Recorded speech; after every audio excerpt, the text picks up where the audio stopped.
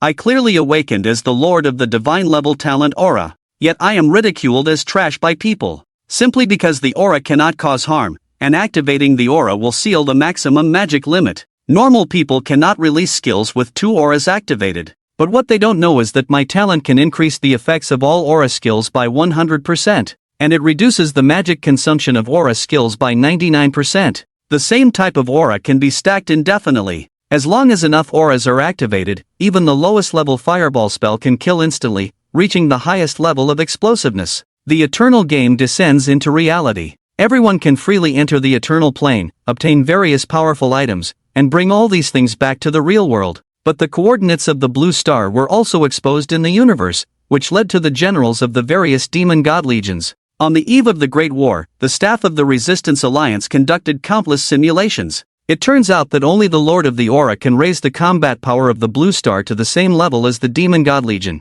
Unfortunately, humanity knew too late that the unique talent is just that, unique. No matter how many resources the Blue Star Alliance used, they could not obtain any information about this talent from the Eternal World. Any information collected about this talent. In the end, the defense of the Blue Star ended in a tragic defeat, and the human race was wiped out from the universe. Ding! Obtain talent, and the Lord of the Aura also receives a newbie gift package. Entering the Eternal Valley. The next second, Su Chen had already emerged from nothingness and appeared in a village in the Eternal Empire. The package silently murmured in Su Chen's heart. A 60-slot package and equipment slot appeared in front of him. Among the empty package, 2 novice gift boxes stood out. This is also one of the benefits. One is a novice weapon gift box, and the other is a novice skill gift box. Su Chen chose the Lord of the Halo, definitely opting for the mage route to benefit from all the halos. Ding obtained the novice weapon, a magic staff, and received a skill energy ball. The next second, a wooden short staff appeared in Su Chen's hand.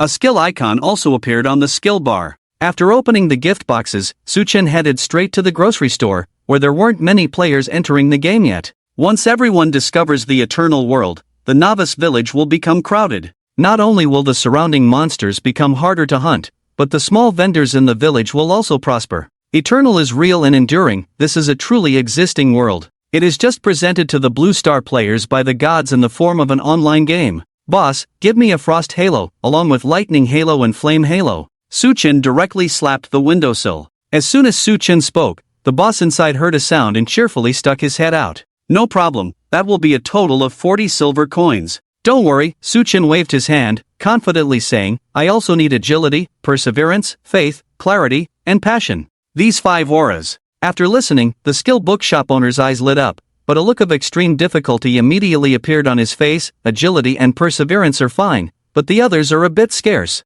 Su Chen coldly snorted in his heart. These are all very basic auras. They are not scarce at all. It's just the boss seeing he's a newbie and wanting to raise the price. Su Chen didn't indulge him either. How can these basic skills be scarce? How about I go talk to the village chief and ask him to help you get some goods? As soon as the boss heard Su Chen's words, he awkwardly smiled. No need, no need. I can barely put together a set, total of 120 silver coins. 120 silver coins is indeed the normal price, but Su Chen currently doesn't have a single coin on him. But he was not flustered. He directly placed the novice staff on the counter, using it as an exchange. The boss looked at the magic gem on the staff, his eyes lit up, and he quickly nodded in agreement. Unfortunately, he didn't know that an hour later, players would flood in, and this kind of staff would saturate the entire village. That's how the market works. Common items lose their value. Su Chen walked along the cobblestone road towards the outskirts of the village. The 10% bonus from the staff is good, but you need elemental damage points to benefit from it.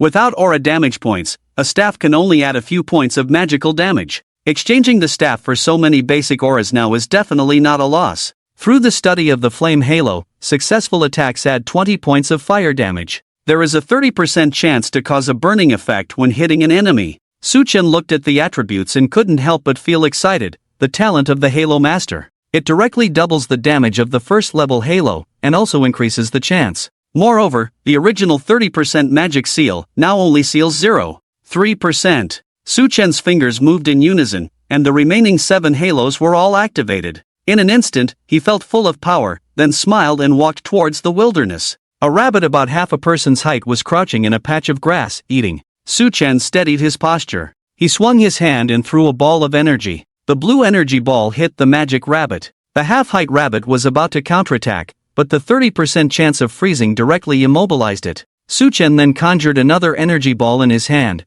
making the beginner village a headache for novice players. It directly turned into a puff of dust. Suchen brushed aside the grass, revealing a small mound in his field of vision. Magic rabbits are social animals. Where there's one, there's a group. A large group of red-eyed magic rabbits was glaring fiercely at Suchen. Without hesitation, Suchen threw the energy ball at the group of magic rabbits as if they were free. One energy ball costs 3 points, while the instant recovery effect of the clear halo is 6 points. Suchen laughed heartily while throwing energy balls, not worrying about mana regeneration. Are you scared? 3 rabbit figures suddenly charged towards Suchen. 3 red numbers of -4 appeared on his body, but immediately triggered the Bloodlust Halo's instant recovery. A green number indicating overtime appeared on him again. Seeing this, Suchen felt relieved and then turned his icy gaze towards the magic rabbit. Prepare to die. In the next second, he began throwing energy balls frantically like windmills. Half an hour later, the magic rabbit on the small mound was completely killed by Suchen.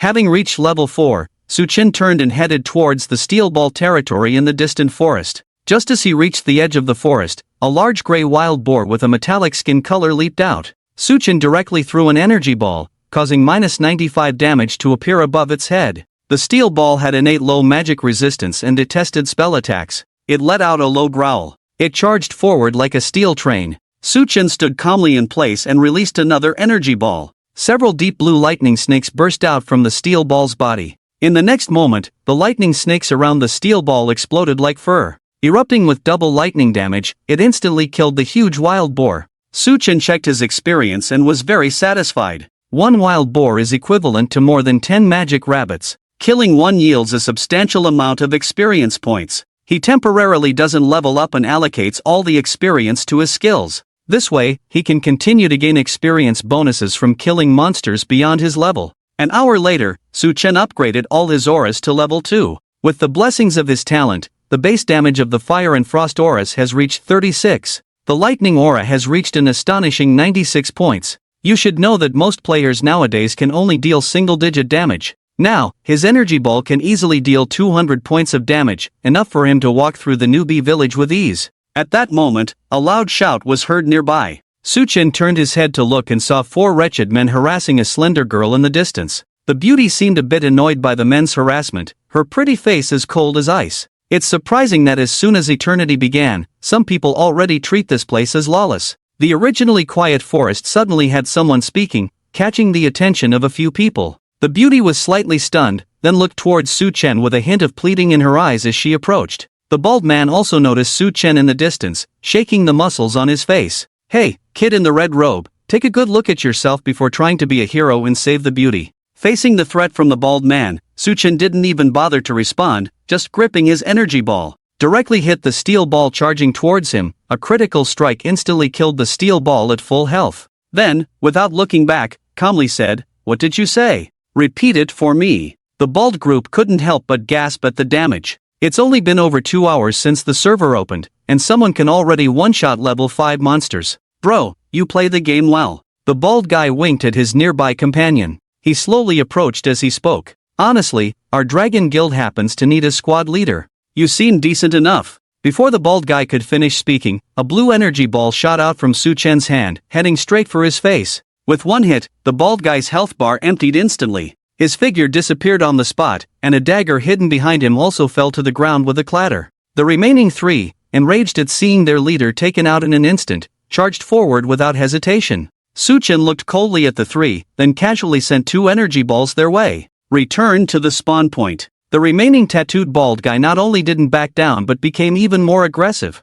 Baring his teeth, he swung his staff and charged forward. A -4 damage number appeared above Suchen's head, but the next second, a +22 green healing number quickly followed. The tattooed bald guy was instantly confused, realizing he was hitting less than he was receiving. What's the point of playing then? Without waiting for Inchhead's reaction, Liu directly stuffed the energy ball in Inchhead's mouth. Although eternal life has not yet arrived, he won't truly die, but all the injuries and pain in his body are entirely real. It's all 100% real, and Inchhead experiences it. The feeling of having his entire face crushed by the energy ball disappears in agony, vanishing in the same spot. The beauty standing by watching the show couldn't help but feel surprised in her heart. She didn't expect this person to be so ruthless. Su-chen indeed appears nonchalant, casually picking up the weapons of the few individuals in front of him. Since he didn't have a weapon himself, and he didn't notice that these people were holding staffs, otherwise he would have acted earlier. Su-chen looks at the 2 red gift boxes left on the ground,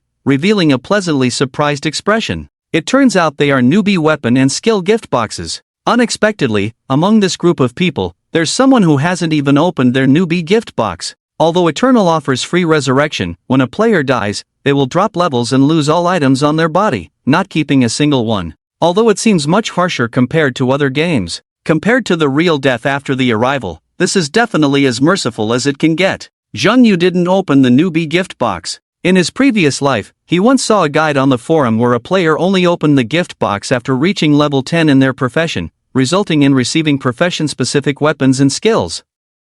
The beauty watches Su-chen finish cleaning up, then softly approaches and says, "Thank you, let's be friends," acknowledging the favor today. "We will definitely return the favor when the opportunity arises." Su-chen nodded slightly, holding a wand in his hand, continuing to attack the steel balls in the distance. "Can't do without it. I, Lin Ruoxue, must repay the favor I owe." Lin Ruoxue indeed felt that she didn't check the almanac before going out today. Originally, she was enjoying her vacation by the seaside, but suddenly encountered an Eternal. Thinking there was nothing wrong, she came in to take a look, but she still hasn't figured out the game. Just happened to encounter a few short-sighted guys, and coincidentally got rescued. The person who rescued her even had a sour face. As the heiress of the Lin group, when has he ever faced such an expression? If she doesn't repay this favor, he might remember it for a lifetime. Su-chen heard the 3 words Lin Ruoxue, then glanced at her with a slight look of surprise. Turns out she is the owner of the source of the SSS talent, the Ice Empress Lin Ruoxue, one of the 3 great law emperors. It's a pity she fell too early. Su-chen couldn't resist the union anymore, seeing her beauty. "If you want to repay the favor, please stand further away. You're leeching off my experience, Eternal game. Even without teaming up, as long as you're in the experience area, you'll still get experience points." Hearing this, Lin Ruoxue was so angry her teeth almost shattered, but she still managed to spit out a sentence. "Tell me your name, and I'll leave immediately. My name is Zhang San, stop bothering me, and leave quickly." Since Su-chen doesn't want to add him as a friend, it's impossible to tell him the name. Even if he knew she was the Ice Empress, he wasn't interested. In this life, Su-chen has made up his mind to strengthen himself as quickly as possible. "I don't want to waste time on trivial matters. Resources within eternity are not infinite. These resources include the quantity of resources within eternity itself, as well as the resource capabilities produced by players." Initially resisting the Alliance's calculations, to deal with the legions of demons from various worlds. All the resources within eternity can only support up to 3 human powerhouses at most. If divided evenly, the result can only be facing slaughter and annihilation. Lin Ruoxue's thin lips were almost bitten to blood. With a cold snort, she turned and left. Watching her leave, Su-chen saw a staff in one hand, an energy ball in the other, killing in the forest for half a day amidst the steel beads. Su-chen's level has also reached level 7. Cleaning up the spoils on the ground, he then headed towards the depths of the forest. Just as Su-chen was considering his next plan, a wolf howl suddenly came from not far away. He looked up and saw on a large rock ahead, a giant wolf burning with a deep blue flame, glaring at him intently. Forest Demon Wolf, the highest level monster in the southern novice village. Level 10, HP 500, Armor 50, Evasion 100, Magic Resistance around 15%, with relatively high attack power, normal attacks of at least 60 points, and the skill Chaos Bite can easily break through 100 points even without a critical hit. Compared to Steel Pigs, this guy has obvious advantages in comprehensive attributes, especially in fast movement and agility. Poor accuracy in physical and magical attacks, coupled with magic resistance, poses a considerable challenge for novices. "Stop howling, annoying." Su-chen spat, an energy ball appeared out of thin air in his hand, and then disappeared in a flash. The demon wolf on the boulder was probably tired of howling, lowering its head to catch its breath, about to continue howling. Aiming precisely, the energy ball coincidentally landed in the demon wolf's mouth. -413. Weakness. Critical hit. Frozen triggered. The health bar instantly lost more than half, and the whole demon wolf was frozen in an ice pillar. Good, the aim is still on point. Su-chen shook his arm, somewhat satisfied with this strike. 2 demon wolves appeared on the boulder, overlooking Su-chen, their eyes clearly reflecting his figure. Demon wolves are social creatures. If one appears, there must be a group. Su-chan was not surprised. This guy's attacks were good, but they had to hit him first. Regardless of the opponent's reinforcements, another energy ball was thrown. Swish! The demon wolf on the left swiftly moved and appeared in front of the frozen demon wolf in an instant. Bang! -185. The energy ball hit the demon wolf's body but missed the injured frozen demon wolf behind it. Ha, nice to see you again after so many years, still as troublesome as ever. Su-chan couldn't help but smile. In his past life, these demon wolves had taught players many lessons. Their team discipline was top-notch. To be honest, even after half a year, many players' teams still lacked the discipline of these demon wolves. You like taking damage, huh? Come on, keep going. Su-chan followed up with another energy ball. With around 200 points of damage, 2 attacks were not enough to kill the demon wolf, but with the electric shock effect, it would be different. The demon wolf responsible for tanking the damage didn't know why its body was crackling with electricity. However, it instinctively took 2 steps back. At the same time, the demon wolf on the right, without a word from its companion, replaced it and charged forward. Bang! The energy ball hit again. -180. Damn, taking turns to tank damage, are you preparing for a raid? Su-chan remarked. But the fight had to go on. The damage now was much higher than in the past. If they could handle it before, they could definitely handle it now. It was just a matter of efficiency. Even if it was inefficient, they couldn't retreat now. Forest demon wolves held grudges. If you turned your back, they would come after you. Su-chan was not an archer assassin, with no agility points added, and no speed skills. It was impossible to run faster than the demon wolves in the forest. If they recklessly took damage and fought to the death, it would be dangerous. Just then, with a click, the ice seal effect wore off after 3 seconds. The 2 demon wolves turned and ran, one even dragging the tail of the previously frozen demon wolf. Looking up, there were no more demon wolves on the boulder. Running? This isn't like you. Su-chan's face showed a hint of confusion. After looking around, he circled halfway and chose to jump onto a lower rock from the other side.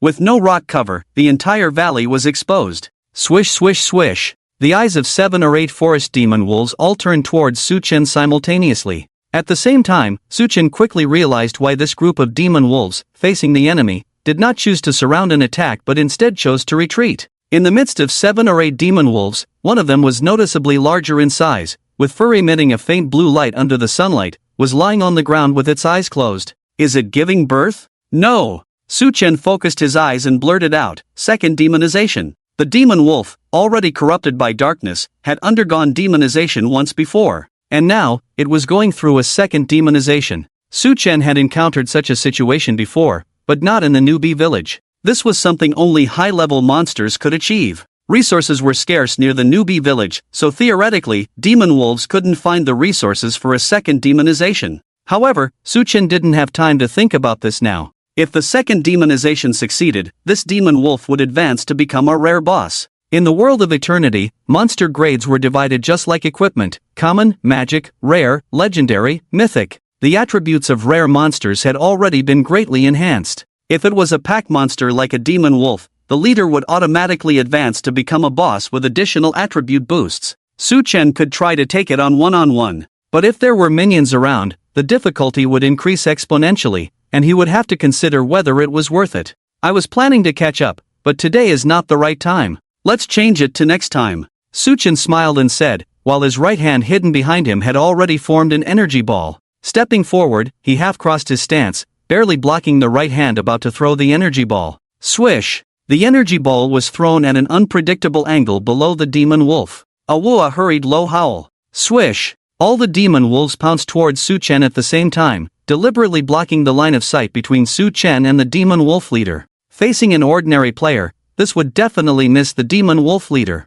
Unfortunately, they were facing Su-chan. The energy ball drew an arc in midair, skillfully grazing past the left guard demon wolf and directly hitting the demon wolf leader's back. -132 damage numbers popped up. TSK, it hasn't advanced successfully yet, but its magic resistance has increased? Su-chan remembered that the demon wolf leader's resistance shouldn't exceed 30%, but just now it was close to 50%. Below, the faint blue light around the demon wolf leader suddenly expanded, pushing away all the rubble nearby and creating a visible ripple in the air. At the same time, the closed eyes of the demon wolf leader showed a hint of pain, but it was in the middle of advancing and couldn't move. Magic disorder. Su Chen glanced and thought, indeed, it's a second demonization, using the illusionary demon stone to merge with dark energy to strengthen itself. During the advancement process, it needs to maintain stable magic power. Otherwise, if the magic power disorder occurs, not only will the advancement fail, but the explosion of magic power collapse may also cost its life.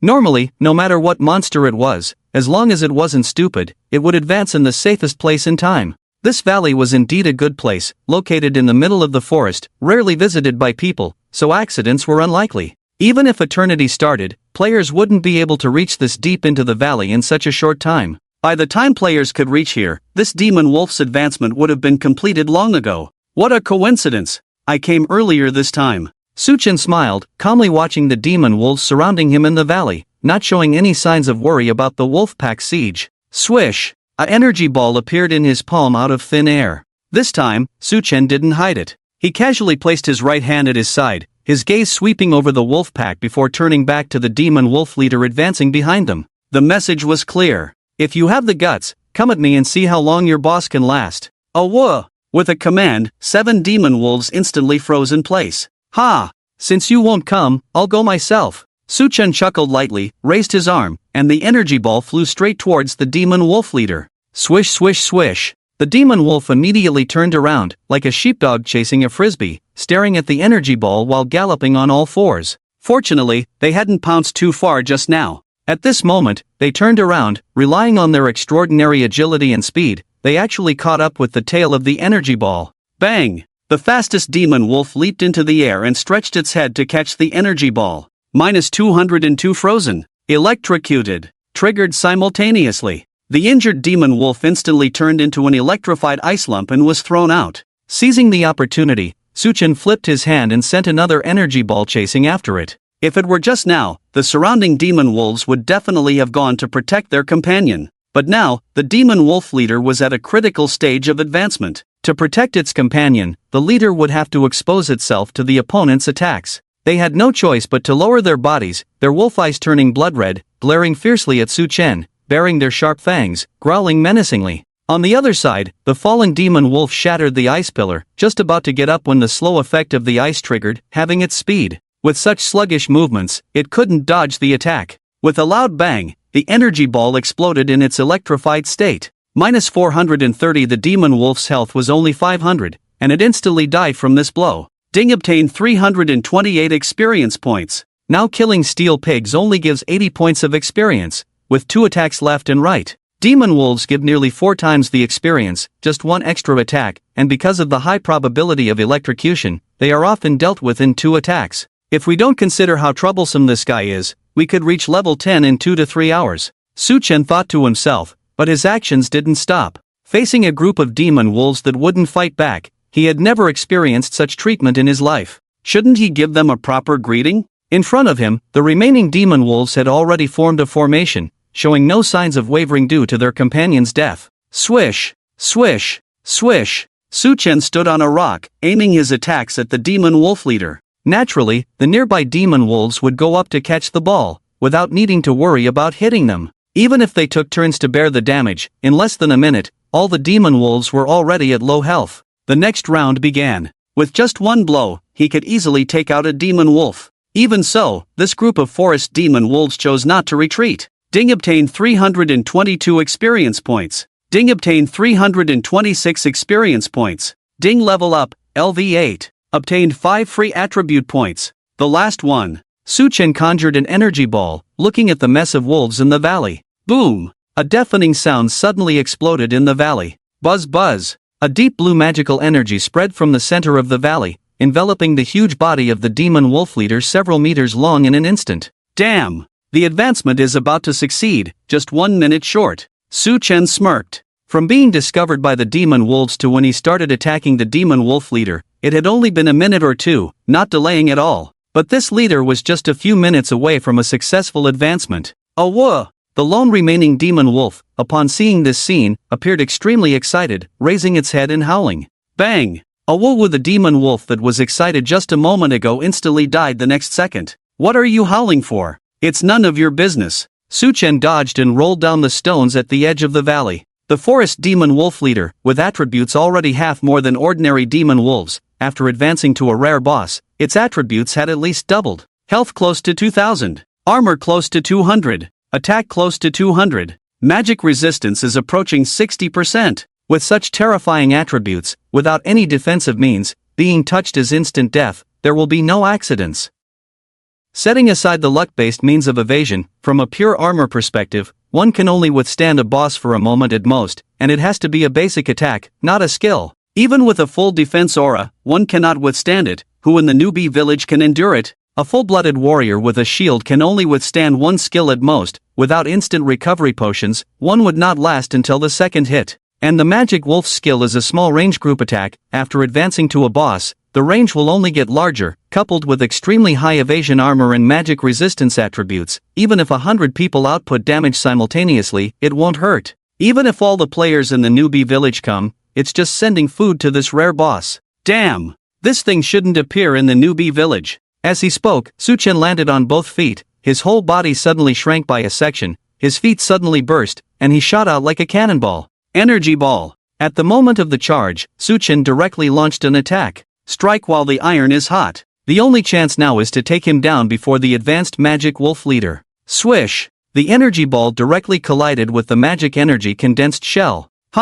There was no explosion as imagined. The energy ball was blocked by the deep blue shell, stopping abruptly in midair. Damn! This is getting a bit difficult. Su-Chen gritted his teeth, flicked another energy ball out. Thinking is one thing. Since he had already acted, there was no room for hesitation. Su-Chen's sprint speed did not slow down at all, but instead got faster, and the distance between the two sides quickly closed.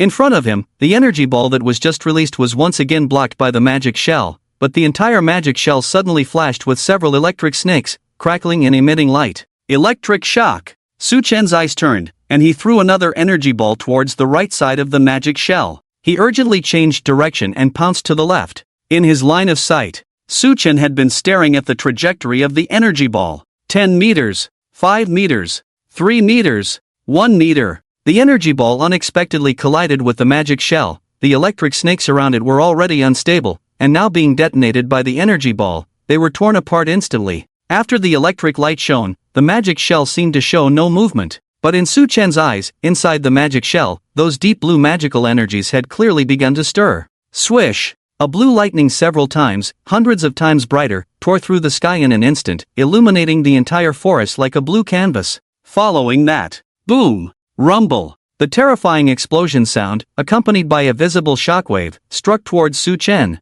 Su-Chen, who was prepared early, crossed his arms in front of his chest and was thrown backward by the shockwave. Magical energy is the most unstable energy, especially when combined with dark energy. It becomes even more violent. Even the chief mage of the Imperial Academy cannot guarantee that there will be no accidents during experiments. Explosion. That was common, recorded in the Imperial history. There was once a mage who conducted an experiment in the Imperial capital, and in the blink of an eye, half of the capital exploded. Even the legendary magic array of the palace could not withstand the explosion and 3 palaces were blown up.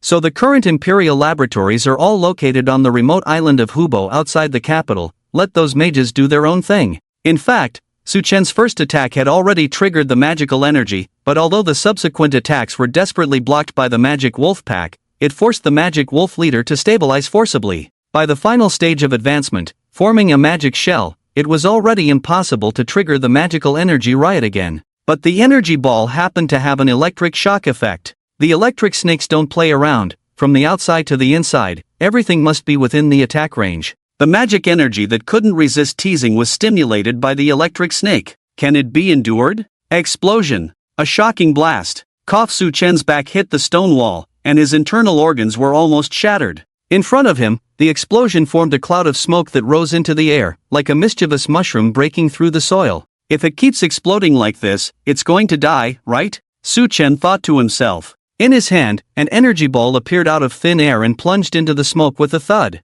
Bang! A deep muffled sound. The energy ball seemed to hit something, but it was obscured by the smoke. The next second. Roar! Howl! A terrifying roar accompanied by waves of sound swept over, instantly shattering the smoke with sound waves, clearing the entire stone valley. Su-Chen waved away the smoke and looked at the center of the valley. There stood a terrifying giant beast over 5 meters tall, almost half the height of the stone valley. Enchanted Wolf King, a rare boss. The dark blue wolf hair danced in the wind, sharp as blades, standing majestically on all fours. Its two eyes were as bright as streetlights in the night, but unfortunately, it was covered in bloodstains, with its hind legs separated, bones visible, and large wounds on its abdomen constantly bleeding, looking quite miserable. Looking at this appearance, it seems like it's not an ordinary advancement. Su Chen muttered. After advancing, the increase in size was too huge, which meant that the required energy would inevitably increase. Normally, in areas near the newbie village where resources are scarce, it is not allowed for the magic wolf to advance. Even in places with slightly richer resources, the advancement of the magic wolf does not have such a significant change. This can only mean that its advancement energy is very abundant, almost overflowing. The terrifying explosion just now seemed to confirm this. Now is not the time to consider where this guy got the energy from, but to send it to its death. Before the words fell, Su Chen had already flashed forward again, with the energy ball synchronously attacking.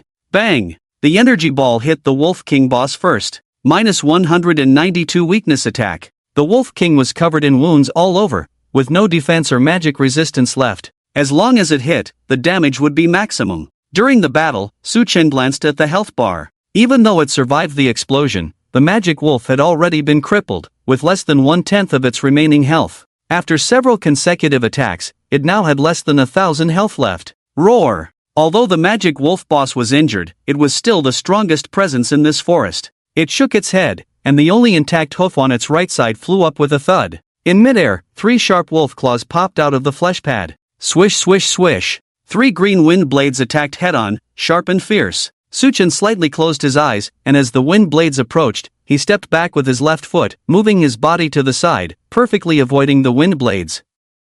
After dodging the attack, Su Chen's speed did not diminish at all, and he continued to charge forward. The energy ball aimed at the deepest wound on the boss's abdomen and plunged straight in. -210 roar squeak. The boss was about to roar, but in the blink of an eye, it was frozen in an ice pillar triggered by the energy ball. Comfortable. The freezing attribute is really useful. Su Chen grinned. Taking advantage of the frozen moment, he leaped in front of the magic wolf, taking 2 steps and jumping onto the wolf's head. He grabbed a tuft of white hair on the wolf's head with his left hand, while the energy ball in his right hand was ready to strike. Die! Su Chen's right hand instantly fell, pressing the energy ball directly onto a wound on the wolf's head. -202. The wolf was attacked and instantly awakened. The ice block fell off, but the slowing effect remained, reducing its speed by 50%. The movement of shaking its head slowed down significantly. Su Chen held on firmly and was not thrown off. The energy ball in his right hand gathered once again. This time, you're dead.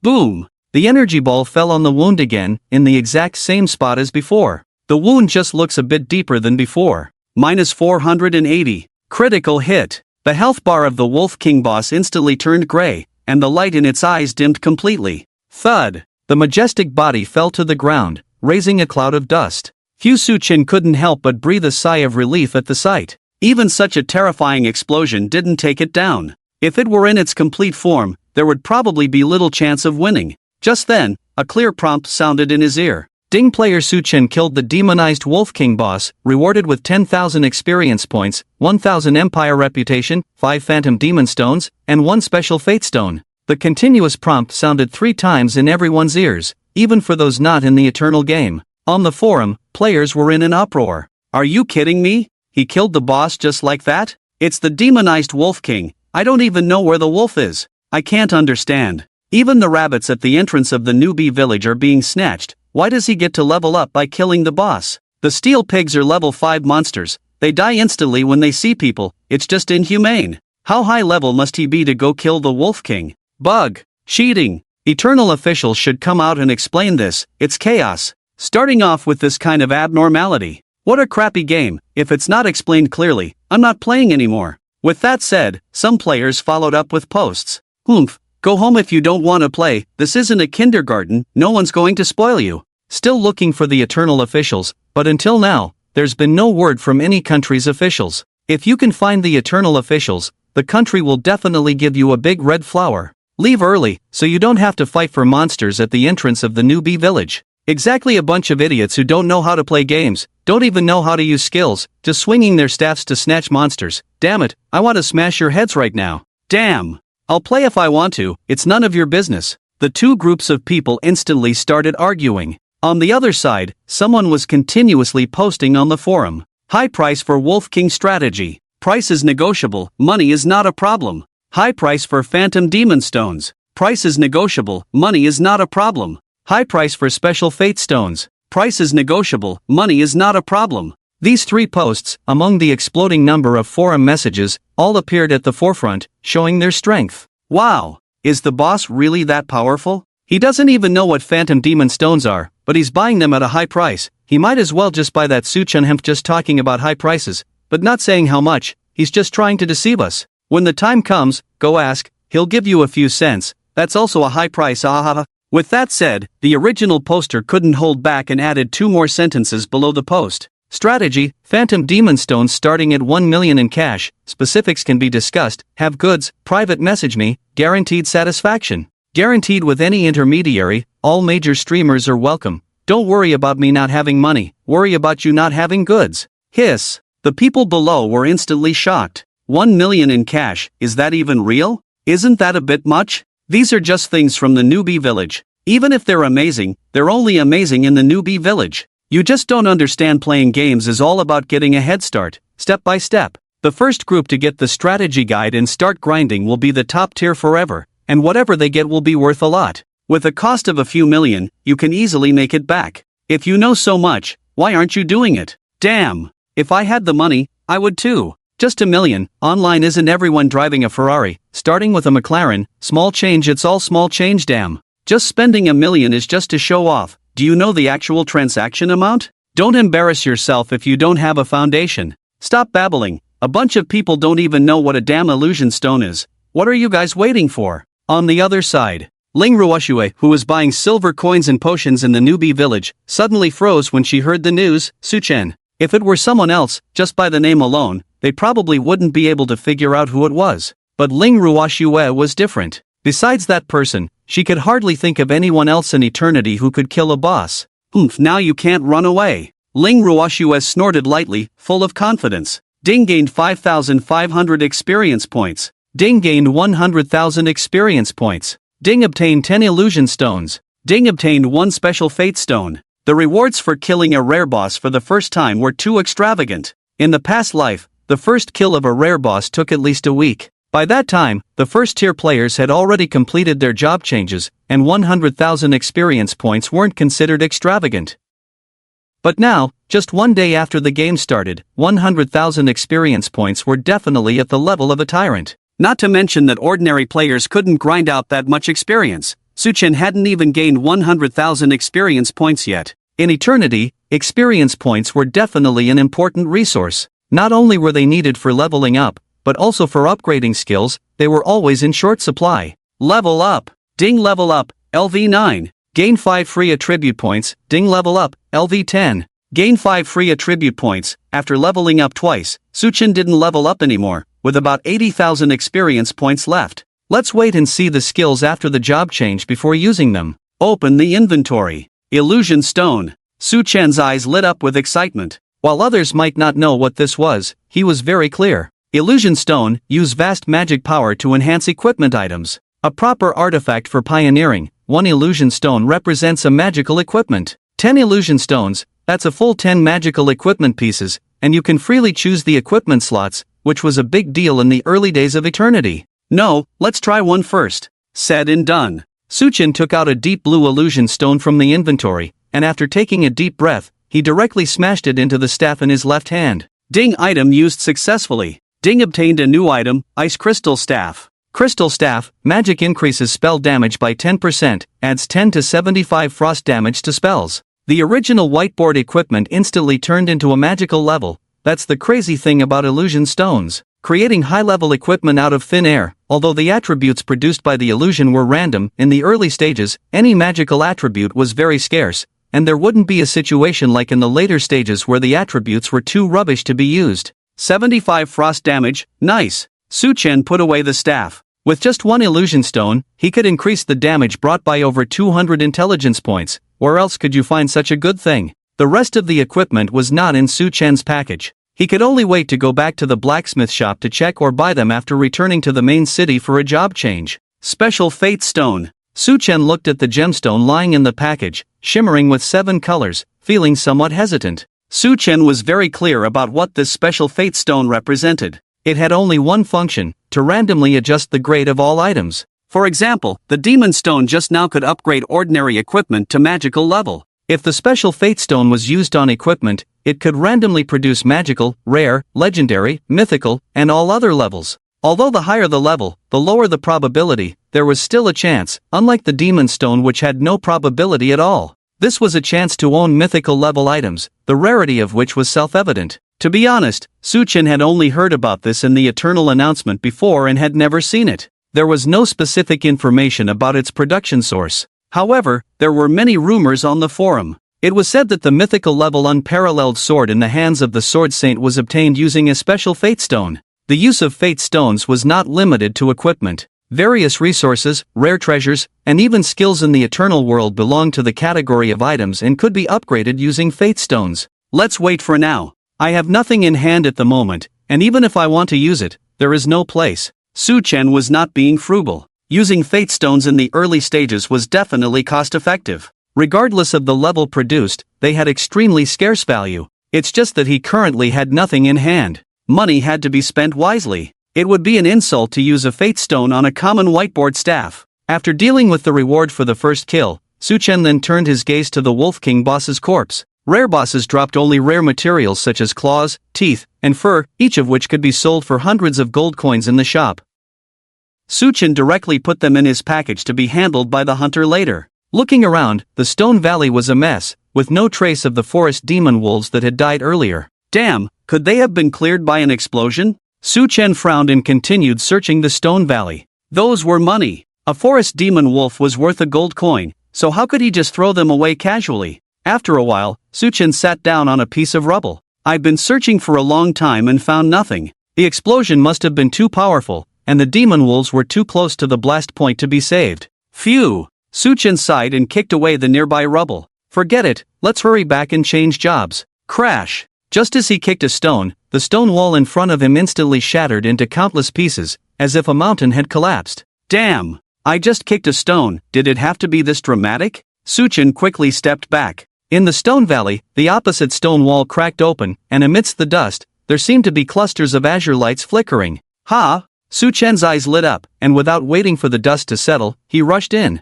Although the collapse of the stone wall above did not affect too far, it seemed that the inside of the wall had been hollowed out, and a large number of rubble had fallen into the cave. Among the scattered rocks, several azure gemstones were clearly visible. Demon stone! Su-chen exclaimed, taking a few steps up the rubble hill and picking up the demon stone. It really is a demon stone. No wonder. Su-chen glanced at the broken cave in front of him. There were 7 or 8 demon stones scattered in just the cracks, and there were probably more below. I knew there were no resources near the newbie village for the Wolf King to advance. It seems this guy somehow found so many demon stones from somewhere, which led to the breakthrough in resources. Unfortunately, it's a bargain for me. Su-chen smiled at the corner of his mouth, quickly picked up the illusion demon stones from the crevices, and then cleaned up the rubble one by one. Half an hour later, all the rubble had been cleared out, and the stone cave revealed its original shape. 52 illusion demon stones. 5 times more than the illusion demon stones given as the first kill reward. Ha!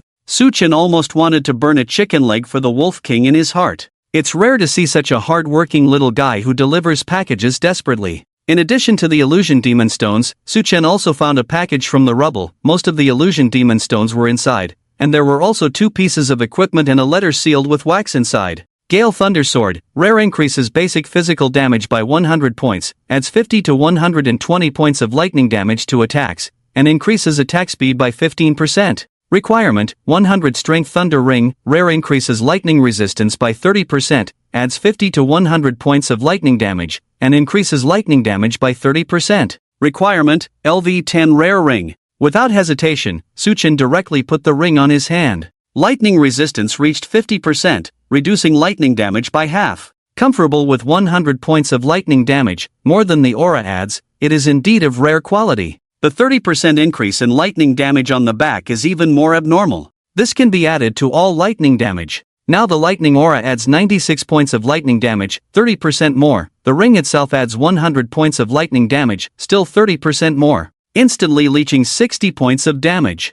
Finally, with the staff's boost, it can be increased by another 10%. Comfortable equipped, the damage instantly surpasses 400 points, and the actual output is estimated to be close to 500. Even if he had these two pieces of equipment just now, Suchin wouldn't panic even if he had to fight the Wolf King in his prime. As for the letter, Suchin didn't think much and opened it directly. Respected Viscount Charlie, my nephew Leonard has been exceptional in swordsmanship since childhood, but he is a bit timid in character. I hope that your lordship will take care of him more. This small gift is a token of respect. Tisket turns out that a servant was sent to deliver gifts to the legion fighting in the south, but somehow got his butt stolen by this wolf leader, and in the end, I got the cheap deal. Suchen casually threw the letter into the package. Anyway, these things would never reach the Southern Legion, and whether that Leonard would be arranged to the front line the next day because Viscount Charlie didn't receive the red envelope had nothing to do with him. After scanning the Stone Valley one last time to make sure nothing was missed, Suchen headed towards the newbie village with a full package. On the way, even if he occasionally saw steel boars, Suchen couldn't be bothered to do anything. Being half a level higher, a few dozen experience points were not enough to fill the gap in his teeth. As for players, they gradually increased after leaving the forest. The low grass was no longer visible, and players were everywhere frantically searching for the shadow rabbits. With limited resources, disputes over territory and even fights were common. Suchen had come through this before, and only when batches of players reached higher levels could this place be a bit quieter. Not far from the entrance of the newbie village, a row of bare-chested, bald-headed, fierce-looking guys blocked the road solidly. Hey, kid, open the package and show us what's inside. A passing player was grabbed by this group and said in surprise and anger, why should I? The leader of the bald-headed men grinned, touched his head, and said, why? Just because I'm the vice president of the Dragon Guild. Seeing this, the person next to him sneered with a disdainful smile, kid, open the package, we only want half of your goods. If you don't open it,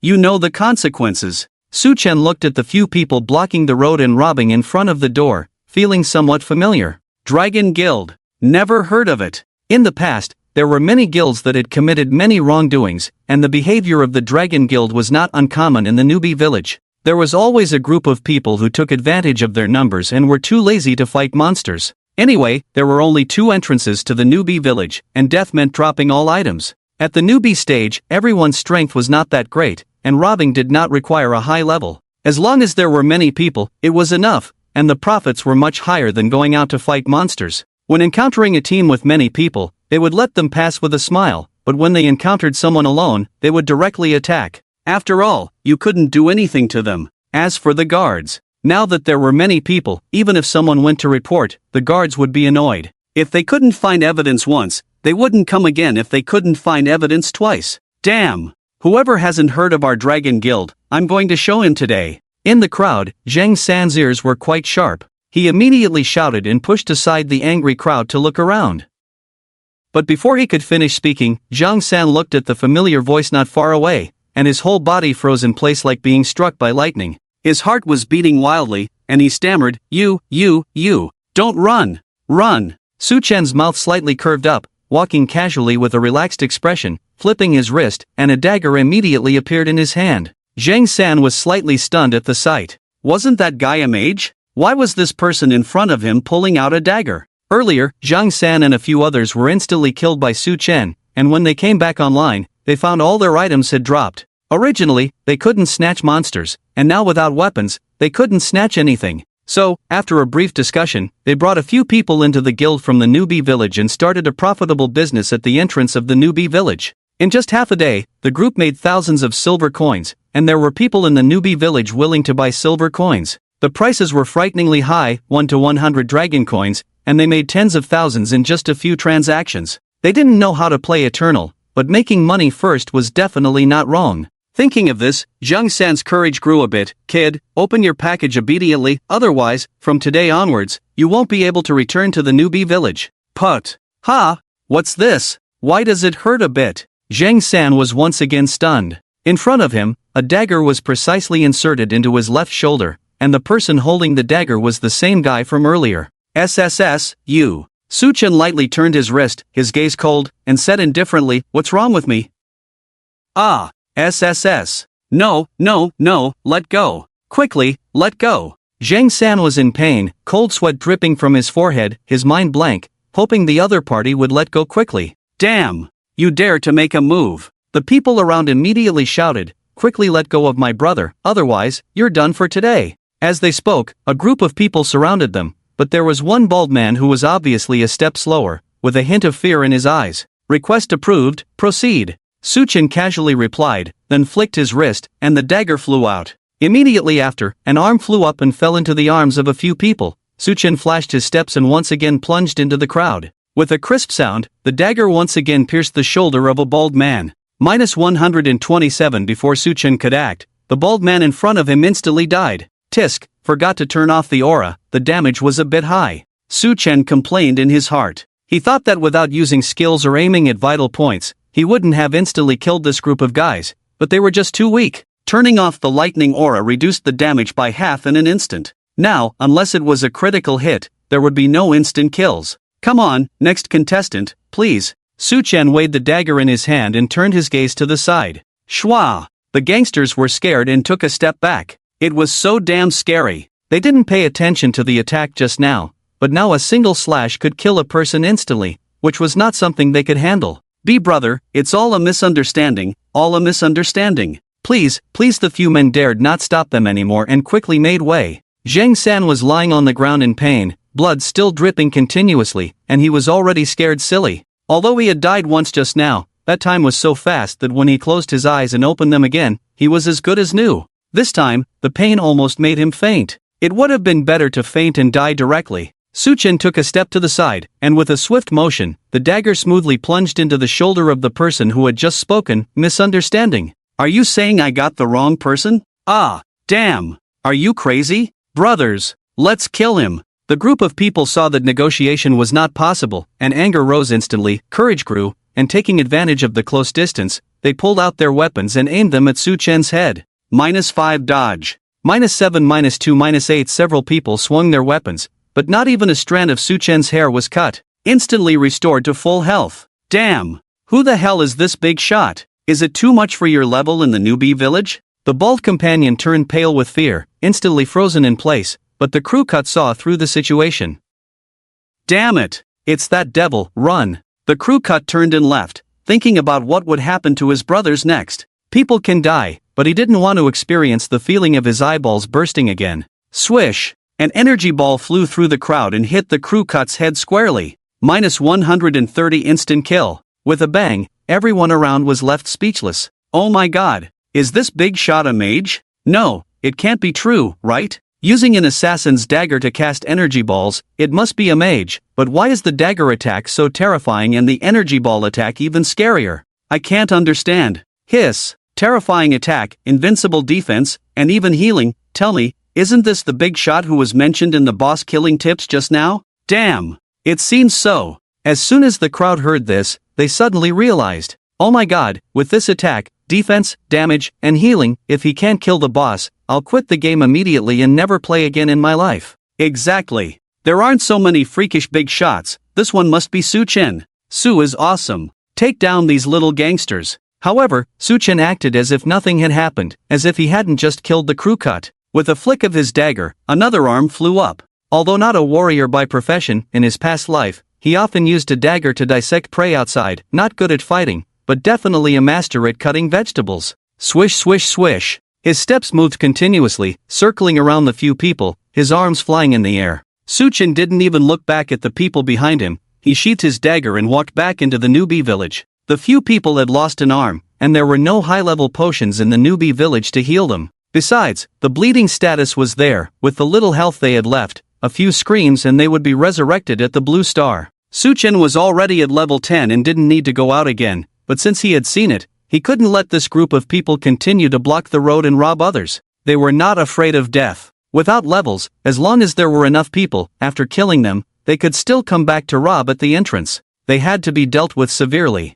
If he had the time, Suchin had ways to teach them a lesson. Walking along the village's cobblestone road, he soon saw a shop at the entrance with a large number of animal skins and fur hanging. Some players were trading at the entrance, but their hunting loot was worth at most a few silver coins, so it wouldn't take much time. Suchin walked closer, and the hunter had just finished dealing with the previous player without even looking up, casually saying, "Put the stuff on the table, 3 silver coins for 3 demon rabbits." It had only been half a day, and the hunter was already bargaining? How much for the steel pig? Suchin didn't directly put down the items but instead asked. The hunter frowned. You have a steel pig? 2 silver coins for the fangs, and if the pig meat is intact with skin, it's also 2 silver coins. Suchen felt that the price was not right. Originally, 2 demon rabbits were 1 silver coin, steel pig fangs should be 3 silver coins, and pig meat should also be 3 silver coins, but now he was cutting off 1/3 right away. This guy was even more unscrupulous than the hunter in the newbie village. If the price is low, do you add money for a large quantity?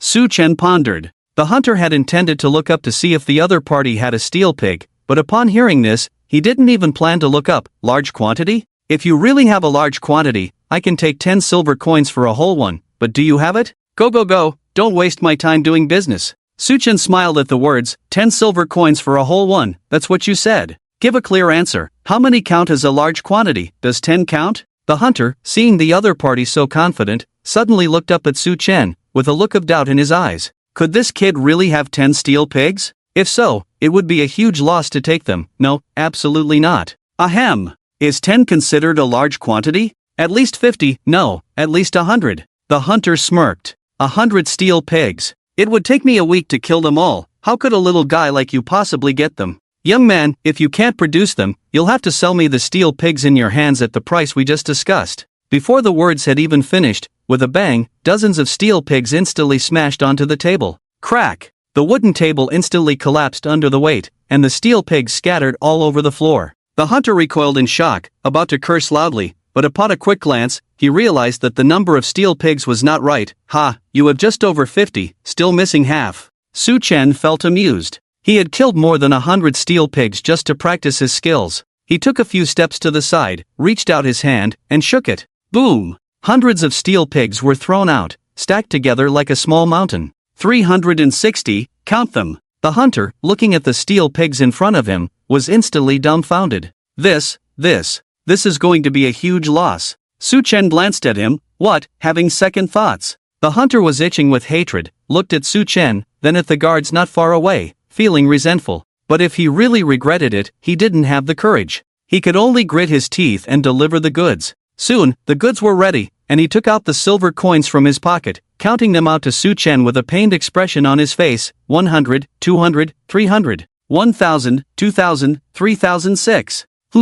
Suchen responded and casually threw down about 100 more, and these have to be sold at 3 for 1 silver coin. The hunter quickly spoke up. Agreed. Suchen had made so much profit from the steel pigs that he didn't care about these demon rabbits. 35 silver coins. The hunter finally felt a bit of balance in his heart, but he had still lost too much. After clearing the package, there was only the corpse of a wolf king left. It was useless to keep it, so Suchen immediately asked, how much for the corpse of a rare boss? Rare boss. The hunter's eyes lit up at these words, quietly pulling Suchen into the back room. There were many people outside just now. Do you really have the corpse of a rare boss? Let's discuss. Suchen certainly couldn't admit it, or this guy would skyrocket the price. Tisk the hunter clicked his tongue repeatedly and said, I do business with honesty and integrity. Rare bosses are classified by levels, but in our village, the most we have are the Enchanted Wolf King or the Green Bear Beast King. If it's the Enchanted Wolf King, the price is 2,000 gold coins.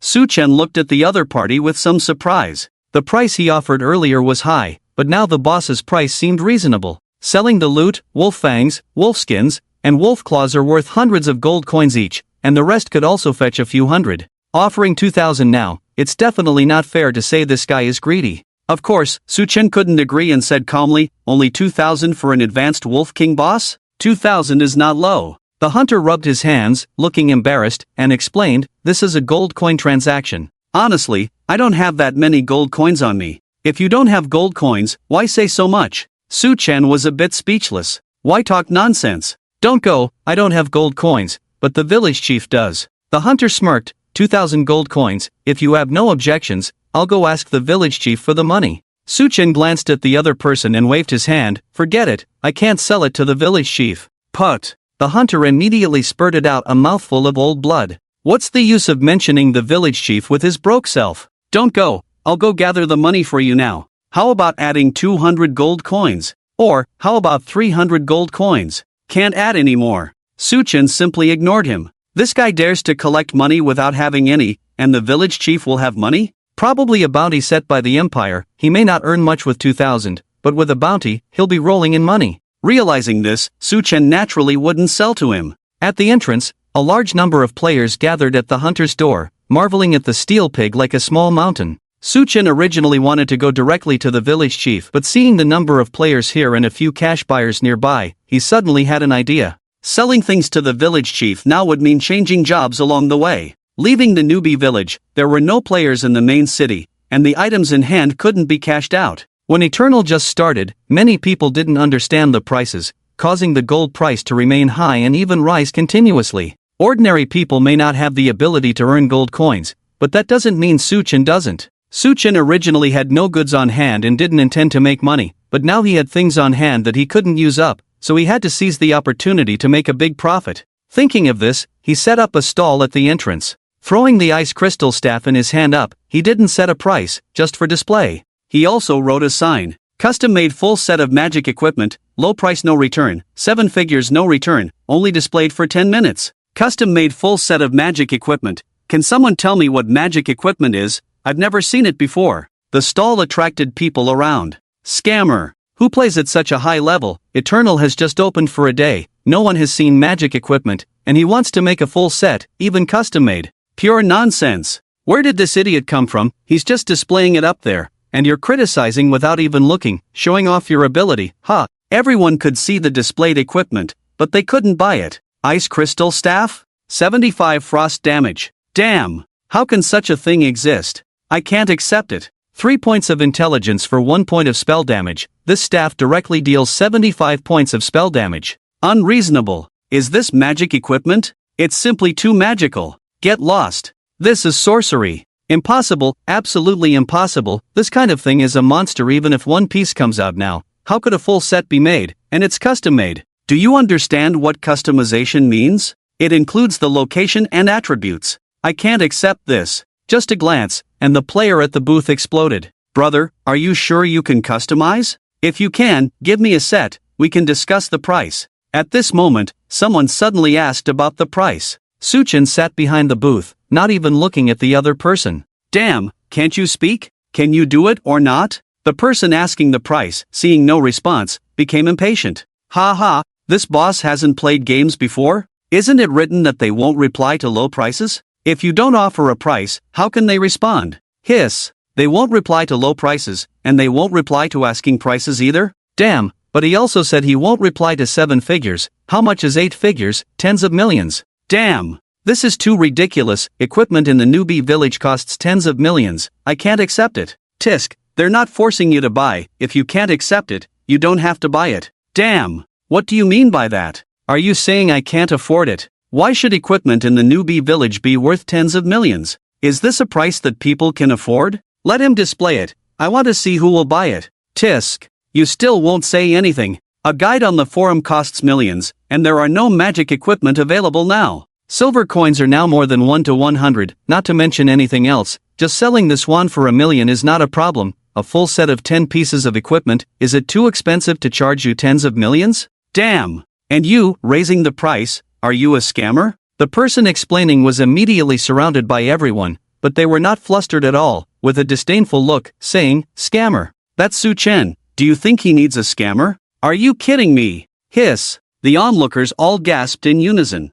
Su-chen. No, it can't be. Su-chen is in our village? Is the Wolf King boss also from our village? Tisk. What do you think? Just with this wand, do you think anyone besides Su-chen in eternity can produce it? Just now, if you were at the entrance of the newbie village, you could see the damage. A mage, wielding a dagger, could easily kill at will. A group attacking, even the boss's healing efficiency couldn't keep up. Yes, I just saw it. It's true. The bald group of people in the newbie village collected tolls for half a day, but they were all slaughtered by the boss, and they haven't dared to come online yet. The more people talked, the more excited they became, as if those deeds were their own. Damn! He's really a boss. I bow to the boss. So, he really can customize.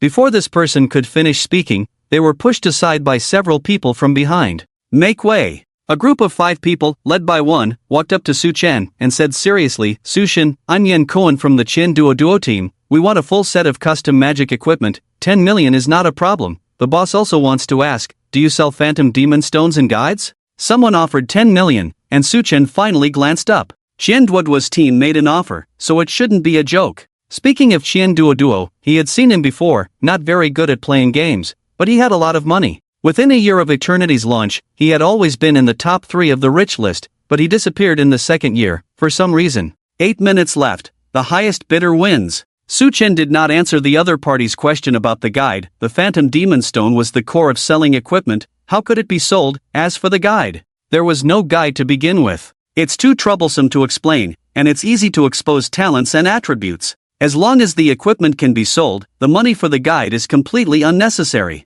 Damn, 10 million is not enough? The highest bidder wins? How many people in the newbie village can afford 10 million? Boss Chien Duoduo has a big team. Other bosses probably don't even know about this. How can they come to bid? Tisk Tisk Sushin seems a bit unreasonable. If you go to the forum for custom orders, not to mention millions, even billions can be bid. This half-acre land in the newbie village is still a bit small. At this moment, the person next to him immediately spoke up. What level are you guys at? And you dare to say Sushin is unreasonable? Open the forum and see for yourself. Equipment attributes and custom messages have long been pinned. Which boss doesn't know? If you can't afford it, you can't afford it. Why bother explaining for them? You. The person who spoke earlier was irritated and said loudly, "What kind of explanation is this? We are not all in the newbie village. How can they take it back after buying it?" Ha ha. With these words, the people nearby laughed as if they were watching a clown. Young man, Eternity doesn't cost money. Don't just look, try playing it.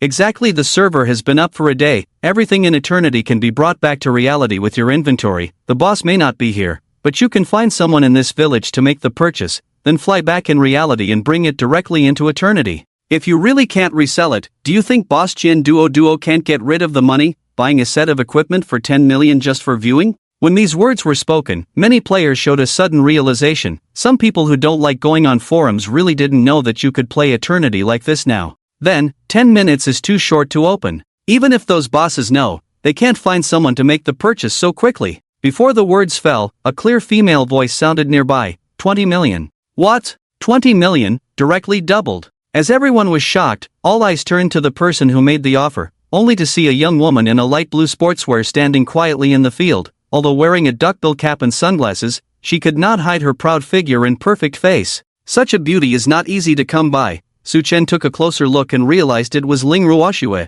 It's just that she changed into clothes that she could move around in compared to the vacation outfit she wore before. Ha ha, the people nearby laughed immediately. See, can't the rich bosses come over? Just see if he wants to buy. Ling Ruoxue's beautiful eyes under the sunglasses stared at Su Chen, as if he was not a life-saving benefactor in front of her, but an enemy with several lifetimes of grievances. Yen Guanquan, seeing someone make an offer, still doubled it, feeling a bit uncertain. He immediately sent a message to Boss Chien Duoduo. Boss, Sushin said the highest bidder gets it. Someone offered 20 million, what should we do? Buy. Boss Chien Duoduo's reply was only one word. What? 10 million was already a bit beyond Yen Guanquan's expectations. Now doubling it, it seemed a bit unreasonable. Boss, 20 million is a bit too expensive. If we keep bidding, it might go over 100 million. Nonsense, did I ask you to pay for it? Ugh. Yen Guanquan suddenly fell silent, then turned to Su Chen and said, 21 million. 30,000. Ling Ruoxue remained motionless, her gaze never leaving Su Chen, and without hesitation, she raised the bid.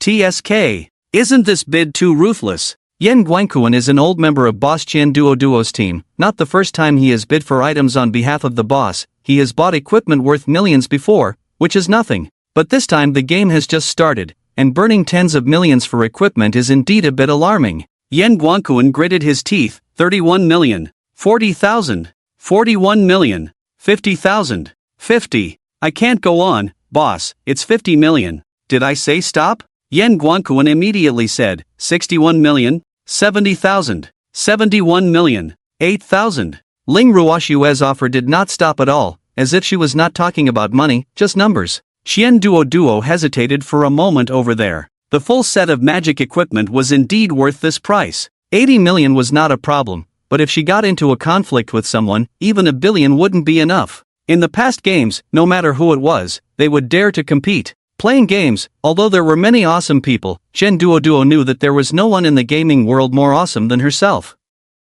But now, Eternal was different from the past games. Everyone from Blue Star had joined in. Maybe a tough big shot would show up. Some things couldn't necessarily be solved with money.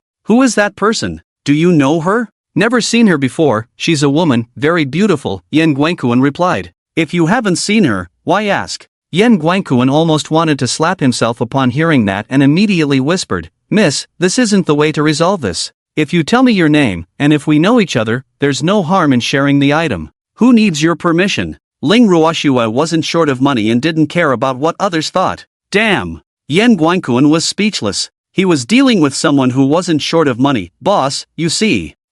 I probably understand. After a moment of thought, Chen Duoduo made up his mind, since she is the daughter of the Ling family, let her have it, and let's stop here. Hiss! Yen Guangquan was taken aback, realizing why she had revealed her identity and why she was so indifferent. The Ling family was a financial giant. But why would this princess suddenly want to play games? 8,100,000. Yen Guangquan finally named a price. 90 million. Ling Ruoxue remained domineering, while Yen Guangquan fell silent and said, meeting is fate. We give up on this equipment. While with this statement, everyone present who knew Qian Duoduo's reputation showed shocked expressions. Boss Qian is giving up? This isn't a joke, right? When has Boss Qian ever backed down? As long as he likes something, he never asks about the price, only if he likes it or not. Even if it's a piece of junk equipment, as long as Boss Qian is happy, buying it for 3 to 500,000 is normal. But what about today? What else can it be? He encountered a real big shot. This beauty is raising the price as if playing a game.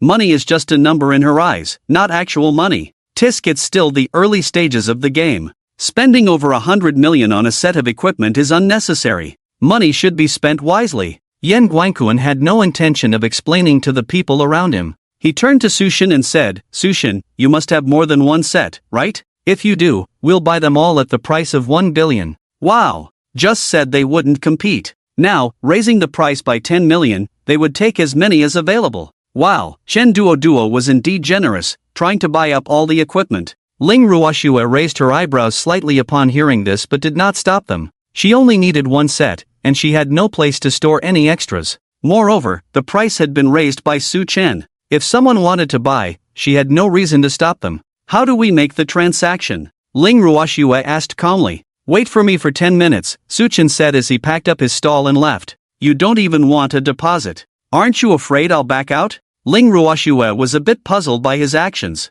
Su Chen didn't explain, it's the mage set, right? Just wait. In no time, Su Chen returned with 3 sets of equipment he had bought from the blacksmith shop and directly upgraded them using the illusionary demon stone. Ding, item used successfully. Ding, new item obtained, lightning staff. Lightning staff, magic increases spell damage by 10%, adds 20 to 120 points of lightning damage to spells. Ding, item used successfully. Ding, new item obtained, life ring. Ding, item used successfully. Ding, obtained a new item, sturdy gloves. 30 phantom demon stones fell in the blink of an eye. 30 pieces of magical equipment instantly formed. The attributes of phantom demon stones are all random. Su Chen cannot guarantee whether they will have mage attributes, warrior attributes, or others. But fortunately, Eternal has just opened. Players do not have specific requirements for professional attributes, unlike later on where archers need speed and critical hits, mages need magic damage and elements, warriors need armor and counterattacks, and assassins need critical hits and lifesteal. In the early stages, there are only 2 attribute differences, one is physical and the other is mage. So when 3 sets of equipment are obtained, they will definitely be able to put together a set that the other party needs, making it easy to customize without worrying about not getting the right equipment. Su Chen roughly looked at the equipment attributes, kept the Thunder Light Staff for herself, gave the Frost one to her, picked the rest of the equipment for herself, and the remaining attributes could be chosen at will since she didn't understand them anyway. Who would she be cheating if not these rich players? Alright, let's trade. Su Chen opened the trade interface and directly placed the equipment on it. Eternal could instantly place a locator in everyone's mind, so there was no difficulty in currency payment. Ling Ruoxue directly chose the cash mode, and 90 million dragon coins immediately appeared in the trade window, confirmed by both parties. Ding, 90 million dragon coins credited to the bank card. Su Chen also received a notification from Eternal on her end. She closed the interface directly. Phew! Ling Ruoxue breathed a sigh of relief, finally repaying the favor. If she had kept holding it in, she probably wouldn't have been able to sleep at night. However, Su Chen ignored her and walked over to Yen Guangquan, saying, there is one set left, with mismatched attributes for physical and mage classes, 1 billion for the set. When Yen Guangquan heard this, he thought to himself that the boss was indeed a shrewd operator. Since it was customized equipment, there would definitely be attributes that didn't match, so selling them at a price 100 million higher than the other side was reasonable, and Su Chen had no reason not to sell. Alright, wait a moment, I'll get the money right away. Yan Guangquan went to get the money from Duo. Ling Ruoxue, who was nearby, overheard their conversation and was stunned in place. What's going on? Her customized equipment cost 90 million, but the remaining junk was being sold for 1 billion to someone else? Not only was the other party not angry, they actually agreed to it? They agreed. 1 billion, to buy the remaining junk after customizing a set for themselves. So, was the set she bought for 90 million a repayment of a favor, or was it taking advantage of the situation? Ling Ruoxue felt like her lungs were about to explode in an instant. Ding 1 billion dragon coins credited to the bank card. Lord Su, do you have more goods on hand? The boss has spoken, as long as there are full sets of equipment, we'll take as many as you have, we'll buy them all. After the trade was completed, Yan Guangquan followed up with a smile. Su Chen glanced at him. Did he really think she could mass produce? Phantom demon stones are still very important in the early stages. If it weren't for the first pot of gold, why would she consume 30 of them at once? In Eternal, equipment attributes will also change with levels. Even if they are all blank, the mage staff in the newbie village has 10% elemental damage, while higher level staffs have 30% elemental damage, or 20% casting speed. There are even some special materials with excellent blank foundations that have a chance to produce triple damage or quintuple damage, making just the blank foundations quite valuable. Although Su Chen currently has a full set of magic equipment, the base is all from the newbie village, which is very trashy. In the later stages, she must change to better bases. At that time, in order to get the right attributes, the consumption of phantom demon stones will not be a small number. Well, if not, it's okay. Let's stay in touch as friends. If you need to sell goods in the future, just let me know, and I'll make sure you're satisfied with the price. Seeing Su Chen's unfriendly expression, Yan Guangquan quickly chuckled and left. Su Chen thought for a moment and added the other party as a friend. Qianduoduo, this guy is not short of money, leave a contact method to scam him in the future. After settling it, Su Chen did not go to find the village chief, but went offline on the spot. Money must be spent, keeping it is just waste paper. Opened the mobile banking, directly booked gold bricks worth 190 million. Yes, 190 million. Not a penny left. Eternal does not have a recharge entrance. In the early stage, even if you skyrocket the price of silver coins, you cannot buy many gold coins. Su Chen has experience from his past life and naturally knows how to spend money. Cash purchase of gold bricks, directly exchange them for gold coins at the main city's commercial bank. The gold on both sides is the same, the purity is also similar. Although Eternal does not have modern technology, it has alchemy, and the purity of gold coins is not inferior to Blue Star. This kind of spending method should currently not be used by anyone, because the business in the newbie village is very simple. Taking gold and silver jewelry over may work, but exchanging for gold coins is absolutely impossible, because that is the privilege of the empire. Except for the Imperial Commercial Bank, no one can openly exchange large quantities of gold items for gold coins. 400 per gram, really cheap. Su Chen looked at the gold price and felt really comfortable. Last time Eternal opened for more than a month, the spending method spread out, and the gold price soared. Even 1,000 per gram had to be fought for. The black market was basically at 1,500, 2,000 per gram. Now it's 4 to 5 times cheaper. If it weren't for the early spending, Su Chen would really be a bit reluctant to part with the 30 magic stones. 190 million, less than half a ton of gold. Su Chen quickly spent all the money in his account. With so much gold, the bank also dared not delay. Hello, Mr. Su, do you need to store the gold you purchased in our bank? Considering that you are a VIP customer of our bank, there is currently a threefold discount for storing gold. The customer service beauty hadn't finished her sales pitch yet. No need, I'll go get it right away, 10 minutes. Get half a ton of gold? Su Chen hung up the phone after speaking and went downstairs to take a taxi straight to the bank. 10 minutes later, Su Chen stepped into the bank's entrance. Is the gold I reserved ready? Ready. The customer service beauty nodded, looking at Su Chen alone, couldn't help but feel a bit puzzled. Just you? This is half a ton of gold, are you sure? Lead the way. Su Chen couldn't be bothered to explain, and followed the other party to the safe room, where half a ton of gold was neatly arranged on the table, shining brightly, surrounded by 10 bank security guards on high alert. Hello, please sign the document. The gold will be considered transferred. If needed, we can also help with transportation at no extra cost. Su Chen casually signed the document, walked to the table and waved his hand, and all the gold on the table disappeared instantly. This is. The beauty was instantly stunned. The security guards beside her were even more excited, their hands instantly on their weapons. Don't get excited, I've taken the stuff. Su Chen waved his hand and left gracefully.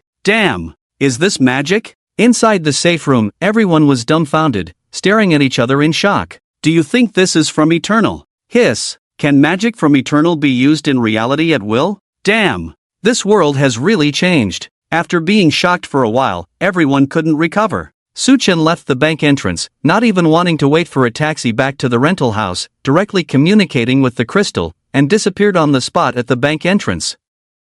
Re-entering Eternal, less than half a ton of gold bricks, 1 kilogram each, 20 pieces stacked in one package slot, only taking up a small part of the package space, not much. The equipment previously pointed out with magic stones, Su Chen had already picked and put on. Lightning Staff, magic increases spell damage by 10%, adds 20 to 120 points of lightning damage to spells. Ice Crystal Shield, magic increases all elemental resistances by 10%, casting speed by 10%. Iron Guard Gloves, magic increases armor by 35, casting speed by 10%. Crocodile Leather Hunting Garb, magic increases evasion by 85 points, movement speed by 10%. Wind Beast Helm, magic increases evasion by 35 points, movement speed by 10%. Crystal Belt, magic increases maximum health by 50 points, elemental damage by 20%. Crystal Ring, magic increases maximum health by 50 points, elemental damage by 20%. Storm Night Boots, magic 10% movement speed, 10% increase in lightning damage. Magic Spirit Talisman, magic increases elemental damage by 20%, reduces magic cooldown by 20%. Thunder Ring, rare increases lightning resistance by 30%, adds 50 to 100 points of lightning damage, increases lightning damage by 30%. Full set of magic equipment starts. Comfortable. Su Chen himself has 3 elemental auras, no lack of damage points, all that remains are percentage bonuses, and the rest of the basic attributes are not picky. The main focus is on movement speed. Running fast in the early stages is the key, otherwise, in a slow situation, even if your positioning is great, it's not easy to dodge the boss's chain skills. The best items are the cooldown reduction talisman and the 2 items that increase casting speed. For mages, cooldown reduction and casting speed can directly convert into output damage, and it's a global conversion. Su Chen's current basic damage bonus does not exceed 500 points, but after the percentage bonus, it reaches as high as 834 points. The additional output brought by casting speed and cooldown further increases the damage output, steadily breaking through the 1000 points per second output.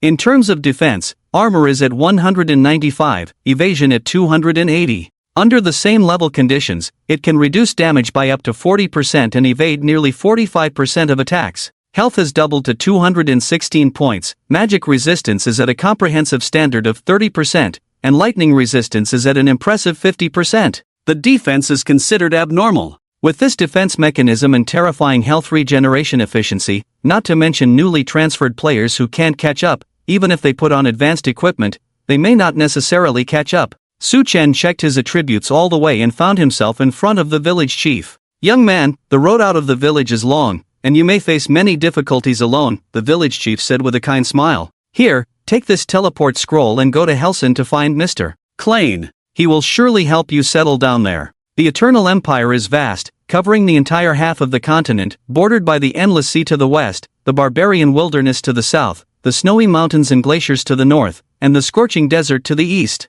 In the heartland, there are vast plains and tens of thousands of mountains. This village is close to the southern barbarians. After reaching level 10, when you find the village chief, you will receive a teleport scroll as a gift from the village chief, with only one destination, the nearest main city, Helsin. This is the imperial stronghold closest to the barbarians, militarily strong and commercially prosperous. Wait, village chief. Su Chen took the teleport scroll and stopped the village chief who was about to go back to sleep. I heard that the Empire has recently increased bounties on wild monsters. I wonder if this bounty is related to this area. Bounty? The village chief looked at Su Chen with some surprise, then stroked his beard and said with a smile, It's good for a young man to have some ambition, but with your current skills, it's better not to think about bounties. Otherwise, you won't earn gold coins, and you might even lose your life. As long as there is one. Su Chen couldn't be bothered to argue with the village chief and directly threw out the body of the enchanted wolf king from his bag.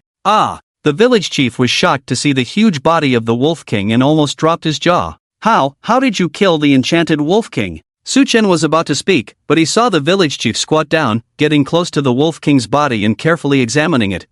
This is no ordinary Wolf King, just advanced. It's just this wound. I can't tell what kind of magic caused it. The power is so huge, it's somewhat similar to the explosion of a magic gem. The village chief looked at the Wolf King, then at Su Chen, suddenly slapped his forehead and laughed.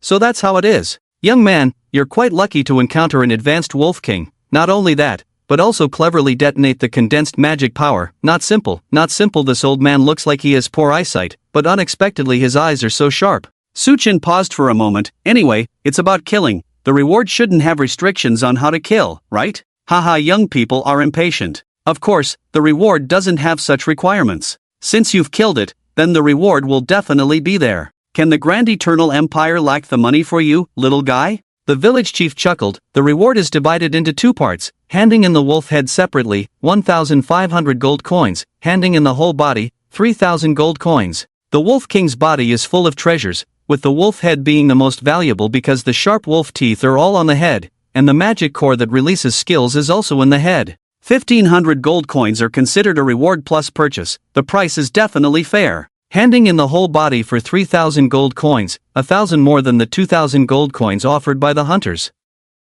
A profitable deal. If Su Chen didn't know more, he would have been framed into accepting the high price of 2,000 gold coins. No problem, I'll hand it all over. Since Su Chen had already thrown it out, there was no way he would take it back. Ding received 3,000 gold coins. With the money in hand, Su Chen held the teleportation scroll and was ready to crush it and leave. Wait! The village chief shook his head helplessly. Young man, don't be in such a hurry, I still have something to say. Something else? What could this old man have to say? It couldn't be that, could it? Suddenly, a hint of excitement flashed through Su Chen's mind, and he immediately changed his expression. Not in a hurry at all, I'm not in a hurry at all.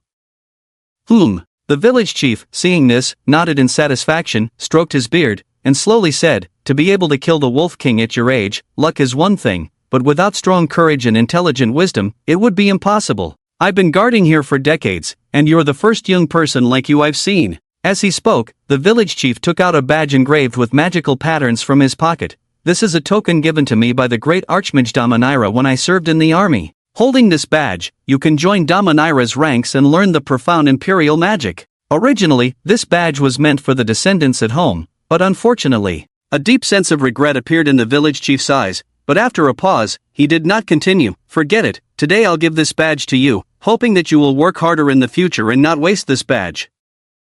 Indeed, this old man really has a hidden job change task. In his previous life, Su Chen had heard people say that the old man in the newbie village would have hidden jobs, but there were too few players who obtained them, and everyone thought it was just a rumor, so over time, no one tried it. Su Chen hadn't planned to get a hidden job from the newbie village. His plan was to go to Helsin first, and then look for clues about the ice-cold mage that Ling Ruoshua had changed into. Now it seems that it's not necessary. The ice-cold mage is good, but compared to Damanira, it's far behind, not for anything else, just because the mentor of the ice-cold mage is Damanira's disciple. And Damanira is not just a great archmage, but also the chief scientific officer of the Imperial Academy. Whether it's spells or resources, they are among the best in the Empire. Thinking of this, Su Chen straightened his expression, stepped forward and respectfully accepted the badge. Village chief, rest assured, I will not disappoint this badge. Okay, the village chief quickly resumed his cheerful demeanor. Off you go. When you're old, you can't say so much. Su Chen also didn't say much.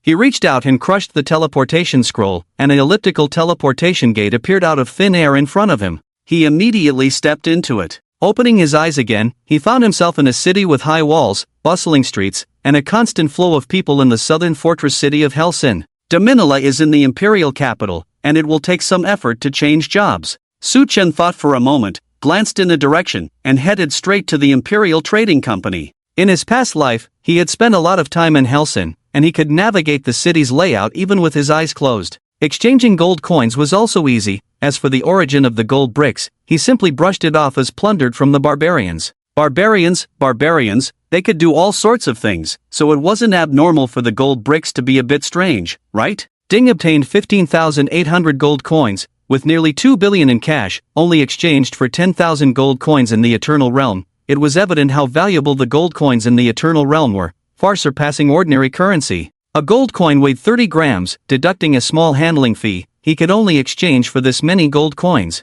Looking now, the value of a rare boss, the demonized Wolf King at 3,000 gold coins, was already terrifying. The profits in the Eternal Realm were so high that the cash in the Blue Star would soon depreciate significantly under this impact. No matter how you calculated it, converting cash to gold coins in the early stages was definitely a lucrative move. Because the newbie village couldn't produce gold coins, and with fewer people collecting, the exchange rate was 1 to 100. Once more people started collecting, the price could immediately rise to 200, 300. Even in the main city, this ratio wouldn't decrease, but would continue to rise. When exchanged, it would be 50,000, 80,000 in cash for one gold coin, while Su Chen's current bulk purchase cost was only a little over 10,000. The difference was glaringly obvious. This was just the price difference in the middle of the bulk purchase. If you looked at the amount of gold coins held by players in the Eternal Realm, no one could compare to Su Chen. Step by step, always ahead. In the Eternal Realm, only gold coins were recognized. Without gold coins, you couldn't do anything. As long as you had gold coins, as long as you didn't become an emperor, you could do anything. Su Chen looked at the nearly 20,000 gold coins in his package, planning how to use them to maximize his profits, when his eyes were drawn to the last remaining colorful gem in the package. Special Destiny Stone. A brilliant idea flashed through Su Chen's mind. An extremely violent idea instantly emerged. Tisk, will there be trouble if I do this? Although there are no bugs in the Eternal Realm, if it's this glitchy, it's definitely a super bug. There's potential. Although no one tried it in the past life, it doesn't mean it won't work. Su Chen made up his mind, immediately took out the Special Destiny Stone, and aimed it at the badge of the hidden profession. That's right. Dominula was indeed one of the top professions in the mage class, but Su Chen wasn't aiming for the strongest right now. Becoming the strongest in the Blue Star was meaningless. He still couldn't beat the gods of various realms. What Su Chen wanted was to be stronger. Stronger. Stronger. He wanted values that surpassed the limits. Were there stronger professions in the mage class in the Eternal Realm than Dominula? Yes, definitely. Although Dominula was one of the strongest mage instructors in the Empire, there was no one stronger among the current mages in the Empire, but that was only the current situation. It didn't mean that there weren't stronger mages in the Empire's thousands of years of history. Moreover, there were also the existence of the gods in the Eternal Realm. It's just that the Eternal Realm had just opened, let alone worshipping the gods. You couldn't even find the gods' minions. The two sides were not in the same world. There was no chance at all to worship the gods. So in the past life of Blue Star players, the strongest hidden profession was the line of Dominula. And the function of the Special Destiny Stone was to randomly upgrade an item by 1 rank. The explanation of the affix is enhancement. So after using it, no matter how bad the luck is, the obtained items must be higher by 1 rank. At the same time, the items that the Fate Stone can act on are all. Although the badge is a job-changing item, it is also an item. Of course it can be used. As for whether there is still a job change function after use, this is a bit risky. In the previous life, no one tried it, mainly because the special Fate Stone was too rare, with only one way to obtain it, which was through game rewards. When the Fate Stone first appeared in the previous life, the powerful players had already changed jobs long ago, and it was impossible to use it on job-changing items. Hiss. Su Chen took a deep breath. Don't explode. If it's not a job-changing item that comes out, it's definitely a loss. Su Chen held the Fate Stone, gritted his teeth, and smashed it down. Ding, item used successfully. Ding obtained a new item, the badge of Helis Divine Thought. Fortunately, it didn't explode. Even though Su Chen was experienced, he couldn't help but feel a bit nervous at the moment. After all, this was an item that had never appeared in eternity. Yes, Su Chen was very certain that this item had never appeared before. Badge of Divine Thought. There are gods in eternity. If there is no divine status, arbitrarily adding the word God will definitely incur divine punishment. Since this badge exists, the owner of the badge, Helis, must be one of the gods, but Su Chen did not remember this one among the gods of eternity. In order to find clues to his talent, Su Chen stayed up day and night, squeezing out rest time, and spent 3 months in the Imperial Library, reading through most of the Imperial history books, not even sparing the unofficial histories. Su Chen thought carefully, and a hint of shock appeared in his eyes. Is it her? The ruler of ancient times, the peerless empress who dominated the eternal continent for 300 years. You know, in ancient times, the gods were not as isolated as they are now. At that time, the gods could still walk on the earth, and the power of the gods could destroy a city in an instant. But even in that era of rampant gods, Empress Helis was undoubtedly the overlord, because not even the gods dared to step into Helis' palace. With the body of an earthly emperor, she suppressed the gods. Such dominance, such elegance, even the fragments in the unofficial histories were enough to shock people for a lifetime. If Helis eventually became a god, Su-chen would have no doubt at all. If such a figure cannot become a god, then who else can? However, when the gods returned later, no one could find any information about this empress, as if she had truly disappeared from history, and all the deeds were just rumors and fabrications from the unofficial histories. Phew! Su-chen forcibly suppressed his thoughts and once again focused his gaze on the badge. Badge of Helis Divine Thought, special item, does not occupy an equipment slot. After wearing it, it breaks away from the job system, cannot be removed, cannot change jobs, has no basic job characteristics, can learn any job skills, gains an additional 2 attribute points per level, and can freely comprehend 2 job characteristics every 10 levels. Damn! It really exploded. Su-chen's mind was directly blown away by the badge's attributes. Breaking away from the job system, unable to change jobs, although it was painful, compared to the benefits, this loss was nothing. All job skills can be learned, just this point alone can form an invincible combination for Su-chen's full aura route. 2 additional points of attributes per level, 100 levels is 200 attribute points. This is an existence that breaks through the limit value. As for job characteristics? Damn! That can only be called a bug. Normal players have 4 job change opportunities, at levels 10, 50, 100, and 150. Each job change can choose 2 job characteristics of the original job. A total of 8, this is dead, will never change, no props, tasks, or rewards can break this limit. And Alice's badge broke through. At level 10, you get 2 attributes, and every 10 levels you get 2 attributes. If you upgrade to the late full level of 200, wouldn't you get 40 professional attributes, which is 5 times that of ordinary players? Professional attributes are the unique skills of each profession. In martial arts games, they are the unique skills of each school. In dark games, they are professional talents, with attributes and affixes that are not found on 99.9% of equipment and skills. All are the rarest attributes and abilities, and now, can Su-chen have 5 times more attributes than others? What concept is this? This is equivalent to when others are at full level, they only have 1 profession, while Su-chen has 5 at the same time, and these 5 professions are not random, you can choose them yourself, and even match the attributes yourself. Isn't the magic profession without critical strike attributes? I can get them from the assassin attributes. Isn't the magic profession without life attributes? I can get them from the warrior attributes. You can match whatever you lack, not only can you make up for the shortcomings, but you can also break through the limits. In the magic system, it's not just mages, there are also elemental archers, light priests, shadow assassins, in short, all professional attributes with magic system bonuses I can get. This is not a bug.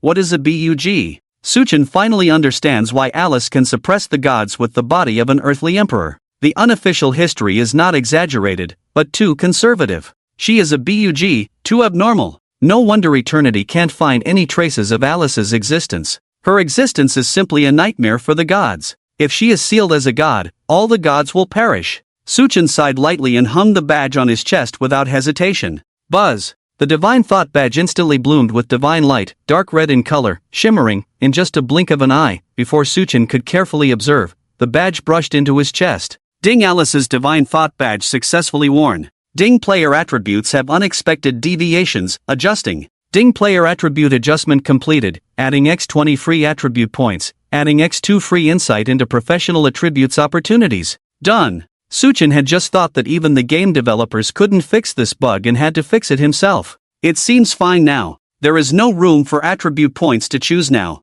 I focused on wisdom in the early stage, it's too late to change the route now. Even if I want to change, I have to find a reset stone first. Free insight into professional attributes, 2 times. This is the key. Although Su-chen was excited, he was actually frantically calculating how to use these 2 attributes. Normal players can get 2 professional attributes when they change jobs at level 10, and I also have 2 now. It looks the same, but it's actually very different. Because others can only select from their own professional attributes, while I can choose freely. Forget it, let's see what I can choose. Su-chen also fell into decision paralysis for a while. Insight! With a swish, dozens of professions appeared in front of Su-chen. Mage, assassin, archer. These are ordinary professions. Ice Cold Mage, Extreme Fire and Thunder Mage, Shadow Ranger, Swift Swordsman. Are these hidden professions? Hiss. Su-chen was shocked again. In addition to the ordinary professions, the insight attributes also included attributes of hidden professions. Doesn't this mean that all hidden professions can be obtained for free?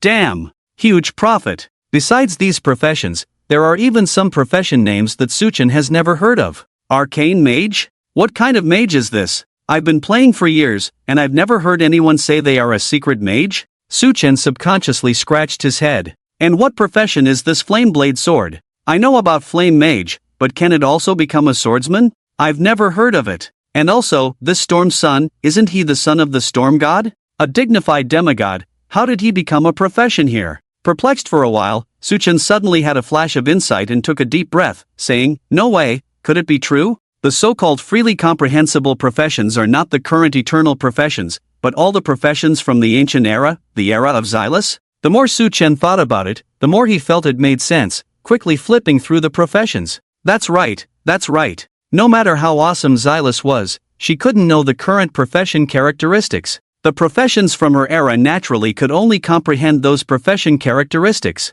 As an existence that could dominate the gods in the ancient era, Xylus not only mastered all the earthly professions of that time, but even snatched some of the divine children's professions, which is simply chilling. Ha ha ha! Suchin burst into laughter. Damn! Is this the king of yen eating Sichuan peppercorns? Getting numb. The appearance of ancient profession characteristics implies something, it's just too obvious. If we compare the historical stages of the Eternal Continent, the current Eternal Empire is undoubtedly the era of weak mages, where the gods are not prominent, and humans rule. But what about the ancient era? That was the absolute era of myriad professions, where humans had to survive under the pressure of the gods and occasionally battle against those OP beings like the children of the gods. How could people back then survive? Of course, it was through strength. Just based on this, isn't it the most basic logic that the professions of the ancient era are stronger than now? Storm's son. Without much thought, Suchin directly clicked on the profession of the storm god's son, not for any other reason, but because this one was the most familiar and its attributes matched his own. Storm Shaper, Storm Gatherer, Lightning Controller, Wind Rider, Wave Walker, Lament of the Sea. A list of top-tier profession characteristics made Suchin's eyes a bit blurry. After a moment, Suchin muttered, insane. Indeed, worthy of being the OP son of a god, there are no useless profession characteristics. Others usually have 2 or 3 attributes, but you have all 4. Others would be lucky to have 1 rare attribute among 3, but all of yours are rare attributes. It's just outrageous. With a snap, Suchin backed out, fearing that he might not be able to resist and would end up selecting 2 characteristics on a whim. I haven't seen the other ancient professions, at least I should finish looking at them. Half an hour later, Suchin finally finished reading all the characteristics of the ancient professions, hidden professions, and common professions. The characteristics of ancient professions are very powerful, but among the hidden professions, there are some rare attributes that the ancient professions do not have. Although common professions may not have anything extraordinary, they excel in comprehensive attributes, covering all types.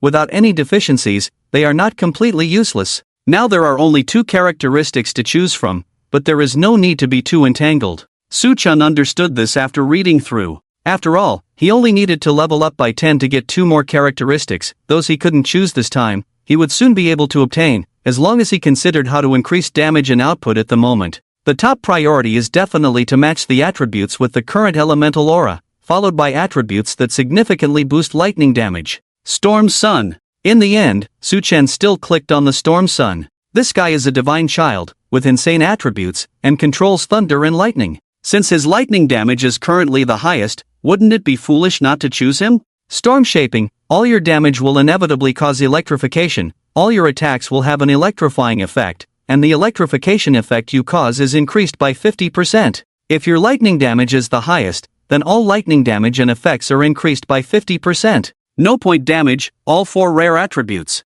The basic effect of electrification is to double the damage, similar to a critical hit damage bonus without a critical hit damage bonus, but the advantage lies in stability, making it the most comfortable damage increase when there are no critical hits in the early stage. Although Suchin has a 30% probability given by the aura, it still feels too little, and it depends on luck at critical moments. With Storm Shaping now, you have an electrifying effect when you make a move, even if you don't activate the lightning aura. Using a fireball can electrify the opponent. Isn't this insane? At the same time, although the 2 attributes seem to overlap, they actually ensure that you can deliver an electrifying attack that doubles the damage on the first strike. Electrification effect increased by 50%, which means a 1.5 times damage increase. The last requirement is just right for Suchin now, further increasing the lightning damage by 50%, as well as the electrification effect by 50%, which means a 2 times damage increase on the first strike. This is much cooler than point damage because Suchin can find ways to obtain point damage from equipment, attribute points, skills, and auras.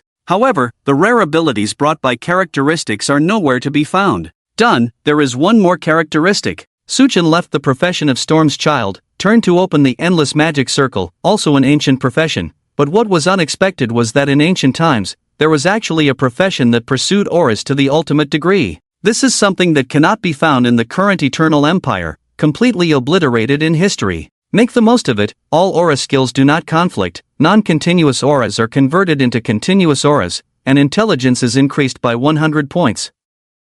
Dedicated research, aura skills have a 50% larger impact range, all attributes of non-continuous auras are increased by 50%, and intelligence is increased by 100 points. Do your best. Aura skill consumption reduced by 10%, aura skill level cap increased by 10 levels, and intelligence increased by 100 points. Magic Circle Expert. Base attributes of magic auras increased by 50%, special effects of magic auras increased by 50%, and intelligence increased by 100 points. Survival Expert. Base attributes of survival auras increased by 50%, special effects of survival auras increased by 50%, and constitution increased by 100 points. Endless Pursuit. All aura skills gain an additional attribute. The additional attribute is percentage-based. The additional attribute increases with skill level. The additional attribute should be compatible with the original attribute, but cannot be repeated. What is professionalism? This is professionalism. The characteristics created by people who mess with auras all day are so comfortable. Suchin is very satisfied with the professional characteristics of the endless magic circle. Currently, there are not many professions in the Eternal Realm that study auras, mainly because the mana consumption is too abnormal, and there are very few ways for players to deal with the mechanism of forcibly deducting mana limits. The few types of gems that reduce aura consumption are ridiculously expensive, and there is a lack of related talent skills. It's almost a dream to open multiple auras. Even if the profession of the endless magic circle has survived until now, probably not many people will choose it. After all, the materials are still too expensive, and there is no resource to strengthen it. As for how to choose now, Suchin has already figured it out. The characteristic of reducing consumption is not needed for now because of the Aura Master talent, which ensures sufficient magic power. The effect improvement and base attributes are good, but you need 2 characteristic points to get them all, so they are not considered for now. There are 2 more special ones. One is the conversion from non-continuous to continuous, which is definitely needed, but not necessary for now. The other is the endless pursuit. This is probably the core characteristic of the endless magic circle, an additional attribute for all auras. Awesome.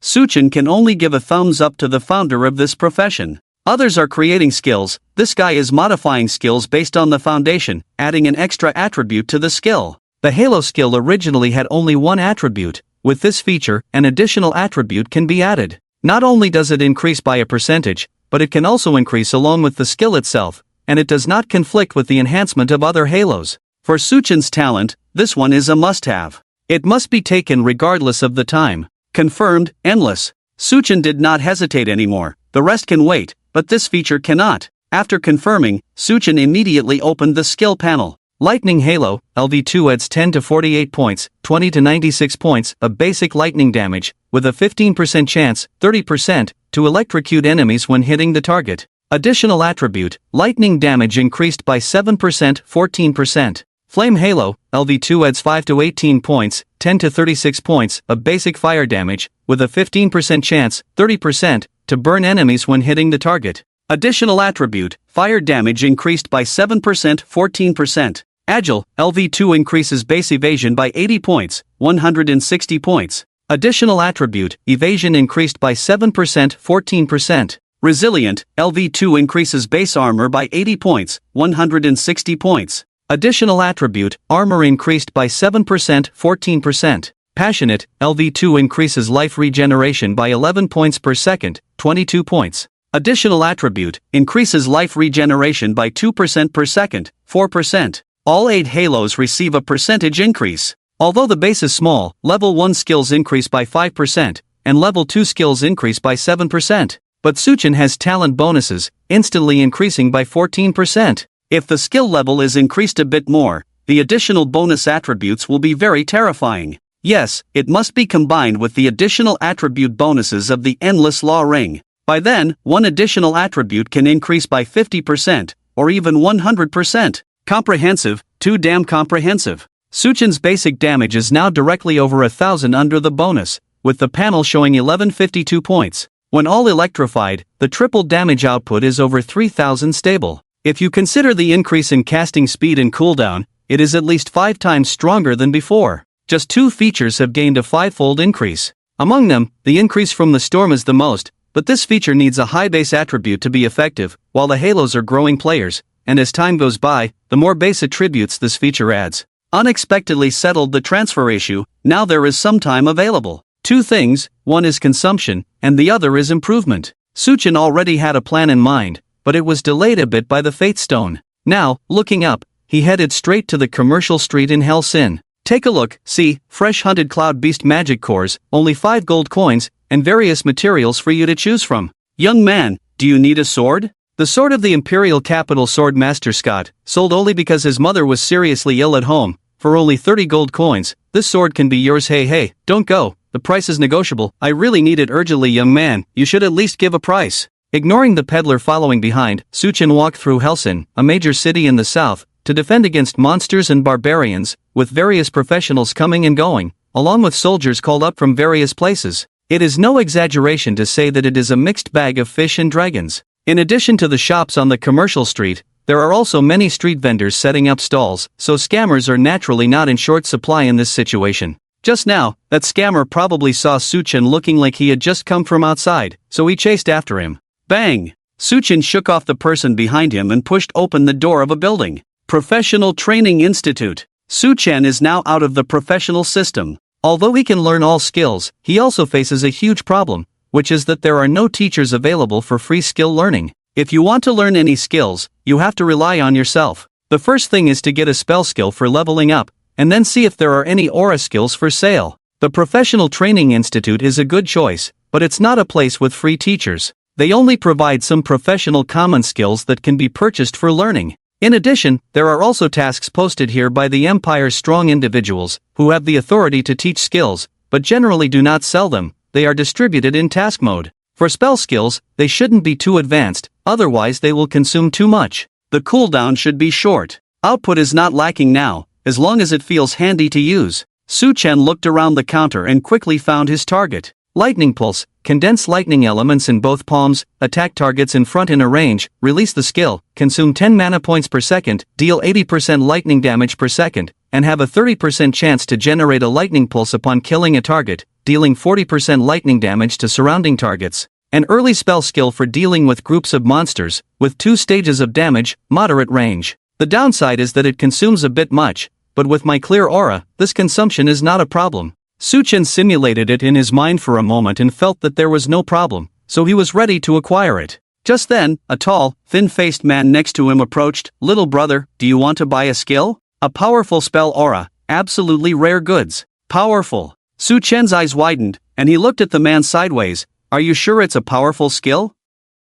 The word powerful in Eternal skills is not just a boast, but a truly powerful skill in the real sense. For example, the original level 1 lightning aura adds 10 points of damage, while the powerful skill is an enhanced version with at least a 30% increase in base attributes. Everyone has the same skill level, but the powerful skill has an additional 30% attribute boost. Isn't that powerful enough? Suchin was somewhat surprised because powerful skills are extremely rare, not just generally rare, but truly rare to the point of being explosive. Even the great magicians like Damanira don't have many powerful skills in their hands, and these skills are not something players can obtain within a year or even 2. Once they appear, not to mention players, even the experts in the Empire will participate in bidding. Could it be fake? The man looked smug, confidently took out a skill book from his arms, waved it in front of Suchin for a moment, and then put it back. Elemental aura. Suchin glanced at it. Although it was not a powerful skill, it was an aura, and it was an advanced elemental aura, which was definitely an unexpected gain for him. Thinking of this, Suchin's mouth slightly curled up, with a hint of disdain. Is this it? You call this a powerful skill? Tisk, do you even know what's good? The man raised an eyebrow, then looked at Suchin with a hint of doubt. Ordinary auras only have one type of elemental damage, but this is an elemental aura, with all elemental damages and a percentage boost. Ha! Suchin chuckled lightly. If it were a novice, they might have been deceived by this guy, but unfortunately for him, he met Su Chen today. Although this kind of skill like elemental aura is universal for all professions and has a relatively high rarity, it consumes a high 50% of mana and doesn't have any point damage bonus. If you want to use it, you must activate a separate elemental aura, which together is an 80% mana consumption. Trading a bit of percentage boost for a defense aura, who would do that? Isn't it just a waste? Hiss. The man's eyes widened, his expression freezing instantly. He just thought Su Chen was a newcomer with a set of magical equipment, hoping to make a fortune, but he didn't expect young people nowadays to be so skilled. Immediately, his expression changed, and he chuckled. What are you talking about, little brother? The defense aura is not a must-have. It all depends on the person. If you don't like it, I have other skills here. As he spoke, the man took out several skill books from his pocket. Take a look. These are all rare items that the training institute doesn't sell. Just name your price, and we can negotiate. Su Chen glanced at them. Indeed, these were skills not sold by the training institute, but they were not ordinary professional skills. They were either niche or obsolete skills that no one had used for years. Ha! Triple shot! Su Chen wasn't planning to look further and was about to ask the price of the aura skill when the man revealed a professional skill book hidden in his possession. It was a necessary skill for archers in the early stages, triple shot. Hee, little brother, you really have a good eye. This is a professional skill that I spent a huge price to imprint. This was his hidden treasure, but he didn't show it at first because he thought Su Chen wasn't an archer. How much? Su Chen asked directly. If you're serious, just give me 500 gold coins as the base price. The man generously replied, clapping his hands with the skill book. 500 gold coins? Su Chen felt like slapping him in the face and pointed to the mission rewards posted on the wall, saying, "You're asking for 500 gold coins for a skill that can be obtained from a 2-star mission? Why don't you go rob someone?" The reason why there weren't many people selling skills in the training institute was that professional skills were mostly distributed through mission modes, except for learning from mentors. The skills available in the open market at this time were mostly rare, and the people here were mainly newcomers or those with low professional levels who couldn't afford rare skills. Tisk, little brother, you can indeed do missions, but wouldn't a 2-star mission take up half a month of your time? Knowing that he couldn't deceive Su Chen, the man spread his hands and said, "The imprinting cost alone is 100 gold coins. Adding 50 more isn't unreasonable, right? 150? Su Chen still thought it was a bit expensive. The imprinting cost was just a matter of an imprinting stone, which was worth no more than 50 gold coins. The key was whether the mentor was willing to imprint it for you. If he didn't want to waste time on missions, then this price was acceptable. After a brief thought, Su Chen said, "No, 150 is still too much. If you add the elemental aura book from earlier, then I might consider it." The man's eyes lit up, and he immediately agreed, "Deal." The imprinting cost was less than 50 gold coins, and the elemental aura book had been sitting unsold in his hands for half a year. He had only bought it for 5 gold coins initially. What a profit. Su Chen nodded, paid the money, and received the goods. 2 skill books in hand. Although 150 was still expensive, the elemental aura was not available in the market. It might be mediocre, but this thing was really rare. Those capable of obtaining this skill wouldn't care about this small amount of money. They would rather let it sit in the warehouse than sell it, and those who wanted to make a bit of gold wouldn't even have the chance to encounter such a skill. As for triple shot, it made Su Chen think of a violent gameplay style. My previous thinking was still stuck in the mage mindset, and I was considering mage-related skills. But now I'm not a mage. All professional skills are universal. If I only focus on mage skills, wouldn't that be a waste of resources? In just a moment, Su Chen came up with numerous skill combinations using triple shot in his mind. He turned back to the counter, flipped his hand, and paid 10 gold coins for a universal mage skill, Thunderbolt. Ding skill learned successfully. Thunderbolt Magic Sphere, LV1 use magic to create a sphere containing lightning energy, causing 20 to 30 points of basic spell damage. The sphere has a 30% chance to split into 3 balls after hitting the target, dealing 120% lightning damage to passing targets. Ding skill learned successfully. Triple shot, LV1, auxiliary skill. The assisted skill can attack 3 targets simultaneously. Ding skill learned successfully. Elemental aura, LV1 increases all elemental damage by 5%, 10%. Additional attributes, increase lightning, fire, and frost damage by 20 points, 40 points. Does the elemental aura provide additional damage to all elements? Su Chen looked at the panel introduction and was stunned. The endless additional effects are explained like this? The affinity is consistent, but cannot be repeated. The base is a percentage increase, so the additional damage is also given as a point increase. The basic attribute of elemental aura is an increase in all elements, so the additional damage given is also an increase in all elements. At level 1, the increase is a whopping 120 points of elemental damage. Insane. Ha, this is a big win. Su-Chen set triple shot as an auxiliary skill for Thunderbolt Magic Sphere. Early Eternal. An active skill can only set 3 auxiliary skills. Upon reaching the 2nd, 3rd, and 4th transformations, an additional auxiliary skill is added. Not all auxiliary skills will be effective for all active skills once learned. In addition to quantity restrictions, auxiliary attributes must also be compatible to be effective. For example, a warrior auxiliary skill like Violent Strike will not have any auxiliary effect when assisting a spell like Thunderbolt Magic Sphere.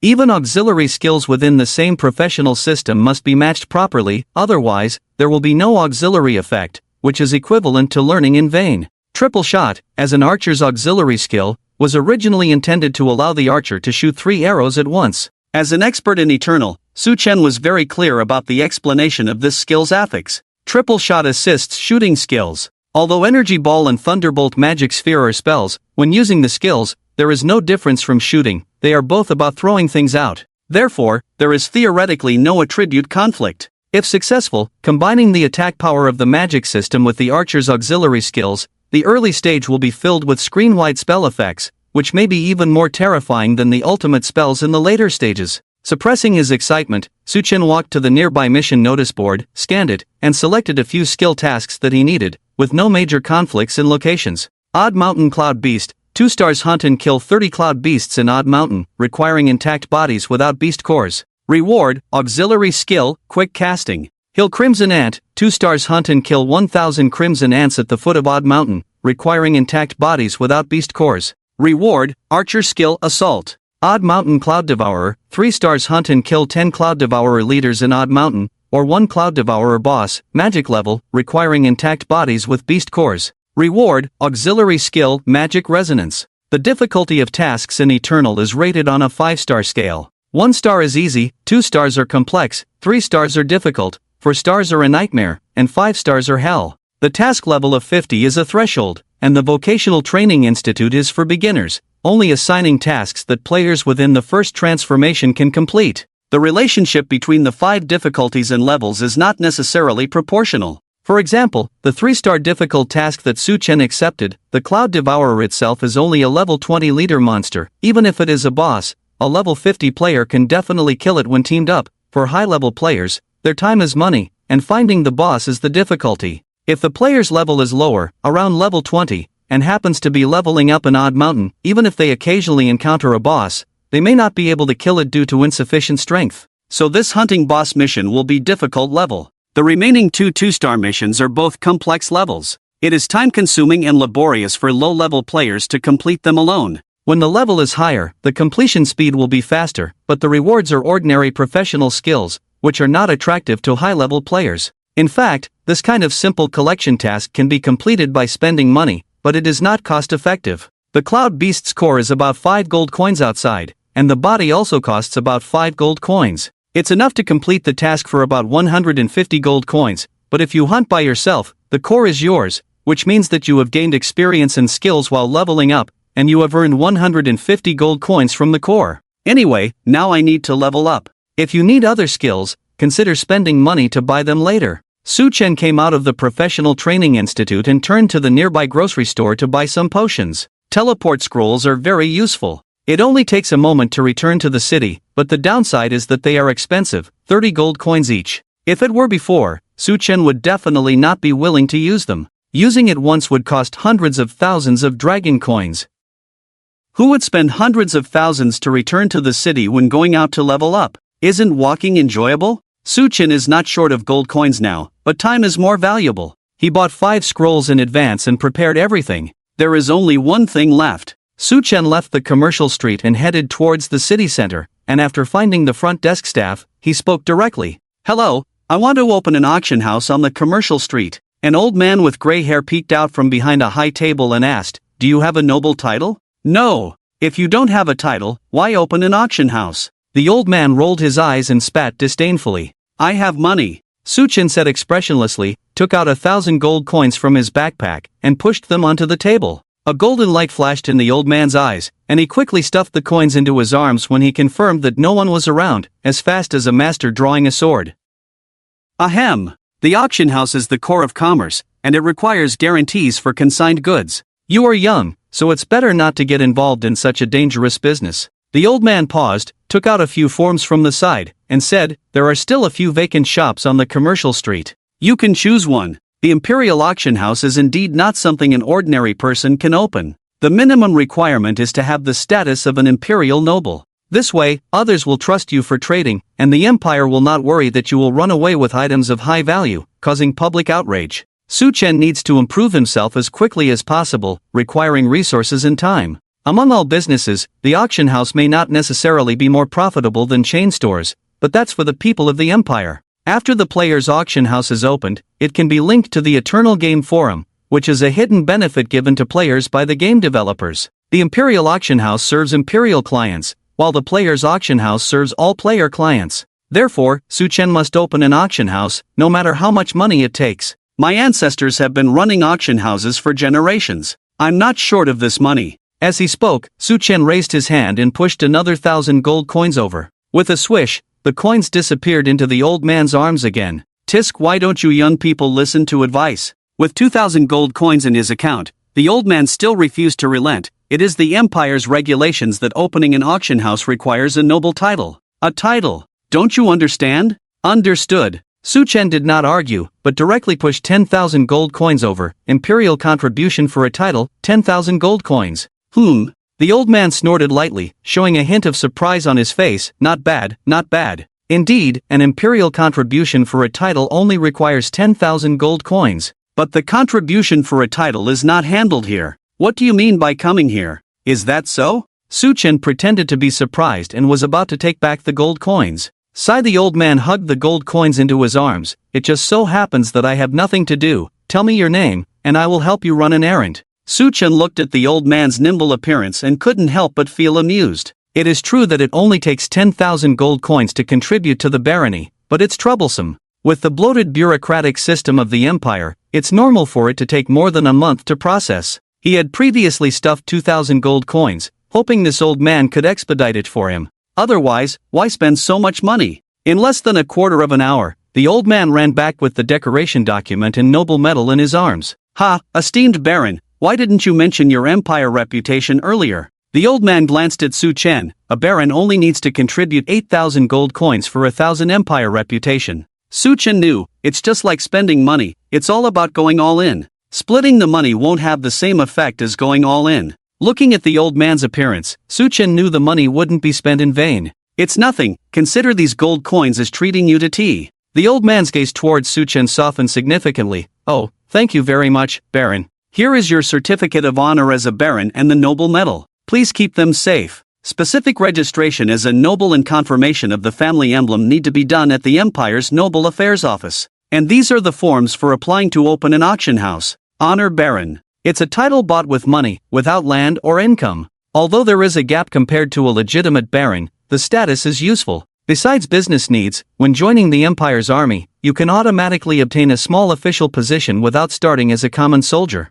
The old man flipped through the information on hand and continued somewhat hesitantly, Baron, although you now have a title, there are no available spaces on the commercial street to build a new auction house. At this point, the old man deliberately paused and continued with a drawn-out tone, however, I heard that Viscount Norton's auction house is considering changing hands. If you are interested, I can inquire for you. While Su Chen was filling out the documents, he cursed the guy for being greedy. Not satisfied with the 4,000 gold coins he had already paid, he now intended to charge an additional intermediary fee. Is it the Norton auction house in the center of the commercial street? Su Chen saw the other nod, and then said lightly, although that auction house has been around for some time, it's right next to the Empire's auction house. It might be difficult to do business there. The old man chuckled. If it were easy, who would want to sell it? Baron, you were insistent on opening an auction house. I am somewhat acquainted with Viscount Norton. Perhaps we can negotiate on the price. Su Chen was only pretending to be a big spender today, not actually one. Excluding the 12,000 gold coins he had just spent, he had a total of over 6,000 gold coins in his pocket. 4,000 gold coins should be a reasonable price if Viscount Norton is willing to sell. If not, I'll have to wait until I can build a few shops myself. 4,000 gold coins is not a small amount in the empire. Contributing to a noble costs 10,000 gold coins. With so much money, building his own auction house would be even more impressive than the empire's auction house. The only difference is the location. But in real estate, the core is 3 words: location. Location. Location. Norton's auction house is located in the center of the commercial street, right next to the empire's auction house. The location is unquestionably the best in Helsing. The reason he couldn't continue was due to a conflict with the empire's auction house, but Su Chen's business doesn't conflict with theirs. He caters to players. Players can search for equipment, materials, skills, and items directly on the forum to see the lowest prices, which is very convenient. With these favorable conditions, who would have the time to browse through the auction house item by item? So Norton Auction House's location is not only good, but excellent to the point of being explosive. One can even purchase goods from the Imperial Auction House and sell them at their own auction, making a profit from the price difference that players are too lazy to run for. 4,000? The old man muttered quietly. This price is a bit different from Viscount Norton's psychological price. Su Chen didn't have much money in his hands. Psychological price is one thing, but isn't the specific amount negotiable? If we can close the deal now, I can add another 1,000 for you. The words were clear. It's not that he couldn't add more, but if he did, it would be for this old man, not for Viscount Norton. The old man looked hesitant, tapping the table. I see Viscount Norton is quite anxious. If you make the payment now, maybe the Viscount can compromise a bit. After all, you are a newly appointed nobleman. However, if you can add a bit more, I would be more assured. Su Chen almost thought this old man saw through his wallet. Decisively, he slammed the table and said, if we can close the deal today, adding another 1,000 is fine.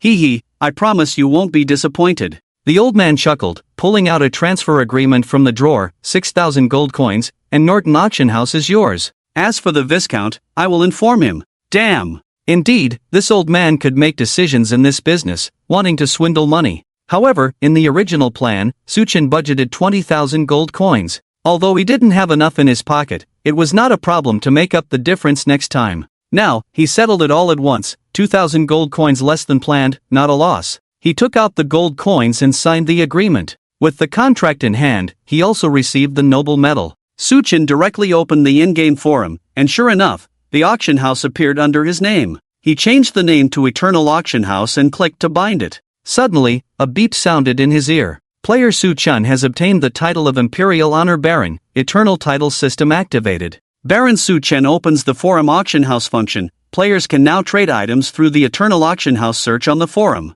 Indeed, the free prompt for opening the auction house for the first time is useful. Su Chen was in a hurry to open the auction house, wanting to take advantage of the free advertisement on the Eternal channel. This was a privilege only available to the first player to open an auction house. In the future, they wouldn't help broadcast it again. One step ahead, always ahead. With the advantage of being the first, plus the use of the Eternal name, whose auction house could have more traffic than his, Su Chen casually opened the auction house on the forum, but it was empty, with nothing inside. Viscount Norton is indeed not a philanthropist, leaving nothing behind. But Su Chen wasn't in a hurry. He set the fee rate, fixed a 1% transaction fee, and left the rest for later. With someone managing the auction house now, he didn't need to intervene. Everything would continue as usual. As long as players entered the main city in large numbers, the auction house would naturally have a large number of items for sale. Su Chen packed up his things, left the city hall, and headed straight for the south gate. On the other side, players were left dumbfounded by 2 consecutive announcements. Damn! What game is Su Chen playing that he can have a title? Is it Eternal? Why is it different from mine? Damn, I'm just picking grass and hunting rabbits at the village gate, and he's already mastering the empire. Can you build an auction house in the newbie village? Why did the village chief tell me to get lost? The auction house must be in the main city, right? You build one in the newbie village for what? Damn! Su Chen is already in the main city? So fast? Speechless. I died twice, and I'm still level 1. Don't mention it, I was the first to come in, and now I'm only level 4. I was just killed by a steel pig, now I'm only level 3, damn speechless. Leveling up. What's the point of leveling up? I'm going to spend money. TSK, this auction house is really useful, but unfortunately, there's nothing available. Stock up, boss. Boss Su, please, stock up a bit, I'm about to go crazy from being tortured by steel pigs, I want to spend money. Spend money. Outside a newbie village in the northern part of the empire. With a set of magical equipment and plenty of healing potions, Shen Duo rampaged through the steel pig group, while his subordinates were responsible for luring and clearing, leveling up quickly. A notification sound rang out. Xian Duo instantly froze in place, not even interested in the steel pigs in front of him. A Koan, ask Su-chan how much it costs to transfer the auction house. Hiss. Yen Koan's whole body twitched at the mention of this. Boss, this. Can it be sold? I don't care about the money, whether it's 1 billion or 10 billion, even if it's 100 billion, I don't care, you must get me the eternal auction house. Xian Duoduo's eyes were sharp, his tone decisive. How important an auction house is in a game, Xian Duoduo understood better than anyone, but even he didn't expect that the eternal auction house would be handed over to players. Not because it opened too early, but because it shouldn't have opened at all. In previous games, this was an important means for game developers to recycle in-game currency, an official privilege. And just under a day since the Eternal opened, players had actually obtained the auction house. How valuable is it? Sorry, it's immeasurable. As long as Su-chan is willing to sell, Chen Duo would not hesitate to take it, even if it meant bankruptcy. Besides Chen Duo, many guilds also began to take this matter seriously. While the announcement of a first kill boss was shocking, guilds didn't care about occasional luck, as there were always a few lucky ones in the world. But why should such a strategic resource as the auction house, like a money tree, a printing press, be controlled by an ordinary person? Check. Find out who Su-chan really is. The Eternal Auction House, my proud world guild must take it. On the other side, Su-chan directly ignored the message from Chen Duo, walking along the road out of the city towards Chishan. Sell the auction house? Is there even a need to ask? There's no need for a reply at all. After spending such a high price, selling the entire set of magical equipment, spending over 2 billion, just to get something on the first day of the server opening, you want me to sell it? Players' gold-making abilities are extremely low right now. Even though running a 2-star mission can earn 1 or 200 gold coins, that's only for 2-star missions. Hunting level 10 monsters starts at over 1,000, as for level 20 cloud beasts, who can kill them now? Su-chan wasn't even sure he could complete it quickly. How long would it take for an ordinary player team? How many gold coins could each person get, minus the cost of potions, how much would be left? Even if the consortium crazily collected gold, it's not something that can be done just by talking. Moreover, almost all players are currently in the newbie village. Without killing bosses, there's no way to earn gold. The monster respawn rate is slow, exchanging silver coins for gold, even less efficient. Even with Chen Duoduo's financial resources or other large guilds, large consortium strength, as long as they don't find the channel for spending money, within a week, or even 2, they wouldn't be able to establish their own auction house. Whereas Su-chan, he wanted to seize this time to expand the advantages of the auction house. Chishan is located in the southwest of Helsin, not too far away. Su-chan had a movement speed bonus, and arrived at the foot of Chishan in less than an hour. Chishan only had one main peak towering into the clouds, with no connected mountain ranges around it, a somewhat desolate hill to the east, and steep cliffs to the west. Among the hills, the trees are sparse, the ground is a dark brown color, and the gravel contains a solid metallic element. The hill red ants live in this area, omnivorous monsters with extremely aggressive behavior. Any creature appearing in this area will be attacked by the hill red ants. This has led to the area looking extremely desolate, with almost no other creatures around. Nevertheless, the hill red ants have found a way to survive by solely feeding on the minerals in the gravel, and they reproduce at a rapid pace. It's no exaggeration to say that almost all the hills are filled with these red ants. Crack! Su-chan stepped into the hills, breaking the dry branches under his feet. Swish, swish, a sound of fine sand being stirred up came from all around. Then, fist-sized red figures emerged from the gravel. Correction, their heads alone were fist-sized, but after fully emerging, the hill red ants were almost the size of an adult's arm, entirely red with 2 pairs of shiny metallic teeth at the corners of their mouths. Chirp! With a twitch of their mouths, the 2 pairs of teeth swung like sickles, as if every stone in the hills was being shattered inch by inch. Hill red ants. Their levels range from 10 to 15, with around 800 health points, not exceeding 1,000. But with high armor of over 150 points and a high fire resistance of around 30%. Their attacks are average, around 90 points, but their sheer numbers are terrifying.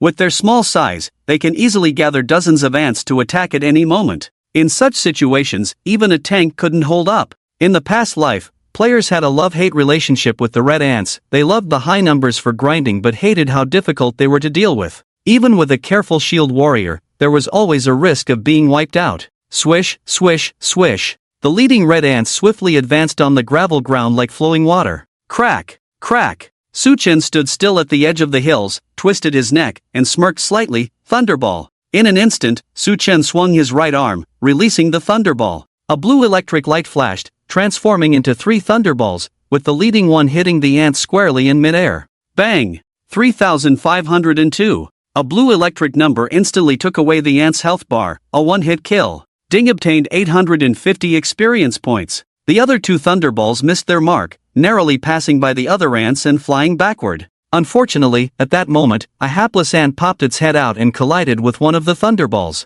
3,750. With a bang, the ant's head was instantly shattered by the thunderball explosion. But it didn't end there. Instead of disappearing like before, the thunderball exploded and launched 6 more thunderballs in a circular pattern around the explosion point.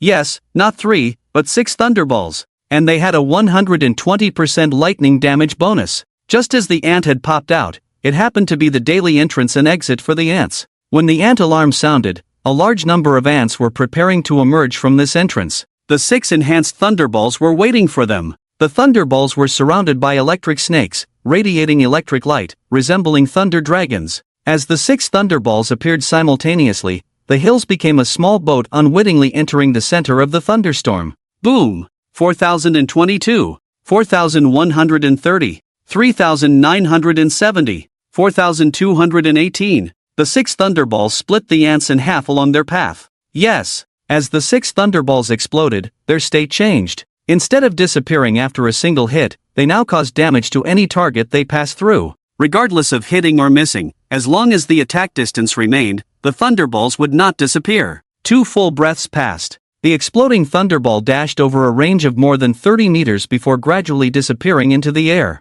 Damn! It exploded. This is really explosive. Su Chen's first move was intended to test the damage. The triple shot could be used, he could probably guess that, so he was prepared. However, the subsequent effect was truly explosive, even he himself hadn't expected it. He really hadn't expected it. The triple shot can even assist the effect after the thunderball explodes. This is the power of cross-profession cooperative skills. It seems that imagination is the culprit restricting the development of the game. Thunderbolt Magic Sphere, LV1 use magic to create a sphere containing lightning energy, causing 20 to 30 points of basic spell damage. After hitting the target, the sphere has a 30% chance to split into 3 balls, causing 120% lightning damage to passing targets. After re-examining the explanation of the skill, Su Chen secretly exclaimed, "Thunderball, I shall call you the strongest." Too abnormal. Even in the previous life, after reaching the second transformation, the magic system did not have such exaggerated range skills.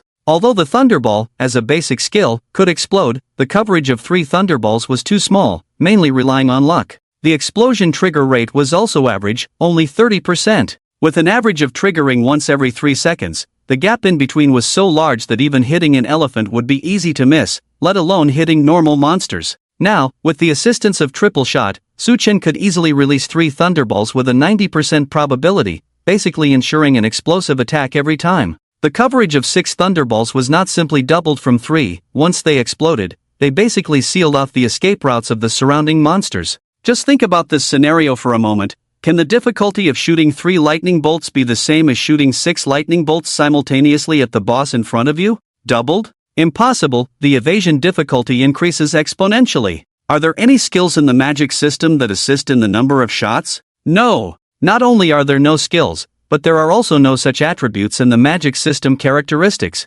This is exclusive to archers. If the magic system wants such attributes, they can only find them in equipment. And equipment that can assist in the number of shots? Sorry, this is an exclusive attribute of artifacts. After playing for 3 years, Su Chen finally obtained equipment that could assist in the number of magic system skills only in the Eternal Rebellion, an artifact. This attribute is only found in artifacts. This attribute will never appear on other equipment. And now, because he had left the professional system, Su Chen had obtained the attributes of an artifact right after the server opened. Isn't that crazy enough? I see now, I understand. Su Chen sighed. No wonder the attribute of increasing the number of skills is exclusive to artifacts. This thing really shouldn't appear in ordinary equipment. Its assistance effect on shooting skills is too strong, and only deities should touch it without authorization.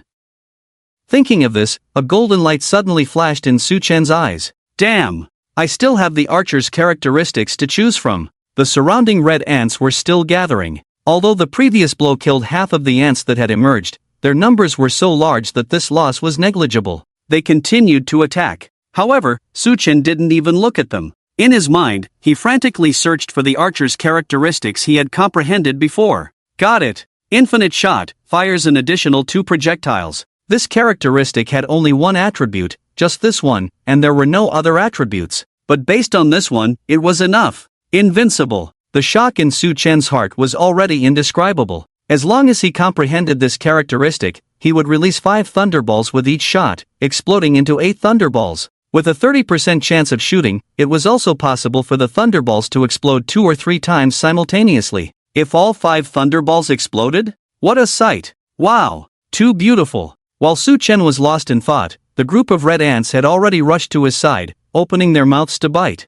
Chirp! Chirp! Minus 55 evasion. Evasion. Dodge. Plus 30. Minus 63. In just an instant, Su Chen's health bar was reduced by more than half, and the 30 points of recovery after the bonus were not enough for these ants to gnaw. Ha! Su Chen sneered coldly, experience is here, you can die. Boom! The thunderball struck again, 3 thunderballs exploded around Su Chen, the monsters were densely packed, and all 3 thunderballs hit. Boom! Boom! Probability theory is not stable, and this time it triggered 2 thunderball explosions. 12 thunderballs pushed outwards at the same time. In an instant, thunder and light filled the sky. Electric light soared. Silver snakes danced wildly. Dozens of red ants around him were instantly exploded by the thunderballs, and dozens more were swept by the thunderballs. The range of the 12 thunderballs was too terrifying. Even if they were outside a range of 10 meters, the high density still made it difficult for the red ants to dodge. Ding gained 870 experience points.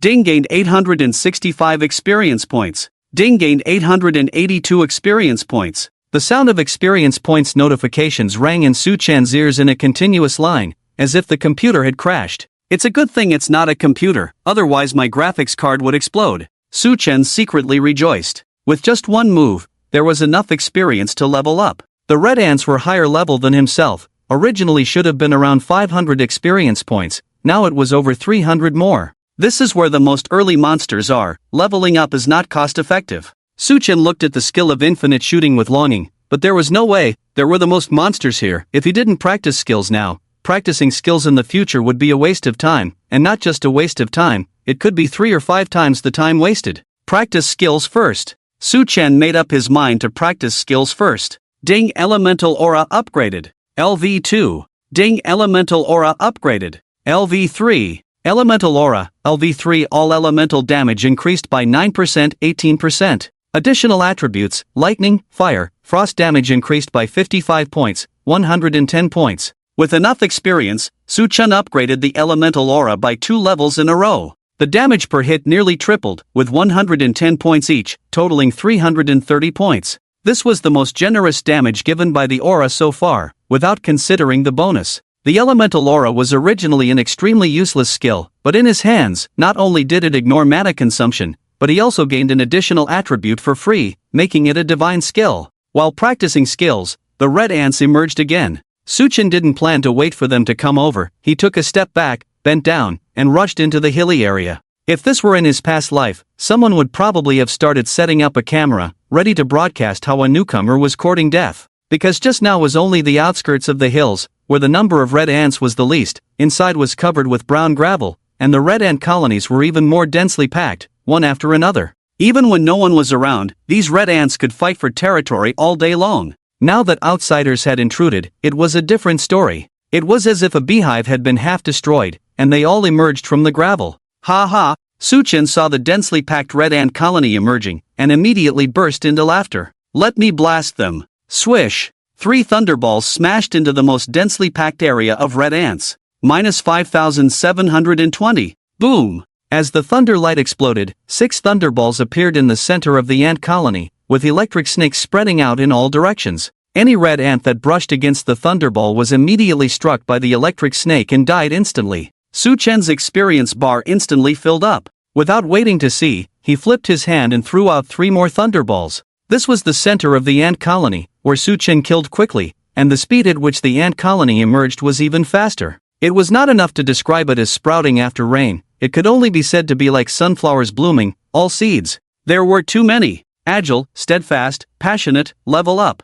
Su Chen was in the midst of the ant swarm. Even with a dodge rate of over 40%, his health was a bit tight. Ding Agile skill upgraded. LV3 Agile, LV3 base dodge increased by 116 points, 232 points. Additional attribute, dodge increased by 9%, 18%. Ding Resilience skill upgraded. LV3 Resilience, LV3 base armor increased by 116 points, 232 points. Additional attribute, armor increased by 9%, 18%. Ding Passion skill upgraded. LV3 Passion, LV3 increases health regeneration by 17 points per second, 34 points. Additional attribute, health regeneration increased by 3% per second, 6%. 315 armor, 415 dodge, regenerating 46 points per second. Su Chen glanced at the panel. This should be much more comfortable now. After the armor increase, just the regeneration is enough to withstand an attack from a red ant. Just need one more mana regeneration.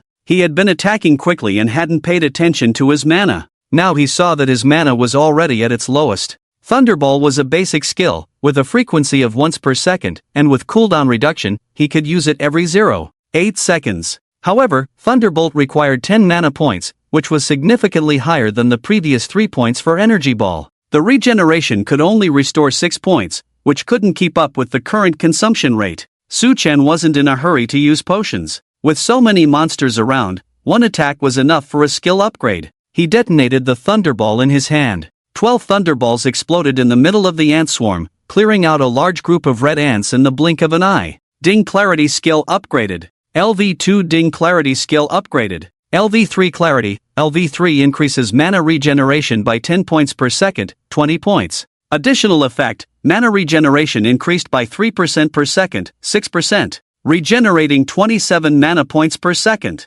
Perfect. Su Chen turned to look at the red ant swarm that showed no signs of decreasing. Come on, let's have some fun, shall we? When have the hill red ants ever experienced such anger? Have you ever heard the story of ants biting an elephant? Even if the cloud beast from the Qishan Mountains occasionally descends, it dares not be rampant in this area because the number of red ants here is incalculable. Even though Su Chen continuously cleared out large groups of red ants, he was only killing the soldier ants within the ant colony. Red ants are divided into groups, with only one queen ant allowed in each group. The rest of the red ants have clear roles, specializing in combat. Only a small portion engage in territorial disputes, while the majority are worker ants responsible for finding food for the queen, caring for the offspring, and building nests. This is their usual state. When a large number of soldier ants die and the ant colony faces a life-threatening crisis, the queen ant releases a mysterious wave that forcibly evolves all worker ants into soldier ants. These soldier ants are fearless and have stronger combat capabilities than ordinary soldier ants.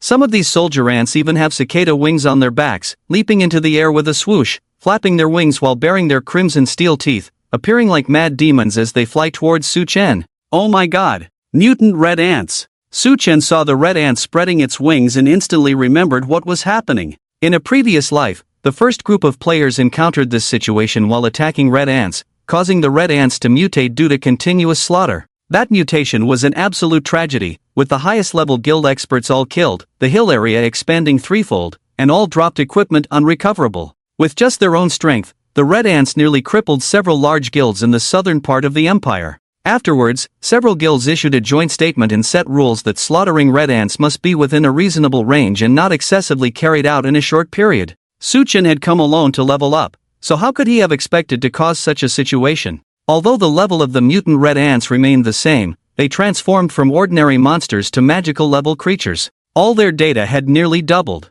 Health 1500, armor 200, attack exceeding 180. Originally, ordinary red ants did not have skills, only knowing how to bite. Now, not only are there flying red ants, but ground red ants also begin to spit out dark green liquid. Corrosive mucus. This is the stomach acid that worker ants usually use to corrode ores and extract food. As soon as the ground ores come into contact, they emit green smoke and melt at a visible speed. With the increase in worker ant numbers, even if Su Chen dodges the attacks, the spewed corrosive mucus has already covered the ground. Drip movement speed reduced by 30%. Drip poisoned, losing 10% of health per second, lasting 6 seconds. 2 negative statuses applied. Su Chen loses over 20 health points per second, but fortunately, his vitality can withstand it. However, the red ants' spewing attacks are more intense than their previous simple biting attacks. When the numbers are low, it's not a problem to dodge the slow attacks easily, and even with a slightly larger number, with the agile aura, it's still possible to dodge nearly half of them.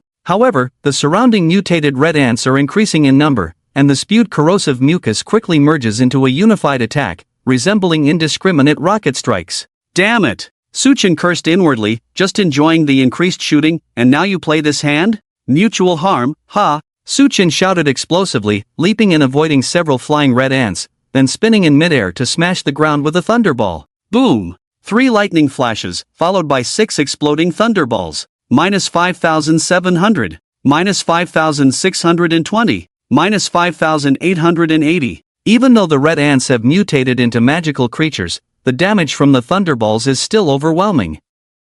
With one move, a clear space is created instantly, sweeping away a large portion of the red ant group in the distance. Drip gained 1350 experience points. A series of prompts sounded. After the mutation, the red ants' experience points have nearly doubled. Worth it. Keep going. Suchen landed steadily in the cleared space, then leaped again, attacking the most densely packed mutated red ants. Although this attack is easily surrounded by the mutated red ants, with the agile aura, half of the mutated red ants' attacks miss, and the remaining damage is reduced by nearly half. When vitality doesn't return, just gulp down 2 health potions to recover. It's a bit dangerous, but efficiency has doubled. No! More than doubled, experience points have also doubled. Suchin doesn't care how many he kills now, he picks up some ground corpses casually, ensuring the killing frequency is not delayed. Because once Suchin stops here, the speed of clearing monsters will decrease, giving the mutated red ants an absolute advantage. By then, even with the agile aura, he might be instantly killed. Kill! Suchen's eyes are bloodshot, the ground covered with layers of mutated red ant corpses, no longer showing the original brown stones, only red fragments soaked in corrosive mucus. Time passes quickly. In the sky, a moon emitting a blue halo hangs high, more than twice the size of the blue star, exquisite like a newly launched blue mooncake. On the ground, Suchen has lost track of time. The piled-up fragments have turned the hills into mounds when viewed from afar. Boom! 3 lightning flashes, and the last surviving mutated red ant on the wreckage is blown up by the thunderball. Minus 11,800. The damage number surpasses 10,000 for a moment, and the mutated red ant disappears on the spot. Where are the monsters? Suchen wanted to act but found no red ants on the entire hill. All killed? Didn't see the queen ant come out, did I accidentally kill it? Suchen had never seen the queen ant come out in his previous life, and he thought he would be able to see the queen ant this time after the mutation, but still didn't see her. At the same time, under the hillside, dozens of worker ants were frantically digging underground tunnels outside the hillside. Behind them, they were carrying a huge insect egg, with the new queen ant being bred inside, while the remaining worker ants were carrying the stored food. Moving. This was not the queen ant's decision, but the decision of these traitorous worker ants. Once the queen ant's position was determined, with its size dozens of times larger than the ordinary red ants, there was absolutely no possibility of moving again. If they had to move, it could only be the worker ants who betrayed the queen ant and took the new queen ant with them. Phew! Stopping to catch his breath, Suchen felt sore all over and didn't even feel like moving. He clicked on the prompts he hadn't had time to read before. Ding Agile skill upgraded. LV5. Ding Resolute skill upgraded. LV5. Ding Passionate skill upgraded. LV5. Ding Faith skill upgraded. LV5. Ding Clear-Headed skill upgraded. LV5. Ding Lightning Aura skill upgraded. LV5. Ding Flame Aura skill upgraded. LV5. Ding Frost Aura skill upgraded. LV5. Ding Elemental Aura skill upgraded. LV5. Ding Thunderbolt Magic Sphere skill upgraded. LV5. All skills upgraded to LV5. Skill level advancement was in increments of 5 levels, just upgrading from LV4 to LV5 required the experience of a whole level at level 20. Now that 10 skills have been upgraded to level 5, the experience consumed is enough for 10 level 20 players to level up. Based on this estimate, one can imagine how many mutated red ants Suchen had to kill here in order to continuously upgrade 10 LV5 skills. Hiss, this experience looks so comfortable. Suchen himself was startled. He had been so focused on rotating and leveling up that he had not clicked on the last experience, but instead clicked on the level. Looking at the panel again. Level, LV18 base damage, 4170 comprehensive damage, 12511 total DPS calculation, estimated damage per second 18016 strength, 29, 1 point of strength increases physical attack by 1 point, constitution, 26, 1 point of constitution increases life by 2 points, agility, 21. 1 point of agility increases evasion by 1 point, slightly affects attack speed and movement speed, intelligence, 118, 1 point of intelligence increases magic points, increases spell attack by 0. 3. Each level up, all 4 attributes automatically increase by 1. Life, 252, base life 100 points, magic, 216, base magic 50 points, armor, 576, estimated physical damage reduction 60%, evasion, 683, estimated evasion attack probability 65%, frost resistance, 52%, frost attribute damage reduced by 52%, flame resistance, 52%, flame attribute damage reduced by 52%, lightning resistance, 83%, lightning attribute damage reduced by 75%, current effective upper limit 75%, chaos resistance, minus 30%, born with negative attribute, chaos attribute damage increased by 30%, casting speed, 30% movement speed, 30% critical strike rate, 5%, base critical strike rate, critical damage, 100%, basic critical damage bonus, frost point damage, 483. 36 flame point damage, 483. 36 lightning point damage, 1657. 7 magic damage amplification, 150% cooldown reduction, minus 20% life recovery per second, 82. 16 magic recovery per second, 57. 60 feature, storm shaping, endless. Just 2 more levels and I can comprehend the feature. What's wrong with these red ants, not even giving me this little face? Suchin glanced at the experience bar, then turned to look at the strange mountain not far away. The experience of the cloud beasts above was good, but the quantity was not much. In the early stages, the quantity of any monster could not compare to the red ants. He thought that after the mutation, there was a chance to rush to level 20 with the experience bonus, but he didn't expect the red ants to be wiped out first. It's not too bad. I'll go find the cloud beasts later to make up for it, Suchin said, twisting his sore neck. Next time I go back to the city,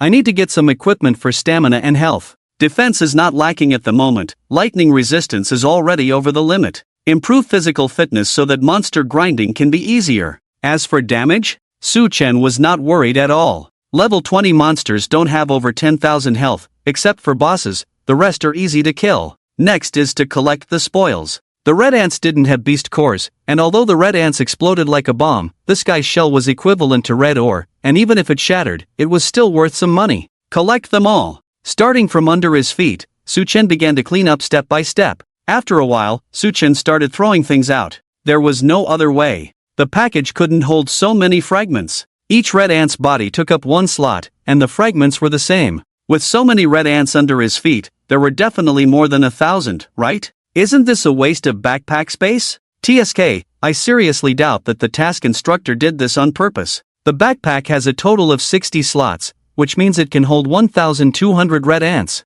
Suchin still had other things in his bag, plus he needed to leave space for the cloud beasts, so he can only fit 1,000 red ants. Oh my god, isn't this just squandering? Suchin filled his backpack, and the pile of red ant fragments under his feet, although a bit messy, showed no change in quantity. A complete red ant body was worth at least 30 silver coins, and the fragments were worth about 10 silver coins each. It was a bit less, but with a large quantity, it became very valuable. This pile under his feet was worth at least tens of thousands, if not thousands of gold coins. Moreover, most of them were mutated red ants, which were more valuable than ordinary ones. Selling them for over 10,000 gold coins was not impossible. In other words, this was a wealth of over 100 million. Furthermore, Su Chen was currently broke. After opening the auction house, he only had a little over 400 gold coins left in his pocket. Faced with the prospect of losing thousands of gold coins, how could he refuse? Go back? Su Chen thought for a moment, then immediately vetoed the idea. At this time, other players might have already entered the city with their fast leveling speed. Going back and forth wouldn't be enough, and wasting so much time would be like giving money away to others for nothing. Wasn't this like leaving over 100 million in cash on the street, gambling on whether someone would pick it up? With this in mind, Su Chen suddenly had an idea. He opened the trade records and found Ling Ruoshue's name. Although they weren't friends, having a name was enough to contact her. Hey, have you reached level 10? Ling Ruoshue, who was shopping in Hellsong, was suddenly stunned, wondering who dared to talk to her like that. Su Chen? Su Chen! Ling Ruoshue was instantly startled, fumbling to open the chat channel. Just reached level 10. What's up? Empty your backpack, Go to the southern gate to the strange mountain hills, coordinates XXX, Suchen said without explaining, adding, it's not for nothing, there's money. Money! Ling Ruoxue was instantly stunned. Do I need your money? Wait, I'll be right there. Following Su Chen's instructions, Ling Ruoxue walked along the small road south of Hellsong and soon found the strange mountain hills. Before her eyes, countless fragments and debris piled up, giving a sense of a post-apocalyptic junkyard. The corners of Ling Ruoxue's mouth couldn't help but twitch slightly. This is the hills? On a small mound of debris, a man emitting a faint blue light all over, wearing a full set of magical equipment, was resting against the mound. As she got closer, looking closely, visible battle scars on the man's equipment, countless claw marks, various areas corroded as if by something. No, it should be soaked in sulfuric acid to achieve this weathered effect. The man wore a half-covered beast helmet, with only half of his face exposed, looking particularly indifferent. Even Ling Ruoxue was stunned by this scene, taking only half a step forward, softly asking, Su Chen? Click, click. The man twisted his neck, producing 2 crisp sounds, then leaped down from the mound, landing steadily in front of Ling Ruoxue. Thud. Ling Ruoxue subconsciously took a step back. Drip trade request. Phew. Ling Ruoxue glanced at the trade requester before daring to confirm that the man in front of her was Su Chen. Damn it. He actually tried to scare me on purpose. Ling Ruoxue muttered to herself, then opened the trade request, seeing several items filling the entire trade window. What does this mean? Take these items back to sell for money. Sell for money? Ling Ruoxue was even more puzzled. Can't you do such a simple thing yourself? I want to stay here to guard. Su Chen pointed to the mountain of debris behind him, casually saying, or do you want to watch over it? Players will be entering the city soon. If all these items are stolen, what will happen? Ha? Just this? Ling Ruoxue looked at the debris in front of her and couldn't help but mutter softly, who would be free to steal garbage? Su Chen immediately became unhappy upon hearing this. Who told you this is garbage? This is all money. Put. Ling Ruoxue initially thought Su Chen was a ruthless person, but now, he seemed more lively. Stop joking, how much are these debris worth? You just sold equipment worth billions, is this amount of money a problem for you? Really? Su Chen raised an eyebrow upon hearing this. Alright, Ling, you're generous. If you're willing to take care of these debris, I won't bother moving them back and forth. Su Chen calculated with his fingers. The bag I gave you earlier is worth around 200 to 400 gold coins. Now, the price of silver coins is over 200, so let's say it's a 200 ratio for you. Then, one bag is priced at 300 gold coins, making it 6 million dragon coins. If we clean up this amount of debris in front of us, there are probably 50 to 60 bags. How about this? I'll take a loss and give you 300 million dragon coins. Cash on delivery, you take the items, and you can do whatever you want with them. Put. Ling Ruoxue burst out laughing on the spot. How much is that? 300 million. In dragon coins. Are you sure you're not joking with me? Su Chen was now a little unhappy, his tone turning colder. Do I look like someone who jokes around? This is gold coins. Currently, in eternity, who can produce this much gold coins? Guilds are scrambling to buy in bulk, doubling or tripling the prices possible. If you exchange it for mission items or skill books, flipping 5 or 10 times is normal. Do you understand the market? Do you know how to do business? Put. Ling Ruoxue was completely stunned, standing frozen in place. Do you know how to do business? The princess of the prestigious Ling Group, who attended Jiangqing Finance University at the age of 17, joined the Ling Group at the age of 20, and now someone says she doesn't know how to do business. Ling Ruoxue felt like she was about to explode. But she couldn't say a word. She really couldn't say a word. She had received silver coins in the newbie village, knew that prices were extremely high now, and gold coins were particularly scarce. Not to mention, Chen Duo had already stated on the forum that he was willing to buy a large amount of gold coins. The value of any in-game gold coins in the early stages is definitely the highest. Judging from the current situation in eternity, the more gold coins one has, the higher their value will be. With a business mind, the first thing she did when she entered the city was to go shopping and check prices. If what Su Chen said was correct, with a pack worth hundreds of gold coins, this pile of ruins indeed had a price tag of over 1 billion. With good operation, a value of 10 billion was not impossible. But this made Ling Ruoxue even angrier. Clearly insulted and unable to find a reason to refute, she had never been so angry in her life. Miss, have you thought it through? It's almost dawn, stop dawdling. Su Chen urged impatiently beside her. Ling Ruoxue's chest heaved with anger, with a strong urge to pay and buy it all. But the thought of paying 3 billion, wouldn't that be taking advantage of Su Chen again? Can she endure this? I'll move. Ling Ruoxue made up her mind, bit her lip fiercely, confirmed the transaction, and turned around to run. Yes, run. Hurry up and move, hurry up and finish. If she said one more word to Su Chen, she would be driven to death by anger. Hey, don't just run, these are mutated red ants, don't get scammed by those cunning merchants, they can't be sold for less than 30 silver coins each. Su Chen reminded from behind.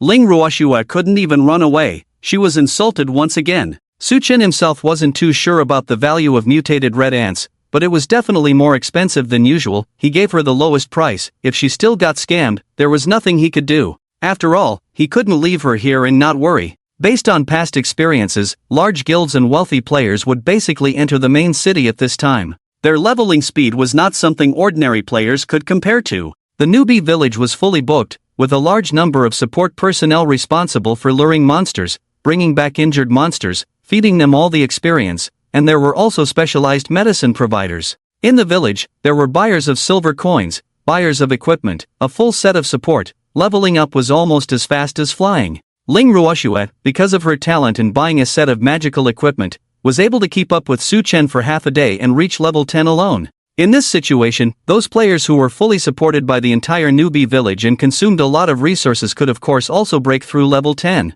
Knowing this, Su Chen didn't let Ling Ruoxue see it. Although she might be very strong in the future, she was still a little trash now. Faced with the appearance of game veterans in the main city at this time, lasting 3 minutes was already considered lucky for her. In fact, when the two were chatting and arguing just now, a player who had come through the fields instead of walking along the road had already discovered the fragment ruins, and of course, also discovered Su Chen. Proudly looking at the guild's internal channel, Helsin City, southern part, coordinates XXX, found a large number of monster corpses. Based on the coordinates, it is speculated that they may be from level 15 monster red ants. A level 15 monster, which team can take it down now? Vice President Shaky's voice rang out. Not a team. Just one person. Fully equipped, estimated to be at the magical level. As for the number of monster corpses, I can only say, it's a bit scary. Damn, you're a professional scout, and you're telling me it's scary. Give me a number. This. I can't give a number. There are too many, all piled up together. I'll send you a picture later. Ding. A picture of the ruins appeared in the chat box, with debris everywhere, piled up like a mountain, a scene of a post-apocalyptic garbage dump. Damn! Shaky immediately exclaimed. Who the hell killed this? Too ruthless. Currently, there are only 3 known people in Eternity with a full set of magical equipment. One is the Ling family princess, one is Qian Duoduo, and the other is Su Chen. The scout responsible for the first-hand intelligence work. All information in Eternity had to go through his hands, so naturally he knew more than others. If there is a lot of money, then it won't be just one person, it can only be Su Chen, and it can be confirmed that Su Chen is just a solo player, because at this time, it's impossible to leave only one person here to guard. Guard? Shakai caught a keyword, and his eyes lit up suddenly. You mean, those monster corpses? Yes, according to the logistics information, a level 15 crimson ant is worth about 20 silver coins. Judging by the quantity in the photo, this pile of ruins may be worth over 10,000 gold coins. Gold coins? Over 10,000? Hiss. The vice president was completely shocked. As one of the top game guilds in the Dragon Kingdom, the Proud World Guild spans multiple game fields and is one of the best in any game. It is natural for the wealthy backers behind them to be strong, and it is also natural for the Proud World Guild to have comprehensive rules and understand how to operate. Now that Eternal has started, as the first game where everyone in Blue Star plays together, they naturally understand its value. If on top of this, all resources in Eternal can be brought back to Blue Star, then no amount of value given is too high. As a professional game guild, Shakai knows that they may not necessarily be able to compete with those super Blue Star conglomerates in the late game, but the reach of the super conglomerates is not that long yet. They still don't understand how to play the game. This is the opportunity for the Proud World Guild. Once they seize this opportunity, the Proud World Guild can leap to the top and transform from a game guild into a super conglomerate spanning Blue Star, which is not impossible. Playing games. It's all about being one step ahead. If you are ahead of the game, you are invincible. The Proud World Guild immediately mobilized hundreds of teams, stationed in different newbie villages, consuming a large amount of guild funds to level up with resources. Now, not to mention gold coins, they can't even get out much silver coins. The expenditure is so great that it all relies on acquisitions to replenish. How valuable is over 10,000 gold coins? It's almost unnecessary to calculate. Shakai understands that this is the first bucket of gold for the rise of the Proud World Guild. It must be secured. As for Su Chen, he has quite a reputation, so it's better to inform the guild leader. Guild leader, the situation is like this, what do you think? Shakai explained the situation in a few words, and asked directly. Kill. Understood, I have already gathered members from the southern part of the empire to go and intercept him first. It is estimated that nearly 100 people can be ready within half an hour. No matter how awesome Su Chen is, he is just one person, he is doomed this time. Shakai had already made arrangements before explaining. The notification was just a formality. Because this opportunity cannot be missed, the value of just the monster corpses is extraordinary. And there is Su Chen. You know, in Eternal, the equipment is all top-notch. The equipment Su Chen sells is worth over $1 billion. Can he wear trashy items himself? Also, where did he get so many pieces of equipment? Just thinking about it, Shakai felt that Su Chen's own value is probably higher than those monster corpses. Ling Ruoxue returned in less than a quarter of an hour. The level 15 area is the most basic leveling location, not far from Helsin. Huff huff huff. Ling Ruoxue panted heavily, her snow-white forehead covered in tiny beads of sweat. Trade. 420 gold coins? Correct. Su Chen put up the whole bag of crimson ants he had collected, while on the other side, he saw the gold coins Ling Ruoxue put up. The amount was not small, buying at a unit price of over 40 silver coins. Humph. Ling Ruoxue snorted, immediately stood tall and proud, almost knocking her head into the sky. Not saying a word, just showing off. After taking the items, she turned and left. Su Chen, on the other hand, was calculating the time. A trip every 15 minutes should be the fastest, and when the Ice Emperor gets tired, it should be about 20 minutes per trip. There are still dozens of bags of crimson ants left. When should he move them? Relying on Ling Ruoxue alone, not to mention until dawn, it may not even be possible to move them all day tomorrow. Too slow. Wait. When Su Chen thought of this, he immediately caught up 2 steps, pulling Ling Ruoxue and said, take the gold coins, go to the commercial street and hire an NPC caravan, 5 carriages, or even 10 carriages, probably a few hundred gold coins will be enough, you can drag everything back in one go. What? Ling Ruoxue immediately rolled her eyes and said, why didn't you mention this earlier if there was such an option? Did you find running comfortable? It was clearly because you ran too fast just now. I didn't even finish my sentence. Su Chen wouldn't admit that he didn't think of it just now. After all, he had never used such a luxurious way of transporting goods before. Of course, he had never encountered profits that couldn't be moved before. Yes, you are absolutely right. Ling Ruoxue gritted her teeth in frustration. Running back and forth in 10 minutes almost caused cramps in their legs, and they ended up making a wasted trip? This time Ling Ruoxue was not in a hurry. Being able to move everything at once without having to do it themselves, of course, made them feel relaxed. Walking back to Helsin slowly, finding the caravan and returning along the cobblestone road to the south of the city. Ling Ruoxue sat on the front carriage, feeling the cool night breeze, almost wanting to shout out in comfort. The eternal environment is much better than the Blue Star. The primitive air is absolutely sweet. The carriages were not loaded, but the speed was acceptable, similar to running. Ling Ruoxue looked at the scenery on the roadside, and more players passed by, some of them still wearing Blue Star clothing, which was particularly eye-catching. Are there so many players entering the city now? There weren't that many just now. Ling Ruoxue muttered softly, then immediately felt something was wrong. These people appeared in groups and headed in one direction. Could it be? Thinking of this, Ling Ruoxue immediately nervously sent a message to Su Chen. Be careful, it seems like a lot of people are heading towards your direction. Understood. Su Chen replied indifferently, but his gaze was focused in the distance, where groups of players guarded the various directions of the hills. These people neither attacked nor moved. They must be waiting for someone.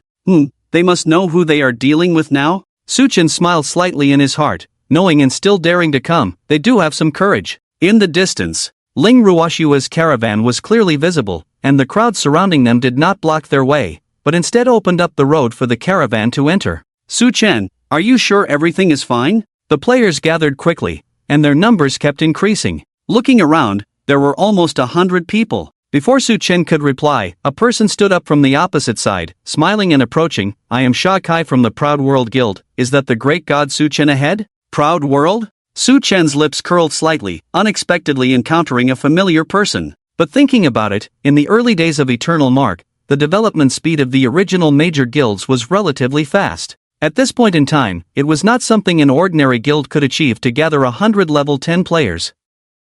Shakai? I haven't heard of it. Where is your guild leader? Su Chen replied casually. Ha! This time Sha Kai was a bit puzzled. According to what was said, did Su Chen know their guild leader? But why didn't the guild leader mention it earlier? Whatever. If it's not mentioned, it's time to attack. Sha Kai's eyes lit up, then he laughed heartily. Our guild leader naturally has important matters to attend to. If you are interested, I will contact you after finishing the business. Since we know each other, there's no need to be hostile today. Let the brothers pack up things, and we can talk in detail on our way back to Helsin. How about that? While speaking, the members of the Proud World Guild unconsciously moved closer, and in a blink of an eye, they had shrunk the encirclement to a radius of tens of meters. Don't make assumptions. When did I say I know that old turtle? Su Chen indeed did not know the guild leader of Proud World, but the reputation of Proud World was quite loud in the previous life. Competing for territory and resources with players from Dragon Country, you are quite skilled. When facing foreign guilds and consortia, you immediately act like a coward. Arrogant,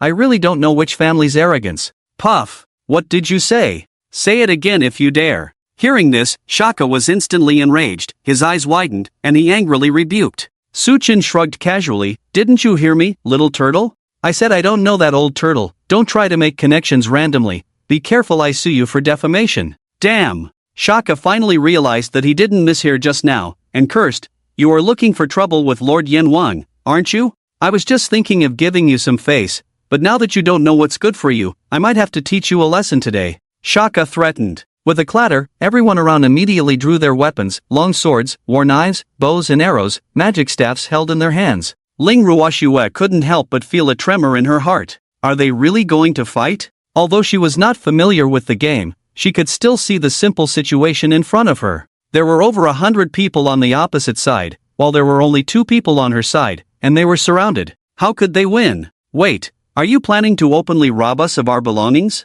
Ling Ruoxue looked at the other side and asked firmly. Rob? Shaka showed a surprised smile when he heard this, as if he had heard something funny. He immediately laughed uncontrollably. This is a game, not reality. Even if we want to rob, what can you do about it? You. Shameless. Ling Ruoxue immediately glared. Arrogant guild, I'll remember you. Your guild's reputation will probably be ruined by such shameless behavior. Upon hearing this, Shaka burst into laughter, holding his stomach. This is Miss Ling from the Ling group, right? You know. Ling Ruoxue's eyes narrowed, staring at him. I'll tell you the truth. If you keep quiet, maybe I'll let you go if I'm in a good mood. But now that you insist on coming out, don't blame me. Shaka glanced lightly at Ling Ruoxue, making her feel a little uneasy. Do you know if Miss Ling has died since entering eternity? That feeling is 100% real at this point. Someone nearby smirked lewdly. Besides death being 100% real, other things are also 100% real. Miss Ling, do you want to experience it? I guarantee you'll enjoy it. The group burst into laughter again. At that moment, 3 flashes of deep blue light suddenly flashed in the field. Boom! An explosion sounded in the crowd. Looking back, the guy who had just spoken was instantly blown into several pieces, with one eyeball in midair still filled with the confusion of death. Who am I? Where am I? What happened? Buzz! 6 lightning orbs appeared in the crowd, exploding with crackling electric snakes speeding through, and wherever the lightning orb touched, the electric snake instantly transformed into a raging python, sweeping up. Minus 12,050. Minus 12,280. Minus 12,155. Swish, rows of damage numbers in the tens of thousands pushed forward like dominoes. The arrogant players who died didn't even know what had happened. They didn't even realize who the attack was coming from. In the blink of an eye, more than half of the arrogant players facing Su Chen's side died instantly. Ding, you have killed a player. Ding, you have killed a player. Su Chen's ears were constantly ringing with notifications, casually clapping his hands. Don't waste time talking to people like this, just kill them. Su Chen didn't want to talk to them just now, he was just too lazy to bother, deliberately waiting for them to surround him, so that it would be easier to deal with them. Ling Ruoxue couldn't help but want to take action just now, but in the hesitation, when she looked again, the arrogant player in front of her had already been cleared of more than half. Suddenly, Ling Ruoxue's eyes flashed and turned to look at the ruins beside her. Her heart shook wildly. Was I crazy just now? To worry about a guy who can easily slaughter tens of thousands of monsters. This Su Chen, he is probably a monster himself. No, he should be a boss, and a very high-level one at that. On the other side, Shakian, due to his position, happened to avoid the path of 6 thunderballs. Except for a few people near him, most of the people behind him had instantly died. Kill them! Shakian couldn't see what was happening behind him, but Suchen saw it first and immediately roared out an order. As a famous guild, everyone who came this time were veteran players. They had fought countless group battles and guild wars. Although Suchen's actions were a bit frightening, there was no reason to be afraid on their side. Even if you change jobs, so what? How many levels can you gain in a day? Shakian ordered his men to charge, but he himself pulled 2 lackeys to stand in front of him, his gaze coldly fixed on Suchen. Level 10? 15? Or 20? Even if you are level 20, how much health can a mage like you have? With so many people from Arrogant World here, if each person touches you, they can instantly kill you 3 to 5 times. At that moment, a large number of energy balls, arrows, spears, and swords flew towards Suchen. Ha ha ha. Seeing the situation, Shakian seemed to already envision the scene of Suchen being bombarded by arrows, and immediately laughed out loud. Kid, you have no shame. Don't think dying once is the end, offend Arrogant World, and I will make sure you never leave the main city in your lifetime. Every time I see you, I will kill you. Before he could finish his words, bang!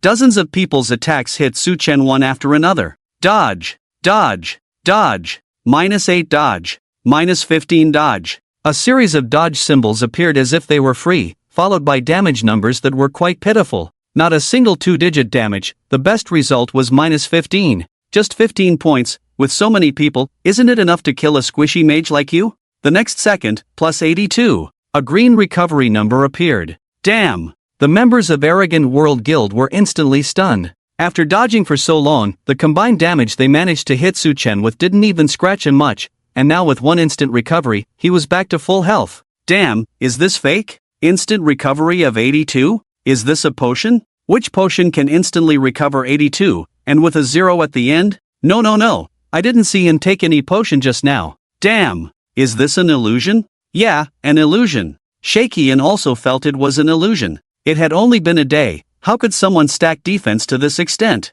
The damage just now was already terrifying, but now the defense looked even more abnormal. Everyone who came this time were experts. They had gathered all the equipment they could. All of them focused on offense, not a single point wasted on defense. Even facing monsters outside the main city, they could at least deal 50 points of damage, right? But now, not only were they missing, even when they hit, it was just a few points of damage. Isn't this ridiculous? Suchen chuckled. Are you kidding me with the dodge and armor bonuses from the full level 5 aura? With a dodge rate of over 50% and damage reduction over 50%, even though the mage's energy balls may not seem to have attributes, in reality, they have a lightning attribute after hitting, and Suchen's lightning resistance is overflowing. How much can you hit for? The ordinary mage allocated all wisdom points to level 10, stacked 3 auras in team mode, equipped with a basic attack skill with equipment, and calculated his magic damage to over 100 points when reaching the top. Even hitting himself would only lose 30 to 40 points at most. This is still the case when hitting the critical points with full damage. If the critical points are not hit and the damage fluctuates, being able to survive in the double digits is just luck. At this moment, the melee player had already rushed over a dozen meters. Suchen was not in a hurry. After he approached, he flipped his wrist and slapped the lightning ball directly on the opponent's chest. The distance was too close, and the 3 lightning balls hit the same person. Boom! With a violent explosion, the warrior in front of him was instantly blown to pieces. The next second, a terrifying lightning ripple spread from his position of death. At first glance, it looked like a lightning ripple, but upon closer inspection, it could be seen that the electric ripples were all composed of individual lightning balls. It's just that there were too many lightning balls, and they stacked together at the moment of explosion, making it impossible to distinguish them, making it look like ripples. All 3 lightning balls were triggered, and 18 lightning balls exploded in a ripple form. Starting from Suchen's position, it spread out without any dead angles. Ling Ruoxue and the coach immediately activated the team mode upon meeting to avoid friendly fire. The members of the Proud World Guild were not so lucky. Although the speed of the lightning balls was not as fast as lightning, they still completed the entire journey in the blink of an eye.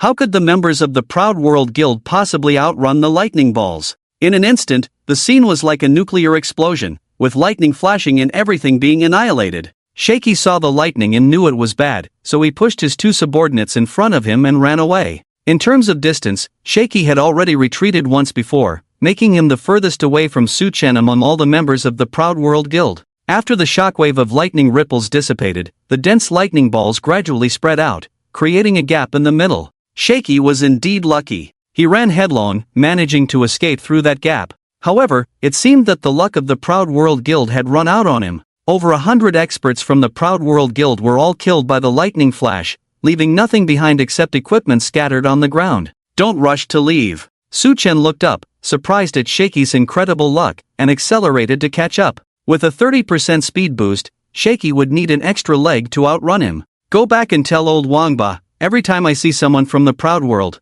I'll kill them. If you don't want to die, disband the guild early and stop embarrassing yourselves, Su-chen said casually. Shaky immediately bit his teeth and turned around, cursing, "Kid, you're arrogant. When the Proud World enters the main city, you won't even know how you died. I advise you to be honest, apologize to our guild leader, maybe we can let you go this time and let you stay in eternity." Click. Su-chen didn't have time to listen to his nonsense. He grabbed Shaky by the neck, and the surroundings immediately quieted down. I never joke around. Consider this a lesson. Go back and disband the guild honestly. If we meet again next time, I won't let you off so easily. Ha! Shaky smiled at his words, realizing that the kid was scared and knew that the Proud World was not to be messed with, intending to let him go. Just as he was feeling happy, his knees suddenly hurt. Crack! Crack! Su-chen turned off all auras, lifted his foot and kicked Shaky's knees to pieces.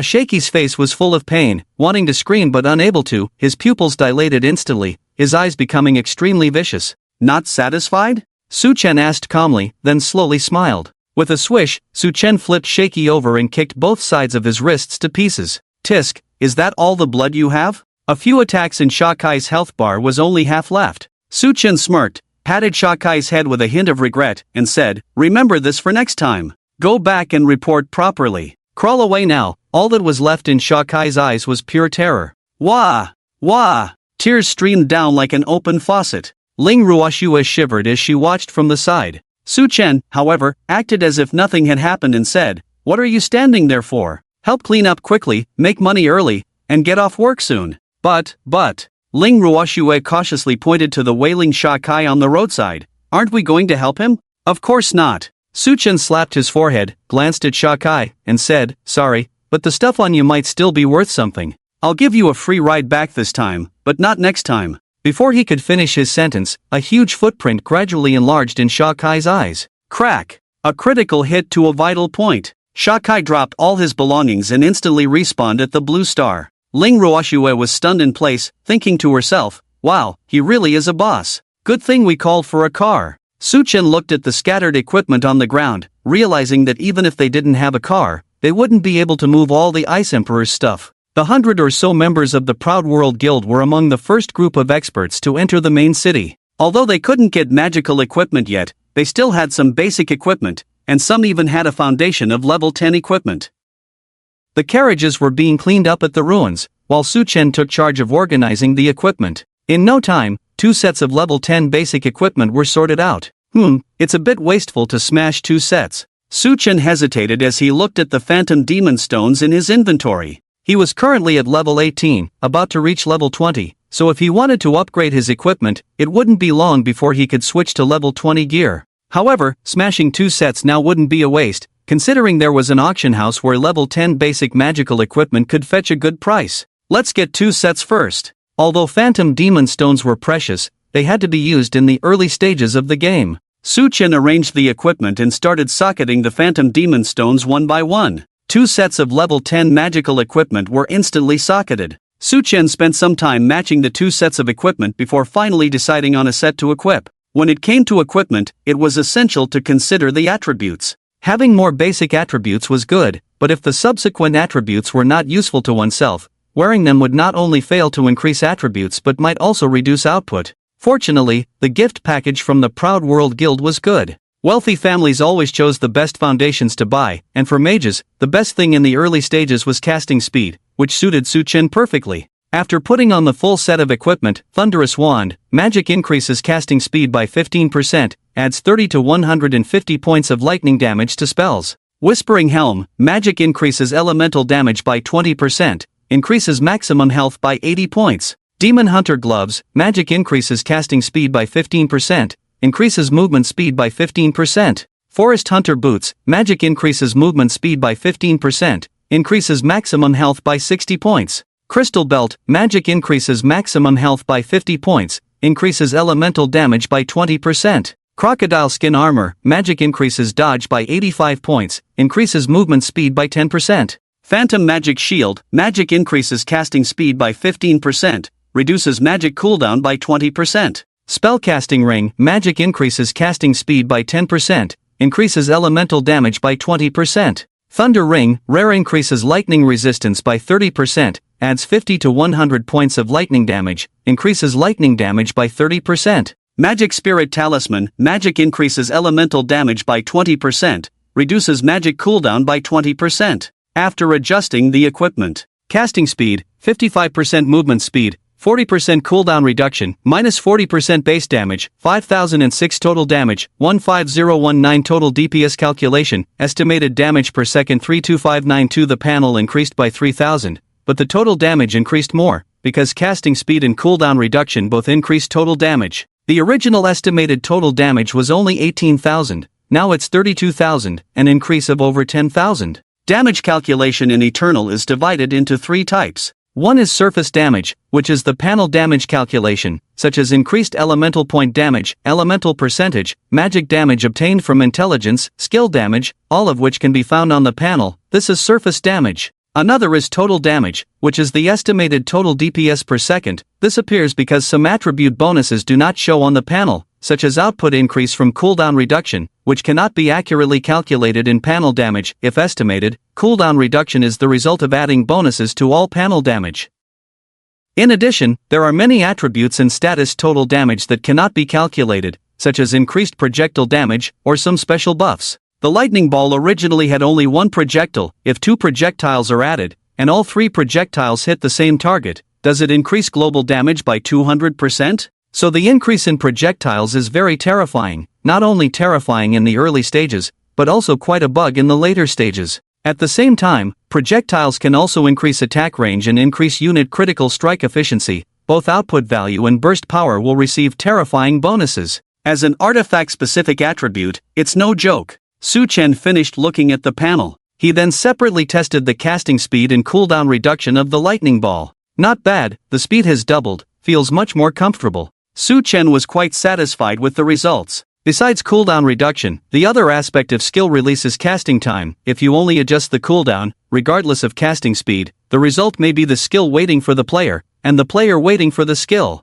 Now, after the adjustment, a lightning ball can be completely cast in about 0.5 seconds. Su Chen can unleash another move. With this speed of casting, what else is there to say? Ling Ruoxua beside him looked at Su Chen's skill, which was faster than a continuous laser cannon, her jaw almost dropping to the ground. What is this? A monster? If the boss uses skills like this, I'll surrender directly. There's no way to fight back. Ling Ruoxua is not unaware of Su Chen's terrifying skills. A mage, being a bit abnormal is understandable, even screen wiping can be understood. But what's the situation when a mage's skill casting speed is more abnormal than an archer's? Not only is the speed abnormal, but the things you throw are even more than an archer's? This is outrageous. The lightning magic balls chase one after another on the grassland. The scene is like a high-tech cleansing, making people shiver. On the other side, in the conference room of the headquarters of the Proud World Guild on Blue Star, the battle scene just now was also being broadcast synchronously. Guild Master. Shakai pointed at the projection with a somewhat abnormal expression. You also saw it. This Su Chen is simply a freak.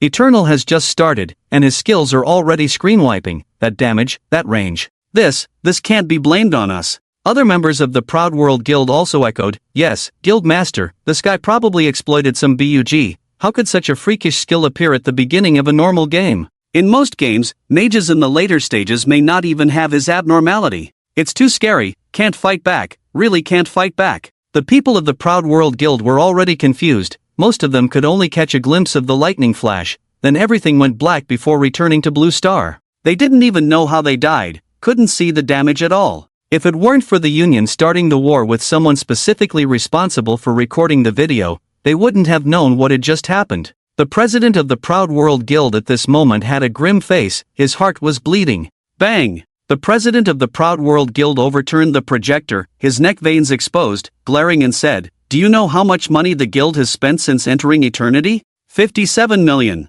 This is in dragon coins, not in-game currency. After all the hard work until now, we have only trained less than 200 people to enter the main city. You not only ruined half of them in one go, but also dared to use this to justify yourself? Shaky lowered his head. Dying means losing a level, and it can be remedied. Remedy. The president of the Proud World Guild was furious and laughed sarcastically. 100 people. A whole 100 people. Do you know how much equipment that is? Do you know how much silver coins need to be collected in the newbie village to equip them all? Damn! The president of the Proud World Guild couldn't bear it anymore. That was when the early silver coin prices were cheap. Now collecting silver coins in the newbie village costs 270, 280. It's almost 3 times more expensive. Do you think the guild has 5 million to squander on you? Can you afford the compensation? Shaky couldn't even lift his head from the scolding, and the other members also had ugly faces. There was no way. This defeat was too tragic. If there had been back and forth fighting, or smaller losses, it would have been acceptable if the equipment could be recovered. Now, not only were they completely wiped out, but they couldn't even retrieve the equipment. How could they explain this? President, this Su Chen definitely has a problem. We can't beat him, can't we report him? Yes, President, report this cheater. We must take him down. The president of the Proud World Guild suddenly paused. Report?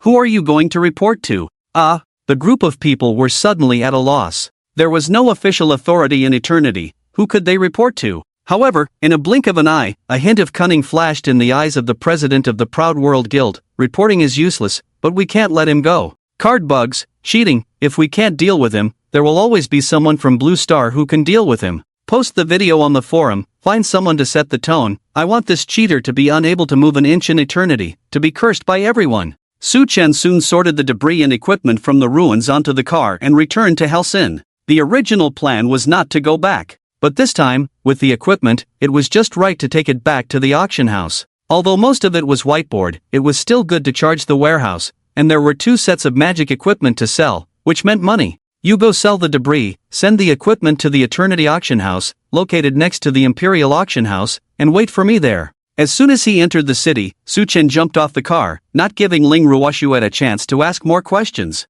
This guy, does he really take me for a free laborer? Ling Ruoshuet rolled her eyes, but she had no choice but to go to the merchant she had contacted earlier to deal with the debris. After getting off the car, Su Chen headed straight to the Professional Training Institute on the commercial street. He took 3 tasks, only completed 1, and now Su Chen had no intention of doing the other 2.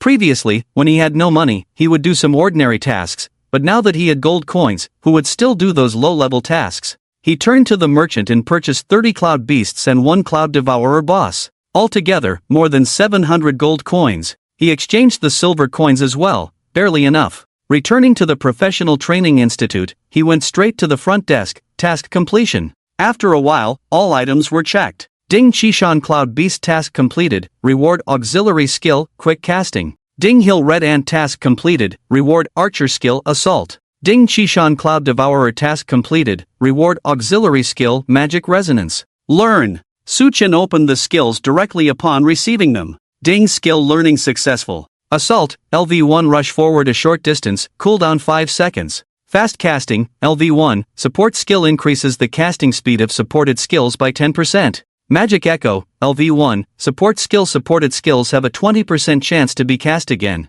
Dash is a displacement skill. Previously, Su Chen used the Mage's Flash, but couldn't find it in the tasks at the Professional Advancement Institute. Although the dash distance is a bit short, its cooldown is short too. Flash has at least a 15-second cooldown, while dash only takes 5 seconds, reduced to 3 seconds after cooldown reduction. Su Chen used to envy this skill's cooldown, watching archers darting around all day. Now he can do it too. Comfortable. The remaining 2 support skills are all applied to Thunderball. Fast casting increases casting speed, directly affecting total damage. A 10% increase can add 2,000 points of total damage. Magic Echo is an essential support skill for mages in the early stages. With a 20% chance of recasting, the effect is similar to a warrior's combo skill, ignoring cooldowns and instantly casting twice in a row. When used on Thunderball, the triggered effect is to release 6 Thunderballs at once, exploding up to 36 Thunderballs on the screen. Considering Su Chen's attack frequency, the overall increase in strength is significant. Skill learning completed. Su Chen walked back to the taskbar to see if there were any new skills to use. The support skills for Thunderball are already maxed out, so I won't need other skills for now. The next stage's characteristics are also chosen. The Archer's Infinite Shot is a must-have, and the remaining one should be a Mage characteristic or an Aura characteristic. After looking for a while, Suchin's eyes suddenly lit up. Dungeon ghosts, 5 stars. The prison in the southern town of Herksan, Staya, may be corrupted by darkness, generating a large number of ghosts. Investigate the truth of the incident and eliminate the local ghosts. Note, this mission is quite difficult. It is recommended to form a large task force with 20 members before proceeding. Rewards, 500 gold coins, 5,000 imperial reputation, rare skill Rage Burst, rare aura, Thunderous Might, choose any 5 rare weapons, choose any 10 rare equipment, choose any 2 rare jewelry pieces. It's him. Although it's a bit difficult, it's only difficult for others, not for me. Suchin immediately took on this task and headed back to the auction house. Eternal Auction House entrance. Ling Ruoshue stood quietly on the steps, wearing a mage robe and equipment. Coupled with her exquisite beauty, she exuded a unique charm. I'll give you the gold coins, not even 55 bags, totaling 23,000. Just met. Ling Ruoshue couldn't wait to complete the gold coin transaction. 23,000 gold coins, according to market prices, are worth at least hundreds of millions of dragon coins. How can you trust someone else with so much money? Suchin took the gold coins, shrugged indifferently, and said, "Are you someone else?" Ling Ruoshue blushed at his words, snorted lightly, did not retort, and proudly said, "Well, this little matter is not worth repaying as a favor, even if it's helping." After speaking, Ling Ruoshue planned to leave. She hadn't changed jobs yet, and although she had been playing Eternal for a day and night, she didn't feel tired at all. She needed to rest after changing jobs. Suchin had no intention of letting her owe him a favor. "I said it's helping, so I won't let you work for nothing." Immediately, a stream of light slipped from Suchin's hand. "A ring with a base of 10, the attributes are decent, you can have it." Ling Ruoshue turned to look. Frostbite ring, magic increases casting speed by 10%, and frost damage by 30%. The ring's attributes were perfect for Ling Ruoshue, but somewhat redundant for Suchin. He focused on lightning damage, so the free frost attribute was acceptable, but exchanging it for elemental damage would be useless. Not. Ling Ruoshue subconsciously wanted to refuse, but the properties of this ring were just too comfortable. Especially after seeing Suchin's abnormal casting speed just now, she could almost drool. But if she really took it, not only would she be taking advantage of Suchin, but the key was that it was still a ring being offered. How could you expect a girl to accept that? "I'll buy it. Is 10 million enough?" Ling Ruoshue immediately felt that this price was a bit cheap, and quickly changed her mind. 30 million. TSK. Suchin was somewhat speechless. "Am I someone who freeloads? I said I wouldn't let you work for free, so I definitely won't let you work for free. Take it." Although Ling Ruoshue felt that her words were quite generous, why did it always sound a bit off? Humph. Is one time worth 30 million? What does he take me for? Am I someone who likes to take advantage of others? Ling Ruoshue was annoyed and immediately placed 30 million in the trade window. Suchin didn't think much of it, he just felt that there was no need to argue about it. Since you don't want it, then it's up to you. The money was thrown out. Ling Ruoshue felt a little more comfortable. 30 million just to make someone work for free once? Does he really think I'm that easygoing? Have you changed jobs? Suchin asked casually while arranging for the auction house manager to put the items up for auction. Not yet. Well, I happen to have a task on hand, and I can easily help you change to a hidden job in the mage class. Do you want it? Ling Ruoshue was stunned. A hidden job? And in the mage class, don't you want it? Suchin had originally planned to switch to the ice mage, but now that he was leaving the job system, he really didn't need this hidden job. As for Ling Ruoshue, she was supposed to switch to the ice mage, but after being called to help out this time, it was uncertain whether she could still switch. Suchin didn't like owing favors, and the task happened to be on the way. The village chief said it's an ice magic spell. Do I look like an ice mage to you? Ling Ruoshue was slightly taken aback. The village chief, that old man has a hidden job too. Why didn't he tell me? He only told me to find the Legion commander after arriving at Helsin. Legion commander? Suchin was surprised. Players needed at least the strength of a second tier to interact with the Legion's tasks. With this route to the Legion, it seemed that Ling Ruoshue had encountered some other situation in the newbie village, which caused a problem with the job change route she should have received, or she should have had the opportunity to switch to the Ice Mage through the Legion's tasks. However, since Suchin had already spoken, there was no way to take it back now, so he straightforwardly said, "Think it over yourself, do you want it or not?" Suchin had a lot of things to do. Hundreds of ordinary equipment items were put up for auction, handed over to the auction house manager, BAS, at slightly cheaper prices than the city shops. The rest of the magical equipment was set to be auctioned off at the highest price within an hour. Then there were the things he needed, materials, skills, all written down for BAS to pay attention to and snatch up if they appeared. With so many players, if a few lucky ones appeared, wouldn't the auction house benefit from it? This was a common practice for businesses, and Ba didn't need Su Chen to teach him, he understood it all. The next step was to establish branches of the auction house in other cities. This was particularly costly. It wasn't easy to get a shop in any main city, let alone an auction house. With 20,000 gold coins in hand, it should be enough to open another city, but to handle the receipts, the auction house couldn't be without capital. So, this matter had to be put on hold for now. After Su Chen finished his business at the auction house, Ling Ruoxue still hadn't made up her mind. Who wouldn't want a hidden job? Now that eternity had only appeared for a day, the value of the items alone was enough to make people gasp. It could be said that eternity was bound to be the most profitable place in the future. If you can now obtain a hidden profession, then basically when your company starts, you will dive into the fast lane, immediately leaving the rest far behind. How to do business, how to develop a company, Ling Ruoxue naturally knows, and she also understands this account. I want. Ling Ruoxue lightly bites her red lips, with a hint of resentment in her eyes. But, I'm not asking for nothing. The hidden profession is definitely valuable. I still have 2 billion in cash in my hands, and I will transfer the rest of the gap to you when I go offline. Su Chen glanced at her. If she wants to give, Su Chen will certainly not refuse. Money is something that is never too much, especially now when there is a need for money to develop. It's up to you, go ahead, take a carriage to the south gate. Su Chen took the lead out. However, 2 men were walking towards them, the one in front dressed casually, wearing flip-flops, looking particularly relaxed, and not wearing any eternal equipment. The man beside him, Su Chen had some impression of, Zhendwood was subordinate, Yen Kuan. He appeared next to him, still looking like a subordinate following behind, and it was obvious who the man in front of him was.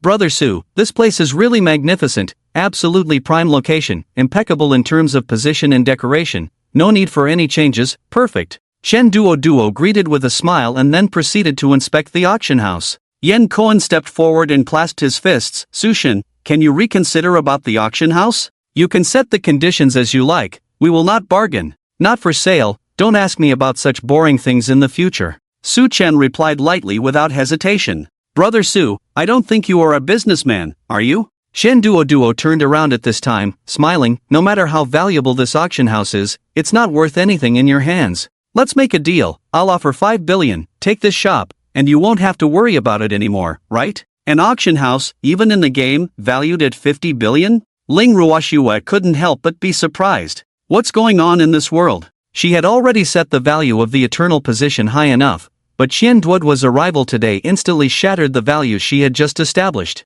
Want to buy for 50 billion? Isn't that a bit too cheap? Before Su Chen could respond, Ling Ruoxue stepped forward to intervene. Seeing Ling Ruoxue stepping in, Shen Duo just nodded slightly, then made a surprised expression. Miss Ling, I gave you a hand with the equipment in the newbie village, shouldn't there be some reciprocity? He didn't explicitly say the following words, but the meaning was very clear. I helped you with the equipment, so according to the rules, you shouldn't compete with me for this auction house. Ling Ruoxue didn't expect the other party to bring this up. If she still wanted to compete now, it was possible, but it wouldn't sound good if word got out. However, Miss Ling's point is also valid. 50 billion seems a bit cheap, so let's add another 20 billion. Chen Duo suddenly clapped his hands. Su Chen was a bit impatient, I said, don't bring up such boring questions. With this statement, the people around became somewhat unsettled, including Ling Ruoxue. Although the first eternal auction house was valuable, breaking through to 70 billion was a bit exaggerated, but even so, Su Chen still refused to sell,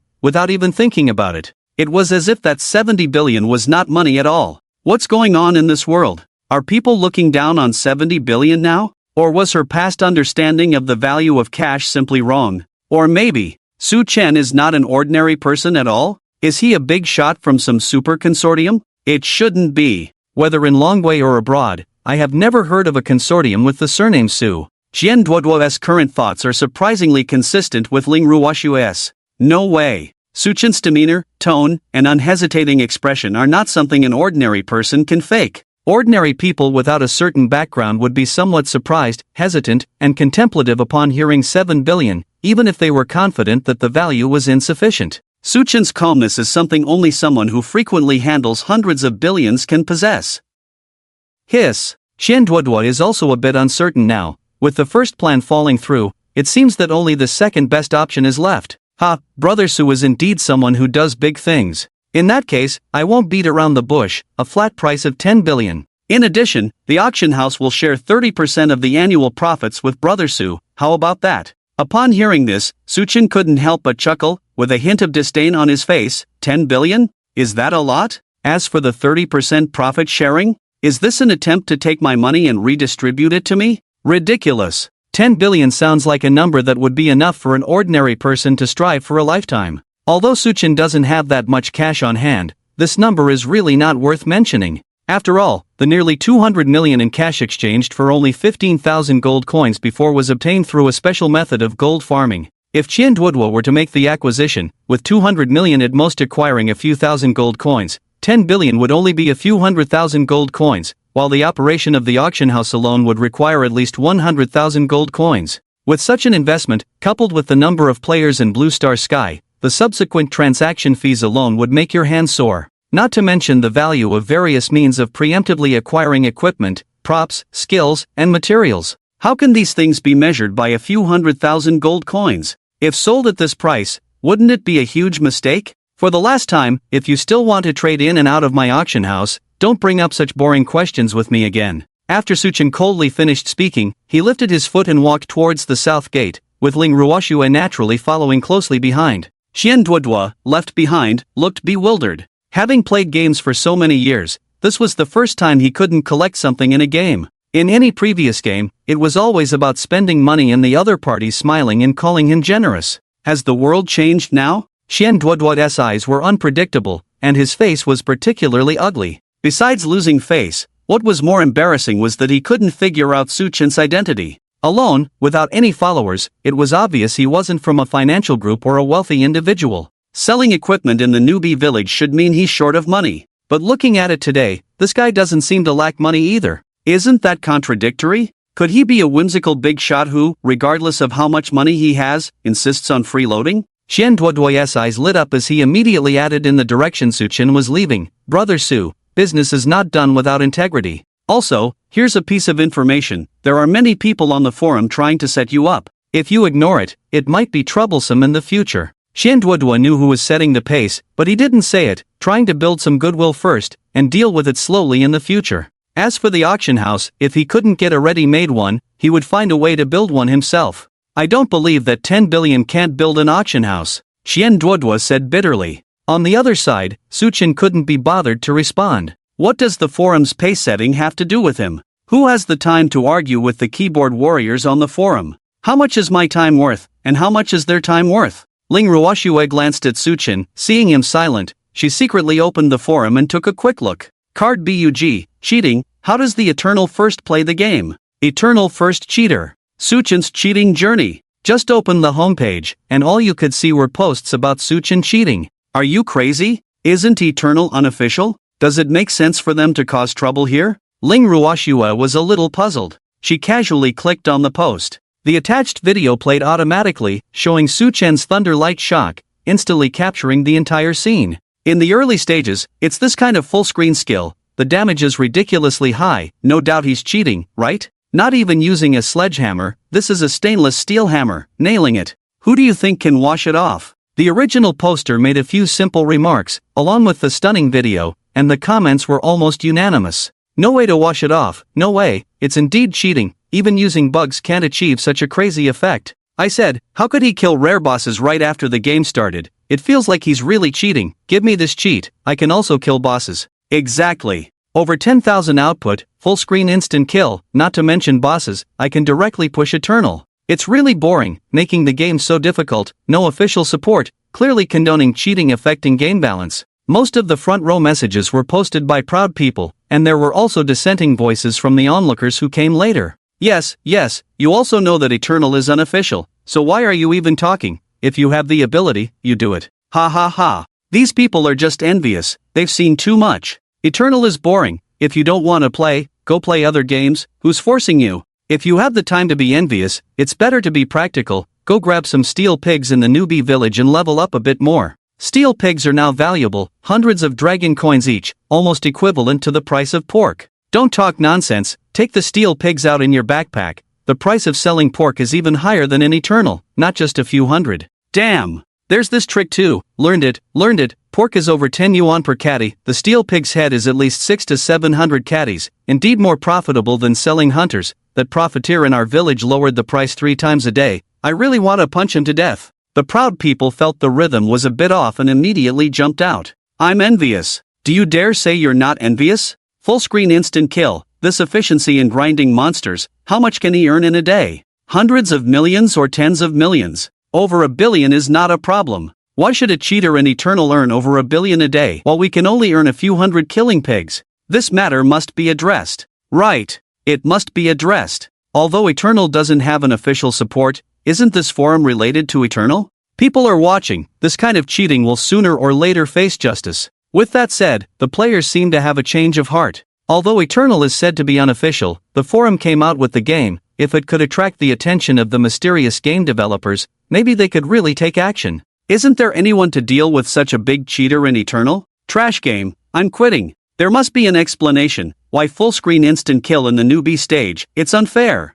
Right, it's unfair. Ling Ruoshua, seeing this, was almost exploding with anger. Su Chen, aren't you going to check the forum? The proud people are distorting the entire forum. Su Chen was currently bargaining with the coachman and casually replied, I don't have time to argue with fools. If I see them, I'll kill them. Why bother looking for them? Are they worthy? Ling Ruoshue also felt that those people were indeed unworthy. The key point was they were disgusting. Su Chen didn't have time to deal with it, but she couldn't ignore it. So she immediately posted on the forum. Proud guild's 100 people besieging and robbing. If they can't win, they jump out to curse and set the tone. Do they have no face? Humph. After posting the thread, Ling Ruoshue finally breathed a sigh of relief. The two of them got on the carriage. Su Chen found a comfortable spot to lie down. Let's sleep. It will take another 4 or 5 hours to arrive. Ha? Sleep? Ling Ruoshue looked at the only soft couch inside the carriage and was instantly confused. How? How do you sleep on this? Ling Ruoshue's little face turned pale with fright.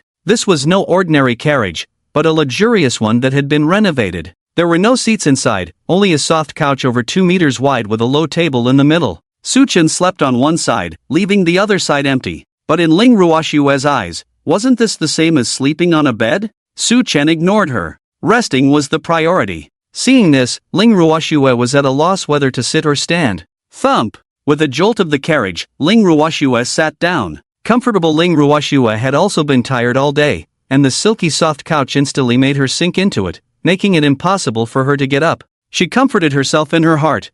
Just sit for a while, just a while. 5 hours later, the carriage stopped in front of an inn in the town of Staya. Su Chen said it was time to rest, but he didn't fall asleep. The time during the final period of the Resistance Alliance, the grueling training that felt like hell had already made him accustomed to staying slightly alert while resting, being vigilant even during rest. In front of him, Ling Ruoshue lay on her side, her head resting on her snow-white arm, sleeping soundly. Knock knock. Su Chen knocked on the table, reminding her, hey, wake up. With that, Su Chen got off the carriage and settled the fare. Inside the carriage, Ling Ruoshue exclaimed, fidgeting for a while before bravely getting off, don't say anything. I was just dozing off, I wasn't asleep at all. Su Chen couldn't help but roll his eyes and pointed to the nearby inn. What does it have to do with me whether you slept or not? Time to get things done. Get things done? Ling Ruoshue looked at the building at the entrance, the old Noro Inn. Inn. Get things done? Ling Ruoshue immediately took a step back in shock, a hint of fear flashing in her eyes. What?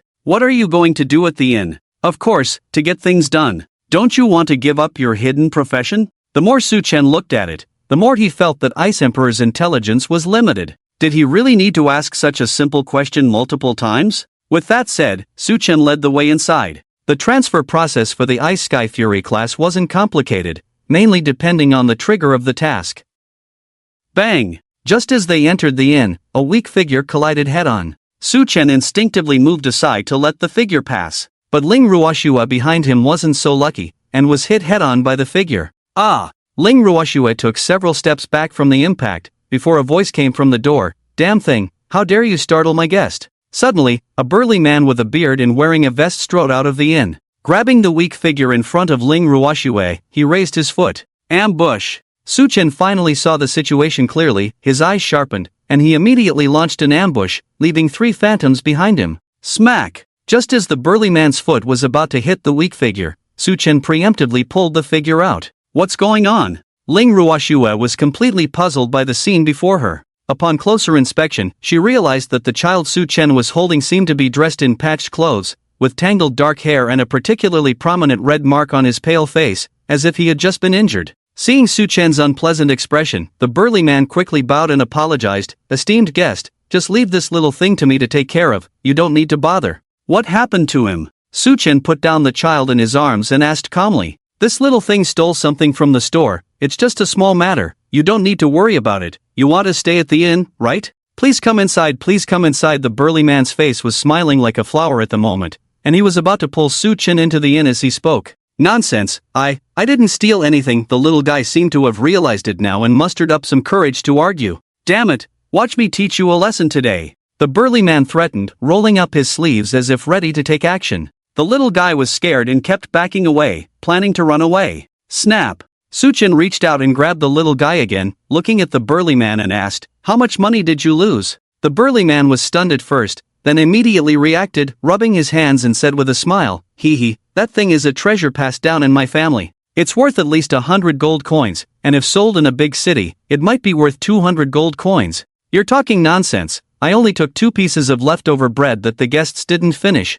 the little guy blurted out. "I saw you stealing it with my own eyes, and you still won't admit it? That's a treasure worth 300 gold coins. If you don't hand it over today, I'll skin you alive." The burly man kept changing the value, obviously trying to take advantage of Su Chen, who was a passing guest wearing magical equipment, and wanted to make a big profit. At this moment, Ling Ruoxue also saw some clues and immediately rebuked in a cold voice, "You can't even explain the price clearly, I'm afraid the thing is fake." "I think you're the one trying to deceive people." Su Chen remained silent. He felt lucky to have found a clue as soon as he arrived. He immediately took out the remaining hundreds of silver coins from his package and threw them all on the ground, saying, "This is all I have, I'm taking the person with me." The burly man's eyes lit up at the sight of the silver coins, almost sparkling, but in the next moment, his face turned fierce. "Esteemed guest, you only have a few hundred silver coins, but my treasure has been offered 500 gold coins. It's too far off, isn't it?" Su Chen smiled at his words, turned aside, revealing a shiny noble medal on his waist.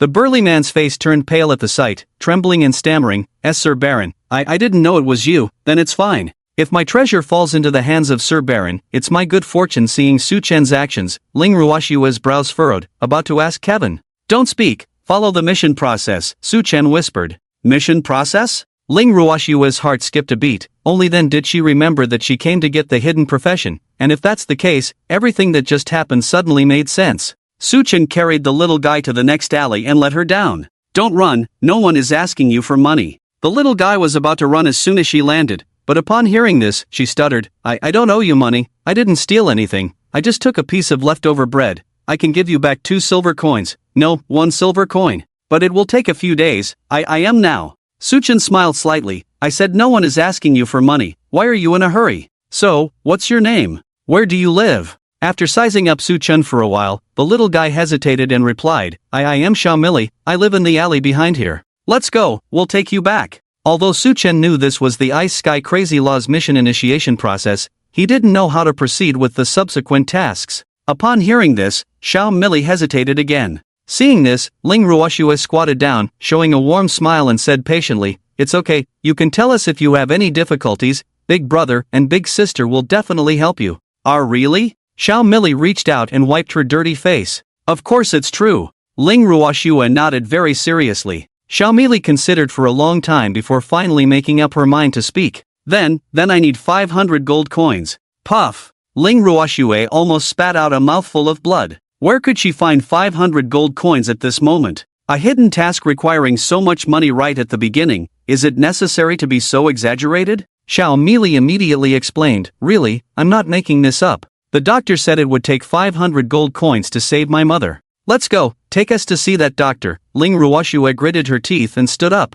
Just by hearing this, she knew that the doctor was deceiving people. What kind of illness requires 500 gold coins to see a doctor? She had some understanding of prices now, and 500 gold coins in this small town could probably make one rich. Converted into dragon coins, it would be over 10 million. What kind of illness needs so much money to treat? Clearly, it's a scam targeting children.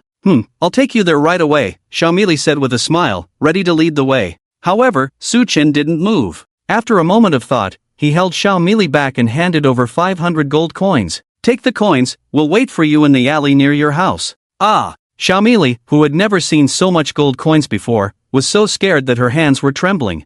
"Big brother, is this real?" "Go on," Suchen didn't explain further and pushed Xiao Mili out.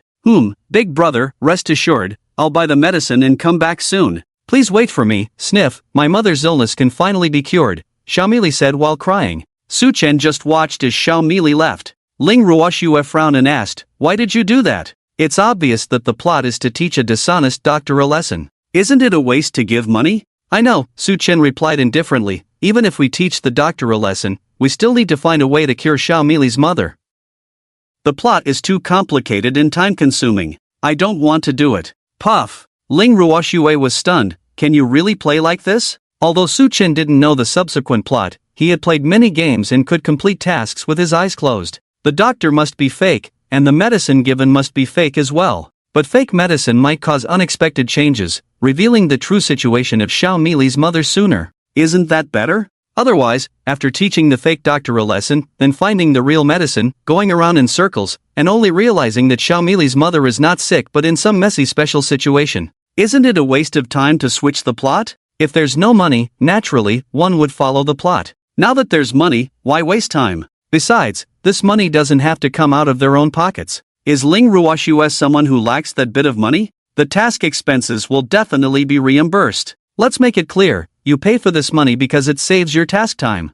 I'm only responsible for helping you complete it, Ling Ruoxue said with a hint of anger. Rest assured, I won't take advantage of you. Not long after, Xiao Mili returned with cheerful steps, holding a bottle of shabby-looking potion in her hands, which didn't seem like a good thing. Big brother, let's go back quickly. Xiao Mili led the way, passing through the alley behind the inn, which was full of debris, and crossing an old ruin. The houses here were obviously dilapidated, uninhabited for many years. The pervasive smell of garbage made the air particularly unpleasant. Xiao Mili navigated through the garbage with ease, hopping and jumping, and arrived at a drafty wooden door. Creak! The decaying wooden door opened, followed by an even more putrid smell. In the dim room, there was no source of light. My mother's illness can't stand the light, otherwise, she'll feel especially uncomfortable. Xiao Mili explained a sentence, took 3 steps and made 2 steps to rush to the bedside, opened the precious potion in her hand. Mom, wake up, I brought the medicine back. Suchen and the two of them adapted to the light at this moment. Looking up, they saw a woman lying on the bed,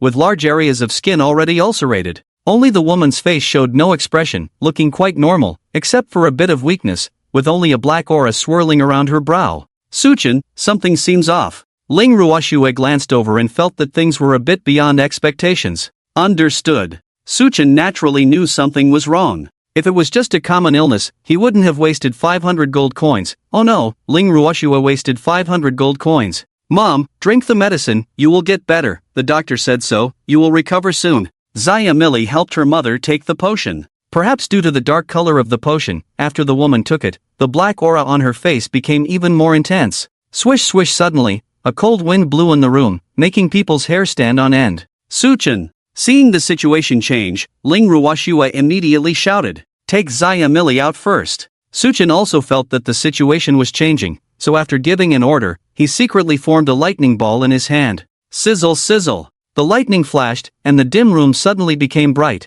with the surrounding broken items instantly turning a deep blue. Mom? Xiao Mili didn't know what was happening. She just watched as her mother's expression became more and more ferocious, and her body began to convulse wildly. Whoosh! The black aura suddenly exploded. At this moment, Ling Ruoxue arrived, pulled Xiao Mili back, and left. Suchen quietly watched the changes before him. He thought to himself, it seems that she has been invaded by darkness. This town should have guards to prevent the entry of dark auras. Any dark aura should be expelled by the guards. If the guards can't do it, the church in the town should step in. This is their responsibility. In any case, the residents of the town should not be targeted by dark auras. And this kind of dark aura that can cause mutations is not something that can form in a day. It has probably been around for a while.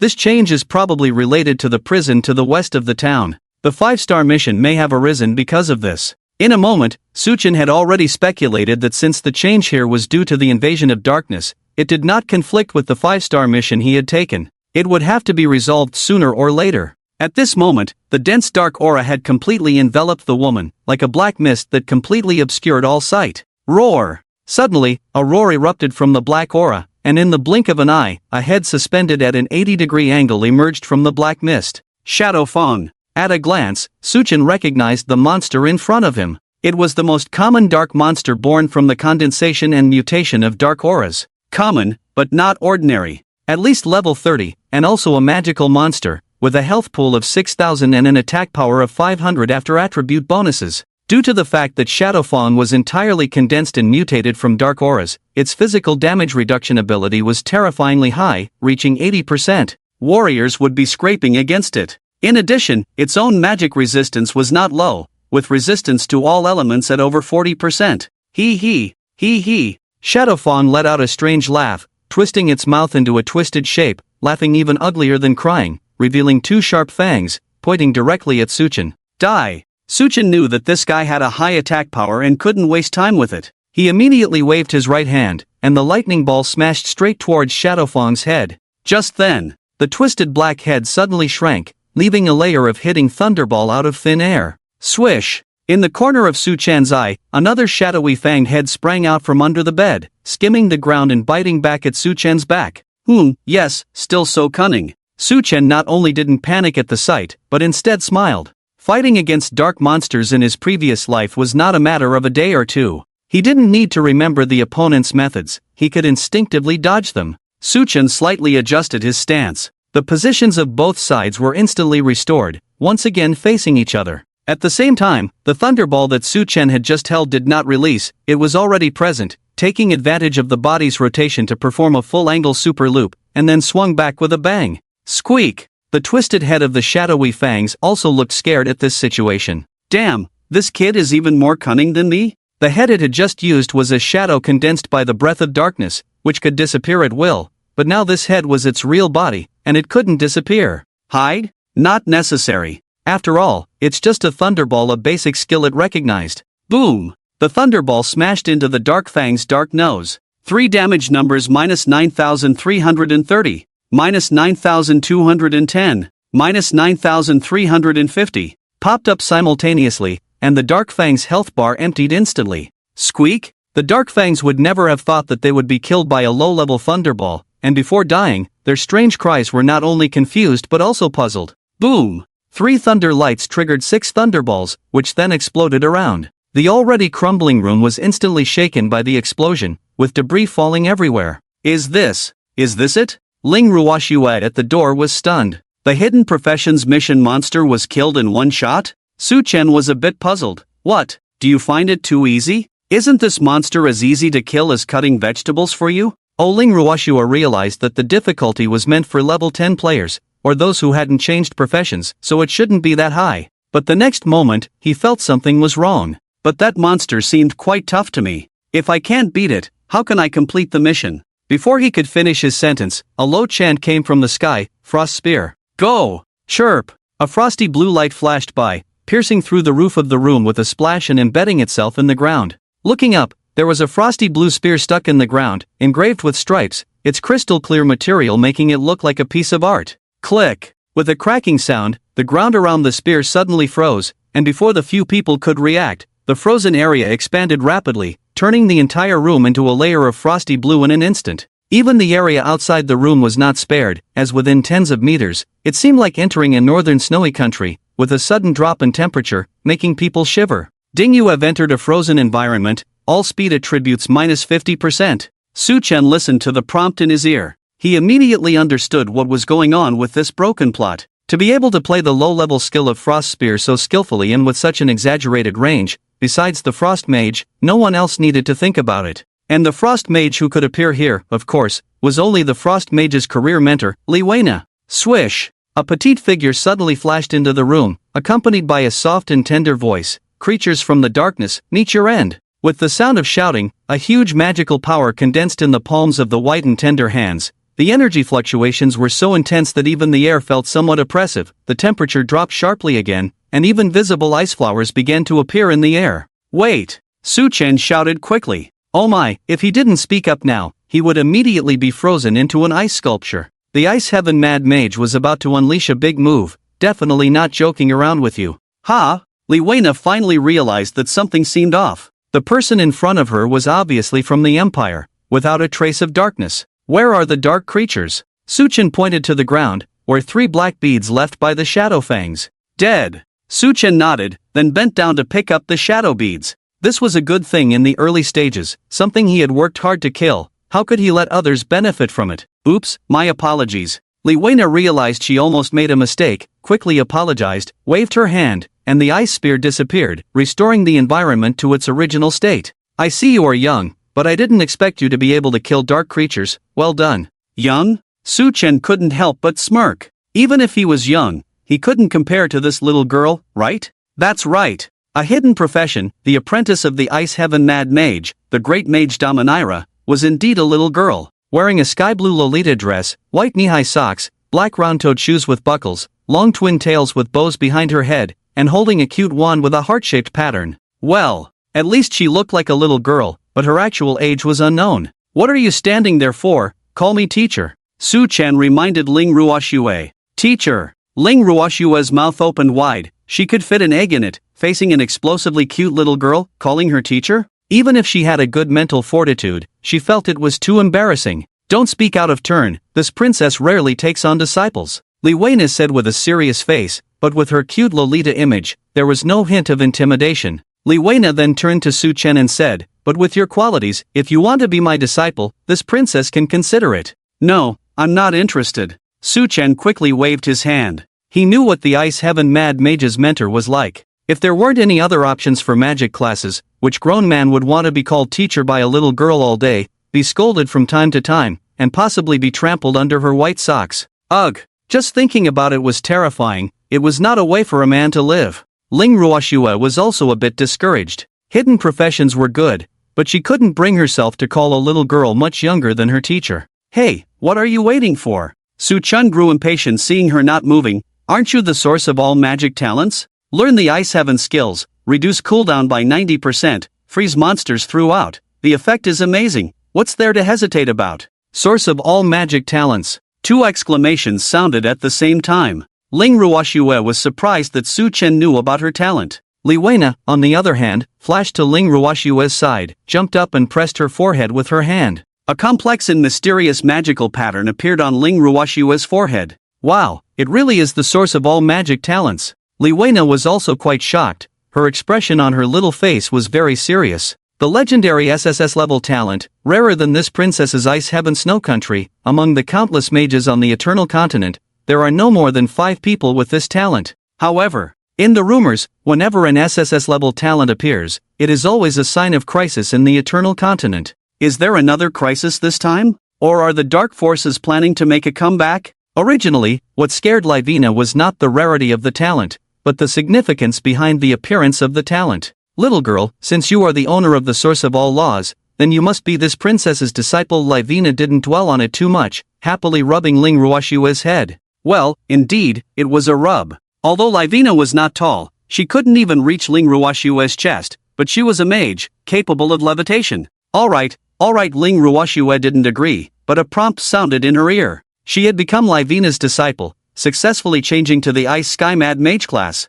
Ding player Ling Ruoxue changes to a hidden class, Ice Sky Mad Mage. Reward, Empire Reputation x 1000, Gold Coins x 1000, Advanced Phantom Stone x 10. Eternal Ranking System activated, players can check it themselves. After 3 system prompts, Ling Ruoxue tilted her head, dazed, and said, Suchen, you didn't change classes? In her impression, Suchen had long entered the main city, had abnormal strength, and didn't care about hidden classes, so of course, he had changed classes. Wasn't this the most normal way of thinking for everyone? If she hadn't changed classes, how could she help others change classes? Didn't he know that there were special rewards for the first class change in the Eternal game? Of course, he didn't change classes. If he did, would this princess still compete with others for disciples? Livina was quite calm. Suchen was also calm. Of course, it was a superficial calmness. If he couldn't get the rewards from the game developers, then he would be a bit uneasy. If you feel embarrassed, you can just give me the rewards. Ling Ruoxue didn't hesitate and immediately handed over all the reward items. Take them all. I won't take advantage of you after I go offline and get the reputation money. I'll give you the class change fee as well. Plan settled. 1,000 gold coins, 10 advanced phantom stones in hand. Well, very proper. Suchen was very satisfied. This Ice Emperor always talked about not taking advantage of others. He wasn't deaf, his ears had calluses. By not mentioning the rewards in advance, it was to make her feel ashamed and take the initiative to hand over the items. By accepting these rewards, he had repaid the favor. If she still felt embarrassed and insisted on giving him a few billion, Suchin could reluctantly accept it. How can you still ask for the little girl's things? Although Livina didn't care about these things, she couldn't overlook Suchin's behavior. Ling Ruoshua quickly waved her hand and said, No, these are someone else's things, nothing to do with me, I won't take them. Humph. Livina snorted lightly, floating in the air with her hands on her hips, proudly saying, That's right, you are this princess's disciple, remember your identity clearly, just a little trash, not worth mentioning. Little trash? Advanced phantom stones are trash? Suchin suddenly took a deep breath. Phantom stones are used to upgrade ordinary equipment to magical equipment, and advanced phantom stones can upgrade ordinary equipment to rare equipment. With 10 advanced phantom stones, you could have a full set of rare equipment, immediately shining brightly. How could you call this thing trash? Then what isn't trash? What is considered a treasure? Thinking of this, a flash of insight came to Suchin's mind. Although Livina was a disciple of Damanira, she had another identity, the only daughter of the Empire's Grand Duke, Li Weiss. Although she is not the daughter of the Empire's Emperor, as the Grand Duke of Li Weiss, it is not excessive to call his daughter a princess. Not only is it not excessive, this princess is also ennobled by the Emperor of the Empire. If someone else says that Advanced Illusion Demon Stone is rubbish, then when Li Weina says that Advanced Illusion Demon Stone is rubbish, it may indeed be a bit rubbish. Ahem. Suchen cleared his throat twice to adjust his mood. Princess, your words are a bit exaggerated. The Advanced Illusion Demon Stone is an item that can create rare equipment. It may not be rare to you, but to call it rubbish, TSK, is really a bit unfounded. Ling Ruoshua's heart jumped when she heard this. Is Suchen crazy? How dare he confront even the mentor? Even if you don't change to the Ice Sky Mad Mage, he is still a mentor. What if he informs other mentors to make things difficult for you? Would you still want to change jobs? Li Weina was even more shocked. Her small mouth puffed up in anger. If this princess says it's rubbish, then it must be rubbish. Do you dare to question even this princess's words? Suchen's mouth twitched slightly, pretending to be cautious, but with a look of dissatisfaction. Of course, I dare not question the princess's words. It's just that I have limited knowledge and indeed don't know what is rarer than Advanced Illusion Demon Stone, let alone what is not rubbish. Humph, strange indeed. Li Weina raised her head proudly. Considering you are a commoner, this princess won't argue with you. Today, I will let you broaden your horizons and stop treating rubbish as treasure all the time.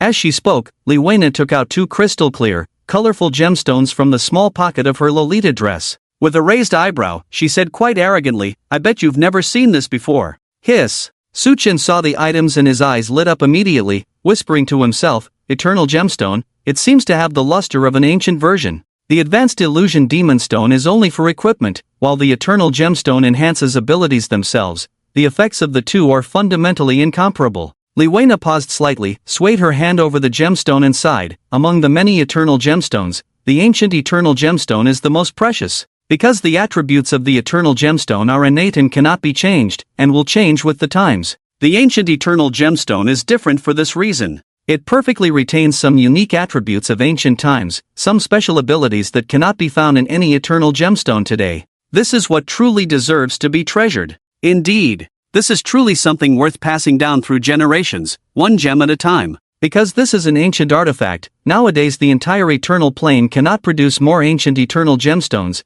only discovering those existing gemstones in ancient ruins. Li Weina truly lives up to her title as a princess. This kind of thing, Suchen had only held one in his past life. And now the little Lolita took action, directly presenting 2. Among 10 Lolitas, 9 are rich, and 1 is especially rich. This saying is indeed true. Suchen saw the little Lolita playing with the gemstone affectionately, and slightly gestured to Ling Ruoshua, urging her to go up. What are you standing there for? Go and ask for it. Ling Ruoshua's understanding of the game was at best half-baked. In her understanding, Advanced Illusion Demon Stone equals rare equipment, which is valuable. But she didn't know what attributes the ancient Eternal Gemstone added. Ignorance breeds fearlessness. In her understanding, this thing really isn't as good as the Advanced Illusion Demon Stone. She also saw Suchen constantly gesturing, but she didn't think it was necessary to ask the little Lolita for it. She also had her dignity. The little Lolita is a princess. Isn't she also a princess of the Ling group? It's impossible for her to take the initiative to ask for such a thing even if she were cut open. Well, it is indeed a good thing. Teacher, you should put it away. Ling Ruoxue said calmly. Damn! Su Chen's mentality exploded instantly. What's going on? The ancient eternal gem, something that is basically unattainable before reaching full level 4. Auction? Don't joke. People don't come to the auction house to sell gold coins for this thing. At least it has to be an item of equivalent value to exchange. Otherwise, there is simply no need to sell it. Little Lolita is so wealthy, with a special status and abnormal strength. The things she treasures, could they be trash? If you don't ask her for it now when she takes it out, even if you advance to the master level in the future, you may not be able to see this thing again. Li Weina suddenly paused. What does this mean? Look down on my things? And ask me to put it away? Li Weina carefully looked at her eldest disciple, with a calm face, no ripples, as if she didn't care about the gem in her hand at all. This. Li Weina's face instantly darkened. Eldest disciple, do you not understand how precious this thing is? Look at him, he understands. Su Chen's expression instantly froze, looking lifeless. If there's no reaction to seeing the ancient eternal gem, then Su Chen's 3 years of gaming have been in vain. In this game of eternity, only by playing more can you understand the preciousness of some special attributes, like the increase in shooting items obtained across professions. It's really not as simple as it seems at first glance. Because once you know the value of those things, you really want them, but you really can't get them no matter how hard you try. Ling Ruoxue still doesn't understand, still saying lightly, no, the teacher said that precious things are definitely precious, but if the thing is not mine, then it has nothing to do with me. Su Chen sighed deeply in his heart. It's over. The Ice Emperor started to show off, 2 princesses colliding, what's the point? Li Weina was also stunned after hearing it. Not care? And even a bit of an attitude of not accepting it. As the only daughter of the Duke of Liwei's, the princess ennobled by the empire, the proud disciple of the legendary Archmage Damanira, when has she ever been treated like this? Can she endure this? She must not endure it. Li Weina glanced reluctantly at the gem, then immediately cut off the idea of devaluing it. What gem is more important than the face of this princess? She immediately reached out and threw the 2 gems into Ling Ruoxue's arms. You are this princess's disciple, you can't devalue this princess. If you have no knowledge, others will easily deceive you with some trash items? Ling Ruoxue, hearing Li Weina say she has no knowledge, also got her princess temper up. She grabbed the 2 gems and was about to return them to Li Weina. Su Chen, seeing this, was so scared that he directly launched an assault on Ling Ruoxue on the spot, leaving a residual image in midair and even turned his head back. Princess, you are indeed generous, giving such a valuable gift as a meeting present, truly worthy of being the descendant of the Duke of Liwei's, with the demeanor of an imperial princess. That's right. Li Weina immediately felt comfortable after hearing this, almost floating on air. Just as she floated, she couldn't help but glance at her gem. It really hurts. The ancient eternal gem, even though she doesn't need its attributes, it still hurts. After all, if there's something rare in the future that she wants to buy, she can only exchange it with such rare gems. Leaving aside the value, the color of this gem is not comparable to ordinary gems. Which girl doesn't love gems? Ling Ruoxue clearly noticed the hidden expression of the little Lolita. In terms of understanding women, she is obviously superior to Su Chen. She also can't stand it when others act like they don't want to part with the gift, making it seem like only she would treasure it. Teacher, why don't you take the gem back? The little Loli instantly bristled like a cat whose tail had been stepped on. Nonsense. Things that this princess has given away should not be taken back. Once the item is given to you, it's up to you to handle it, whether to use it, sell it, or throw it away. In any case, this princess will not take it back. Upon hearing this, Su Chen let out a long sigh of relief. Indeed, when it comes to dealing with Lolas, one must rely on mature ladies. Su Chen thought it was a lost cause, but the other party remained still and even took the initiative to bring the item over. Moreover, after handing it over, it seemed like the item was not very valuable. Since the matter was out in the open, Su Chen no longer needed to hide anything. Come, let me check the gemstone's attributes. The little Loli froze in midair. What do you mean? You don't need to hide things from me anymore after tricking me. No, wait, after tricking my disciple? Ling Ruoxue truly didn't understand the value of gemstones and immediately threw it to Su Chen. Eternal Gemstone, Ancient increases the number of Frost Spear projectiles by 2, increases Frost Skill attack range by 50%,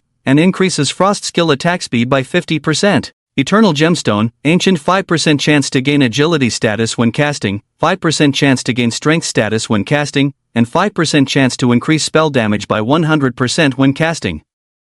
Damn! Truly worthy of an Ancient Eternal Gemstone, the attributes are amazing. Just a glance from Su Chen made his heart race. The attributes of projectile items are extremely rare, and artifacts are exclusive, found nowhere else. Such attributes would not appear on regular eternal gemstones, but the ancients were indeed extraordinary, finding a way to modify these attributes to only enhance a specific skill with projectile items, thus not disrespecting the gods. However, with the existence of Empress Xylus, disrespecting the gods meant nothing. What could the gods do about it? Nowadays, no one dared to do such a thing. If it had been a global projectile increase, Su Chen would definitely not miss it. Currently, it only added frost spears, a skill Su Chen had no intention of learning, as its effect did not match his own. Frost spears had a shattering effect upon hitting, with a small area of attack, while thunderballs were explosive projectile attacks. The two were different. By equipping this gemstone, he would initially have 2 more projectile attacks. If Su Chen did not have triple shot, he might have hesitated to modify it, but now there was no need to hesitate.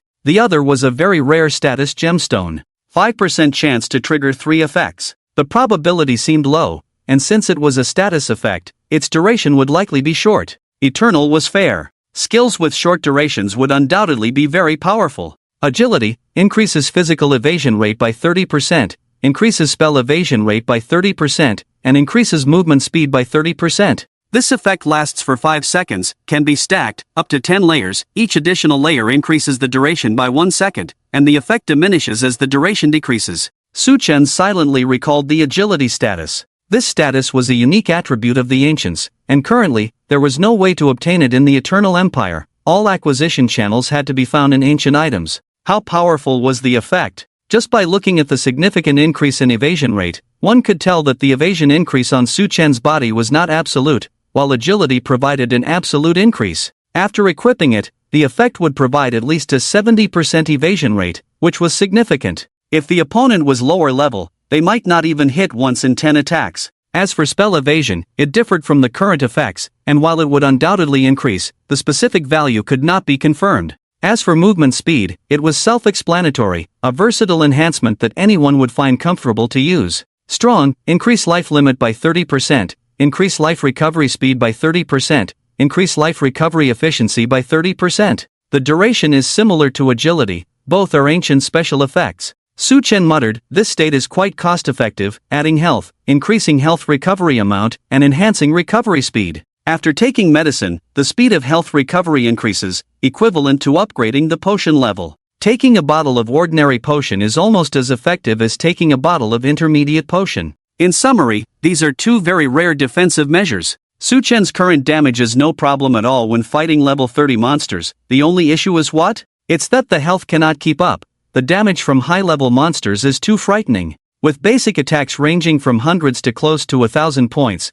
a critical hit can easily take away a few hundred points of health. If luck is bad, or the monster is a bit stronger, being killed instantly is also normal. Both of these states increase defense. The probability seems low, but that's for ordinary people. Is probability a problem for Su Chen? Starting with 3 balls, doesn't the probability increase threefold? After the explosion, it's a sweep of 6 balls, triggering a probability with each hit. Is this probability still low? If there are more thunder explosions, combined with the continuous hits of magical echoes, and a few more monsters, it is possible to achieve a stackable effect in battle, making the attributes permanent. Just take this. Su Chen quickly analyzed in his mind, and handed the gem of the ice spear to Ling Ruoxue. "This is perfect for you to use. As for the remaining one, I'll take it as a reward. No need to pay anymore." Indeed, there is no need to pay. The value of this gem cannot be measured in gold coins, let alone in dragon coins. After all, it is a late-game item, with a difficulty of acquisition close to that of artifacts.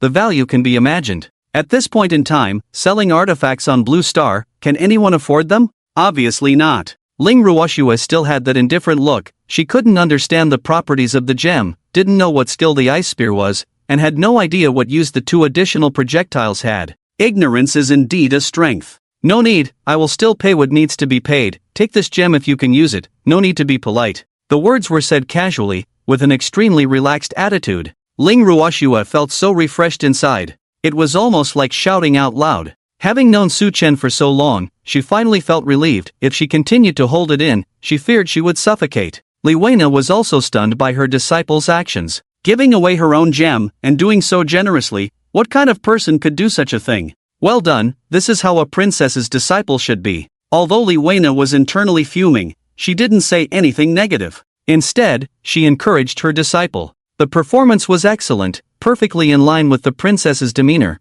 not embarrassing the Liwei's family or the imperial family. Damn! Su Chen was also impressed. Li Weina's princess syndrome seemed quite serious. But as long as he got the item, there was no need to continue provoking her. The eternal gem can be used directly in place, inserted into the arm. 1 gem takes effect at first transformation, 2 at second transformation, and so on, up to a maximum of 4 eternal gems active at the same time. Additional insertions are ineffective. If one is rich and has money to spare, they can choose to insert more gems on their body. Apart from the active gems, the rest are just decorations, with no use. Li Weina found Su Chen quite intriguing. You do have an eye for good things. Since I'm not of the ice element, I didn't even glance at the gem of the ice spear. The other gem is useful to me, so I didn't hesitate to embed it. Well, I take back my previous evaluation. You are definitely not an ordinary person. The little girl's knowledge is too broad, and the power behind her is intimidating. She might really be able to deduce something from him. Of course, not a commoner. Su Chen couldn't let her think too much, immediately showing the noble emblem around his waist. Li Weina nodded without further questioning. Although he was a baron of contribution, he was still a baron. Since he was an imperial noble, it was only right to have some knowledge. Just thinking about Su Chen's lack of knowledge just now, it might have been a pretense, which made the little girl a bit excited. Mom, are you okay? On the other side, little Mealy, who had been knocked out by a spear of ice, also woke up, and the first thing she did was rush to the bedside to check on her mother. Su Chen frowned. I killed the shadow fawn. This is the mutated host. Is there a way to save it? Normally, there was no reason for the mutated host of the shadow fawn to survive. Because the shadow fawn was too treacherous, if it couldn't beat its opponent, it would leave some energy to detonate the host. However, the shadow fawn just now was a bit too arrogant, and unexpectedly encountered someone even more treacherous than itself, so it messed up and didn't leave any ability to detonate the host. Mealy's mother didn't die, but her condition was very bad. Su Chen had never encountered this situation before, so he could only ask Li Weina. It's okay, just drink a bottle of medicine and you'll be fine. With that, the little girl took out a bottle of golden glowing potion from her pocket on the other side and casually threw it to Mealy. Damn! A high-level rare potion, at least 3,000 gold coins a bottle, and she just threw it like that? Generous. Really damn generous. After drinking the potion, Mealy's mother instantly returned to normal, except for being weak. There were no other issues. Her complexion was rosy, and she was full of energy. Thank you, sir. Miss Su Chen wasn't interested in these things, so he thought for a moment and took out about 100 gold coins and stuffed them into Mealy's hands. Don't stay here. Take the money and move to Helsin, where the environment is better, and the money is enough for you to study. Your mother is fine. You can also find a job and live. No, sir, we can't accept this money. Mealy's mother strongly declined. It's okay, it's nothing. Su Chen threw the money down without hesitation. Indeed, it was nothing. The little girl could throw a 3,000 gold coin potion, so what was this amount of money? After all, today's gains were already quite frightening, so he was generous for once. He couldn't just pretend otherwise. Su Chen pulled Ling Ruoxue out. Li Weina suddenly felt that Su Chen wasn't too bad of a guy. But Su Chen's behavior of asking people to move made her have a bad feeling. The situation in the small town was probably not that simple. Su Chen might know something. After all, he arrived earlier than herself. The little girl was lost in her own thoughts, not knowing where the route went wrong. If Su Chen knew, he could only admire her imagination. Such a crooked route, yet she could still hit the mark. The small town was indeed no longer viable, and the crisis was not far off. Where to now? Ling Ruoxue suddenly asked. Su Chen rolled his eyes at her. You go learn skills from the teacher. I have something to do. Let's split up here.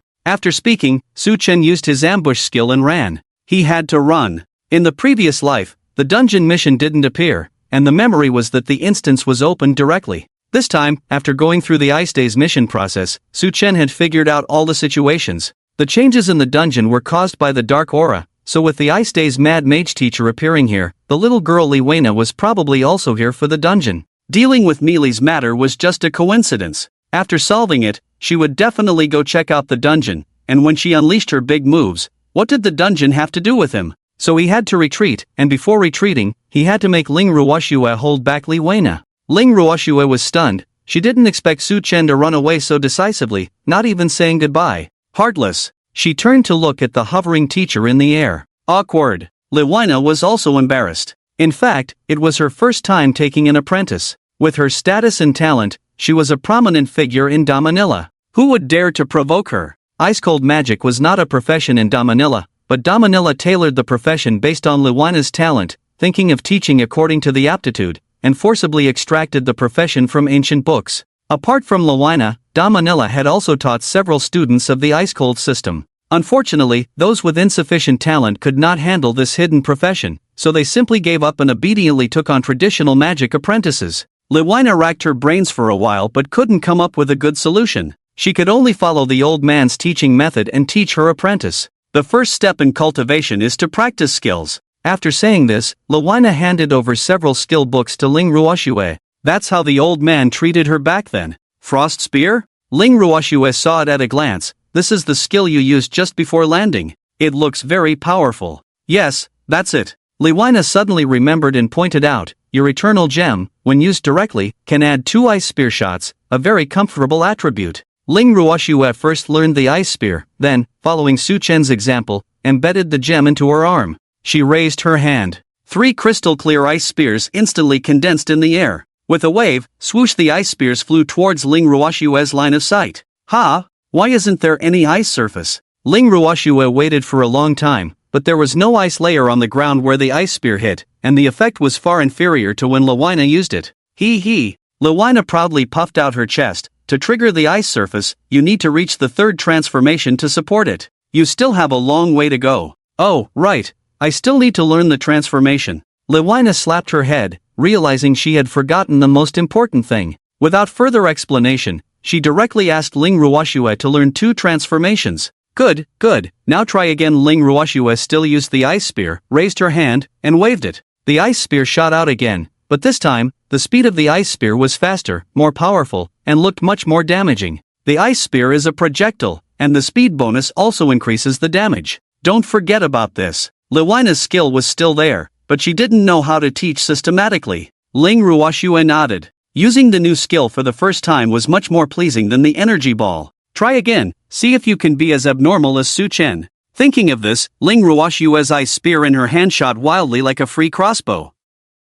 Swoosh swoosh swoosh, rows after rows, quickly poking holes in the ground. Ah, can it be like this? Liwina was so shocked in the air that she almost fell down. The origin of all laws. Liwina instantly remembered her apprentice's talent, with a built-in 90% cooldown reduction, plus the cooldown reduction of ice spells and the speed bonus of spell projectiles in the ice-cold magic specialty. The result was outrageous. Even more outrageous was that Ling Ruoshue still looked dissatisfied, as if she wasn't quite satisfied. If only I could shoot dozens of ice spears at the same time. Ling Ruoshue still yearned for Su Chen's full-screen attack. There was no way. Su Chen's appearance when he made a move was just too cool. How many? Liwina beside her widened her mouth in astonishment. Dozens of ice spears? Are you crazy? Do you think it's easy to get the attributes of a projectile? Your projectile increase comes from the ancient eternal gem. Do you know how rare this gem is? If it weren't for the fact that the enhanced ice spear is a low-level skill, would this princess be willing to?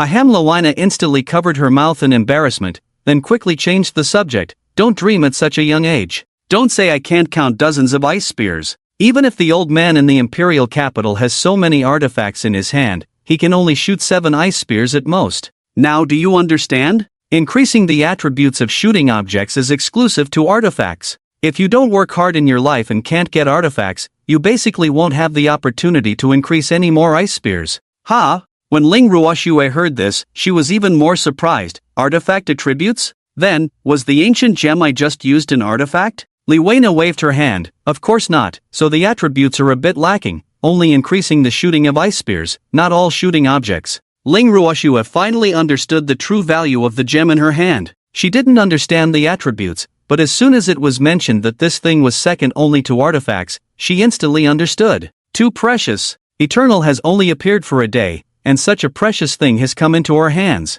The value is probably infinite. But Su Chen didn't want such a precious gem. Did he not know the value of this gem? Ah, it's so frustrating. Clearly paying attention, why did she unknowingly take advantage of that guy again? However, she did understand why Su Chen didn't want it. Because the attributes of this gem were indeed useless to him. He could already go full screen. If he took this gem, he would have to relearn skills, probably have to switch to the Ice Sky Mad Mage. He didn't want to switch, so he only took another one. Understanding this point, but more questions arose. How did Su Chen achieve full-screen kills without the ancient gem? Thinking of this, Ling Ruoxua quickly asked, by the way, is the thunder system skill different from the ice system? If you use thunderballs, can you shoot dozens of thunderballs? Alas, Li Weina heard this and sighed regretfully, floating over inside, finally took in a disciple. Why is it still a fool? Fool? Ling Ruoxua pointed to her own nose in confusion. Of course it's you, who else could it be? Li Weina pouted and complained, why can the fire system do what the ice system can't?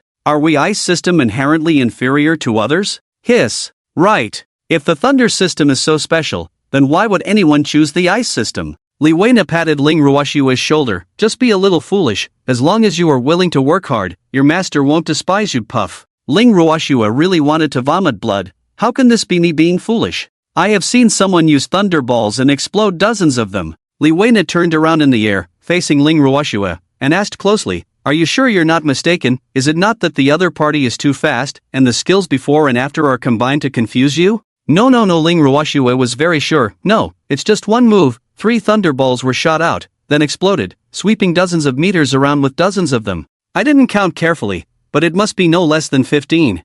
Li Weina lightly patted her chest, feeling very fortunate. Fortunately, my disciple is not a fool, now I can finally rest assured. Ha? Why? Ling Ruoxua asked blankly. Of course, because what you saw is real. Li Weina explained, supporting her chin. Being able to shoot 3 thunderballs is indeed very powerful. As for the dozens that followed, it's because of the special effect of the thunderball skill. If you said he shot out dozens of thunderballs in one move, your master would have taken you to see a doctor by now. I don't understand. Ling Ruoxua was still confused. Shooting 3 thunderballs is impressive? She knew Su Chen was impressive, no need to say. The key is why the dozens that exploded afterwards were considered normal? Ah, why can't I explain it to you? Your comprehension is just too poor. Li Weina looked at Ling Ruoxua's dumbfounded expression, already feeling distressed and kicking her legs in midair. Whoosh! Li Weina flipped in the air and said grumpily, alright, let me demonstrate for you. It's just a thunderball. Your master can do it too.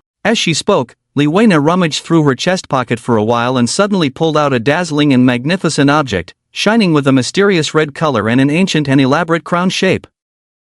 As soon as the crown was taken out, colorful lights converged around it, gradually approaching the crown. Suddenly, a sense of divinity descended, majestic and grand, making people feel the urge to kneel down involuntarily. Artifact. 7 Luminaries Crown. Li Weina's expression was solemn at this moment, treating the artifact as if facing a deity, not daring to be disrespectful. Ling Ruoxua did not expect to encounter an artifact here. Just looking at it made her feel extraordinary, and the divine charm within it was something she had never experienced before.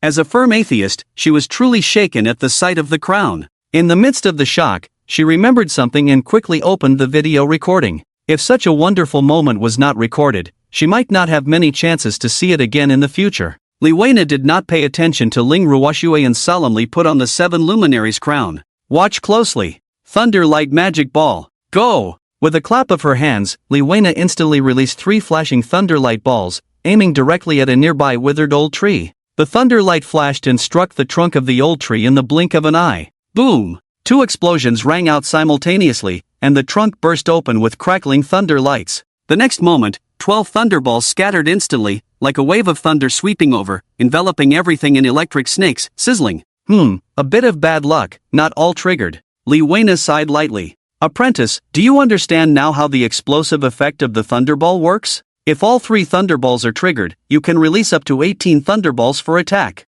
Ling Ruoxua looked at the thunder wave sweeping in the distance, still feeling shocked even though it was not her first time witnessing it. What shocked her more than the skill effect was Su Chen. For the demonstration, Li Weina did not use ancient gems but brought out an artifact. Even as a hidden professional instructor with a terrifying wealth, she had to bring out an artifact to demonstrate Su Chen's effect. How did Su Chen do it? Artifact. Su Chen has an artifact. It must be because of this. If not, then it is probably in existence even more terrifying than an artifact. As for the cheating and bugs mentioned on the forum, she never believed it. Eternal, this kind of game obviously does not come from Blue Star Technology. If such a game can be cheated, it means Su Chen is an alien. Li Weina carefully put away the artifact. The artifact is good in every way, except that it's not comfortable at all. Ling Ruoxua approached, but before she could speak, Li Weina immediately took a step back, a hint of panic flashing in her eyes. Could this apprentice even want the artifact?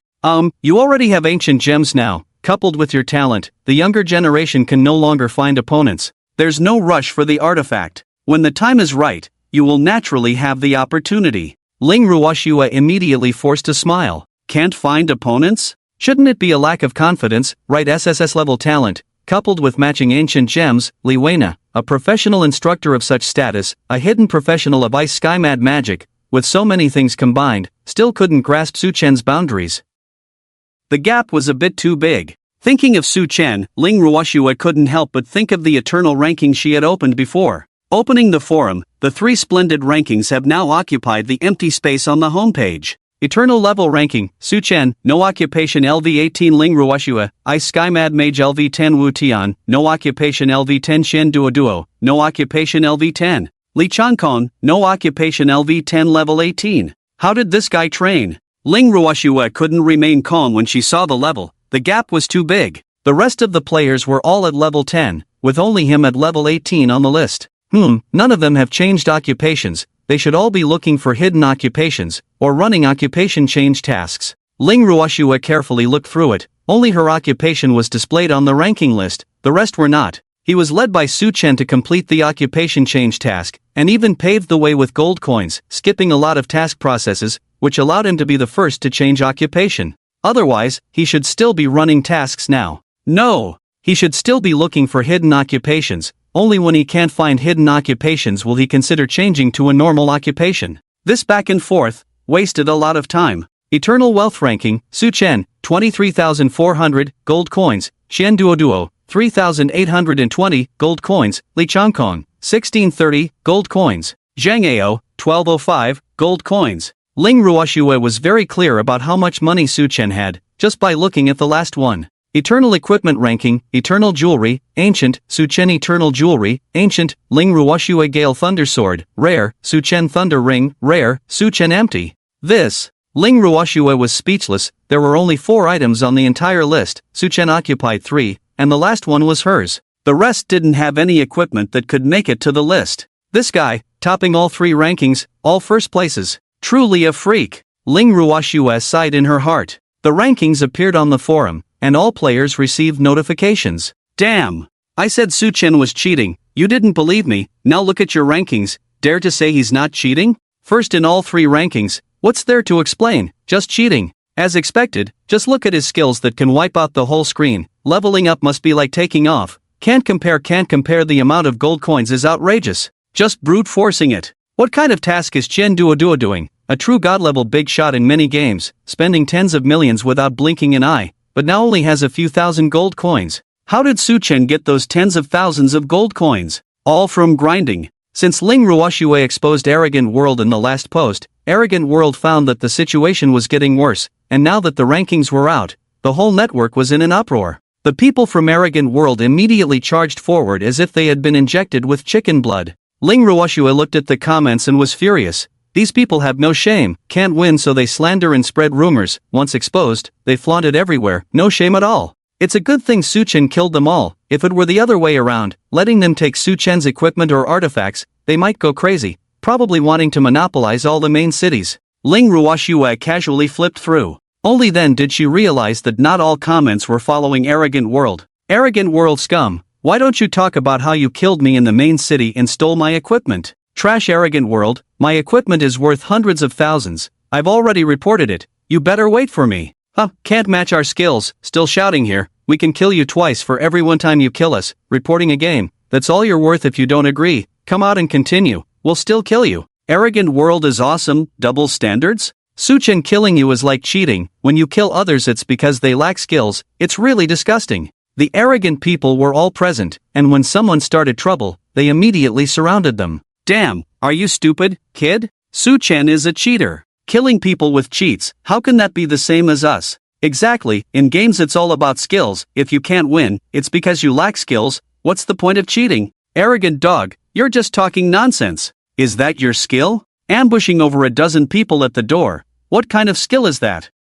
Isn't ambushing a skill? If you have the skill, why don't you ambush too? Damn! The people below were shocked by the arrogant dog's actions. Brothers, we support you. This arrogant dog is too disgusting, ambushing people at the city gate right after the game started. Even a dog wouldn't do such a thing. Well, the arrogant people do have a point. Damn, even the arrogant dog has followers? They're right. It's all about skills. Su-chen can cheat to kill arrogant people. If the arrogant people have skills, they should cheat back. What's with all this barking? Damn, turns out they're allies. My 40-meter sword can't be sheathed anymore. Let's bury them. Are you crazy? Calling cheating a skill? Damn, are your brains filled with water? Sorry, but it's you who has water in your brain. We are all normal people. Whether Su-chen cheats or not has nothing to do with us. It doesn't affect my earnings. But you bunch of scumbags ambushing people at the city gate, you're worse than dogs. Brothers, we must not let the arrogant dog go, or the next one ambushed outside the city will be you. Damn, even licking up to cheaters. Did you all take money from Su-chen?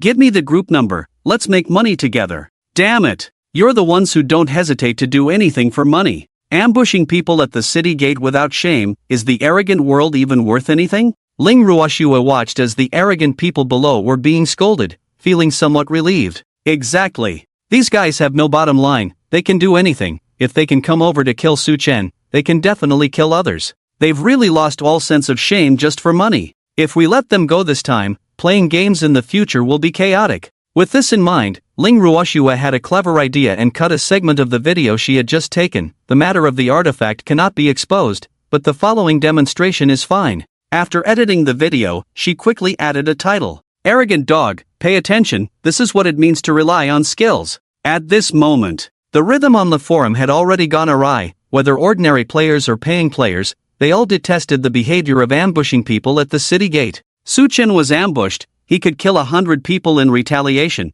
Can an ordinary player like you kill 100 people? Obviously not. You'll end up losing levels and equipment, resetting to 0, and even thinking about jumping off a building. In this situation, a large number of players began to argue with the arrogant people. Any post criticizing the arrogant people would be supported by players. Ling Ruoshua's post was quickly pushed to the front. Keep it up. The arrogant dog must die. As a professional top poster, it was impossible to read posts without first supporting them. But not reading was one thing, and as soon as they did, it exploded. Damn! Who is this great god? Everyone's players were stunned by the video in the post. In the video, a young girl dressed in ice blue Lolita attire, wearing a 7-color radiant crown, exuding a divine aura. With just one move, 3 lightning bolts flashed across the screen, and the next second, over a dozen lightning balls burst out from the tree trunk, sweeping across with thunder waves. When the skill ended, the little girl finally turned her head, revealing a cute yet serious face. Senior apprentice brother, do you understand now?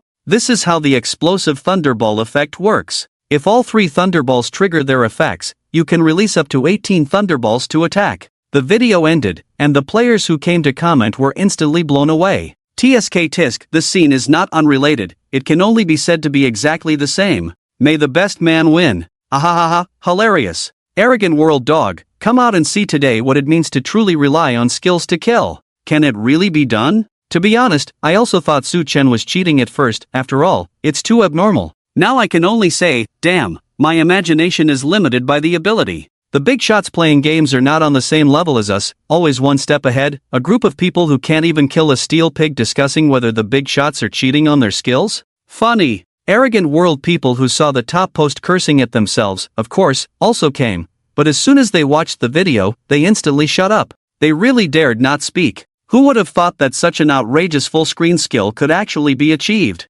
Isn't this a joke? Come on, arrogant world dog, keep relying on your skills. Where are the people? Oh no, the dogs. No skills to show off, but quite good at setting up ambushes. If they can't beat you, they'll steal your equipment. If they can't beat you, they'll curse you for cheating. It's really disgusting. Disgusting. Disgusting to the core. Disgustingly open the door. It's disgustingly outrageous. Arrogant world dogs are probably preparing on Eternal Stinky Street. Brothers, be careful in the future. If you see arrogant world dogs, report their location on the forum. Can't one person beat them? Can 100 people beat them? Ambush? I'll charge over and kill all of you first. Today, all the brothers present, be vigilant. As long as there are ambushes at the door, they must be from arrogant world. Don't be polite, call out on the forum, and go over to wipe them out immediately. Stealing equipment? Huh?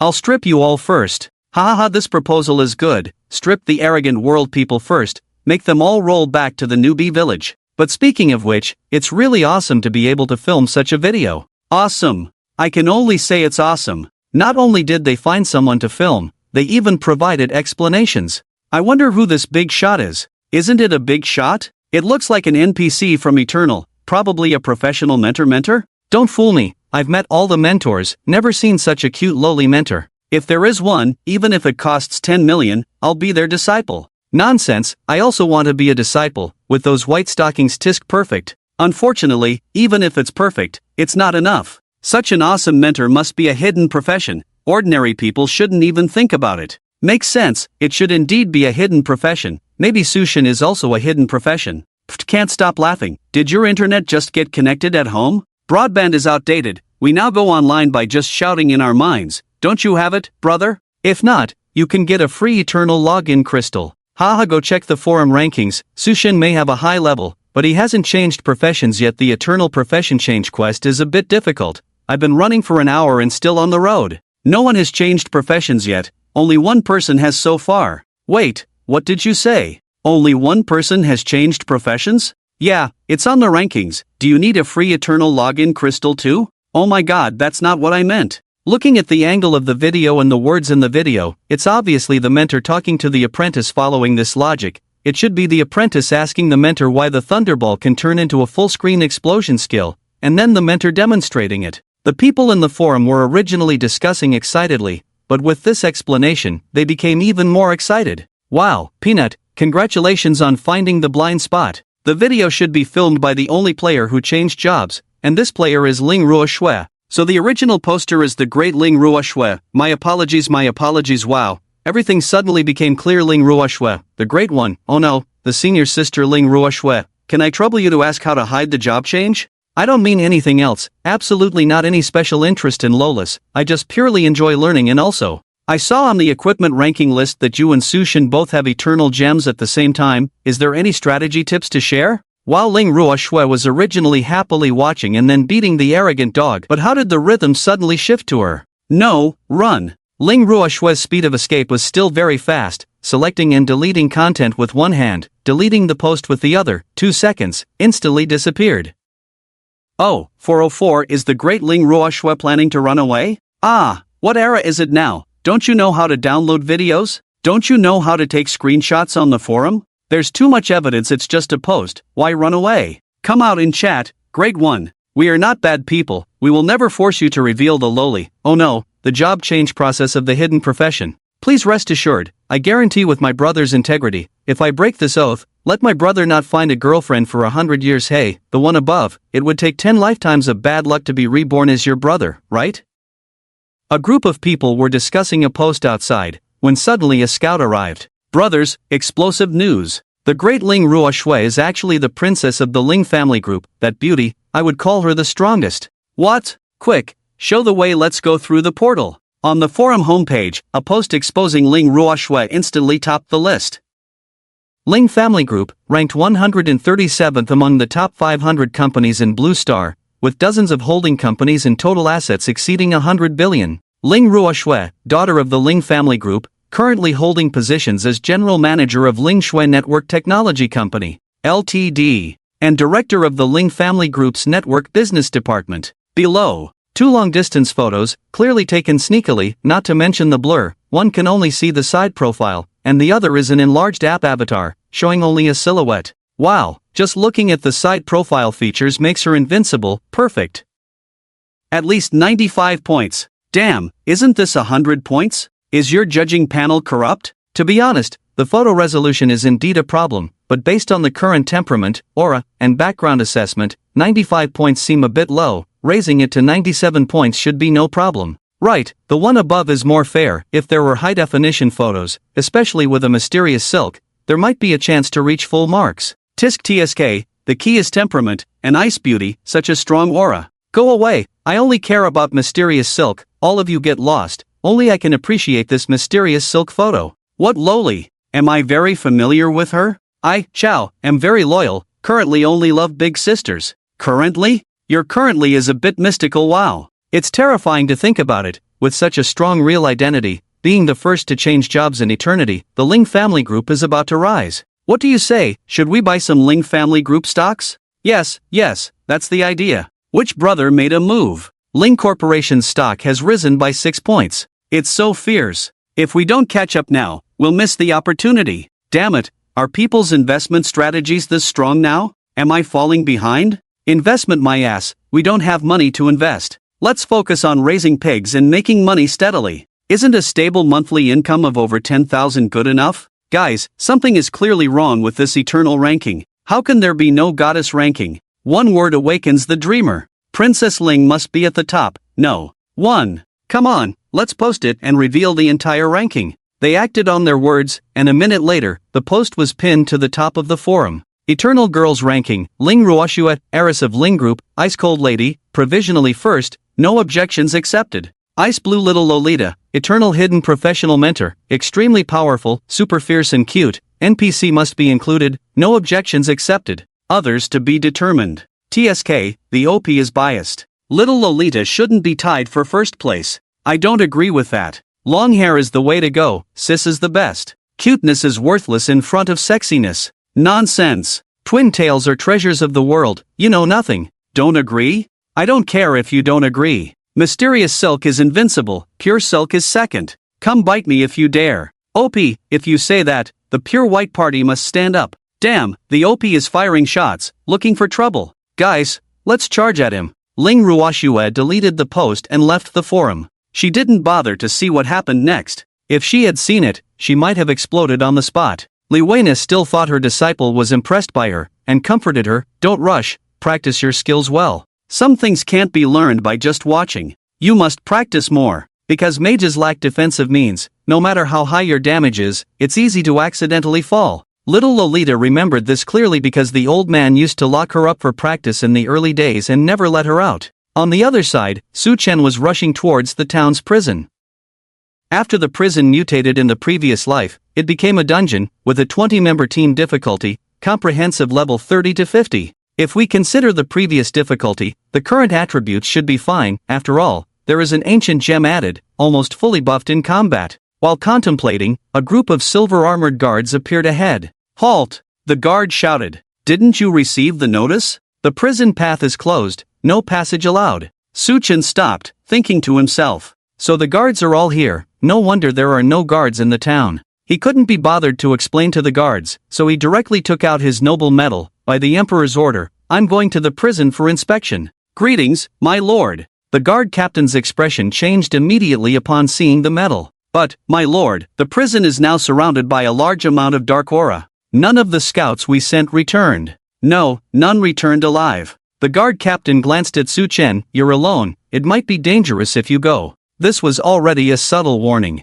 If Su Chen didn't have the noble medal, the guard would have started scolding and attacking by now. Su Chen had good magical equipment, but the equipment level was too low, and being alone would mean walking into death. My lord, the scouts we sent before were all elites, one of them was even level 40, wearing a full set of magical equipment. The guard captain tried to persuade in a different way. I know. Su Chen replied indifferently. He knew the situation inside much better than the guards. Their team of guards, with an average level of over 30, consists of about a dozen people, all equipped with standard imperial gear, except for the captain who has magical equipment. This setup is a dead end. Don't worry about me, just keep an eye on this place and don't let anyone in. The guard captain suddenly appeared somewhat hesitant. Ordinary people definitely wouldn't dare to enter, but if nobles wanted to enter, they wouldn't dare to stop them. However, if they didn't stop them and something happened, they would be in trouble. Why don't you wait a bit longer? We already reported to Helsen the day before yesterday, and I believe someone will come to handle this matter soon.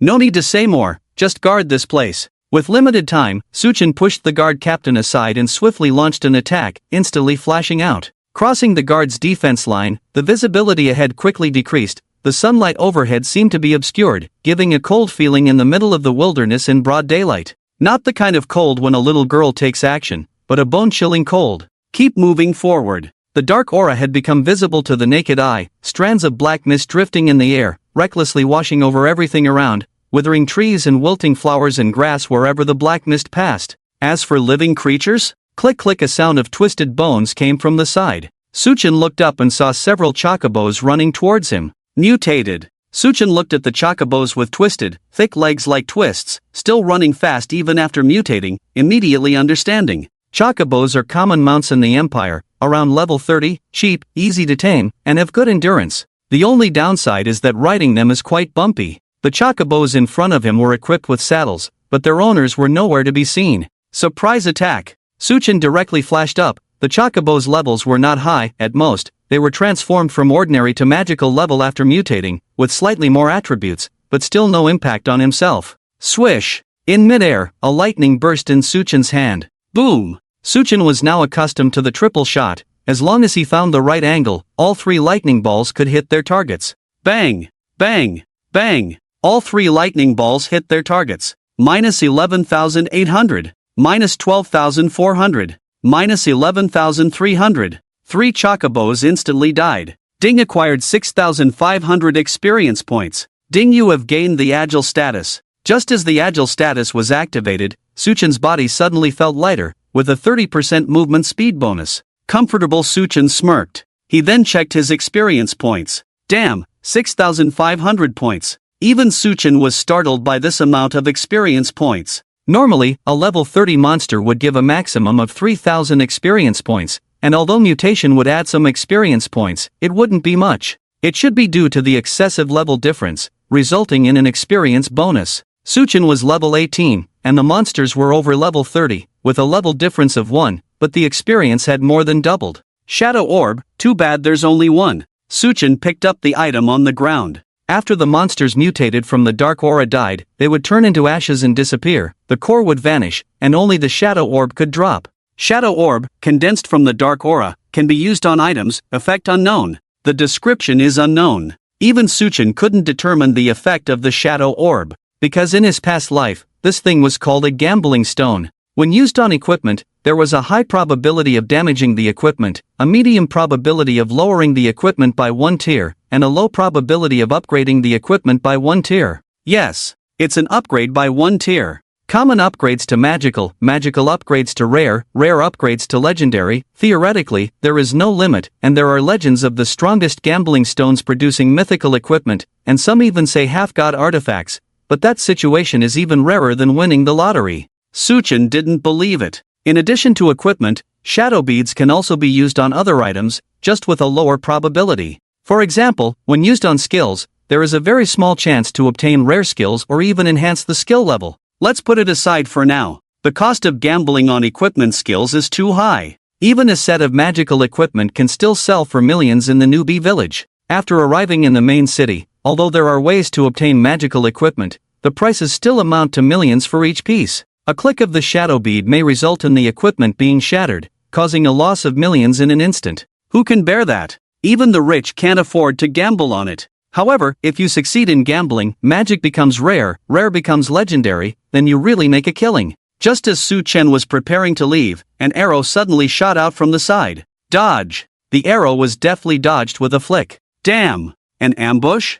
Suchin quickly dodged and turned around to see several guards approaching with weapons and bows. Swish! The guards drew their bows and shot 3 arrows directly at Suchin. Mutant guards! Suchin knew that these guards were already dead, corroded by the breath of darkness, and now they were similar to zombies. Don't get in the way! Suchin hadn't reached the prison yet, so he didn't have time to waste with them. He quickly cast 3 lightning spells. Bang! All hits. Ding experience gained, 7,500 points. As for the arrows from the other side, Suchin easily dodged them with a sidestep. Surprise attack! Did all their equipment explode? Suchin had come to pick up the shadow beads by surprise, but found that all 3 guards' equipment was intact. The time was too short, the equipment hasn't been corroded by the breath of darkness yet. Ha, this is a bargain for me. Suchin picked up the items on the ground. Level 30 magical equipment, a full set. Level 20 common equipment, 2 sets. These should be the guards with a full set of level 40 equipment. Suchin didn't pay attention to their health bars, they were all defeated in seconds. Who would care which guard had a slightly longer health bar? I was just worried about not having time to go back to the town to buy equipment, and now it's delivered to me, how nice. Suchin was now at level 18 and couldn't wear level 20 equipment yet, but he would be able to soon.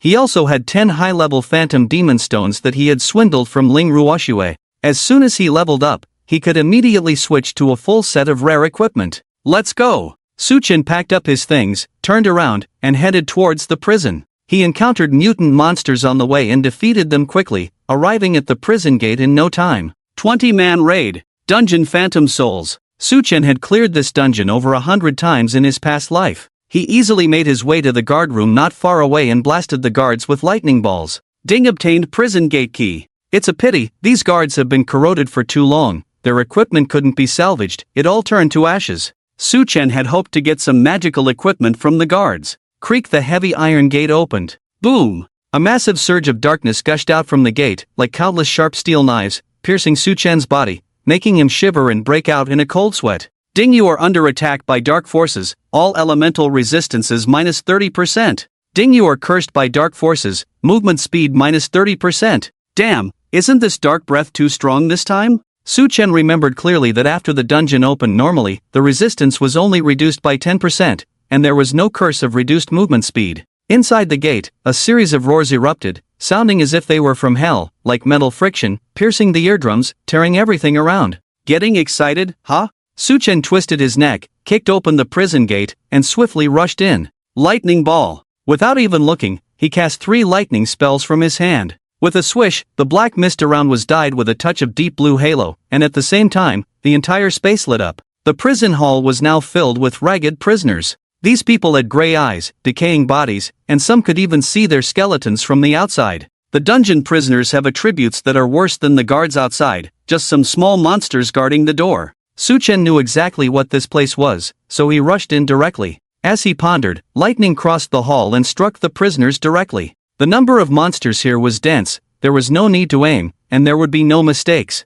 Minus 7,800, minus 8,400, minus 8,300, boom. Boom! 2 thunderous explosions in succession. 12 thunderballs exploded from both sides, sweeping around. Minus 7,900, minus 8,200. Rows of damage numbers popped up. As long as the prisoners were entangled by the electric snakes, they would die instantly. Ding received 6,800 experience points. Ding received 6,800 experience points. The experience points are about the same as outside. But isn't their resistance a bit abnormal? Suchen looked at the damage numbers that popped up and calculated that the monsters here had at least 50% resistance. With a damage of 15,000, half of it was reduced. As long as it can be farmed, level up first, and then deal with skills and equipment. Suchen flipped his hand and 3 thunderbolts were thrown out. Now the cooldown and casting speed had skyrocketed, casting 2 skills per second was not a problem at all. Ding, you have gained the agile status. Ding, you have gained the strong status. Ding, you have gained 100% spell damage enhancement. With one move, all 3 states of the ancient gem were triggered. The thunderballs swept between the prisoners, and any prisoner killed by the electric snake would trigger the state probability. The hall was full of monsters, and the trigger frequency kept refreshing. Come on! Suchen rushed into the group of monsters, shooting lightning left and right. Minus 11,200. Minus 12,030. Minus 11,500. After the spell damage enhancement, over 10,000 damage was dealt again.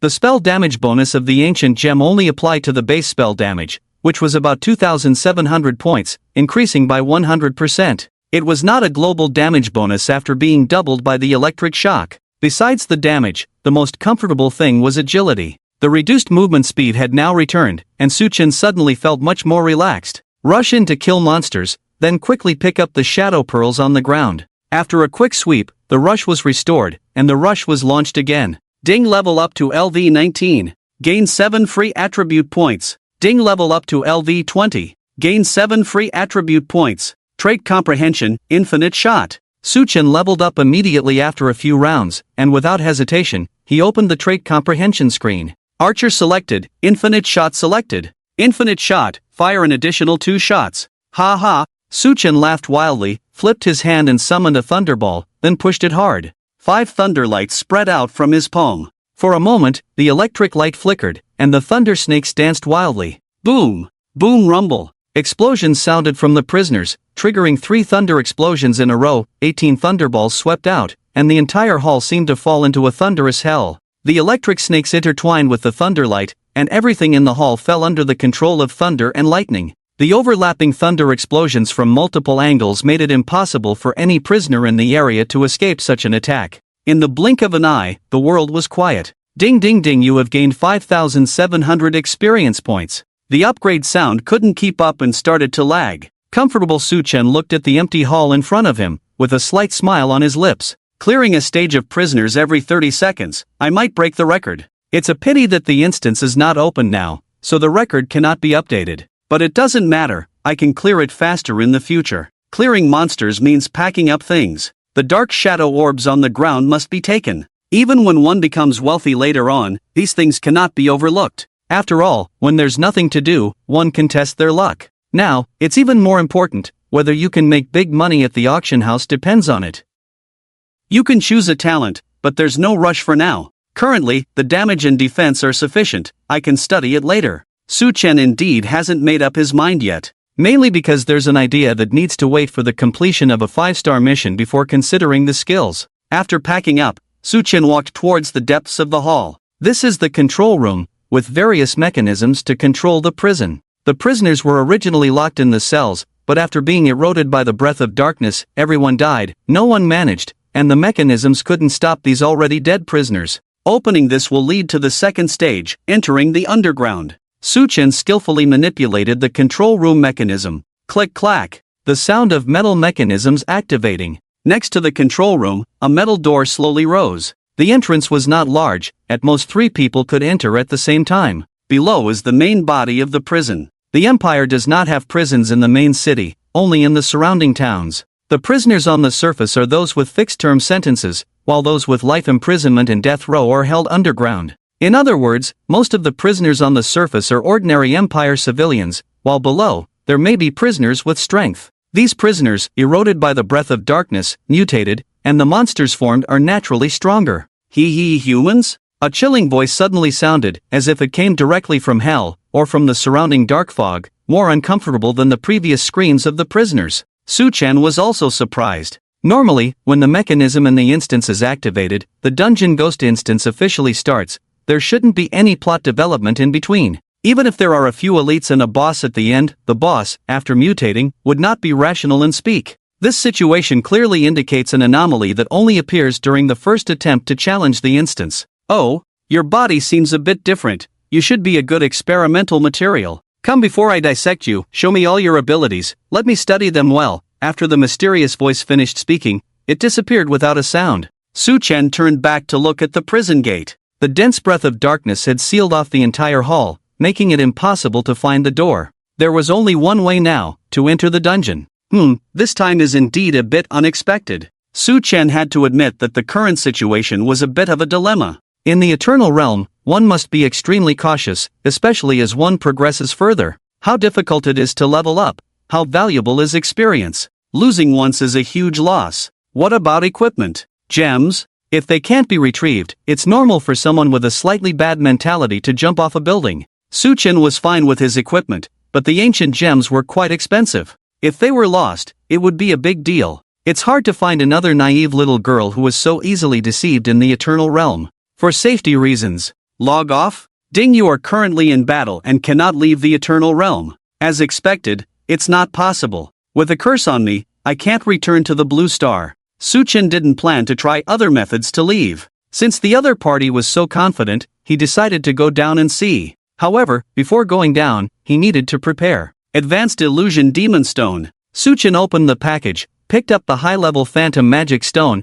and smashed it down on a set of level 20 ordinary equipment. Originally, he wanted to keep this thing for a while. After all, a high-level Phantom Magic Stone can be effective on all level equipment. Now with the dungeon for experience, sufficient damage, and no problem leveling up, there is no need to change equipment. The saved high-level Phantom Magic Stones are used to smash the second transformation golden equipment, isn't it great? Now, since he can't save them, he might as well smash them all. Ding, item used successfully. Ding, obtained new item, Cruelty Staff. Ding, item used successfully. Ding, obtained new item, Knock Crown. Ding, item used successfully. Ding, obtained new item, Suffocating Hand. Smashed 9 in one go. 9 rare equipment pieces were formed. The ring was already rare level, so he didn't smash it, leaving one. Cruelty Staff, rare increases spell damage by 30%, spell critical rate by 5%, and critical damage by 30%. Knock Crown, rare increases constitution by 30 points, wisdom by 30 points, and elemental damage by 30%. Suffocating Hand, rare increases attack speed by 20%, casting speed by 20%, and adds 20 to 150 fire damage. Frenzy Boots, rare 20% movement speed, 5% base critical rate increase, and 10% movement speed increase on critical hits. Fanatic Belt, rare increases maximum health by 150 points, increases health limit by 10%, and adds 150 armor. Guardian Armor, rare increases armor by 300 points, maximum health by 300 points, and all elemental resistances by 10%. Light Guardian, rare increases maximum health by 150 points, all elemental resistances by 10%, and comes with a level 1 active skill, Light Blessing, restores 10% of target's health, increases target's armor, dodge, and elemental resistance by 10%, lasts 5 seconds. Arcane Ring, rare increases casting speed by 20%, reduces cooldown time by 25%, and increases elemental damage by 30%. Thunder Ring, rare increases lightning resistance by 30%, adds 50 to 100 lightning damage, and increases lightning damage by 30%. Arcane Necklace, rare increases casting speed by 20%, reduces cooldown time by 25%, and increases elemental damage by 30%. All equipment is worn. Health, 898 magic, 262 armor, 1099, estimated damage reduction 65%. Dodge, 532, estimated dodge 45%. Casting speed, 70% movement speed, 20% cooldown time, minus 50% base damage, 5885 comprehensive damage, 17656 total DPS calculation, estimated damage per second 45,022. It's still okay, the defense attributes have increased quite a bit. Su Chen carefully checked the attributes. The high-level monster's damage is too fierce. The previous small body was indeed dangerous, now with the strong equipment, breaking through 1000 health steadily, and full elemental resistance. Armor increased, dodge slightly reduced can be supplemented by agility, sacrificing a bit of dodge is acceptable. Mainly in terms of feel, casting and cooldown unchanged, a bit more comfortable now. When fighting normal monsters, I can replace the original casting shield for faster speed. Finally, there is a skill that was obtained for free, Light Blessing. This thing is the ace skill of the Bright Sacrifice, versatile, the king of leveling and monster hunting for free. The only real downside is it really consumes mana, using 50 mana points each time. Even mages who allocate all points to intelligence before the second transformation can't use it many times. The Bright Sacrifice that needs to add constitution can't use it many times either. This downside doesn't exist for Su Chen. He has plenty of mana, regenerates quickly, doesn't run out. That's just how willful he is. Besides these changes, the most important thing is the weapon change, losing some damage,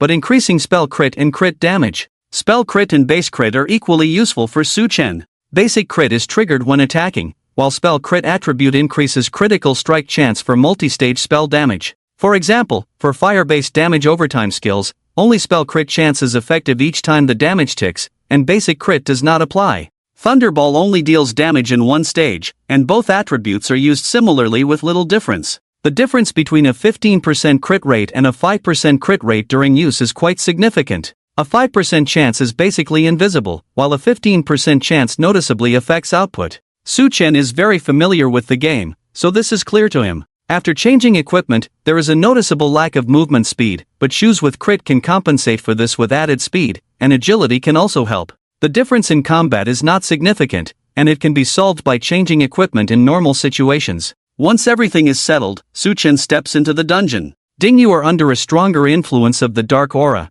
losing 2% of your health per second. Only 2%? Su Chen smirks, if you have the guts, make it 5%. As long as it's not over 10%, see if I care about you or not. This amount of health loss is not enough to affect the aura of passion, so he completely ignores it. Crossing the long staircase, he descends to the first floor of the dungeon. There are candlesticks on the surrounding walls, providing some illumination. Of course, even without candlesticks, it doesn't matter because the greenish ghosts in front of him are the best source of light in the darkness. Come, let me see the last passion in your life. The mysterious voice resounds again, carrying a hint of chilling evil and excitement. Come out and face me. Su Chen shouts, and with a flip of his hand, 5 thunderbolts strike out. The piled-up ghosts form a green wall that withstands the thunderbolts without flinching. Instead, they howl and send gusts of cold wind towards the lightning. Boom! Minus 8,200. A thunderball hit doesn't kill the ghost. The ghost's health bar is still about 1/5 full, with over 10,000 health points.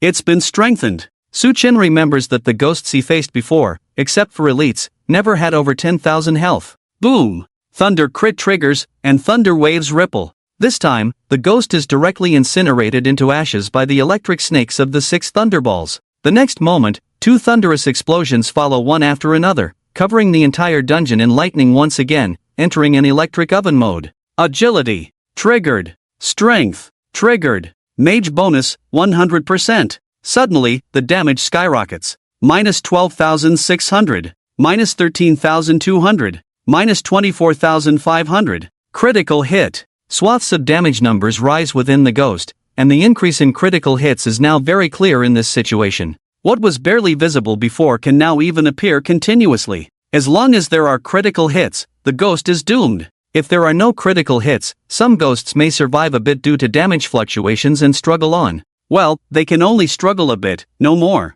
Because Su Chen's attacks never stop, the speed of the lightning is faster than a thunderstorm. In one breath, at least 3 waves of lightning are sent out. One wave follows another. Before the first wave explodes, the next one arrives. The entire dungeon is filled with flashing lightning, dancing electric snakes, and thunderous roars. The dungeon, originally a gloomy place with the most yin energy. Lightning, the essence of the heavens and earth, the most yang energy. At this moment, truly displaying the might of the heavens and earth, the yin energy dissipates, and the ghosts, originally mutated from the dark aura, now find their resistance weakened as the dark mist fades away.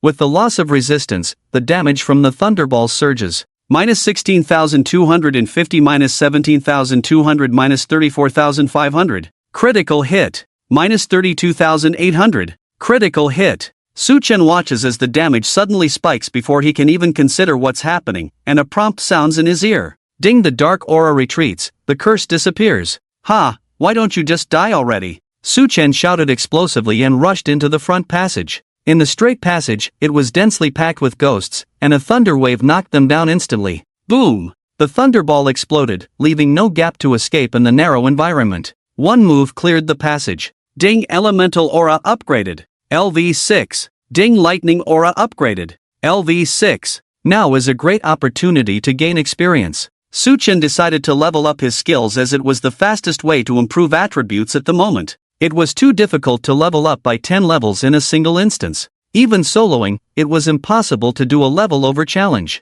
After clearing the entire instance for experience, leveling up a few skills would be considered good progress, as the experience gained from leveling up these skills was equivalent to a level for a level 30 player. Assault! Su Chen flashed into the end of the passage. On the left and right were the interrogation rooms of the prison, and ahead was the warden's office, with 2 more layers detaining powerful prisoners. Yeah, great. Very exciting. Your abilities are even better than I imagined. Normal humans should not be able to possess this body. I can't wait to dissect your body and study it carefully. This time, Su Chen heard the source of the voice. It was from the warden's office ahead. The mutated warden was the original instance boss, surrounded by several elite ghosts. The current setup remained the same, but there seemed to be a blurry face moving in the office window. Come on, my darlings have been waiting for you for a long time. With these words, dozens of ghosts emerged from the ground with a bang. Su Chen was not concerned, but the speed of the ghosts completely changed everything in the next second. Too fast.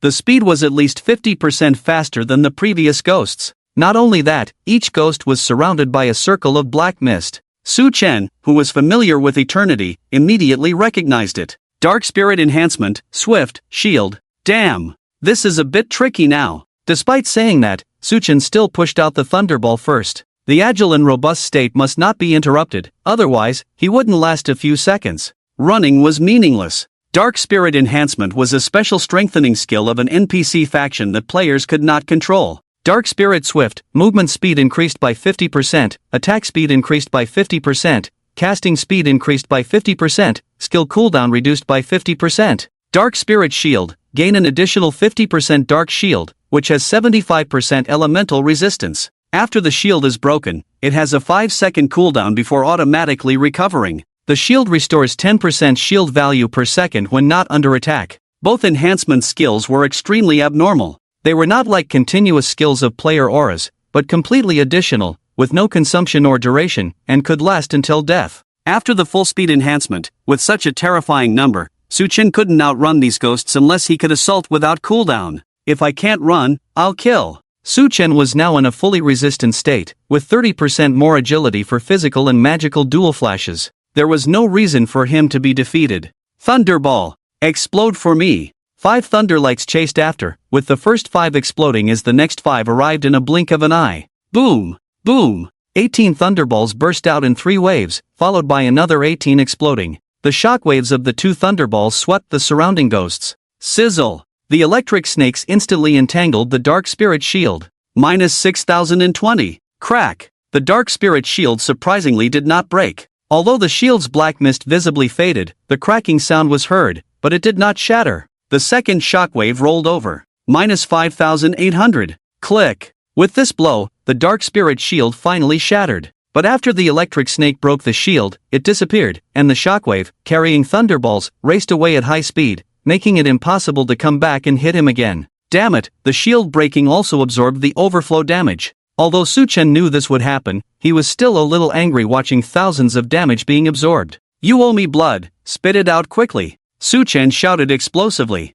The thunderball struck again. However, the 2 waves of lightning did not sweep away the ghosts, but they rushed over instantly with a 50% acceleration. Here, just as the 5 lightning bolts burst, the thunderball exploded in front of Su-chen, but the ghost's resistance here was higher than outside, and the damage of tens of thousands only crippled them, not fatal. The ghosts do not feel pain. Seeing Su-chen, those with knives slashed, those with swords stabbed, those with bows shot, and those who couldn't find a staff even spat out black spirit balls to attack. Dodge! Dodge! Dodge! Minus 235 plus 173. Dodge! Minus 187 dodge. Comfortable 75% dodge is really useful. Su-chen raised a thunderball in his left hand and clapped into the void with his right hand. Blessing of light. Suddenly, a golden halo descended from the sky, enveloping Su-chen, instantly raising his health, and then the halo settled and flowed around Su-chen's body. After removing the curse, the blood recovery plus the strengthening instantly restored 173 points.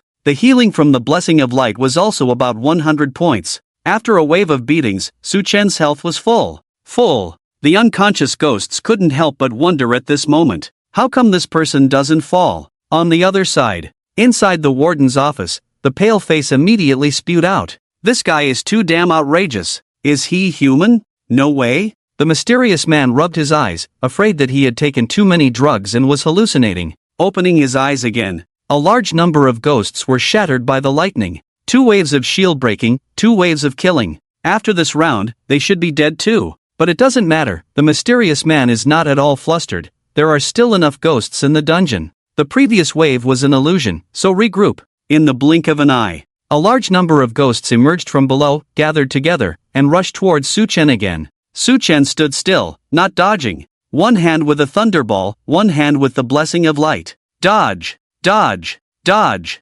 Dodge! Minus 207. Plus 222. Puff! The mysterious man couldn't bear it anymore, rushing out and roaring madly. Impossible. How can you heal more fiercely than before? Defend higher than before? This is not mystical at all. Su-chen swept away the ghosts in front with a wave of thunder. Standing quietly in place, a slight smile appeared at the corner of his mouth. Not mystical? This is science, okay? Skill enhancement, of course, needs to be strengthened, otherwise, wouldn't the values be mismatched? Before entering, he upgraded the elemental aura. With so much experience just now, he had to add a few defense auras. Increased healing, increased defense, very reasonable. Stop talking nonsense, come on, bring on another wave. Su-chen twisted his neck. It's a good thing to be able to stand and easily gain experience. How can you just stop abruptly? Isn't that teasing people's appetite? The mysterious man's pale face turned slightly blue at this moment. Insult! This is a damn insult. It's one thing to be insulted before death,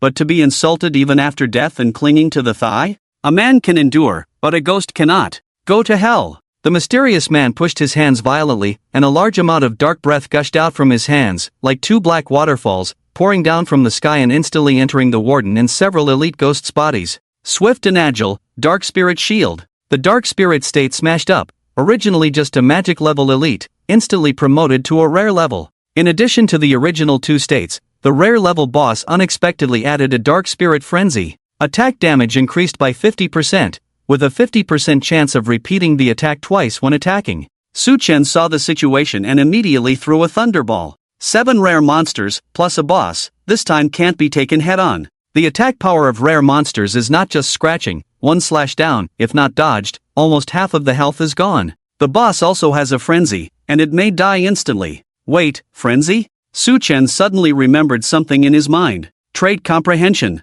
Dozens of professions appeared before his eyes. Shadow Soul, a semi-god appearing in ancient times, born in the darkness, you can see him, but you cannot touch him. It is rumored that there are 7 shadows following him at all times, and when he makes a move, the 7 shadows also act simultaneously. Trait, Shadow, when in the darkness, the physical body disappears, reducing spell damage received by 50%, and gaining 2 additional shadows. Shadow, replicates all actions of the main body, all attributes are 50% of the main body. Confirm. Su-chen didn't think much, and clicked directly. He had practiced too much as a mage before, thinking that only in the later stage could he get critical strikes and attack speed as an assassin, and low damage in the early stage was basically unnecessary, so he didn't pay much attention. Now reminded by the opponent's frenzy combo attribute, Su-chen immediately thought of this semi-god. If this guy doesn't die, he can definitely become the god of eternal assassins. Beings like him are rare even in the Empress's profession library. Semi-god level.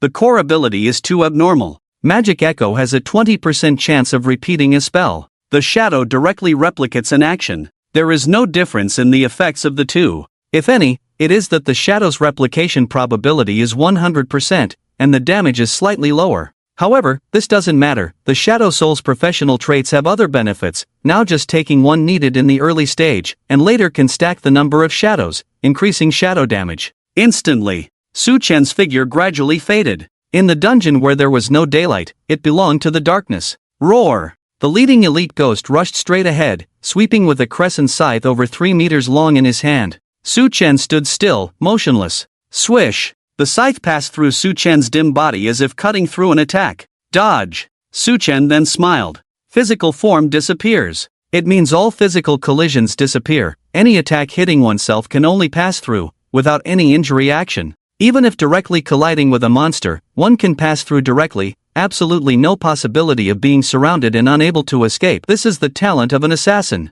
As for dodging? Of course, it does not mean immunity to physical attacks. Losing form does not mean not receiving attacks. The attacks that should be received are still received. It's just that the actions of the assassin are so agile, how could the dodge value be the same as other professions? After the physical form disappears, the upper limit of dodge increases from the original 75% to 90%. 90% of attacks are all dodged. And currently, Su-chen's dodge value is not that high. With the agile state, the actual dodge probability is also about 75 to 80%. There is still a lot of room for improvement. The other attribute that comes with it is also a super attribute in defense. Spell damage reduction. Spell resistance is resistance. This attribute is reduced by 50% after resistance is weakened. If the opponent's spell damage is 1000 points, now first need to solve the dodge problem. After hitting, it is reduced by 75% due to resistance, and then reduced by 50% due to this attribute. In other words, even if the opponent's spell with 1000 damage hits,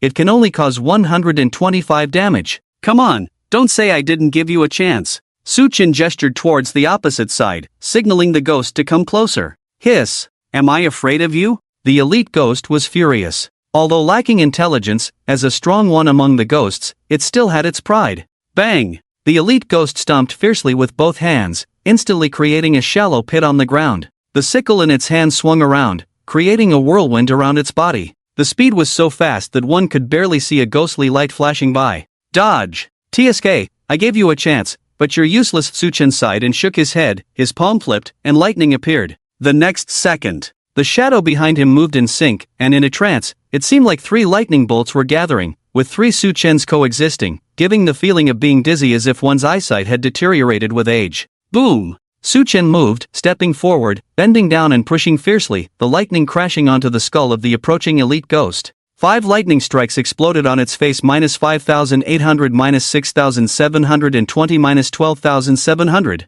Critical hit. -11,200, -22,500, over 30,000 damage dealt, yet the elite ghost still had a little less than half of its health left. Before the elite ghost could reverse its sickle again, the shadow's attack struck. -5,820, -6,270, -12,090. Critical hit. The shadow's 5 lightning strikes were not even completed when the elite ghost was turned into ashes by the lightning balls. Ding acquired 27,000 experience points. The experience points from rare monsters are not bad. Su-chen licked his lips. He bent down to pick up the items dropped on the ground. Ding acquired 3 high-quality shadow pearls, high-quality ones, still gambling stones, but the probability of getting top-tier items is slightly higher than normal ones because of the scarcity of rare mutated monsters, making them worth tens of times more than ordinary shadow pearls. Because the prerequisite for getting top-tier items is that the equipment itself must have value. To gamble for legendary equipment, you need to at least use rare equipment to enhance it, right? How much does a piece of high-level rare equipment cost? It's worth thousands of gold coins in the later stages. After spending so much money, who would care about a few hundred gold coins for high-quality shadow pearls? Especially for those players who play games for longevity, planning to get a mythical equipment in their lifetime, they would never use ordinary shadow pearls, let alone use them with legendary equipment. Fake, it's fake. The mysterious person behind him stared wide-eyed, even his eyeballs seemed to pop out, dangling on his face. Assault! Su Chen flashed and charged straight towards the ghost in front of him. 2 residual images followed closely behind, as if only leaving behind illusions. Combined with the assault effect, a series of phantom figures were left in the passage. Boom! Su Chen originally considered using 5 lightning strikes against an elite, for a single target kill. Now with the shadow in hand, there was no need for that at all. Horizontal push. Swish swish swish. 3 waves of lightning were pushed out in a fan shape from his hand, the original shockwaves now completely transformed into lightning pulses, exploding in a fan shape, with continuous electric light, forming a sea of lightning. Minus 6,200, minus 6,580, minus 13,200. Critical hit. Damage numbers rose from the head of the elite ghost, and even the ghost warden was not spared. And it wasn't over yet. Boom! Boom boom! Thunderous explosions erupted from within the ghost's body. 6 elites, 1 boss. None of the ghosts could escape the fate of being blasted by lightning. 15 lightning balls struck, evenly distributed. Their luck was indeed quite good. Looking again, the passage seemed to burst into a laser show instantly, resembling fireworks in the sky exploding on the ground. Every elite is a detonation point, fireworks interwoven with thunder and lightning shoot outwards, launching a mutual harm mode against other spirits.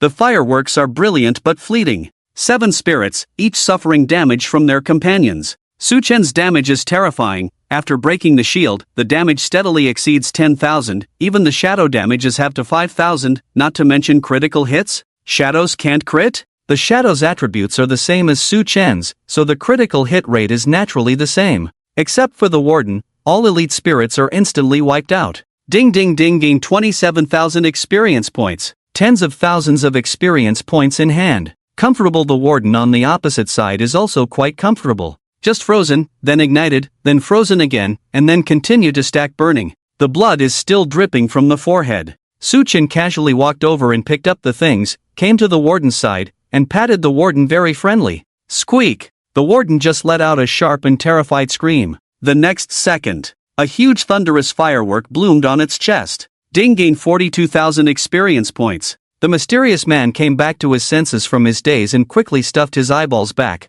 After seeing clearly, the whole ghost was dumbfounded. What are you looking at? Have you never seen fireworks before? Su Chen said lightly. Picked up the warden's items. Ding, obtained 3 high-quality shadow pearls. Ding, obtained the scythe of the Dark Warden. Ding, obtained the boots of the Dark Warden. Ding, obtained the hand of the Dark Warden. The warden is the boss at the end of the instance, with stronger strength and better equipment than the other spirits. After the invasion of the Dark Breath, the equipment will have a chance not to corrode and be destroyed, but to produce dark mutated equipment, which will be dropped when the warden dies. Scythe of the Dark Warden increases physical attack power by 150 points, physical damage by 50%, and strength by 50 points. Boots of the Dark Warden, 20% movement speed, 150 points armor increase, 8% increase in all elemental resistances. Chain of the Dark Warden, 30% increase in physical damage, 8% increase in strength, and 50 points increase in strength. Set bonus August 8th, reduces attack speed by 50%,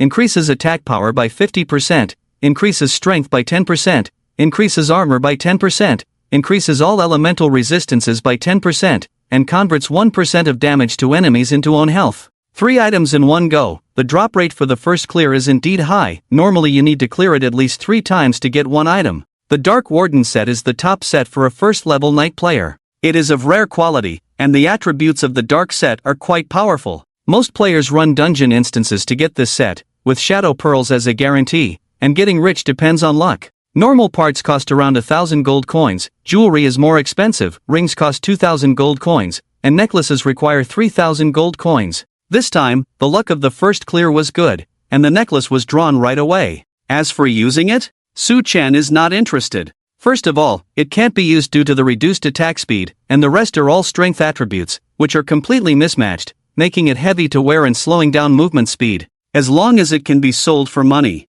Thinking of this, Su Chen looked up at the dead face opposite. Hey, what are you still dawdling for? Quickly summon a few wardens for me. Puff! The mysterious man spat out a mouthful of black blood on the spot. Bastard, are you even human? You killed all the wardens. I warn you, don't talk nonsense, or I'll sue you for defamation. Su Chen's face darkened, and with a flash, he appeared in front of the mysterious man. You clearly killed the warden, I'm just responsible for giving him a final blessing. Blessing! The mysterious man, who was already dead to the point of no return, couldn't help but twitch his old face a few times. What, do you want to try too? Su Chen casually asked as lightning crackled in his hand. I.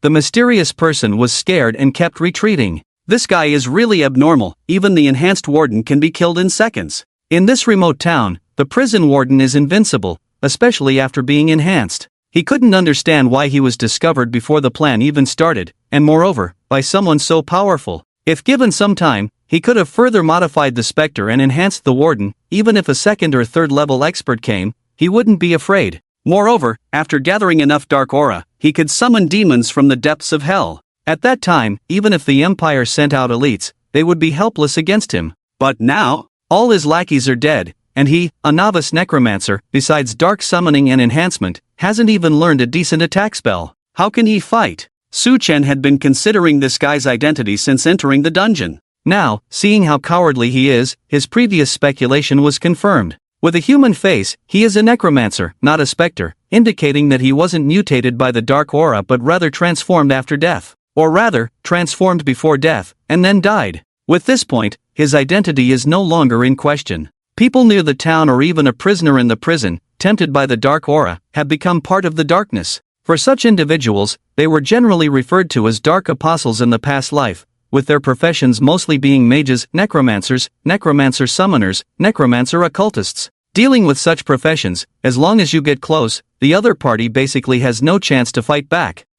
Besides being rubbish in close combat, the skin is also very fragile. Thinking of this, Su Chen dispersed the lightning balls with a wave of his hand and drew a knight's sword from his sheath. Swish! The long sword plunged straight into a green spot below the mysterious person's heart. Minus 2,700. Critical hit. This guy didn't even activate his shield, and his health bar dropped by half instantly. Ouch, it hurts. The mysterious person howled in pain. You're already dead, why pretend with me? Su Chen knew necromancers very well, not killing him would be useful. Oh, right, the mysterious person suddenly remembered that he was already dead and wasn't afraid of pain. If you don't want to die, hurry up. If you can't summon the warden, then summon some specters for me. Su Chen held the long sword, his voice cold. Hurry up, my patience is very limited. In a past life, a player once caught a necromancer and made him summon monsters continuously to level up. The method was posted on the forum, definitely feasible, but very difficult to achieve. Because necromancers usually don't have good brains, in other words, they are fanatics.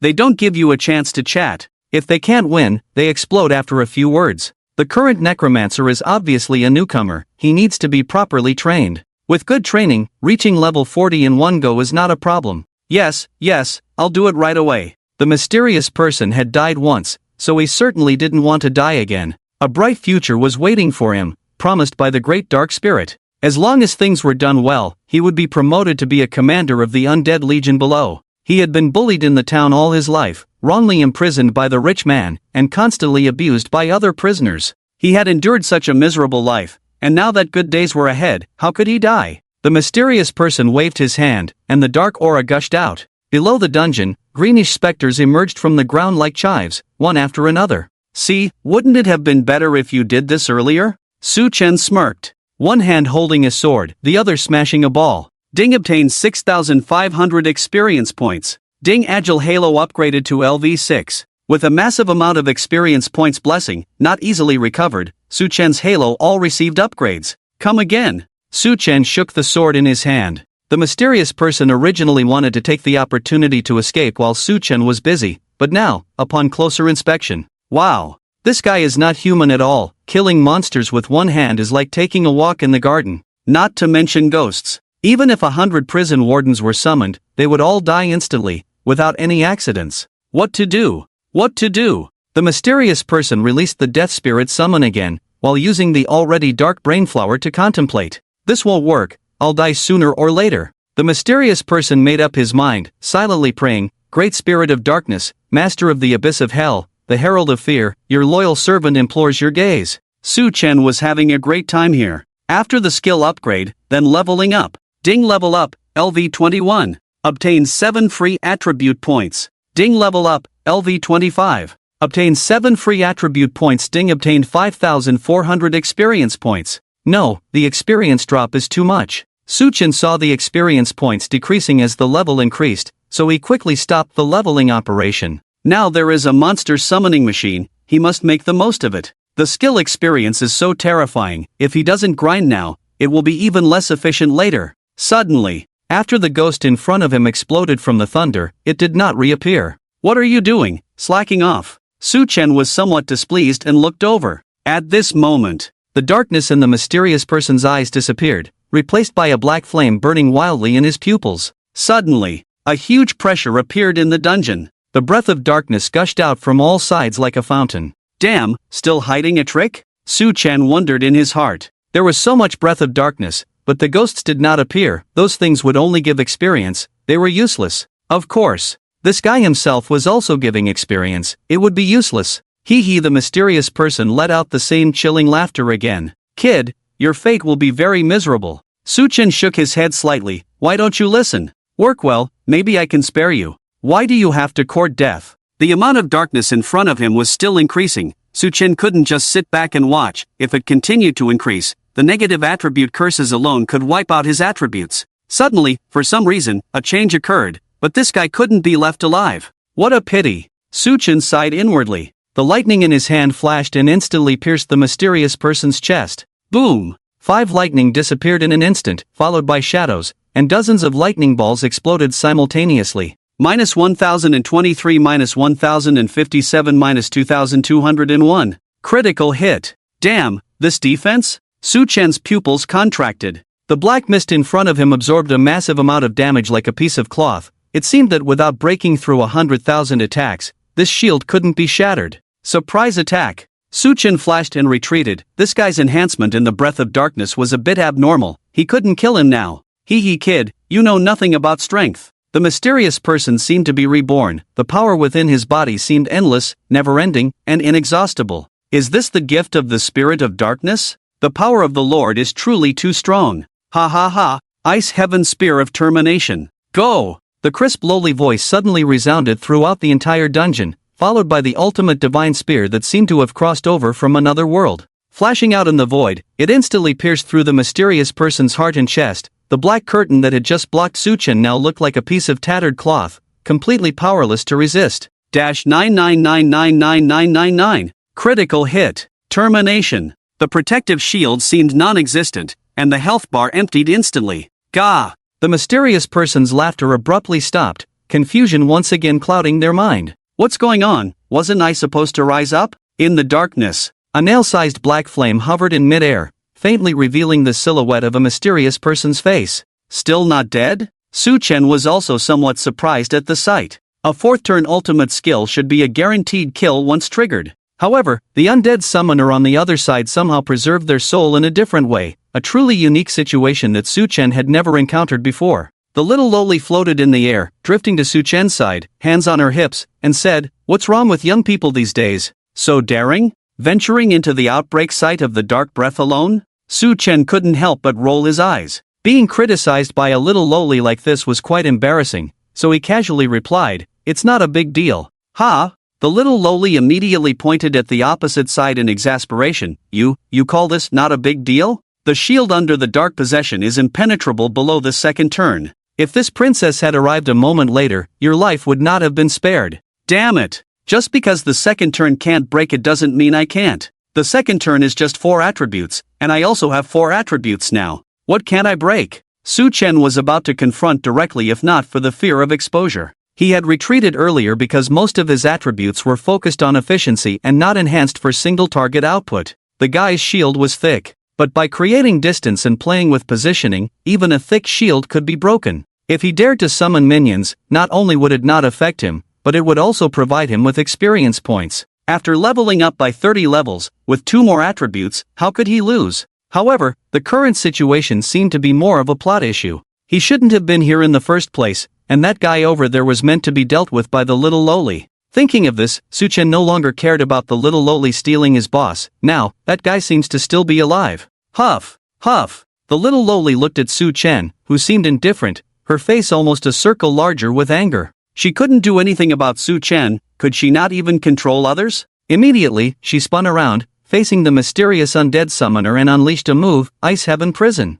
Swish! Dozens of ice spears suddenly appeared, piercing the ground, and in the blink of an eye, trapped the black flame in an array of ice spears. The surrounding dark breath suddenly became agitated, rolling over and enveloping the ice spear ball. Trying to escape, the little lowly was also surprised, tightly gripping her staff, looking more serious than before, without the previous ease. Ice Heaven Dragon Prison. As soon as the words fell, the dark breath on the opposite side suddenly exploded, creating a dark vortex in the dungeon, sucking in the surrounding ice spears and the flame. At this moment, a waterfall-like ice-blue glacier descended from the sky, the terrifying temperature instantly freezing even the surrounding air. Even the black mist condensed by the dark breath could not escape the control of the glacier, and the black vortex froze in the dungeon like an ice sculpture. However, the undead summoner managed to escape. Su-chen was not surprised at the sight. This guy probably couldn't stay, he had too many tricks up his sleeve. The little girl made her big move, her ultimate move, but nothing worked.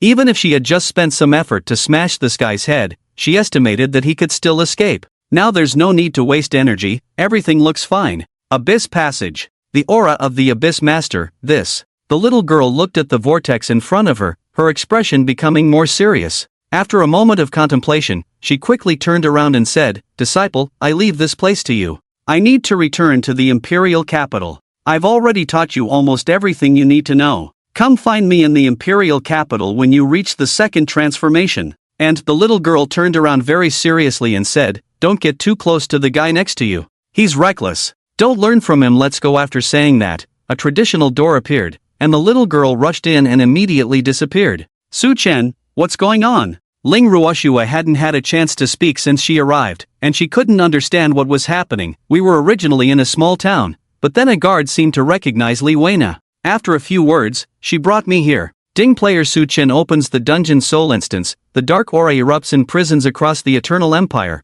Players can go there to help the Empire suppress the resurgence of darkness. Recommended number of players 5 to 20, recommended levels 30 to 50. Ding. Player Su-chen clears the dungeon soul instance for the first time, rewards Empire Reputation x 10,000, Gold Coins x 1,000, High Quality Shadow Pearls x 100. Ding. Player Su-chen clears the dungeon soul instance solo, rewards Eternal Gem x 1, Special Fate Stone x 1. Is there a reward for solo completion? Su-chen knew about the previous rewards, but the solo completion reward was a pleasant surprise. No! This is a windfall. Although there are only 2 reward items, an Eternal Gem and a Special Fate Stone with incredible abilities. What a profit! Su-chen was extremely tempted by the effect of the Special Fate Stone, which could upgrade all items. The reason he was able to clear the instance before little Lolita was because he had obtained Cerise's medal. He didn't feel much before, just thinking it was a good career change route. Now that he's comfortable using it, he realizes that this profession can be considered exclusive to the gods. It won't be inferior to any artifact, it's too powerful. Store these items properly and study how to use them later. Su-chen carefully placed the stones in the most conspicuous and least likely to be misplaced position in his inventory, then looked at the Eternal Gem. Eternal Gem, rare, adds 20 to 100 frost damage, 20 to 100 fire damage, and 40 to 200 lightning damage when attacking. Pure damage, 400 points, great stuff. Su-chen immediately smiled. As an auxiliary professional item, an ancient or special attribute would be the best, but such things are hard to come by. In addition, the most stable output comes from damage gems. The later it gets, the more important the damage points on the gems become, because when equipment reaches its limit, the value of exceeding the damage limit on the gems becomes extremely high. This gem's damage points are not at the limit, but it is currently super practical to use. Indeed, the benefits of breakthroughs are still high. Eat the first portion. Drink the first portion. Comfortable Su Chen was enjoying himself. Ling Ruoxue couldn't say a word, feeling terrible all over. Opening a dungeon alone without prior discussion is one thing, but the key is that he cleared the dungeon. It was recommended for 20 people, all above level 30, and he still cleared it, and he did it alone. This is outrageous. Ding Su Chen sends a trade request. What's wrong? Ling Ruoxue hadn't come to her senses yet, and she saw Su Chen throwing 2 sets of equipment over. Help me carry these things, the package is full. Su Chen's backpack is filled with equipment and materials, there's no space left for game rewards. Now that there's someone on site with a mobile warehouse, of course, it's necessary to make good use of it. Ling Ruoxue sighed in her heart. Although she changed her class to a hidden one, it seems like the functionality hasn't changed. Pass me the equipment. Su Chen went to the dungeon to pick up the shadow pearls. After clearing more than 10 waves of monsters earlier, he didn't have time to pick up the shadow pearls. This is all money, even more satisfying than picking up gold coins. Ling Ruoxue, who was following behind, couldn't help but ask, Su Chen, didn't the boss just run away? Even if he didn't run, it was Li Weina who killed him. Why does the prompt say you cleared it solo? Su Chen happily picked up the money and casually said, that should be part of the plot. The boss wasn't that guy, he died a long time ago. Put. Ling Ruoxue sprayed out again. The boss had died a long time ago, a long time ago. How long had it been since Su Chen separated from himself? Just the time to practice a skill, an hour, at most 2 hours. This also included the time to leave the town and travel. No, it even included the time for the guards to come and notify. How long did Su Chen take to clear the level? 10 minutes? Or 20 minutes? This is no longer outrageous, this is insane. Ling Ruoxue opened the forum leaderboard. She wanted to see if Su Chen had updated something, otherwise why was he so abnormal? Eternal level leaderboard, no. 1. Su Chen, no class, LV 25 no. 2. Qian Duo, no class, LV 11. No. 7. Ling Ruoxue, Ice Sky Mage, LV 10. Equipment leaderboard, no. 1. Eternal Jewel, Ancient, Su Chen no. 2. Eternal Jewel, Ancient, Ling Ruoxue no. 3. Eternal Jewel, Rare, Su Chen no. 4. Dark Warden's Chain, Rare, Su Chen no. 5. Dark Warden's Scythe, Rare, Su Chen no. 6. Dark Warden's Boots, Rare, Su Chen no. 7. Shield of Light, Rare, Su Chen no. 8. Choking Hand, Rare, Su Chen no. 9. Arcane Ring, Rare, Su Chen no. 10. Brutal Boots, Rare, Su Chen pft. Ling Ruoxue immediately sprayed out.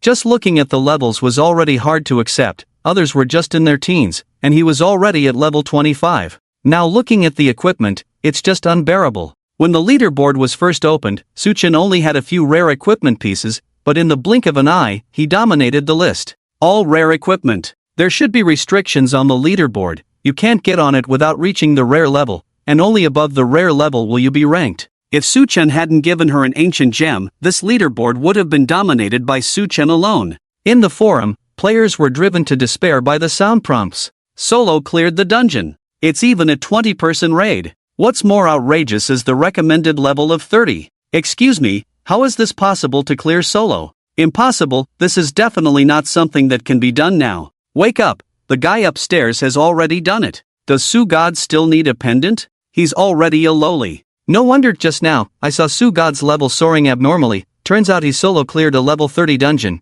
How much experience points must that be? Must be skyrocketing directly, and the equipment too. Clearing the entire leaderboard of rare equipment in one go, it's probably all from dungeons. Jealous, envious, my teeth are almost broken from grinding. Su God, can you stop making money? I feel more uncomfortable watching you make money than losing money myself. Sigh, that Dark Warden looks like he's wearing a set. I wonder if it's from the boss. To be honest, I want it. Which pro can take me to run a dungeon? I'm an experienced player, professional, and clean. Damn, are you just saying you want Su Chen to take you to run the dungeon? Exactly, besides Su Chen, who else can solo a dungeon? It's probably suicide to gather 20 people and go. Even if we can't clear it, we should still go take a look. What if we get a rare equipment drop? Wouldn't that make us rich on the spot? Makes sense. Boss Qian said, rare equipment regardless of stats, 30 million each. Good items cost extra money. Sigh. 30 million. Boss Qian is really rich, but playing games like this, he might really go bankrupt.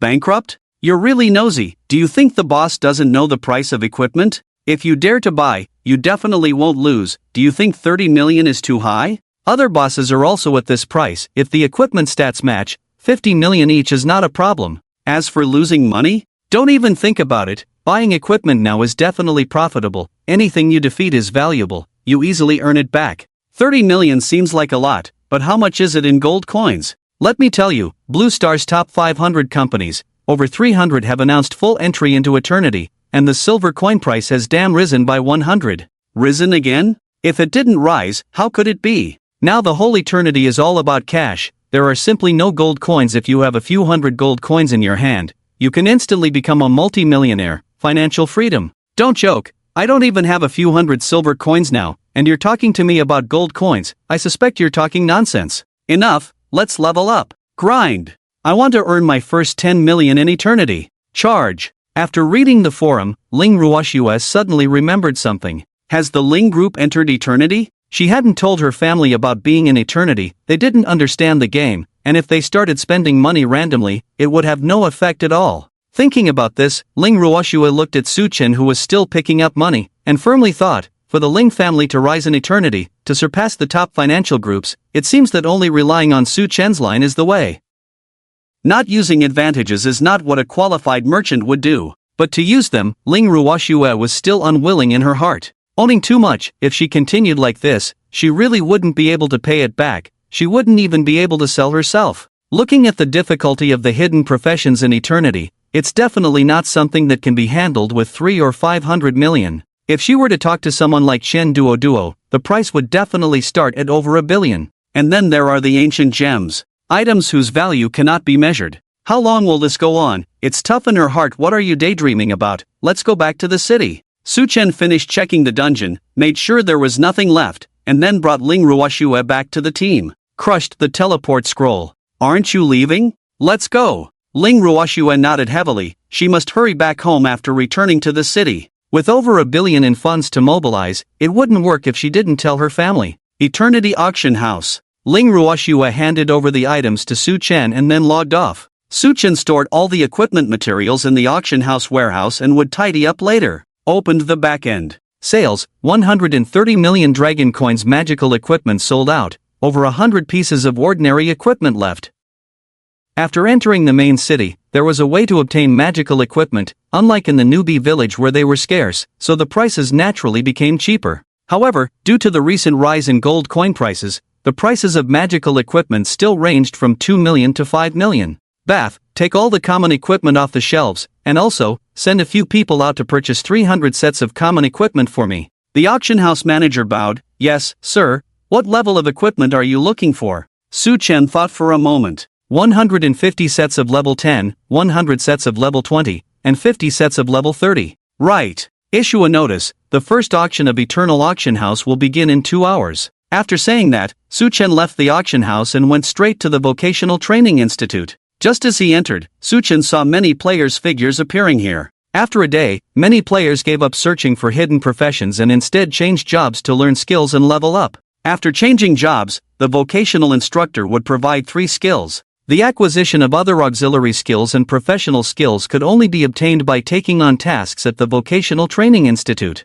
Su Chen first handed in the tasks. The receptionist girl saw Su Chen and a hint of surprise appeared in her eyes. You have completed a 5-star task? Is there a problem? No, please wait a moment. The girl waved her hands repeatedly and hurriedly got up to call the supervisor in the back because the rewards involved were too many for her to handle. Soon, the white-haired Vocational Training Institute supervisor, Mori, walked over. Young man, this is your reward. After Mori handed over the items, he said with some emotion, completing a 5-star task alone, I have been here for half a lifetime and this is the first time I have seen it. Ding obtained 500 gold coins, 5,000 empire reputation, rare skill Rage Burst, rare aura, Thunderous Might. Ding obtained 5 rare weapons, 10 rare equipment, 2 rare accessories. The attributes of the rewarded weapons and equipment were random, you could only choose the style, not the attributes. Su Chen selected some parts that he needed. After receiving them, he didn't rush to look at them as there were still a lot of things to deal with at the auction house.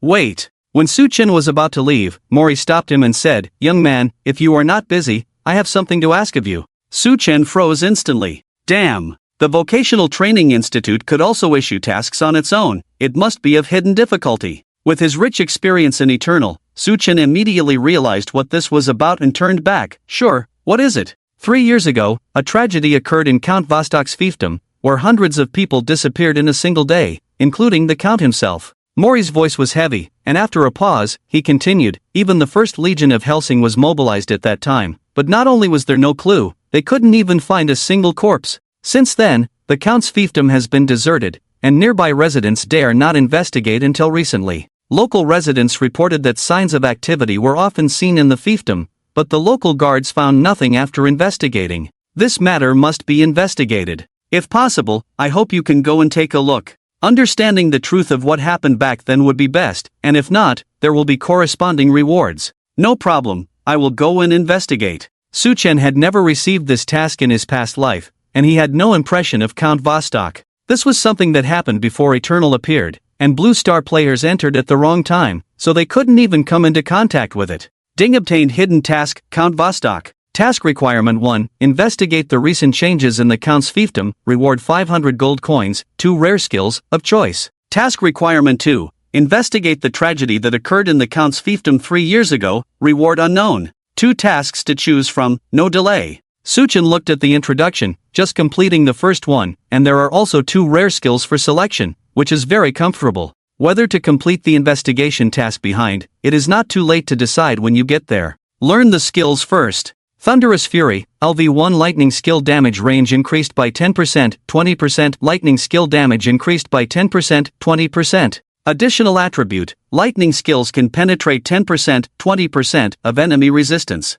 Mana cost, 50%. Damn, this is possible? Suchen looked at the additional effects of the skills and was a little stunned for a moment. Originally, Suchen knew the effects of the skills, thought that the additional attributes given were basically just damage points. Unexpectedly, it turned out to be resistance penetration. This attribute is not something that early skills can provide. The effect is too abnormal. Penetrating 20% resistance basically can ignore the lightning resistance of ordinary monsters, and if it is the kind of abnormal resistance in the dungeon, it can also increase the total lightning damage by 20%. Outburst of Fury, LV1 can choose to release after stacking 5 layers of Fury, up to 20 layers can be stacked. Each layer of Fury increases attack speed by 1%, attack damage by 1%, and lifesteal by 1%. Each layer of Fury increases duration by 1 second, and loses 5% of health per second when Fury erupts. The skills are fine, but the key is there is no means to stack Fury. Suchen smacked his lips.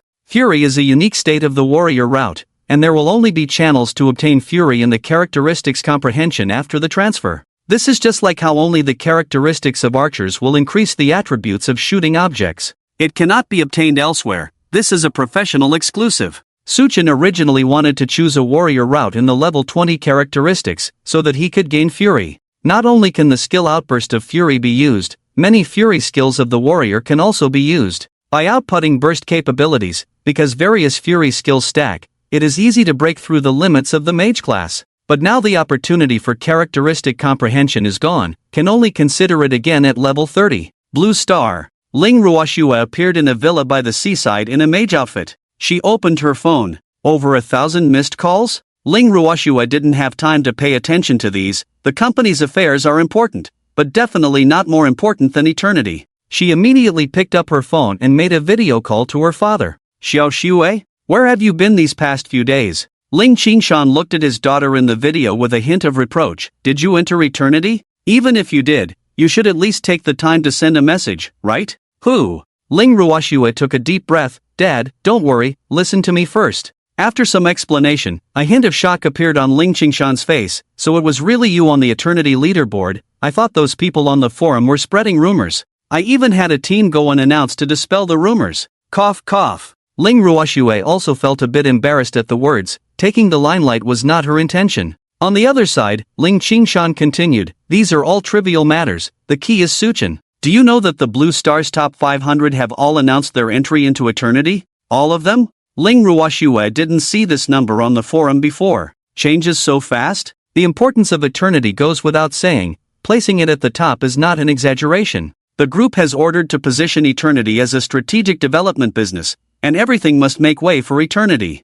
Ling Qingshan's voice was very steady. Now that you know Suchen, you have already surpassed all the groups on Blue Star. This is our advantage, and it is a monopolistic advantage that must be seized. Ling Ruoxue nodded. She knew in her heart that this was the inevitable choice. Sacrifice the easy for the difficult, this is not the principle of doing business. The most important difficulty the group is facing now is the shortage of gold coins. Su-Chen has the most gold coins in hand, even if it exceeds the market price. It doesn't matter as long as he is willing to sell, we all want it. Ling Qingshan has definitely a vision to have grown the business to this extent. He may not understand how to play the game or how to equip, but he doesn't need to care about that. He only cares about one thing. Doing business requires capital. Eternal has just opened now, and players can trade with dragon coins, but do players have anything to sell? Most of the things that can be sold are mostly junk because all the good stuff is in the hands of Eternal NPCs. If you want to buy, you have to pay with gold coins. Now that the top 500 groups have all entered, in less than half a day, the gold price almost doubled.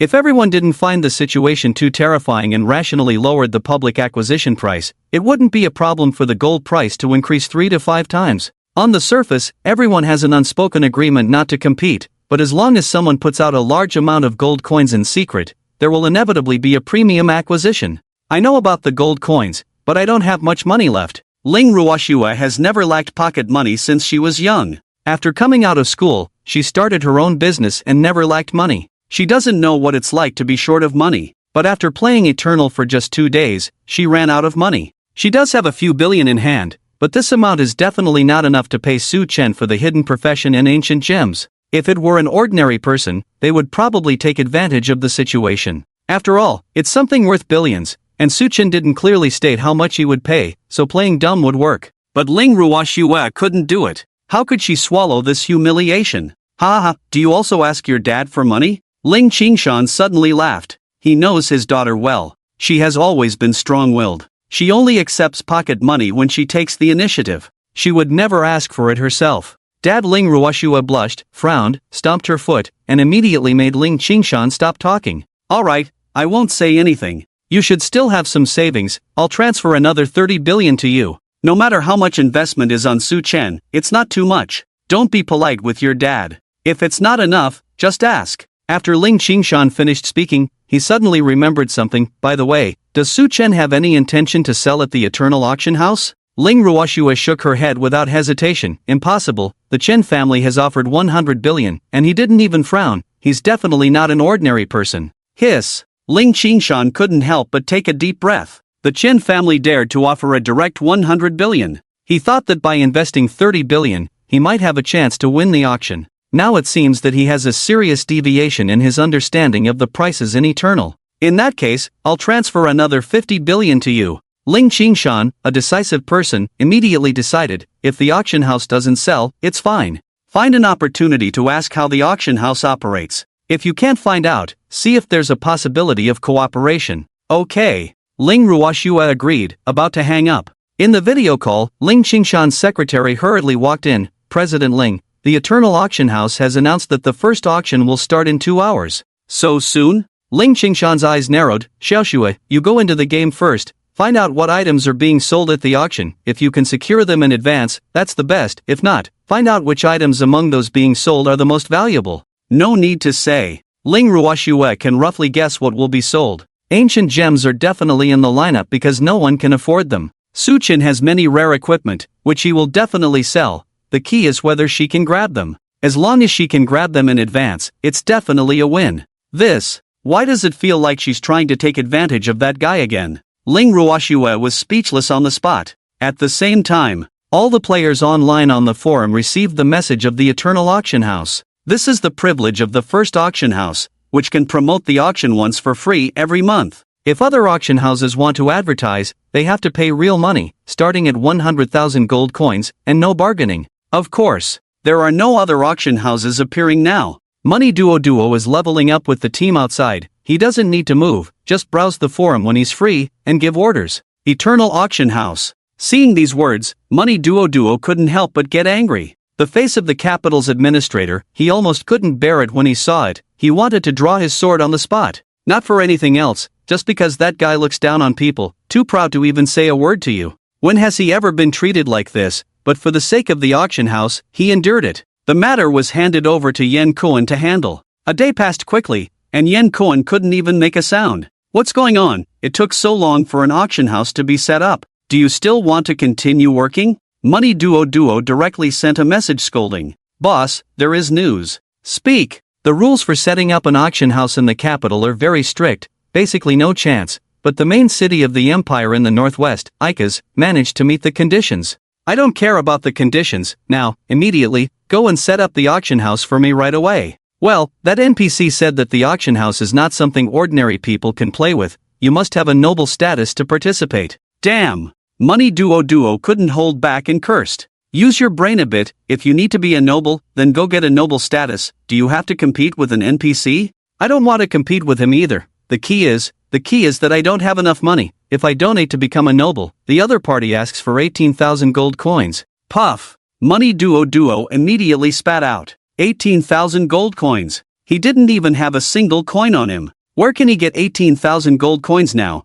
Go rob someone? If the top 500 group doesn't come in, he might be able to scrape together enough after crazy collecting for a day or two, but now? Forget about it. No chance at all. A Money Duo has never felt so frustrated. Eternal, it's really hard to play. Stop it, give up, come back with me to Helsing and find Suchen. As soon as the news of the Eternal Auction House was released, all the large forces that had already settled in began to raise funds, preparing to snatch goods from Suchen. More wolves than meat, they must snatch. Even if they only snatch a few rare equipment pieces, it will greatly enhance the team's strength. The monsters that couldn't be killed before can now be easily defeated. After leveling up, they can also start trying dungeons. Now, without levels and equipment, going into a dungeon is just asking for death. As long as they can enter the dungeon, no matter how much money they invest, they have to earn it back as it is. And at this time, Suchen had just returned to the auction house. BAS brought back the equipment and stored it in the warehouse. The prices of ordinary equipment are not expensive, the shops on the commercial street are priced at hundreds of silver coins,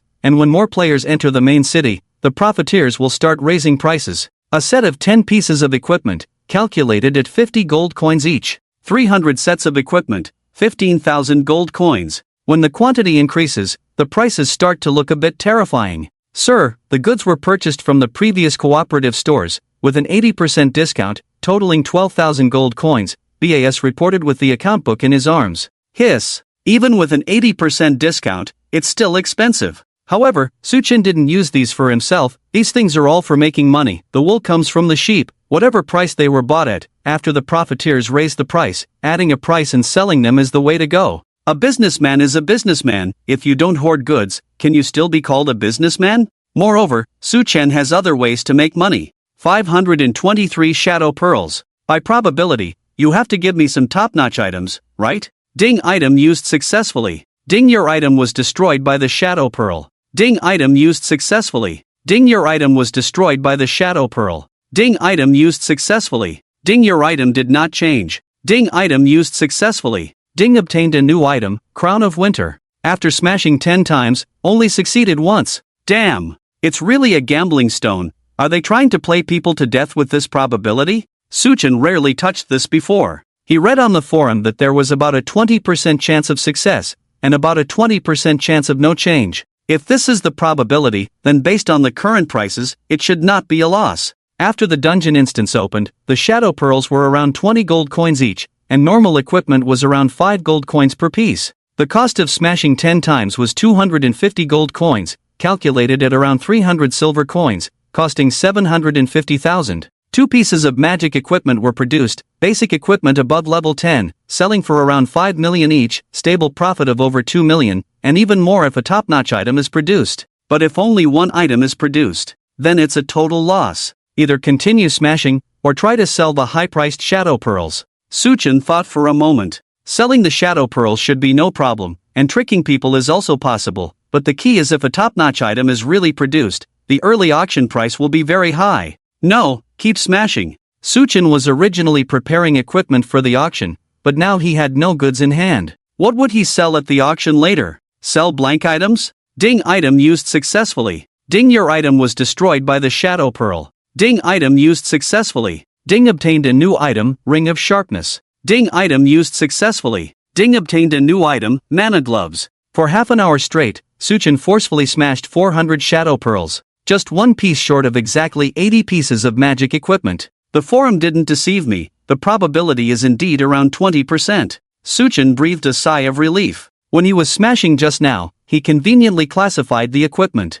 Over 60 pieces with average attributes, the rest have decent attributes, but not top-notch. To expect super rare top-notch attributes to appear on magic-level equipment, that kind of lucky dream, is still too difficult to think about. The equipment that was smashed out, along with the leftovers from before, and the ones replaced by new equipment. 100 pieces in total. Estimated to be worth around 500 million at current prices, it should be worth more at the auction house. Sell off the rare equipment that is not needed. The funds should be over $1 billion. Sir, there's a girl waiting for you at the door. At this time, Base reported at the warehouse door. Waiting for me? Suchin packed up his things and came out of the warehouse. After the news of the auction was released, the entrance of the Eternal Auction House suddenly became lively, with a large number of players coming to watch. Not only players from Helsin, but even players from other main cities were coming at high prices. After all, there is only one auction house in the Eternal Realm now, and only here can equipment be bought with dragon coins, which cannot be found elsewhere. There were too many people, the reception room at the entrance couldn't accommodate everyone, and there was hardly any standing space left. Inside the auction house, there were even fewer seats available, with only about 300 seats for auction participation. Base, get everyone out first. Each person needs to pay a deposit of 100 gold coins to participate in the auction. Suchin said. Base then started collecting money from each person. What the heck? 100 gold coins, why aren't you rushing to get it? These days, silver coins are precious. Where do I get 100 gold coins from? Lousy came over, buying teleport scrolls with gold coins or pulling strings to gather enough. Are you guys trying to cause trouble at the Eternal Auction House? Base has been hanging out on this street for more than 10 years, seeing all kinds of people, and said indifferently, if you don't even have 100 gold coins, what are you going to buy at the auction? Puff. All the players in the reception room spat blood. At this stage, who can make it to the main city without some strength? Even if it's not a large guild, a large consortium, it's at least a studio with years of gaming experience, or a fixed team. Especially those who come from other main cities. Teleport scrolls between main cities cost 5 gold coins each. Can ordinary players afford that? Just the travel expenses would cost tens of thousands of dragon coins. Even if a normal person wants to join in the fun, they can't afford it. A group of people were arguing, when suddenly someone saw Su Chen. That equipment, all glistening, extraordinary in every way, not ordinary equipment at all, comparable to magical equipment. Su God? Oh my, is that really Su God? The others also looked over upon hearing this. Su God, it's normal for this auction to have a threshold, everyone can understand that. One of them seemed to be the leader of a certain guild, quite imposing, and spoke first. But now it's hard to collect gold coins. If you change these 100 gold coins into dragon coins, our Holy Domain Legion guarantees no second thoughts. This statement clearly gained agreement from many people. That's right, Su God. I think the auction is also selling dragon coins. This gold coin deposit is totally unnecessary. Su Chen looked at everyone, pondered for a moment. Makes sense, it's indeed hard to collect gold coins, so let's make it a 200 gold coin deposit. Puff. The leader of the Holy Domain Legion felt like he was about to spew blood on the spot. Just now it was 100 gold coins, after all that talk, and the price damn well increased. Is this asking for people's lives? Su Chen, however, remained quite calm. Precisely because gold coins are hard to come by, doesn't that prove the strength of the participants who come? With strength, it's easier to fleece them of their money. Nowadays, who makes money off the poor? Of course, it's whoever has money to make. It's settled then, those without gold coins can discuss it next time. Hiss. Most of the people in the venue were now in a panic. They really don't have 200 gold coins, at market price, that's about over 6 million dragon coins, a sum they can't afford. But that's the market price. Who doesn't know that gold coins now have value but no market? Even if they have money, they have to collect it bit by bit from various newbie villages.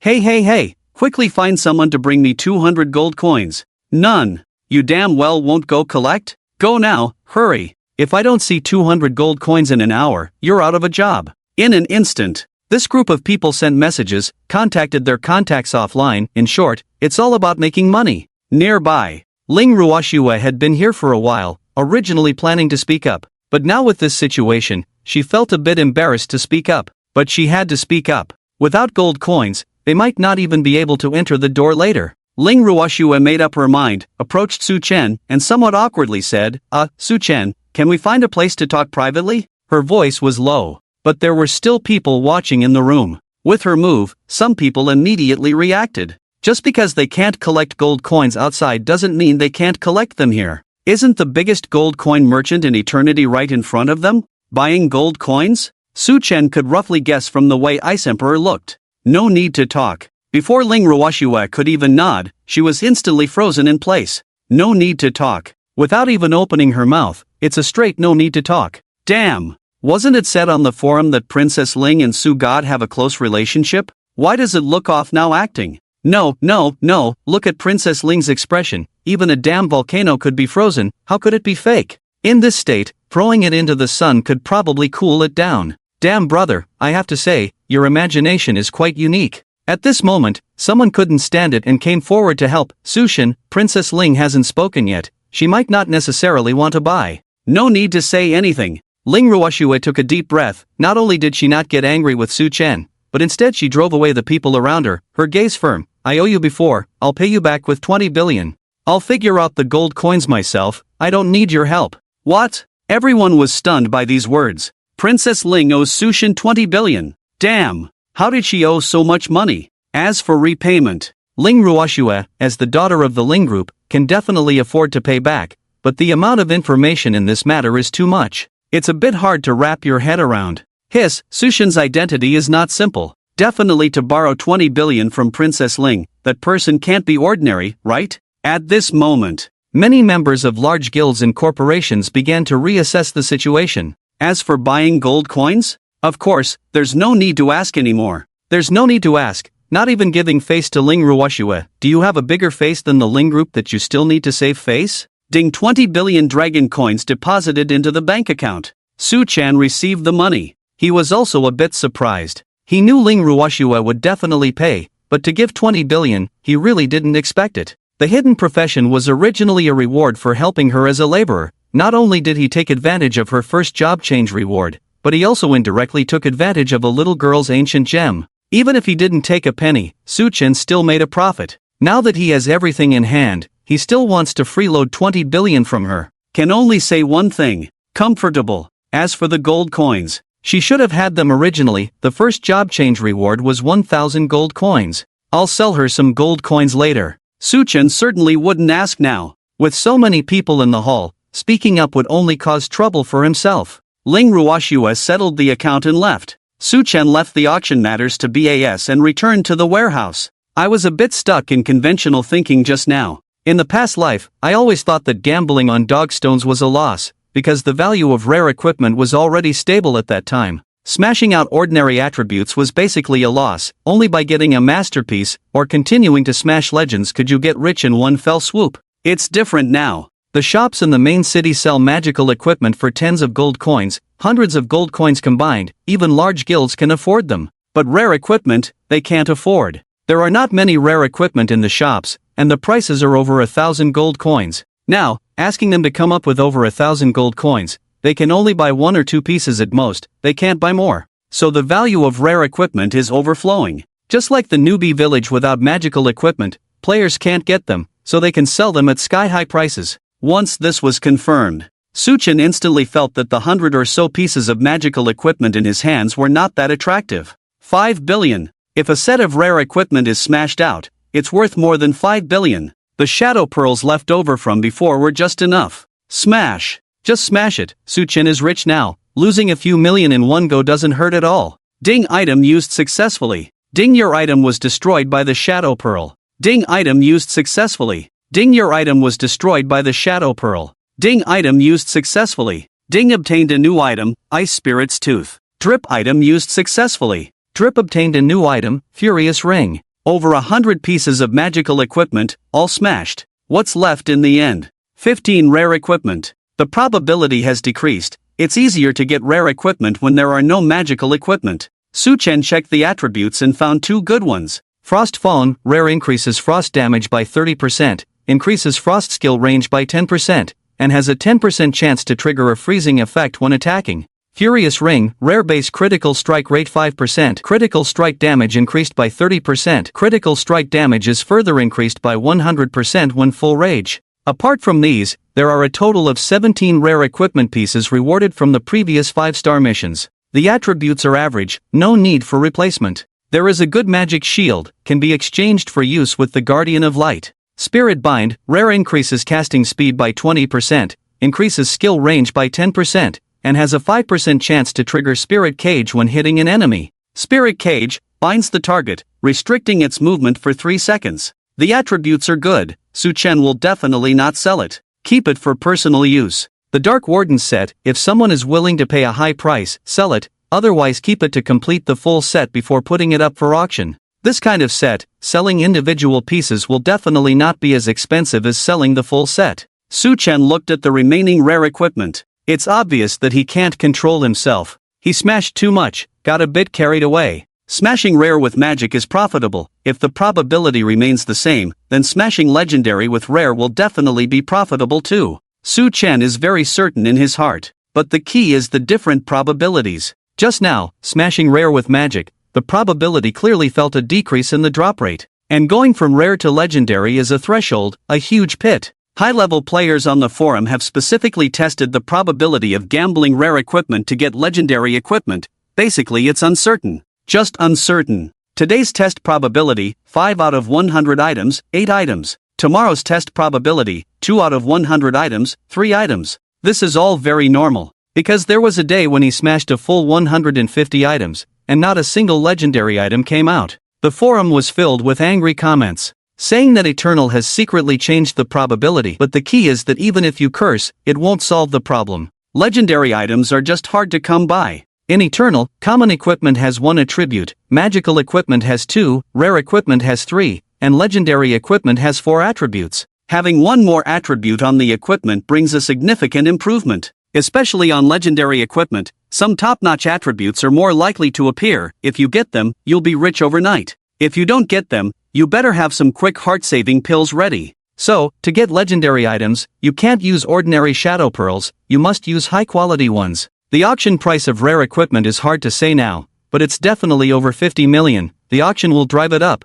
Even reaching over 100 million is not impossible. Hitting over 100 million in one go, the cost is a bit scary. Su-Chen thought for a moment, then looked at the high-quality shadow pearls in the package. Everything is ready, just lacking the east wind. Let's smash 20 pieces, if nothing comes out. Then consider that the 2 billion from the Ice Emperor never happened. In the warehouse, 20 pieces of rare equipment neatly arranged. Hiss. Su-Chen took a deep breath. Come on, let's do this. RNG with me. Godly luck, come to me. Drip item used successfully. Drip your item was destroyed by a high-quality shadow pearl. Don't panic, try again. Next, drip item used successfully. Drip your item was destroyed by a high-quality shadow pearl. Drip item used successfully. Drip your item was destroyed by a high-quality shadow pearl. Only 5 pieces, no worries. Within a reasonable range. Keep going. Drip item used successfully. Ding, your item has been destroyed by a high-quality shadow bead.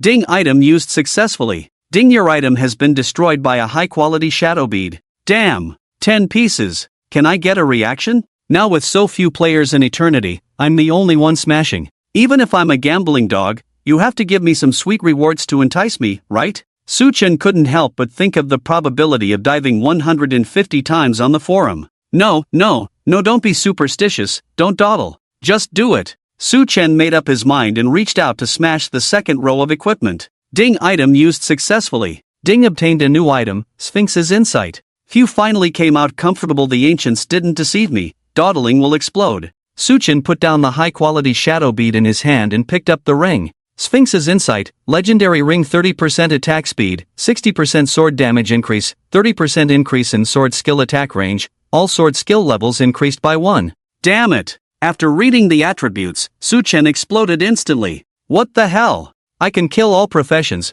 What equipment can't I use? What attributes can't I get? And you give me a sword skill out of all things? Su-Chen was really speechless. Really disgusting. For a moment, Su-Chen even doubted whether he had mistakenly entered the game of the Goose Factory. With so many legendary attributes on the ring, most of them related to magic elements, he could handle them. Even if they were physical, he could find a way to convert them, but specializing in sword skills was just a waste. What's the point of playing? Converting to sword skills for a legendary ring? Isn't that ridiculous? None of these can be used 100%, all of them are attributes I can't use. Su-Chen sighed. Can't use it, but can't throw it away either. A legendary ring, specializing in sword skills, can be used for the second and third transformations, stable in value, definitely not a loss. The key issue now is losing money? Auctioning off a legendary equipment, selling for 8 billion, 10 billion, even selling for 20 billion is just that. After all, he's not short of that 10 billion, 8 billion. What Su Chen lacks is equipment.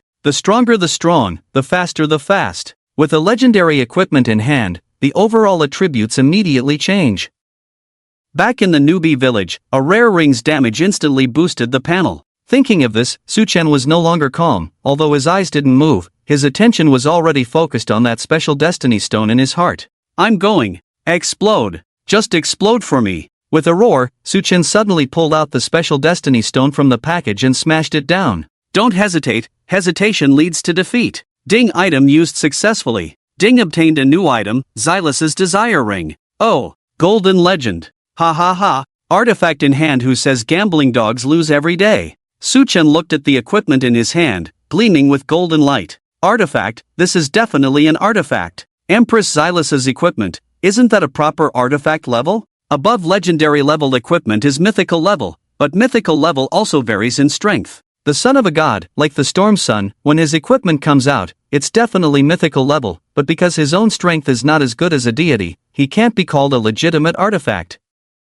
These are generally called mythical equipment. The equipment used by legitimate deities is called artifacts. The main difference between the two is that mythical equipment has 5 attributes, while artifacts have 6 attributes. Not only is there an extra attribute, but there is also a certain gap in both the attribute values and the special abilities of the attributes. Hiss! Comfortable Su Chen instantly felt that the whole world had quieted down. Starting with artifact level equipment, now it's time to take off as the invincible existence in the mortal world, surpassing all gods. Her equipment is not artifacts. Su Chen doesn't believe it at all. Draw, click on the attributes. Damn! Really? Exploded. Her desire ring, special. This equipment is outside the normal equipment system and does not occupy an equipment slot. Each piece of special equipment worn increases physical damage by 100%. Each piece of special equipment worn increases spell damage by 100%. Each piece of special equipment worn increases physical damage penetration by 10%.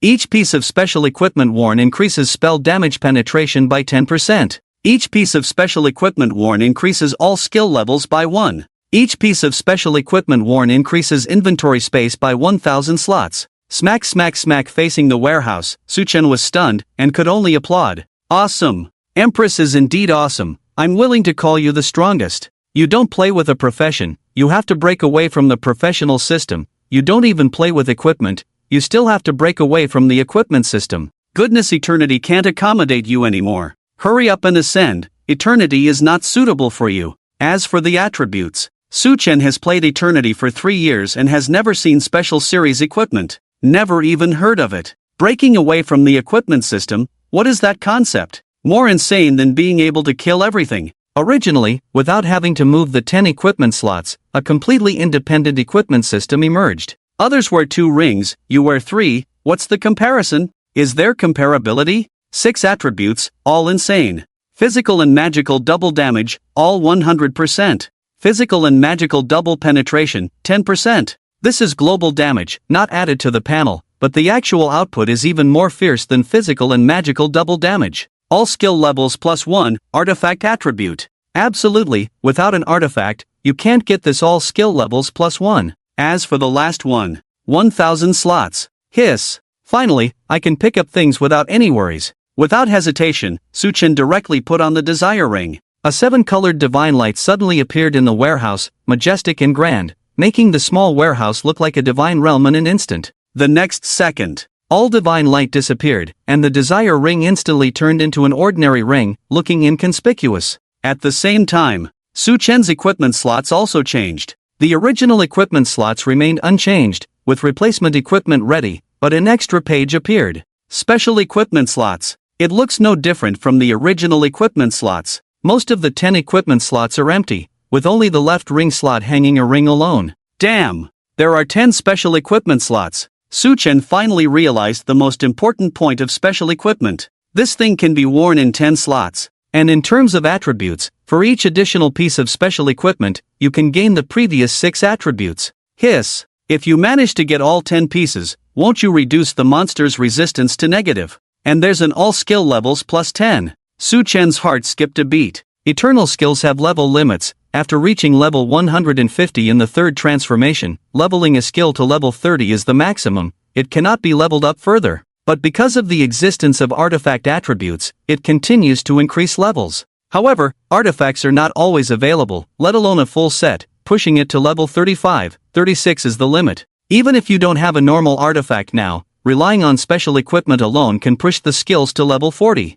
Moreover, Su Chen also has the talent of a full halo, all attributes are consumed, feeling great. Take it easy, take it easy. Su Chen is now trying to put together a special item. The difficulty of obtaining this thing is estimated to be higher than that of artifacts, because artifacts can be obtained in the later stages. And this special equipment seems to be the exclusive equipment of the Empress Zilisai, and the others, gods, are not as domineering as her. So, to obtain special equipment, there is probably only one way. Smash. Just smash it hard. How much money will this cost? Su Chen couldn't even calculate it. The Shadow Pearl hits rare, then hits legendary, then continues to hit myth, and finally continues to hit artifacts. This special equipment is even harder to hit than artifacts, the cost is really explosive. As for the special Destiny Stone, not many of these have been released in eternity. It seems a bit mysterious to rely on special Destiny Stones. It is more reasonable to rely on money to smash it. No matter how much money, as long as it is smashed out, it is a blood profit. Thinking of this, Su Chen packed all the things he needed in the warehouse into the package. 1,000 grid package space, comfortable. It used to be not enough space, and now it is still not enough. 1,000 grids, 10 times the package space. You can easily throw hundreds of pieces of equipment in the package. Now just put some daily props and medicines, it's so easy. Coming out of the warehouse. The auction is almost ready. BAS took people to the warehouse to move equipment, ready to use for the auction. This auction will be a bidding with dragon coins. BAS cannot preside over it, only Su Chen can. There are not many people in the hall now, those who are qualified to enter have already sat in the upstairs venue. There is a familiar face. Xian Duo. Su Chen, long time no see. What's up? Su Chen saw his smiling face and knew that he must not be here for a chat. Ahem, it's indeed a small matter. Xian Duo was a bit embarrassed, going straight to the point when meeting. It's a bit awkward. Although he used to be like this, spending money as soon as he met. In one sentence, make an offer. But now it's not possible, he must be a bit low-key, with all the top 500 groups present. If he handles it improperly, he will drop out in minutes. I found out some information from the auction house. But, you know, I'm short of money. Shen Duo really has no choice. The only way to get gold coins in eternity is through Su Chen. How much is the difference? You know, I won't hide it from you. 100 billion in cash for 3,000 gold coins. Ha! Suddenly, a contemptuous laughter came from the door. 100 billion for 3,000 gold coins? Xian Duo, are you really rich and foolish? Turning his head, 3 people came in. The leader was a man with a white beard, looking proud, and his gaze towards Xian Duo was somewhat provocative. Wu Tian. Xian Duo blared at the other party, slightly angry, and said, "What's it to you what I do? Ha, if you're not afraid of being laughed at by everyone, then I naturally don't care." Wu Tian shrugged, turned to Su Chen. "I'm not as foolish as that guy, offering 100 billion for 3,000 gold coins.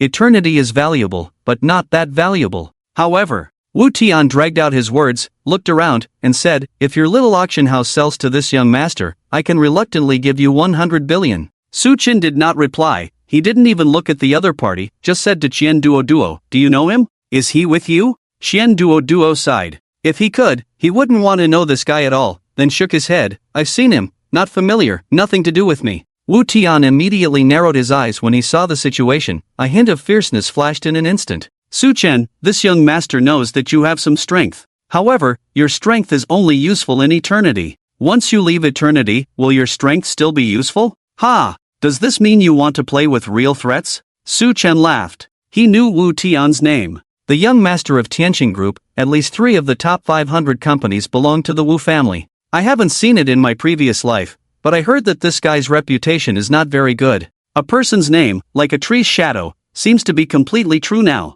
Get him out. Su Chen couldn't be bothered to talk to such people, wasting time and life. With a splash, several subordinates responsible for maintaining order in the hall came over. Running an auction house on the street without anyone who can fight is unacceptable. Although the previous Viscount Norton didn't care much, the hired subordinates had the strength of a second transformation. It was more than enough to deal with the current player. "Su Chen, are you crazy? You dare to move against me?" Wu Tian was stunned for a moment, more surprised than angry in his eyes. "Do you know who I am? Ha ha.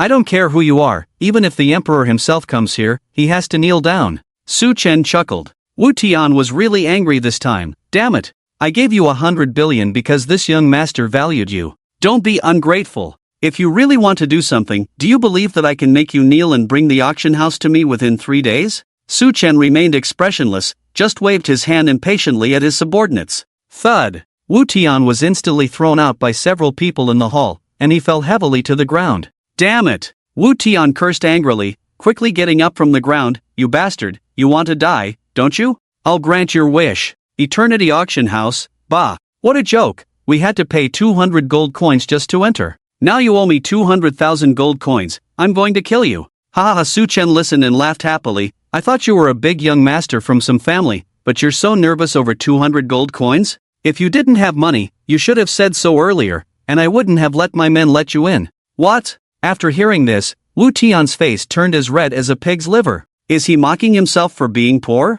Damn it! Wu Tian really encountered this situation for the first time. His whole brain seemed to malfunction, falling into a daze. Su Chen sneered, glanced down. TSK, I can see it now. You paid 200 gold coins to come here and make trouble, right? Get him, arrest him, and take him to the authorities.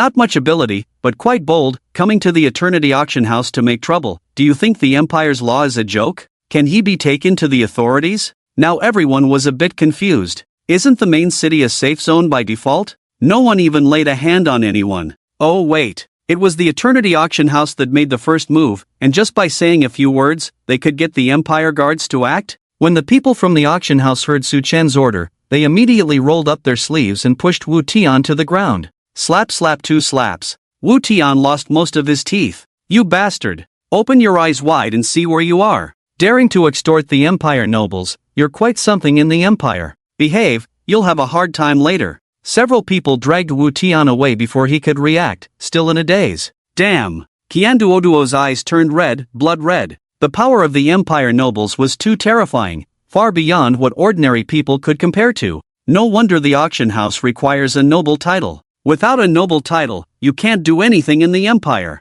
Must be nobility, and it must be a major noble family. Qianduoduo gritted his teeth secretly. Su Chen smiled and looked at the crowd around him, saying, "The first official auction of Eternal Auction House is about to begin. It's not surprising that some short-sighted guys are causing trouble." As the words fell, Su Chen's tone changed, a cold light flashed in his eyes, and he said coldly, "However, if someone else acts recklessly in the future, don't blame me for not being so polite." This statement was not only directed at the players at the door but also at the shops on the surrounding streets. It's not easy to establish a foothold in a heavy city like Helsing in the south. Not only will players cause trouble for you, but NPCs are also not to be underestimated. Especially in the early stages when the noble title is still low, one must be cautious. In the past life, due to ignoring the power of NPCs and letting their guard down, many auction houses were not taken over by players but were destroyed by NPCs. Su Chen was about to turn back to the auction, but Ling Ruoxue hurriedly approached, slightly out of breath, and asked, "Am I late?" Just in time. Su Chen took the gold coins handed over by the other party and nodded. "Let's go, the auction is about to start." Qianduoduo also approached at this moment, frowning slightly. "Su Chen, that Wu Tian is not a good person. You better be careful. That kid relies on being the only son of the Wu family and acts recklessly. He won't let today's matter go easily." Ha! Su Chen just smiled faintly. These people still don't understand Eternal, always thinking it's just a highly virtual online game. In fact, the gap between the two is more than a little bit. That little matter is not worth worrying about. As for the matter of gold coins, you don't need to inquire from me. 30,000 gold coins are enough to open an auction house in any main city. Selling gold coins is equivalent to selling the auction house. Do you think I would sell gold coins equal to an auction house? Ling Ruoxue's heart skipped a beat upon hearing this. Ling's group's entry into Eternal was a bit late, even gathering 200 gold coins took half a day, so it was impossible to find out about the auction house.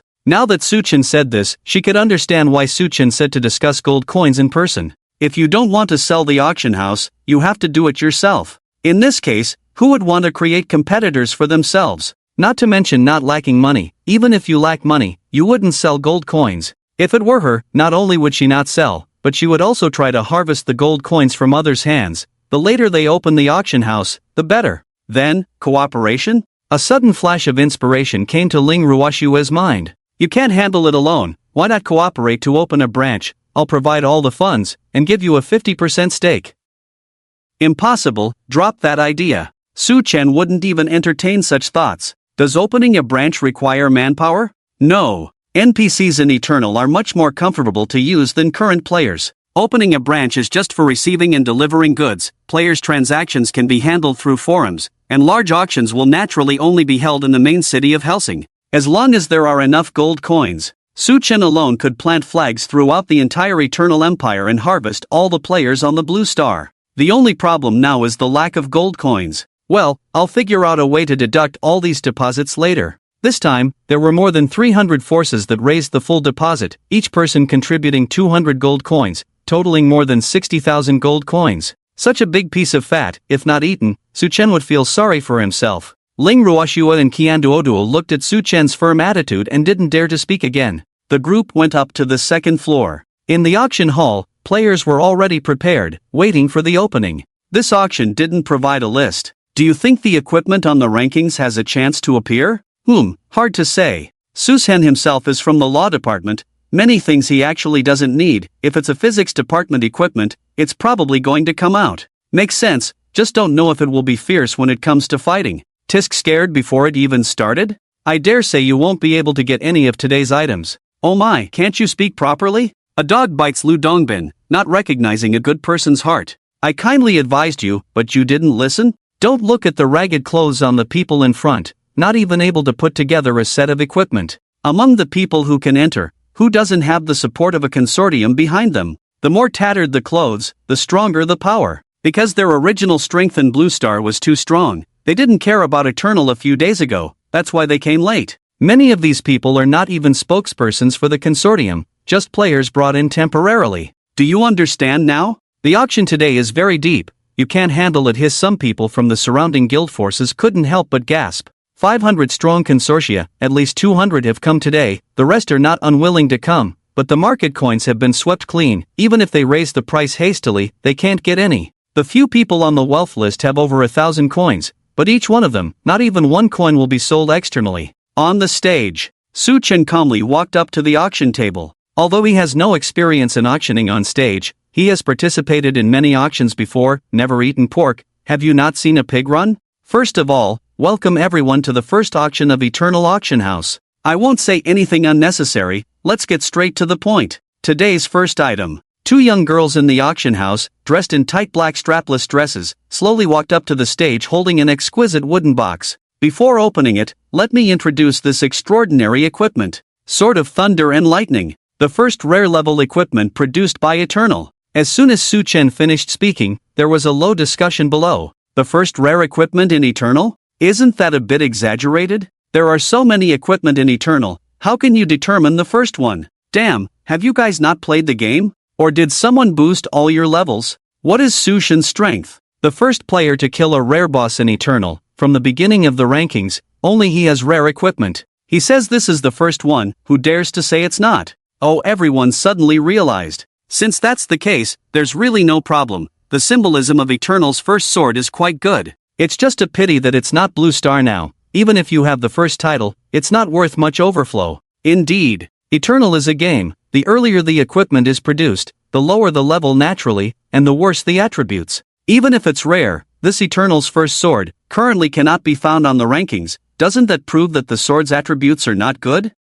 Makes sense. But using this sword to start is indeed enough. Su Chen let the people below discuss, and after a short wait, he then opened the wooden box, took out the Sword of Thunder and Lightning, and stared at the golden sword as if lost in memories. Speaking of which, you must think this sword dropped from the first kill of a rare boss. Actually, no. There aren't many bosses in Eternal that can drop equipment directly, especially in the early stages. Hiss. This puzzled the people below the stage. If it wasn't dropped by a boss, then how did Su Chen get this equipment on the first day of the server opening? Sword of Thunder and Lightning requires 100 strength, attributes very suitable for the swordsman profession, nothing more to say. Su Chen continued to hold the sword and reminisced. If I hadn't already added a bit of selection to the magic system before, I would definitely have turned into a sword cultivator for this sword. Not for anything else, just for the person behind this sword. The more he spoke, the more mysterious it became, leaving the people below even more confused. Su Chen waved to the little girl next to him.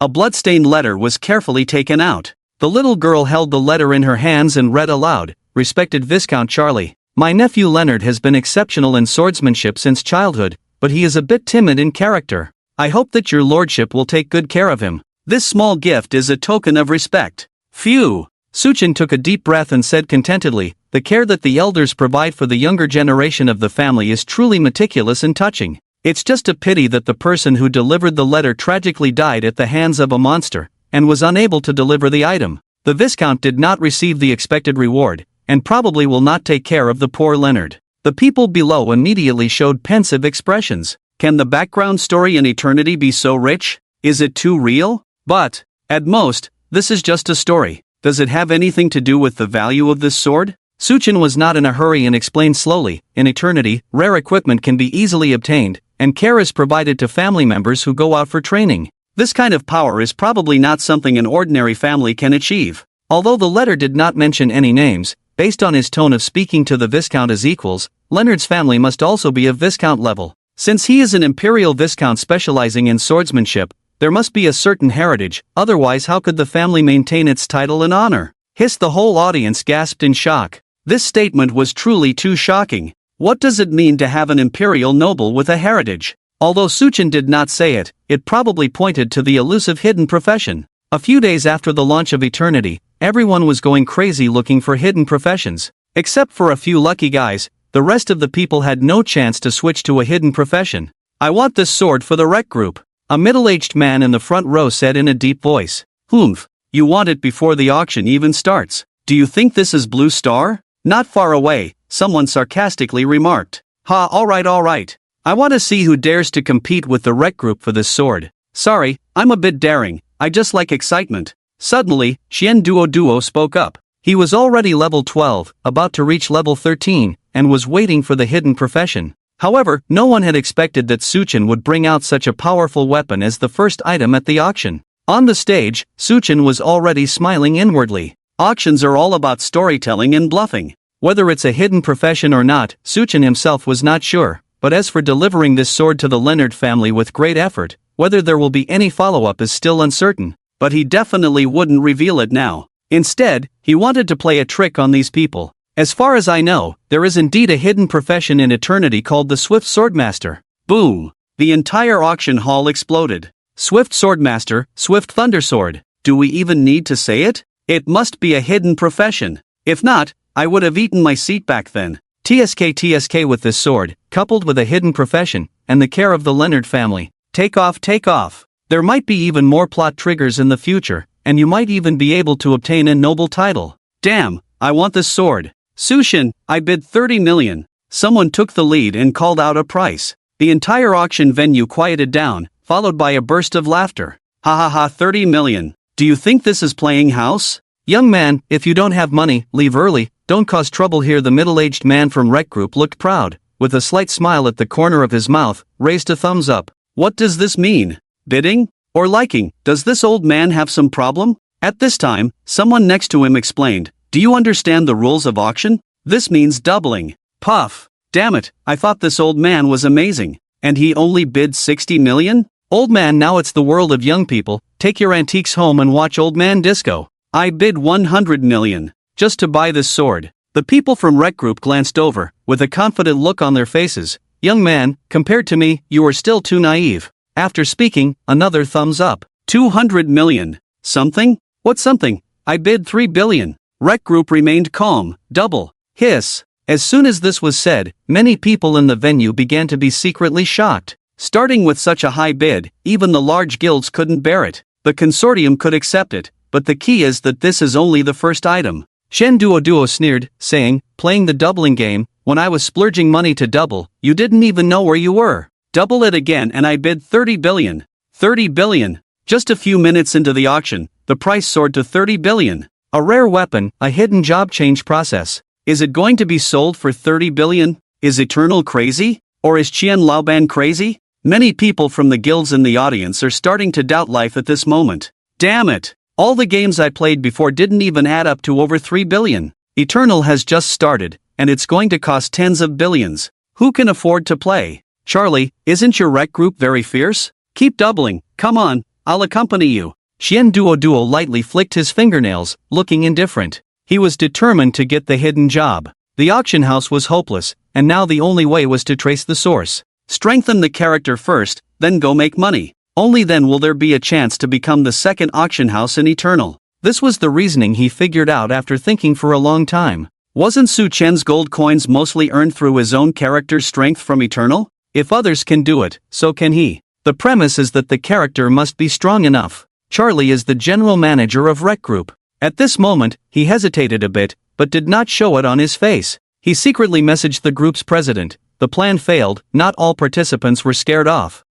So what if it failed? With strength, who is our Rec Group's opponent? The current president, Xiao Rec, said confidently. Remember, they are trading dragon coins, while our funds are in USD. What's there to worry about? In any case, we must get the hidden job. With the authorization in hand, Charlie couldn't help but raise the corner of his mouth and calmly raised a finger. Xian Duo looked and suddenly laughed. Tisk, add another billion? Get lost, how dare you say add a billion? Charlie smiled confidently and said firmly, 100 billion. Puff. As soon as the words fell, the people from hundreds of strong groups in the venue couldn't bear it. Doubling was already ruthless enough, and you suddenly doubled several times, directly jumping to 100 billion. Are you planning to spend all the money at today's auction? Nearby, some spokespersons from the top 500 groups were about to intervene when the two were almost evenly matched. Now it's impossible to intervene. 100 billion is indeed too expensive. Even hidden professions are indeed too expensive, and when you think about it carefully,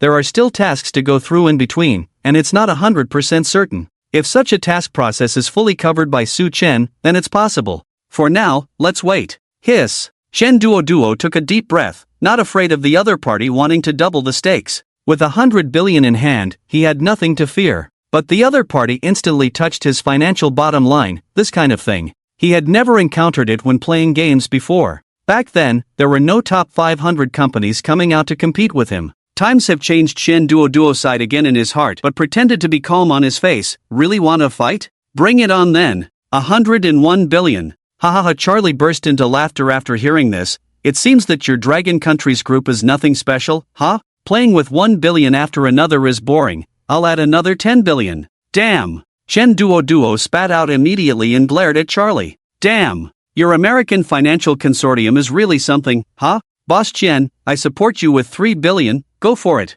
That's right. Boss Qian, we support you. The Dragon Countries group came out one after another to support Xian Duo. But Xian Duo didn't think so. Damn it, you guys should be more practical. Give money. What's the point of boasting without giving money? I'll lend you 30 billion. Ling Ruoxue, who was with Xian Duo, was close to him and didn't need to hide her profession, so she didn't speak up. Xian Duo suddenly felt more confident. He could probably withdraw about 50 billion in cash by himself, plus this 30 billion, he should be able to fight. He stood up immediately, ready to speak, but caught a glimpse of Su Chen on the stage from the corner of his eye. Su Chen had a warm face, a faint smile on his lips, and his gaze lightly fell on Charlie. If it was just that, Xian Duo wouldn't care. The key was that gaze. Hiss. So cold. Xian Duo couldn't meet that gaze directly, feeling a shiver all over his body, his hair almost standing on end. Damn. Could Su God have some special ideas? In an instant, Xian Duo seemed to understand. Cold sweat broke out on his forehead, and he subconsciously swallowed.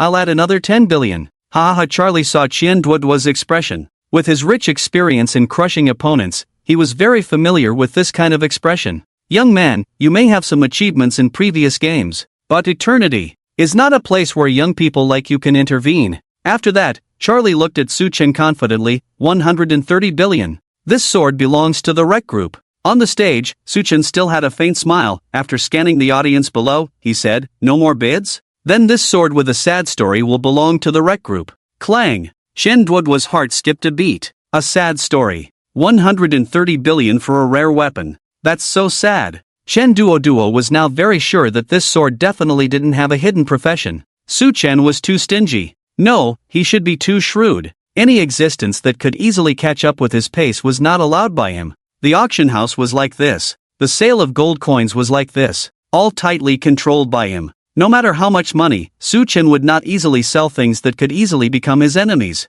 He could sell equipment because one or two pieces of equipment couldn't catch up with him. But would he really sell something like this, with a hidden profession and a family background, which could rise rapidly? Chen Duo no longer believed it at all. Deal. Su Chen made the final decision. Then, the staff brought up wooden boxes one by one onto the stage. We had a good start today, and next is the formal auction session. All rare equipment, everyone can start preparing, Su Chen said. But before we start, I have a welfare announcement to make. To commemorate the smooth progress of this auction, Eternal Auction House has decided to issue a limited edition membership card to everyone present. Customers holding this membership card can participate in the next Eternal Auction for free, and Eternal Auction will also provide members with some important game information from time to time in Eternal. For example, the monster attributes in dungeon instances. Wow! Dungeon monster attributes? This is really exclusive news, something only Su Chen knows in all of Eternal. With the dungeon attributes, adjusting the team structure accordingly, we can quickly give it a try. Just this strategy alone is worth more than tens of millions.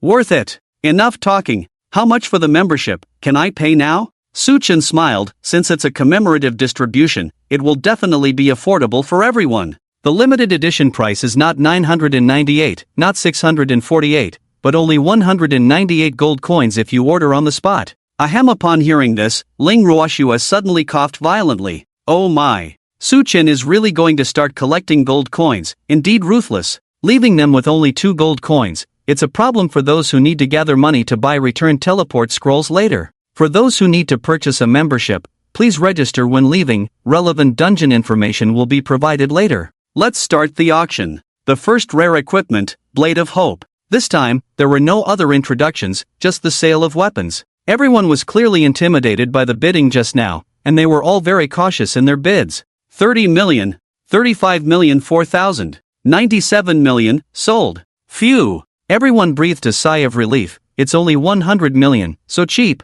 Looks like they can still buy something to take back. The auction proceeded quickly. Su Chen wouldn't waste time with 1 million after another. He didn't care about that little money. After all, he had a big wave at the beginning. The rec group didn't have any grudges with him originally, but that old man's words rubbed Su Chen the wrong way. That's enough. The Gale Lightning Sword might have had a hidden career path, although the probability was low, it still existed. But as long as Su Chen said no, then it definitely wouldn't exist. 2 hours later, the auction ended smoothly. All rare equipment was sold out, only a few pieces and sets left unsold. Total sales revenue, 17.5 billion. Su Chen's account balance instantly soared to nearly 20 billion. Among the rare equipment, those with good attributes were all kept by Su Chen. The slightly better ones were auctioned off for 3 to 5 billion, while the rest basically sold for 1 billion. Once the price exceeded this range, even the top 500 groups felt the pain. After all, it was just one piece of equipment, but if they could put together a set, or 10 sets,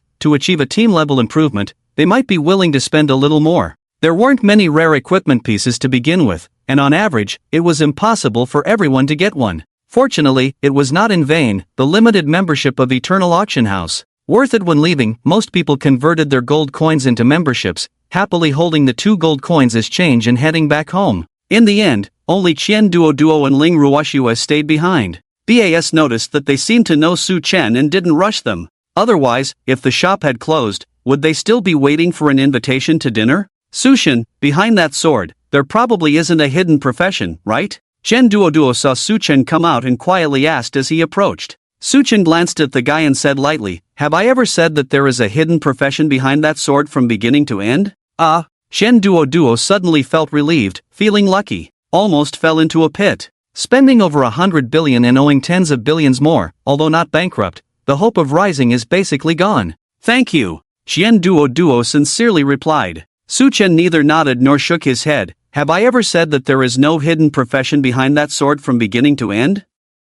Put. Chen Duo couldn't help it. If an ordinary person heard this, they might think that the auction house was afraid of losing the item and the customer not getting the deserved reward, so they deliberately avoided it to avoid trouble. But if you look at it from a different perspective, isn't this clearly saying, whether this sword has a hidden profession or not, I decide? If I'm happy, I'll give it to you. If not, then no way. Damn. So domineering. Really? Chen Duo felt that his previous spending was domineering, but compared to Su Chen now, it was child's play. Su Chen, at least give me a straightforward answer. Chen Duo was being tormented and a bit nervous. Even if I die, at least let me die with some understanding. Besides the auction house, do you have any other hidden professions that you can sell? If the hidden ones can't be sold, then what can be sold? The pressure brought by the entry of the top 500 groups was too great for him. The opponent's strong financial resources were indeed enough to compete with him. If there was one, he could still fight. Now, anyone he picked could fight him, even better than him. Although Ling Ruoxue next to him did not speak, her meaning was similar. Seeing this, Su Chen did not respond directly. In his previous life, Chen Duoduo took the lead, sweeping most of the resources in the early stage, and for half a year, no one could catch up with him. This time, his appearance clearly accelerated the entry of the top 500 groups. At least in his memory, the top 500 groups all entered, should have been led by Chen Duoduo to kill the field boss first, and obtained a lot of rewards. At that time, it was already more than half a month since the server opened. Under this stimulation, all the top 500 groups realized that eternity must be the future. Now, it's only been a few days since the server opened. All the top 500 groups have entered, and even the Rec Group, a financial group from the United States, could appear in this auction in time. This was clearly a warning for Su Chen. Many judgments of the time nodes in the previous life must be made in advance. The style of large financial groups is fundamentally different from that of guilds.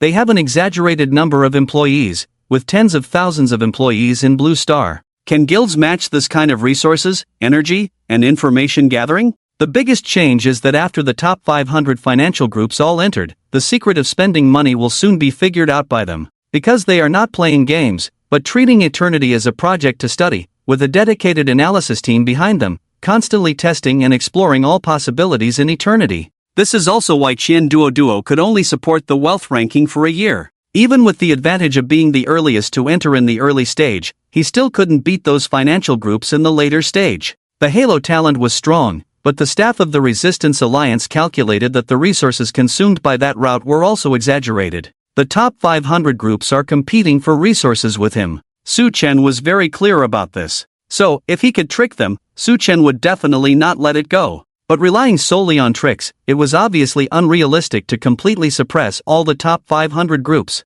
As for establishing his own power, Su Chen never considered it. He, alone, didn't have the energy for that. Only by constantly strengthening himself, always keeping himself at a level higher than the top 500 groups, continuously attacking them in a way that reduces their influence, can he form a sustained and effective harvesting? Thinking of this, Su Chen pondered and said, Ling Ruoxue, Chen Duoduo. It's not impossible to cooperate, but it has to be done my way. You don't need to open an auction house. With your limited strength, even if you did, would there be anything to sell? Cough. Chen Duoduo was almost choked by a sentence, but he couldn't refute it. What was said was true. Even if they opened one, it would just be a facade, earning a commission fee at best. They didn't even have enough rare equipment for themselves, so what could they sell to others? So, what you need now is not an auction house, but to enhance what you have. Su Chen calmly stated, I can provide you with these things. However, the corresponding price you need to pay cannot be just money. Not money. Chen Duoduo looked at Su Chen suspiciously, then at Ling Ruoxue. He looked embarrassed and a bit shy, so, Su Chen, if you don't want money, you can't possibly want something else, right? I'm really not that kind of person. Su Chen immediately burst out laughing. Chen Duoduo seemed like a serious person, but when he wasn't serious, he was something else entirely. Ling Ruoxue next to him was slightly stunned. He's not that kind of person, so am I? Ling Ruoxue quickly realized and blushed. Chen Duoduo, are you asking for trouble? Smack! Ling Ruoxue's mage boot kicked Chen Duoduo's toe. Ouch! Damn! Chen Duoduo was in so much pain that he almost jumped onto the roof, his features contorted in agony. Princess Ling, I'm just trying to save you money. Why are you repaying kindness with enmity? Save money. Does that mean he wants to sell me? Chen Duoduo, your death day will be next year. Ling Ruoxue's anger surged again, her pretty face turning red enough to squeeze out juice. Meanwhile, 3 ice spears instantly formed in the room, aiming straight at Chen Duoduo's forehead. No, I was wrong. Chen Duoduo really didn't want to die, not because he was afraid, but because he couldn't afford it. Stop fooling around and get to the point. My time is valuable. Su Chen wasn't interested in watching the two of them kill each other, one going back to the Blue Star and the other staring blankly in the Hellsong City's great prison. Right, let's focus on the matter at hand. Chen Duoduo nervously continued. I'll remember this, today's matter isn't over. Ling Ruoxue gritted her teeth, hesitated for a moment, and then retracted the ice spears. Su Chen's time was indeed tight. The conditions are simple. You don't need to establish an auction house. In the future, all material transactions between your two families will go through me, and I'll give you a 50% discount on transaction fees. Second, in the future, half of the shadow pearls produced by your two families will be unconditionally gifted to Eternal Auction House, while the other half will be purchased by Eternal Auction House at market price. Third, if Eternal Auction House needs materials in the future, the transactions will follow the same model as with shadow pearls. Ling Ruoxue represented the Ling Consortium, one of the top 500. Chen Duoduo's source of funding wasn't a big secret either, also backed by a top 500 group. If they wanted to establish an auction house, they would be Su Chen's enemies. Only if they gave up on building an auction house would there be a possibility of formal cooperation. Just 3 conditions. Ling Ruoxue didn't even know what shadow pearls were, but she had been to dungeon instances and had seen similar things. Su Chen's words were very clear. In the future, all key materials that can be produced on a large scale in the Eternal Realm must be handed over to him for operation. At the same time, the auction house, the most important business model in the Eternal Realm, must also be abandoned. I need to consider it. Ling Ruoxue couldn't make this decision herself and frowned slightly. Chen Duoduo had already been hit hard. If he wanted to forcefully open the auction house, he didn't know how many times he would have to clash with the top 500 groups, so he didn't have the same strong determination as before. It was not completely unacceptable for the opponent to monopolize the key materials. As long as the price was right, everything could be discussed. Su Chen, this is the price, but what about the gains? Su Chen smiled slightly. It's better to deal with serious businessmen straightforwardly. Your gain is just 1. I guarantee that your strength is second only to my second-tier team,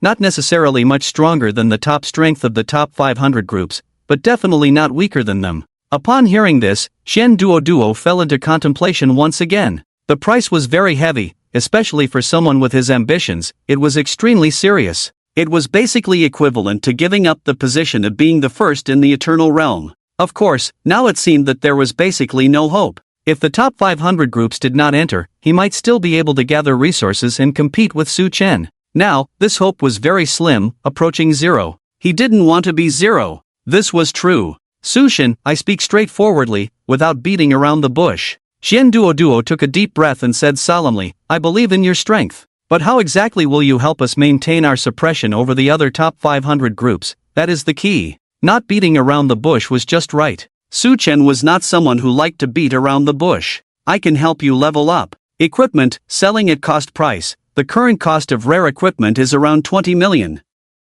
Profession, Ling Ruoxue's hidden profession was obtained through me. If you want it, of course, you can have it. Any other questions? Damn it, Chen Duoduo was instantly stunned. It was said on the forum that Ling Ruoxue had a close relationship with Su Chen, but now it seemed that it was not just close, it was practically a deep interaction. Among the 3 benefits, it was basically guaranteed that Su Chen would ensure that their level was higher than others, and the cost of rare equipment at 20 million was too cheap. The hidden profession currently valued at billions in the auction was just a premium, but as long as Su Chen spoke, selling it for 30 to 50 billion would be absolutely no difficulty. They didn't have to spend a penny, yet they would gain so much, and what they actually gave up was just the hope of becoming the first in the Eternal Realm. I have no questions, it's just that this is not something I can decide. Wait a moment, I'll log off for a few minutes and come back soon. Ling Ruoxue never doubted Su Chen's abilities. Even if Su Chen now said he could make her the empress, she wouldn't doubt it. Chen Duoduo still couldn't understand. After a slight hesitation, he chose to speak up. Su Chen, I usually say the ugly things first. I am indeed tempted by this model, but for you, there is actually no guarantee that we will follow through. It's simple. After they receive the items, without any agreement constraints, it's normal for them to go back on their word. People, who doesn't have some ulterior motives? So, I think if you ask for shares in our company, or if we exchange shares, it would be a more secure choice. When Chen Duoduo said this, he really wanted to cooperate. He didn't have any other ulterior motives. Su Chen, after listening, looked at him unexpectedly and waved his hand directly. It's meaningless. If you really want to break the agreement, neither the agreement nor the shares can constrain you. As for shares, they are even less important to me. If you want to break the agreement, of course, there is no problem. As long as you can withstand my attacks and survive, then everything can be considered as if it never happened. Hiss. Cold. Chen Duoduo really felt cold, and his hair stood on end in an instant. This task is probably not as simple as surviving in eternity. Hiss. Chen Duoduo suddenly remembered. Eternal free resurrection is only available for 1 year. After a year, if you die, then it's truly death. Cold. Shen Duoduo suddenly felt like he was in an ice cellar, and the figure in front of him seemed no longer Su Chen, but an ancient demon god who might suddenly rise up and end his life. Terrifying. Infinitely terrifying. After 1 year of eternity, unable to resurrect, who can guarantee that they can survive Su Chen's attacks? Is that possible? Don't joke, absolutely impossible. Blue star. After Ling Qingshan cut off communication, he rubbed his forehead wearily and sighed deeply. A woman's heart is unpredictable. Since I can't become the first in eternity, if I can dominate the top 500 groups, then it's worth it. I hope she didn't misjudge me. On the other side, although Qian Duoduo is playful, he never jokes about his own life. I'm fine, let's cooperate happily. Chen Duoduo agreed readily, truly afraid that if he didn't agree, Su Chen could kill him on the spot. Soon after, Ling Ruoxue also came online. She raised her head firmly and said, "There is no problem with the Ling group. I will vouch for it. If there are any issues, you can hold me accountable." Just then, BAS entered to report, "Master, imperial documents require all nobles to dispatch at least one squad to assist in managing the prisons around the territories." Perfect timing. Su Chen was thinking of gaining military merits, and the opportunity had arrived. Assist in management? If all imperial prisons simultaneously riot and are invaded by the breath of darkness, mobilizing a large army to suppress them is possible, but it would strain military resources and provide opportunities for external enemies. Nobles. They are meant to be useful at times like this, otherwise, why would the empire maintain so many privileges for nobles? Understood, I will personally lead the team there. Su Chen then instructed, "There are 2 more things for you to do. First, go find 3 mounts quickly. Second, later on, go to the 2 main cities nearby and establish branches. There should be enough gold coins. If there are any other issues, wait for me to come back before deciding." Ba bowed and said, "I understand." With over 60,000 gold coins in the auction house, opening 2 branches is not a problem. But a third one cannot be opened. Not because of insufficient funds, but because there are not enough titles available. The Empire's division of authority for titles is very clear, with each title having specific responsibilities outlined in the imperial laws. The Empire's titles are divided into 5 ranks: Duke, Marquis, Earl, Viscount, and Baron. To do business in more than 3 main cities in the Empire, one must have the title of Viscount. For 10 cities or to open an auction house in the imperial capital, the title of Earl is required. A Marquis can govern 3 towns. A Duke can govern a city. Grand Dukes and Barons are somewhat special, with Grand Dukes usually being descendants of the Empire's founding heroes, not only having a city but also commanding heavy troops. Barons are a special title above Viscounts. With the title of Viscount and notable military achievements, one can become a Baron and establish a small private army. Earls and above generally have significant military achievements, so Barons are not mentioned further. Barons are slightly higher than Viscounts but slightly lower than Earls, usually due to rapid wealth accumulation and insufficient accumulation to reach the rank of Earl. Su Chen is currently lacking the title of Viscount. To be promoted, there are 2 options. One is to focus on development, do what the Empire needs when it needs it, and develop well. 50 years, 2 generations, perhaps there is hope. Another way. Get a large number of military achievements, at least 100,000. Normally, contributions can be made at any title, but the price is not affordable for ordinary people. 10,000 gold coins are just the threshold for nobles, distinguishing you from ordinary citizens of the Empire. When it comes to Viscount, you have to show real strength. It is possible to become a Viscount through contributions, but it can only be achieved by converting military achievements. 10 gold coins contribute 1 military achievement. 10,000 military achievements is 1,000,000 gold coins. Families without strength should obediently serve as free labor for the Empire. If Su Chen spends all the money in his hands, 1,000,000 gold coins should not be a problem, but why not save if you can? It's all about money. Thinking of this, Su Chen looked at Ling Ruoxue and the 2 of them, smiling in his heart. The Empire finds nobles to serve as free labor. Can't I find the Blue Star Financial Group to serve as free labor?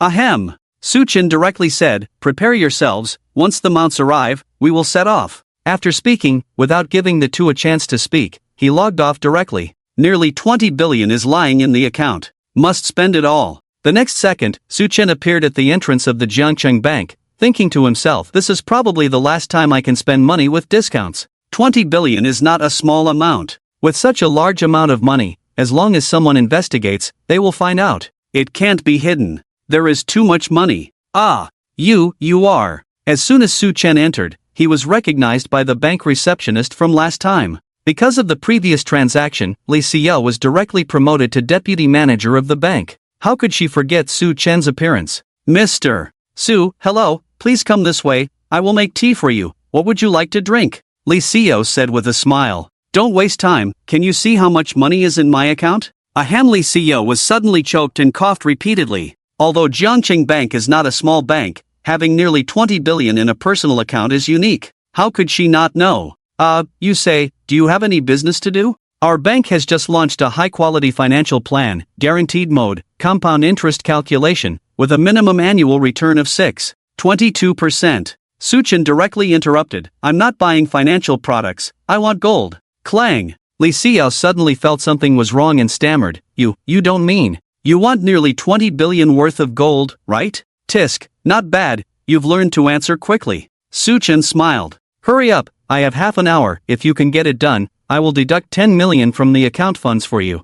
I don't care about the money, I want speed. As long as it's fast enough, rewarding you with 1 billion is not a problem. At the latest in half an hour, I must see all the gold. Hiss. When Li Xiao heard about the bonus, her big eyes turned slightly red. But where can we collect so much gold in such a short time? TSK. Su Chen clicked his tongue, a little impatiently, use your brain, there are so many jewelry stores outside, won't you go and rob them? Ha! Li Xiao's head stretched out, almost covering her face. Then she reacted, yes, I understand, I will arrange for people to go and buy it right away. For a moment, all the staff behind the bank, as well as the employees of other branches, were pulled out, and even the counters were all busy. Half an hour. It's all about money. As long as she gets it done, Li Siki can easily distribute the 10 million reward, and even if she takes a big share, she can achieve financial freedom. Su Chen sat at the entrance of the vault, settling one batch after another. Stimulated by tens of millions in rewards, human motivation is indeed terrifying.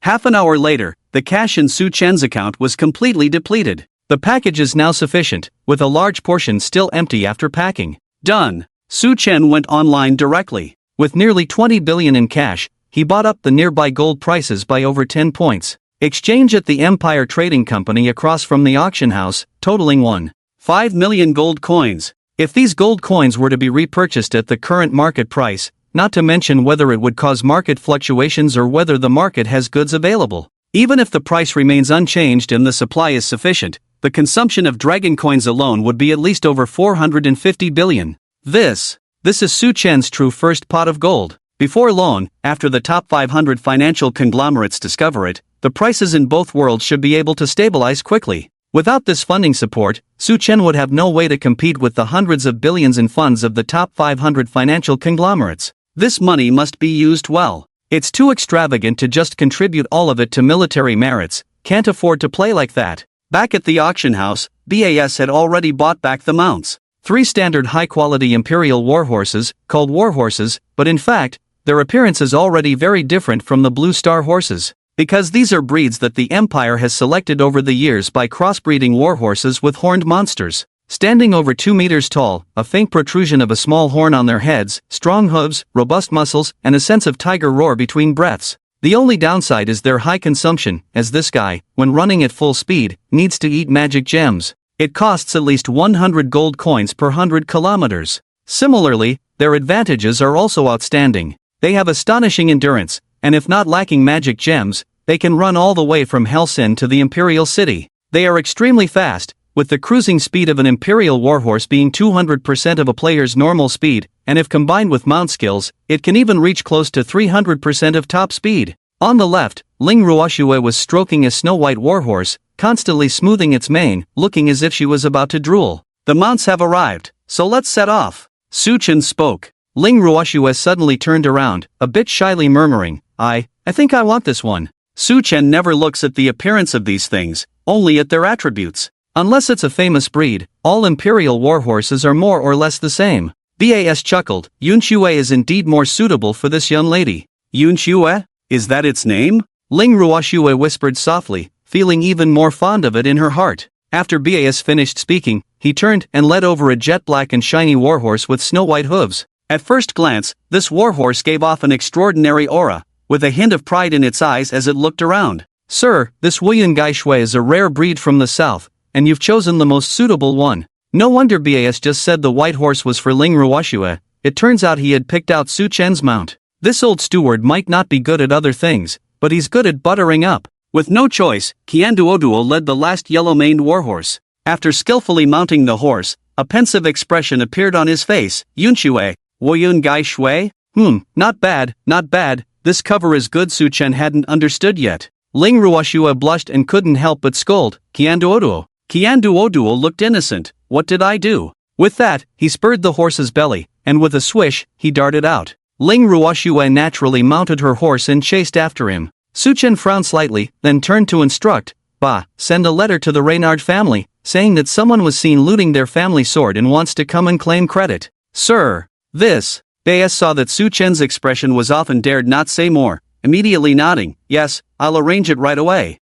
One more thing, the auction house now has sufficient gold coins, so empty all the ordinary equipment in Helsen and don't leave a single piece for the market. After the rest of the city's auction houses are opened, buy as much as you can, and store everything in the warehouse. After saying that, Su Chen mounted his warhorse and galloped towards the city outskirts. It seemed that Yun Shui's speed was indeed faster, and Chen Duoduo couldn't catch up, so he immediately switched to a pleading mode. The target is Olu, don't waste any more time, Su Chen said. Ling Ruoshua, upon hearing this, released the ice spear in her hand and gave Chen Duoduo a fierce look. Su Chen, are we going to get the hidden profession? Chen Duoduo was anxious. Without changing professions, he couldn't beat Lin Ruoshua at all. Isn't this a tragedy? Why are you in such a hurry? Su Chen said lightly. The dungeon instance can only be cleared once a day. The efficiency of the imperial nobles is slow, and players can't clear it. If we don't finish the instance now, when the imperial nobles arrive, you won't be able to snatch anything. This timing is crucial. The Empire's judgment on the Dark Breath is still unclear, and they have issued military merit tasks. When the imperial nobles take action and players start to develop, the dungeon won't need the Empire to suppress it, and the military merit rewards will decrease accordingly. When it comes to harvesting, the Empire is definitely professional. If Su Chen remembers correctly, clearing a dungeon instance in the early stages gives 500 military merits. In the later stages, they can only give you 50 military merits, which is still considered generous. Su Chen's gold coins are to be used for stocking up. If he wants to be promoted to Viscount, it all depends on this imperial task. Chen Duoduo couldn't help but feel uncomfortable after listening. Su Chen, if I change to a hidden profession, wouldn't it also help with clearing instances? As the saying goes, sharpen the knife before cutting wood. At least the efficiency should be faster, Su Chen said. Ling Ruoshua chuckled and looked disdainfully at Chen Duoduo. Just you? What efficiency? Just quietly be a hanging ornament, and when the time comes to pick things up, do it quickly and don't waste everyone's time. Chen Duoduo was so angry that he almost spat out blood. In the past, he used to single-handedly clear the highest difficulty game instances, and if his damage contribution to the boss was less than 90%, he considered it a loss. Now, he has fallen to the point of being a hanging ornament, and not even a good one at that. Ling Ruoshua, you wait for me. When I get the hidden profession, I will show you what a professional game-playing pay-to-win player is all about. On the other side, Ling Ruoshua couldn't be bothered to argue with Chen Duoduo any longer and turned to Su Chen, saying, Ahem, Su Chen, can you sell me this warhorse? They had just left the city, and Ling Ruoshua had already fallen in love with Yun Shui after experiencing riding it. As the eldest princess of the Ling family group, she did have a horse. When she was 8 years old, her father gave her a purebred white horse. But as the saying goes, there will always be someone better, and goods can always be replaced. The horse Yun Shui could reach speeds of over 100 kilometers per hour without any bumps, even more stable than a Rolls-Royce's suspension. Thinking that she could bring this mount back to Blue Star, Ling Ruoshua couldn't contain her desire to own it. Yes, I want to buy it too, Chen Duoduo chimed in. Joking aside, pulling this mount back to Blue Star, wouldn't that be cool? What's a Ferrari? With me riding it alone, reaching speeds of over 200 kilometers per hour, isn't that cool? Buy. Su Chen frowned. 10,000 gold coins, you guys can figure it out yourselves. Ling Ruoshua was speechless. 10,000 gold coins, worth 3 billion. Chen Duoduo was willing, saying nonchalantly, 3 billion it is, the sports car on Blue Star really can't compare to it, it's worth it. Ling Ruoshua still had a small treasury in her hands and immediately showed interest. However, Su Chen shook his head slightly and said, I didn't say you can't afford it, I just doubt if you can afford to maintain it. Ha! Chen Duoduo immediately pulled up the corners of his mouth when he heard the words, Boss, you're not joking, are you? In my garage, I have all the top sports cars of Blue Star, totaling over 10 billion. I can drive them casually every day. When I'm in a good mood, I can drive them all out. It's no problem to park an NNAB. He. Suchen smiled. How much does the fuel consumption of Blue Star cost? The Imperial Warhorse consumes magic gems at full speed, 100 gold coins per 100 kilometers. Do you have gold coins? 100 gold coins per 100 kilometers? 3 million dragon coins. Going out for a stroll, and a Ferrari is gone? Damn. Puff. Xian Duodua sprayed directly on the horse's mane. In the eyes of the yellow-maned horse, a look of disdain and disgust suddenly appeared. Suchen handed each of them a bag of magic gems. Accelerate, we'll be in Oru in 10 minutes. North of Helsin, the town of Oru. At the prison gate, the town guards were on high alert. Suchen rode on the horse, just slightly slowed down, flashed the noble emblem in front of the guards, and led the group past the line of defense. We're here. Put away the war horses. At the prison gate, Suchen pulled the reins, turned around, took the key, and returned to open the prison gate. Damn, you're skilled. Xian Duodua watched Suchen's actions, smooth and fluid, and was completely stunned. Don't just stand there, be quick later. Ling Ruoxue reminded again. Okay. Xian Duodua's face turned pale, gritted his teeth in response. Boom! The prison gate swung open, and a strong aura of darkness rushed out. Ding, you are under attack by dark forces, all elemental resistances minus 10%.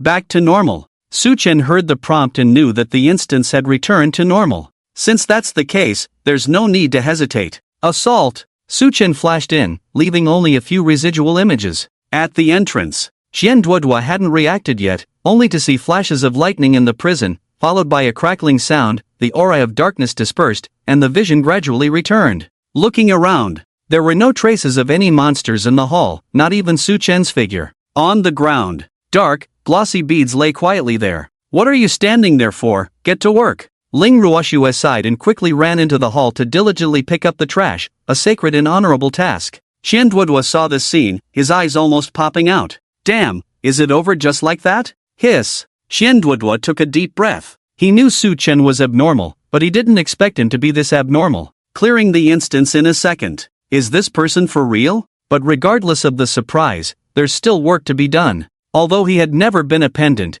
it didn't mean he didn't know what a pendant had to do. Pick up trash. Do you need to learn this? Just as he was picking up trash, Xian Duodua couldn't help but look up at Ling Ruoxue, then his mouth crazily curved up. Ha, Ling Ruoxue, you have your day too. You call me a pendant, aren't you a pendant too? Ling Ruoxue shook her head helplessly, picking up things while summoning an ice spear. Ahem. Xian Duodua's face immediately changed back, chuckling. Yes, you're an advanced pendant, it's different, indeed different. In the passage, Suchen charged straight into the group of ghostly monsters, flicked his hand to cast a thunderball, without even looking at the result. Another flash assault, appearing directly in front of the boss. The speed was too fast. Only Suchen's body left behind 5 lightning strikes, while the shadow in the darkness was directly brought to the boss by the sudden assault. Boom! Boom! 2 shadows simultaneously struck the boss's forehead. Minus 26,002. Minus 58,012. Critical hit.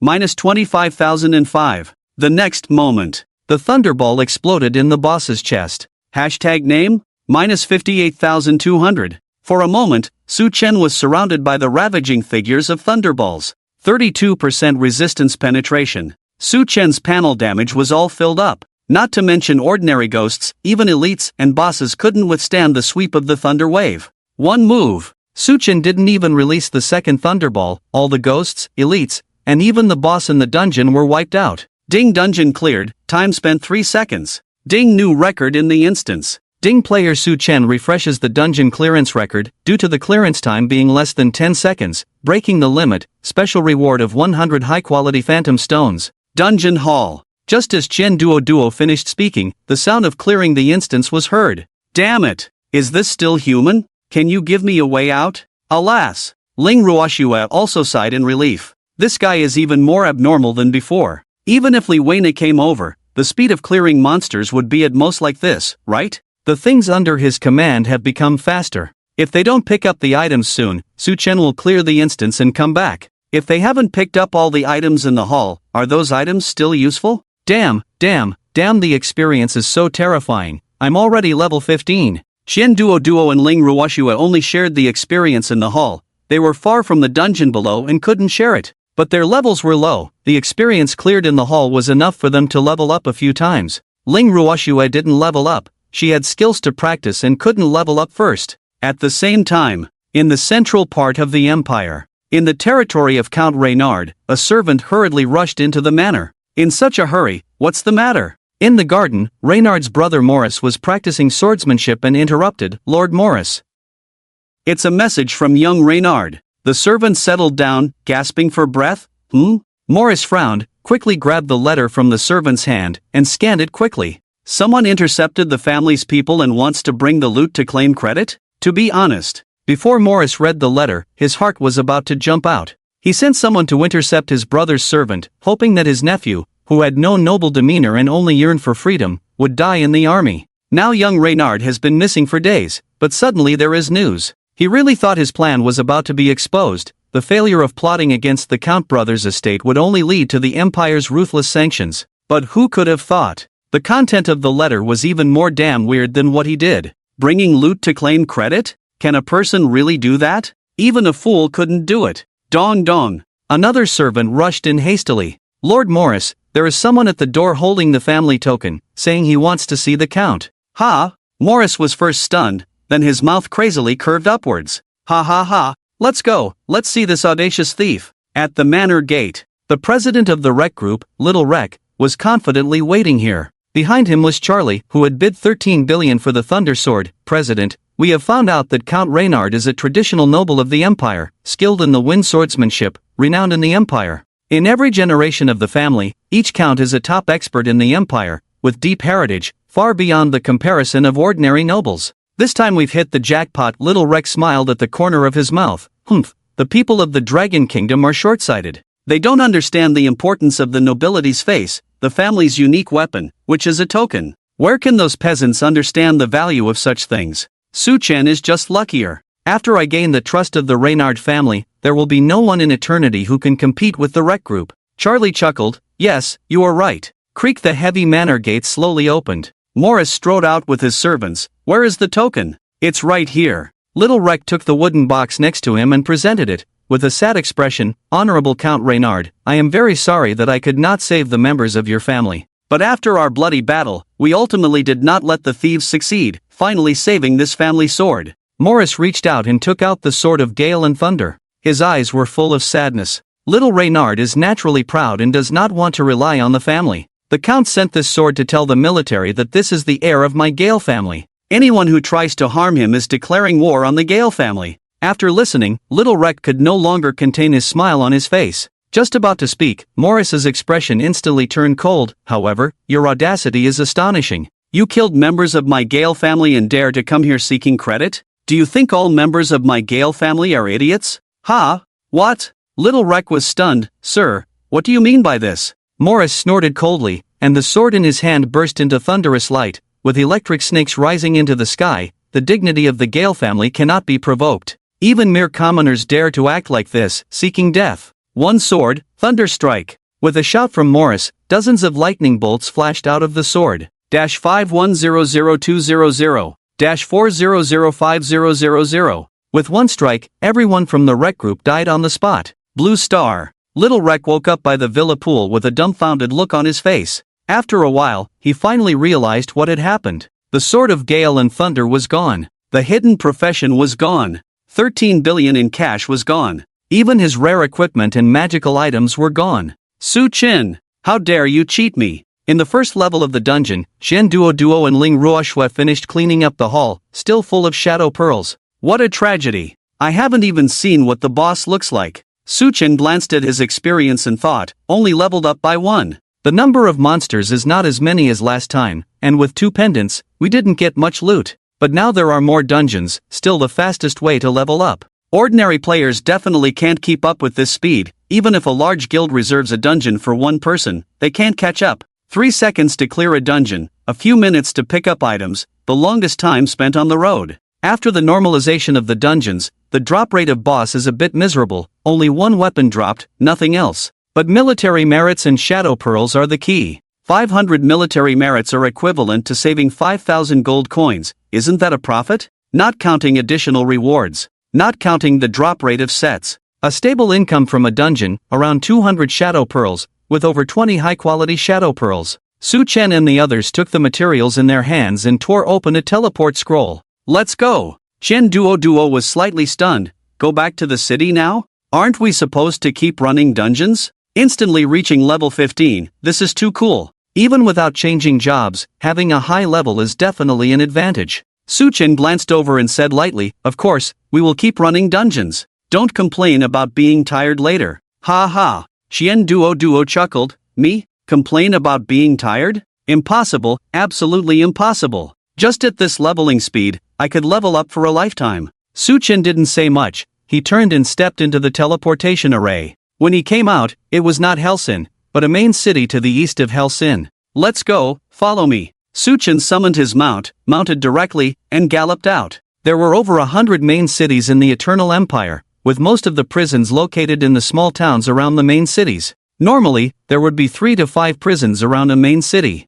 Even with a warhorse mount, some prisons that were too far away would require a gallop of more than half an hour. The distance was too long, there was no need to waste time in the early stages. Directly changing to a main city, then rushing to the nearest prison, brushing through them from near to far, that was the right choice. 10 minutes later, several people arrived at the prison gate again. Be quicker this time, picking up things is also a practice. Plan your route well. Go around once and collect everything. After calculating the time, Su Chen said, if you occasionally miss 1 or 2 on the ground, it's fine. But if missing a bead delays you for a few seconds, then a dungeon will delay you for almost a minute, 10 dungeons will delay you for 10 minutes, and a whole day will cost you several hours. Hiss. Chen Duo, after hearing this, was amazed and said, Boss, this shadow bead can upgrade equipment. With good luck, a bead can make the magic rare. This precious thing, isn't it a waste to throw it on the ground? Ling Ruoshui had the same expression. Indeed, it was a waste. In terms of value, only Su Chen could produce this thing in the Eternal Empire. Selling one for 100,000 was not a problem. Even though she was wealthy since childhood, she couldn't casually discard something worth 100,000. Su Chen couldn't help but roll his eyes, looking at the two of them as if they were fools. Efficiency, understand? Pick up 3 to 5 more beads in each dungeon. Calculating 100 dungeons a day, you can pick up 300 to 500 more beads. But as long as you save an hour, that's at least 5 dungeons, a minimum of 1,000 shadow beads, not to mention other dungeon rewards. Have you ever done business? Can you do math? Have you ever done business? Can you do math? Soul crit. Ling Ruoshui's eyes were dull, feeling that her young heart had been deeply hurt. Chen Duo, holding his chest, had a painful expression on his face, playing a game and not even being able to calculate properly. By talking more with you, at least several hundred gold coins are lost. Su Chen sneered, kicked open the prison gate, and rushed in again. Clap! Chen Duo slapped his own cheek fiercely, his eyes bloodshot, and he roared, fight for pride, charge. This time, no matter what, you have to clean up the hall before you finish the dungeon. 3 seconds later, Chen Duo looked at the ground, where only 1/10 of the shadow beads had been collected, and tears of frustration flowed from his eyes. No, picking up trash is too hard. After a roar, Chen Duo went crazy and rushed towards the shadow beads ahead. On the forum, Su God clears dungeons in 3 seconds. How did he do it? Do we even need to ask? Su God's video forum is not without reason. With that full-screen monster bombing speed, clearing a dungeon in 3 seconds is already considered slow. Damn, the guy above is pretending. If you didn't say it, I would have thought you were the real Su God. Envy, jealousy, hate. Now only Su God can clear dungeons in Eternal. If he could take me along, even if I hang around as an experienced baby, I could still be happy. Indeed, 1 dungeon in 3 seconds, with so many dungeons in Eternal waiting for him to clear, leveling up is like riding a rocket. Gaining 3 to 5 levels in an hour is not easy, right? Wait, look at the leaderboard. Chen Duo's level just skyrocketed to 15 in an instant, and now it's level 17. How is that possible? Even if he booked the whole place, he couldn't level up that fast. Other guild leaders consider gaining 1 level every 3 hours as fast. Mad, can't you see the ranking list hanging there? As everyone reacted, on the level ranking list, no. 1. Su Chen, no profession, LV 29 no. 2. Chen Duo, no profession, LV 19 no. 3. Ling Ruoshui, Ice Sky Crazy Mage, LV 16. Is it true? Half an hour ago, Su Chen was still at level 26. Chen Duo was 11 levels behind, and Princess Ling had already dropped out of the auction house at that time. Hiss. There's something fishy going on. Su Chen must have taken Chen Duo and Princess Ling to run dungeons. Otherwise, how could they level up so quickly? Indeed, currently the only way to level up at this speed is to leech off Su Shen's experience. But why can Qian Duo leech as well, apart from Princess Ling? Is it because of money? Are you kidding? Is Su Shen someone who lacks money? The news of the first auction at Eternal Auction House is all over the place. Su Shen auctioned a weapon for 13 billion, does he lack money? At this moment, a post suddenly topped the list. Scammer Su Chen. Eternal Auction House is lawless, openly defrauding billions in cash. Fraud? Players on the forum immediately clicked in. Shocking fraud case. 13 billion in cash falls into the hands of a scammer. Eternal Auction House claims that the weapons sold come with hidden professions. Out of trust in Su Chen and Eternal Auction House, the Rec Group bid a high price, resulting in the annihilation of all Rec Group members. Such behavior is outrageous to both humans and gods. Eternal Auction House, a complete scam, without any industry bottom line. Su Chen, behind the hypocritical high-level player of Eternal, is actually a robber who disregards the law for profit and tramples on it wantonly. It seems that the Rec Group put some effort into this little composition. After reading it, players felt a bit unreliable.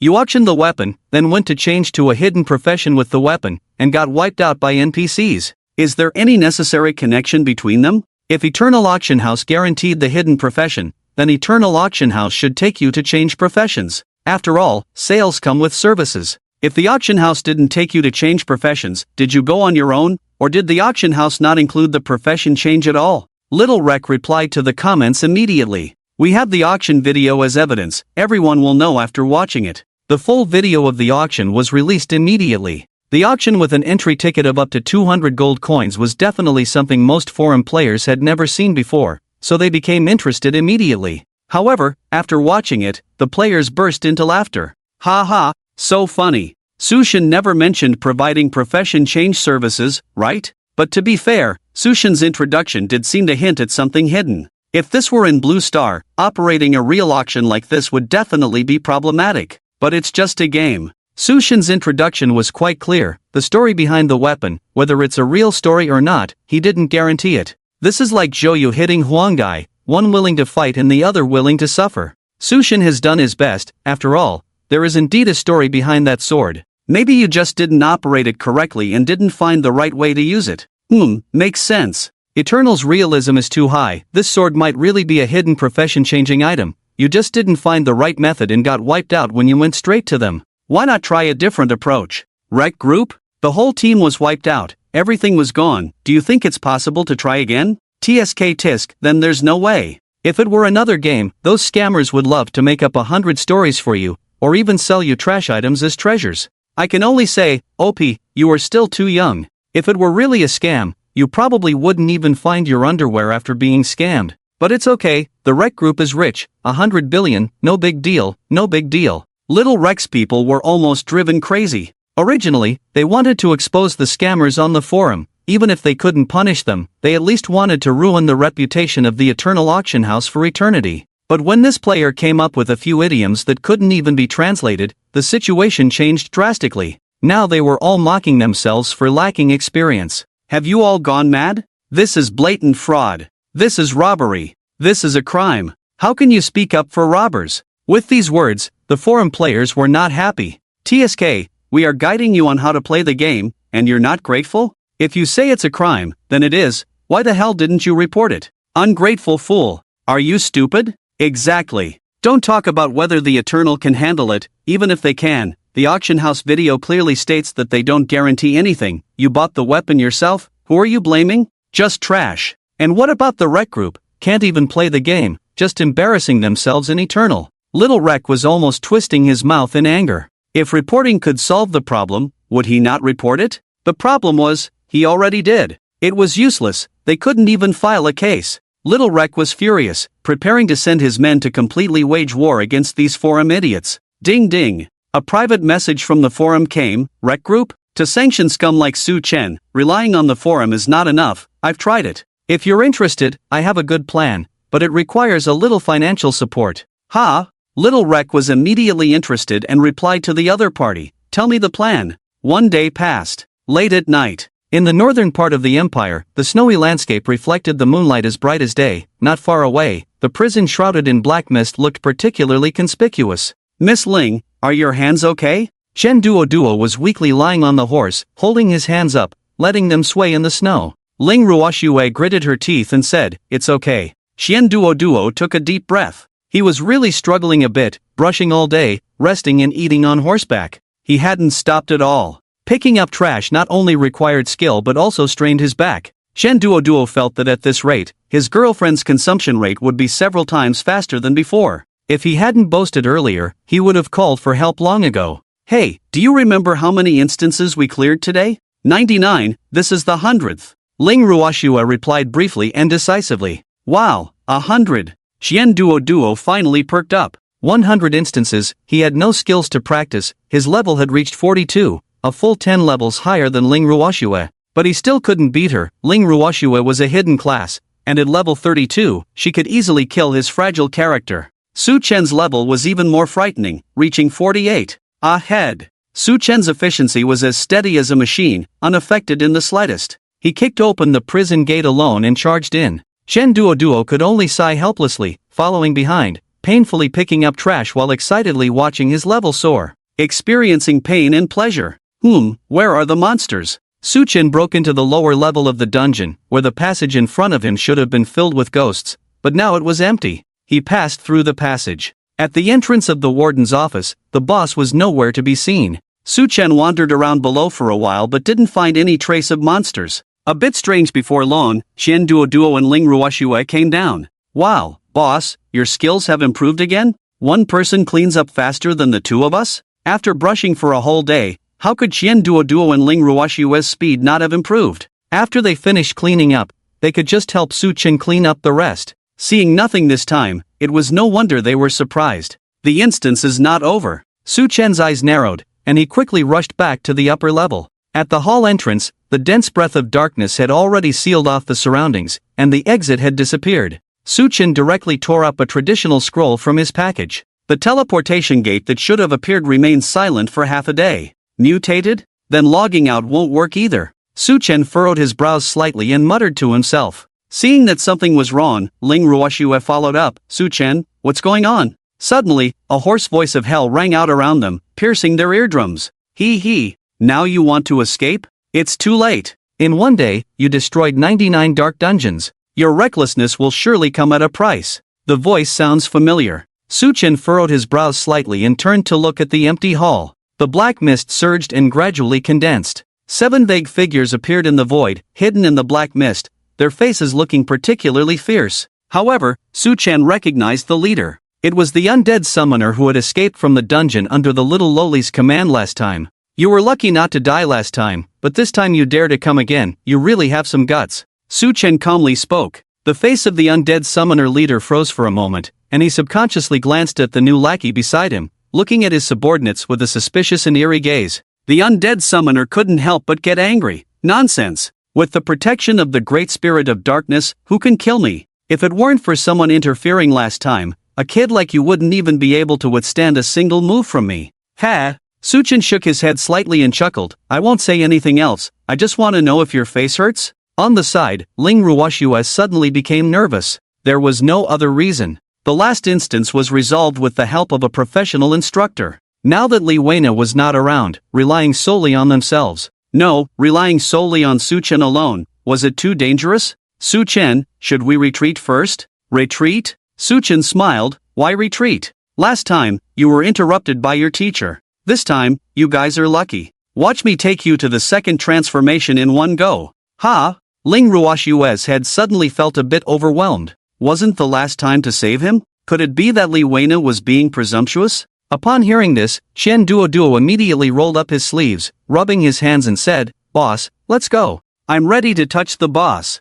Trust me. Any boss that has passed through my hands will double the probability of dropping rare items." Before the fight even started, "You want to touch me?" The shocked face of the undead mage opened into an astonishing smile. "Damn it! Today, I must blow you up, turn your body into a zombie, and permanently imprison your soul, burning it 10,000 times a day in the fire of hell." Before the words fell, the ground of the hall cracked open, and streaks of hellfire with a faint glow spewed out from the crevices. At the same time, black mist surged from the ground, denser and colder than before. Su Chen and a few others were simultaneously trapped in 2 obviously different environments. The burning sensation of hellfire hit their faces, but the chilling breath of darkness still pierced their bones. Ding, you are under attack by dark forces, all elemental resistances minus 30%. Ding, you are cursed by dark forces, movement speed minus 30%. Ding, you are being damaged by hellfire, losing 10% of your health points per second. Damn! Chen Duo heard the prompts and was instantly confused.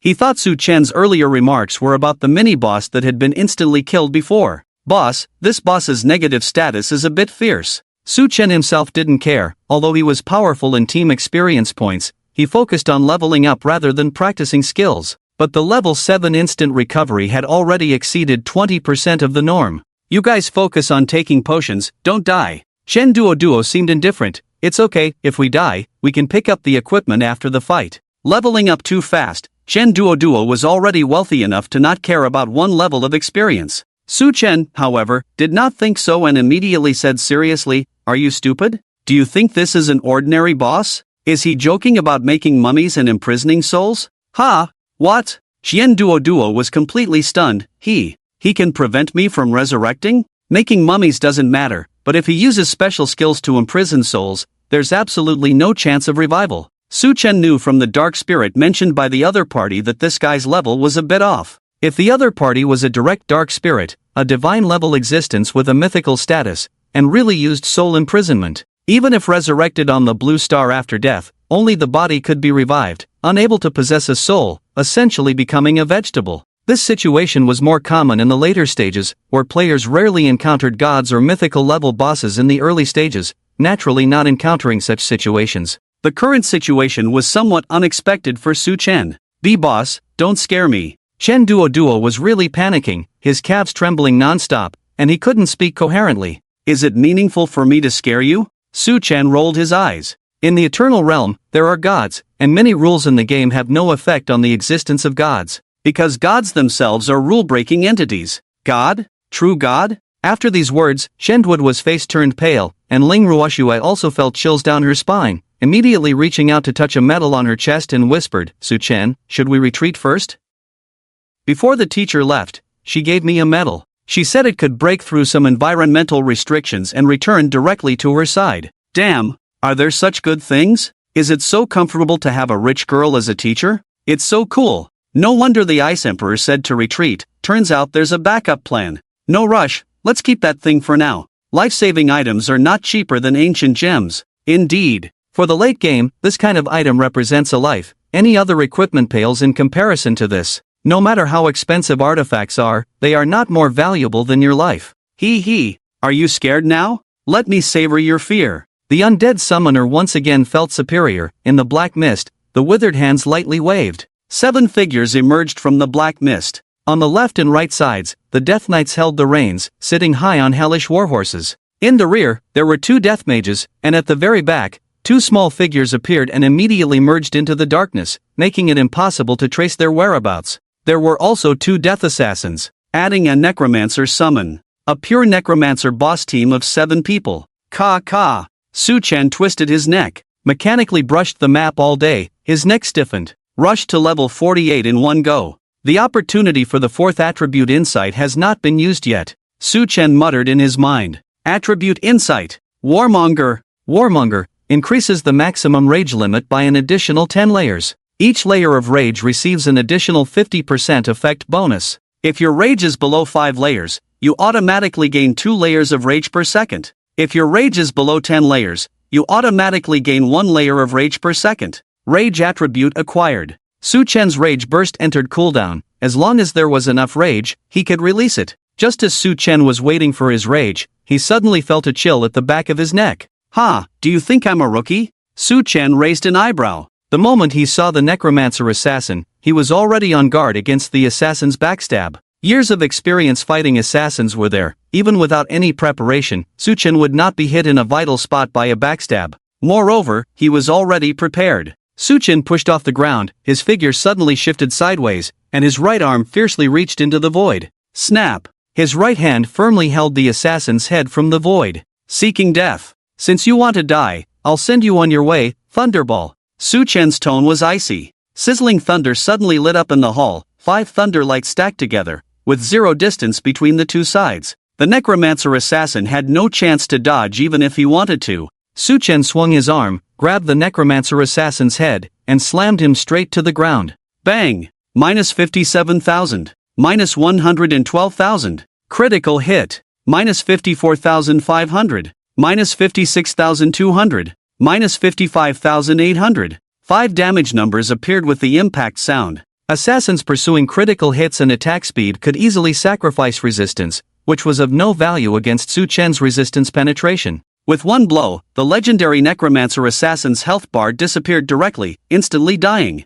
Not even a squeak was heard. With over 300,000 damage dealt, the assassin's small frame couldn't withstand it. Ding, you have killed the legendary boss. Ding received 142,000 experience points. With the attributes of a full-level first transformation, without a second transformation, there is no level 51. Su Chen looked at the boss's health bar and experience points, quickly understanding the opponent's strength. Although it was a legendary level, the level was not high. On the other side, the necromancer's summon was shocked. How come this guy on the other side became so abnormal in just a few days? Rare level being killed in one move was one thing, but a legendary level being killed in one move? Isn't this mystical? However, the next moment, a smile appeared on the necromancer's summon's face. He, the assassin has two, let's see how you die. Beside Su Chen, another assassin appeared, a dagger in hand flashing with a strange black light, silently thrusting towards his chest. At this moment, the Thunderball had just been released, and no matter how fast Su Chen's cooldown was, it would take a fraction of a second to recover. The present moment clearly did not belong to Su Chen. But Su Chen's attack was not over. In the darkness, 2 shadows appeared, and 10 thunderlights struck the already dead assassin again. Boom! Rumble! Thunderball second stage triggered. With a 30% chance, 15 thunderlights struck, causing at least 5 or 6 thunder waves to explode. The explosions merged into one. Dozens of thunderballs gathered at one point, no longer visible to the naked eye. The might of thunder instantly blossomed in the hall. Electric snakes danced, sweeping around in the blink of an eye. The assassin in front of Su Chen was originally preparing for a backstab, but because Su Chen changed position, he could only turn to attack from the side. With just a turn, he found himself even closer to death at this moment. Before his dagger could touch Su Chen, the crackling electric snakes had already coiled around the assassin's body. Minus 24,000. Minus 56,000. Minus 123,500. Critical hit. Minus 55,700. From this distance, over a dozen electric snakes were released. Although the damage brought by the shadows was halved, the sheer number was overwhelming. The damage from over a dozen strikes piled up in his mind at that moment. Ding, you have slain the legendary boss. Ding, you have gained 142,000 experience points. After killing the assassin, the thunder wave did not stop, continuing to spread around the hall. With the thunderball's already wide attack range and Su Chen gaining over 20% range bonus, it was enough to cover the entire hall. Otherwise, during the previous dungeon runs, it would not have been possible to wipe out the entire room in one move. Hiss! The undead boss team couldn't help but take a step back. Damn! This is too exaggerated. 2 assassins launched a surprise attack, only to be instantly wiped out, not even able to struggle. The undead summoner shuddered at the sight, instinctively casting a shield to protect himself and his minions. Minus 26,000. Minus 13,900. Minus 23,000. After the shield resistance was maxed out,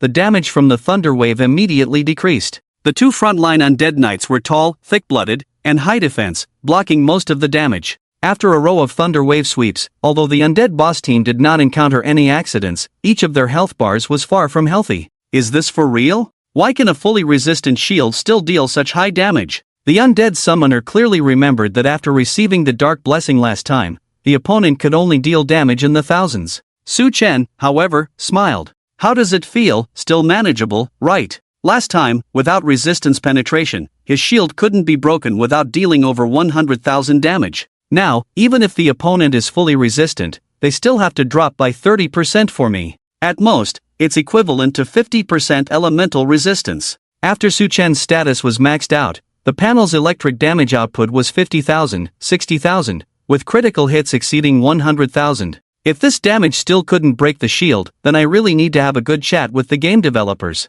Ding, player Su Chen has slain the legendary undead assassin boss, rewarded with 1 million experience points, 10,000 empire reputation, 100 high-grade phantom demon stones, and 1 special fate stone. A thunderball ended it all. It was only then that the game notification sounded in Su Chen's ear. The rewards for killing the first legendary boss. The sound of the notification startled Qian Duo in place. Damn, this guy is a legendary boss? Doesn't he look like a small fry? I'm out. Are all the small fries legendary bosses? Then what kind of creature is the leader? Hisao Qian Duo was too busy being stunned to notice his feet, and was suddenly burned by the hellfire, howling in pain. Ling Ruoxue, while taking medicine, disdainfully looked at Qian Duo. Don't you pay attention? Are all legendary bosses being one-shot? TSK. Qian Duo smacked his lips. What level is the boss? One-shotting a legendary boss is not a small matter. Don't panic, let me go up and feel out the boss first. Ling Ruoxue was somewhat speechless. Are you after money or your life? The big boss over there is not dead yet, and you dare to go up and touch? The dead spirit summoning looked up at Su Chen, with a cold light flashing in his eyes. I did underestimate you just now. However, today's battle is specially prepared for you. Do you think I will be careless like last time? While speaking, strands of dark breath emerged from the hands of the dead spirit summoning, instantly wrapping around him and the remaining dead spirit bosses. It was not a shield, nor a simple blessing. These dark breaths looked extremely irritable, constantly bursting with energy, sharp as thorns, chilling. Qian Duo was very afraid just now, but now? Su Chen can easily defeat him, he's not afraid of anything. Cough. Qian Duo coughed twice, with one hand on his waist and the other pointing at the dead spirit summoning, proudly saying, with trash bosses like you, if my boss and I team up, we can easily defeat you.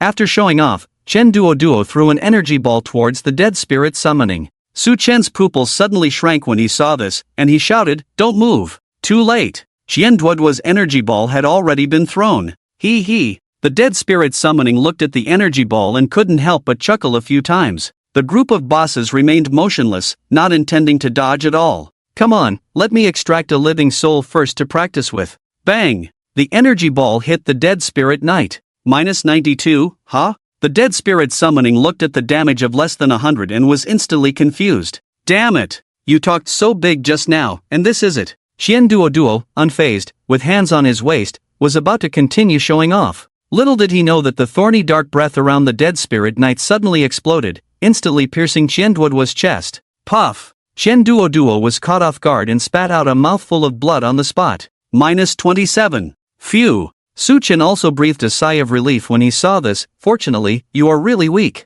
If there was a bit more damage, you would have died instantly. What's going on? Ling Ruoxue didn't understand and asked. Death Thorns, 30% spell damage reflection, the most disgusting shield of the dark element, exclusive to the boss, Su Chen calmly explained. Don't imitate those fools. With your damage, you'll die as soon as you attack. Ling Ruoxue glanced at her own panel. At over level 30, with a full set of magical equipment, a single ice spear would deal over 1,000 damage. 3 spears at once. With over 1,000 damage reflected, she would definitely die instantly, without any surprises. She was doomed. What about Su Chen? With hundreds of thousands of damage dealt, could he withstand tens of thousands of damage? What should we do now? Ling Ruoxue couldn't help but worry. Su Chen's damage seemed enough to defeat the boss alone. But with this reflection, they couldn't even move. How could they defeat it? Qian Duo quickly drank several bottles of red potions, his face pale. Although he was fine, he was almost scared to death. Boss, isn't this Eternal a bit too tricky? The reflection is so insane, attacking means death, there's no way for spellcasters to survive. Kid, this is a special setup for you. Aren't you going to make a move? Although the dead spirit summoning failed to claim Qian Duo's soul, with the death thorns activated, there was no hope of victory on the other side. This was the trump card he had set up with his little brothers lying in ambush here. Originally, it was a grand gift prepared for the ultimate mage like Li Weina, but unfortunately, luck was not on his side, and he only caught a little guy. However, considering that this guy had mistreated him before, the dead spirit mage was still very satisfied. Su Chen, is there really no way? Ling Ruoxue asked again. In the current situation, even if the teacher comes, won't they die too? Su Chen nodded slightly and pondered. Deaththorn, a dark exclusive skill, is extremely rare. It requires at least a legendary level dark type existence to use. Apart from the dark type, there are no other rebound skills in Eternity. As for countermeasures, they do exist, but for ordinary people, it's as good as none because it would require at least artifact level capabilities. In the previous life, everyone gained experience from death. Faced with dark type bosses, players would team up with physical players. The magic players only focused on buffing, unable to do anything else. No matter how high your magic damage is, no matter how powerful your equipment and skills are, without multiple artifact-level suppression capabilities, you would be dead without any surprises. This situation is extremely unreasonable in any game. At that time, players in the Empire already had some strength and specifically asked the Archmage Dominaira about this matter, but the old man just said, "The dark spirits are gods. Isn't it normal for their subordinates to have special abilities? In other words, it's normal for players to be unable to defeat them. If they could defeat them easily, that would be strange. When even the Empire's chief mage said so, players should just accept their fate. Need artifacts?" Ling Ruoshua's expression dimmed instantly, as this method was almost equivalent to having none. Livina might have them, but she wasn't here today, so it was best for them to retreat. However, Suchin had no intention of leaving. Looking across, he slightly smirked and said, "The skill is good. If it were someone else, they would be doomed. Unfortunately, your luck seems to be bad. Every time, you choose a dead end." After speaking, Suchin had already chosen his professional characteristics in his mind. In the past, he couldn't understand why there were no means to deal with rebounds in eternity. Now, he understood. Because the gods were absent, their special abilities naturally disappeared from eternity. If there were no enemies in the Empire, why would they need corresponding countermeasures? It was different in ancient times. Back then, the gods roamed the earth, and humans had to face various special abilities of the gods. Without countermeasures, how could they survive? Character insight. Reverse law barrier. Destroy the heavens and earth. Reverse law barrier. Gain a magic shield that absorbs 10% of mana. All shield skills are converted into barrier form. Shield skill bonuses reduced by 50%.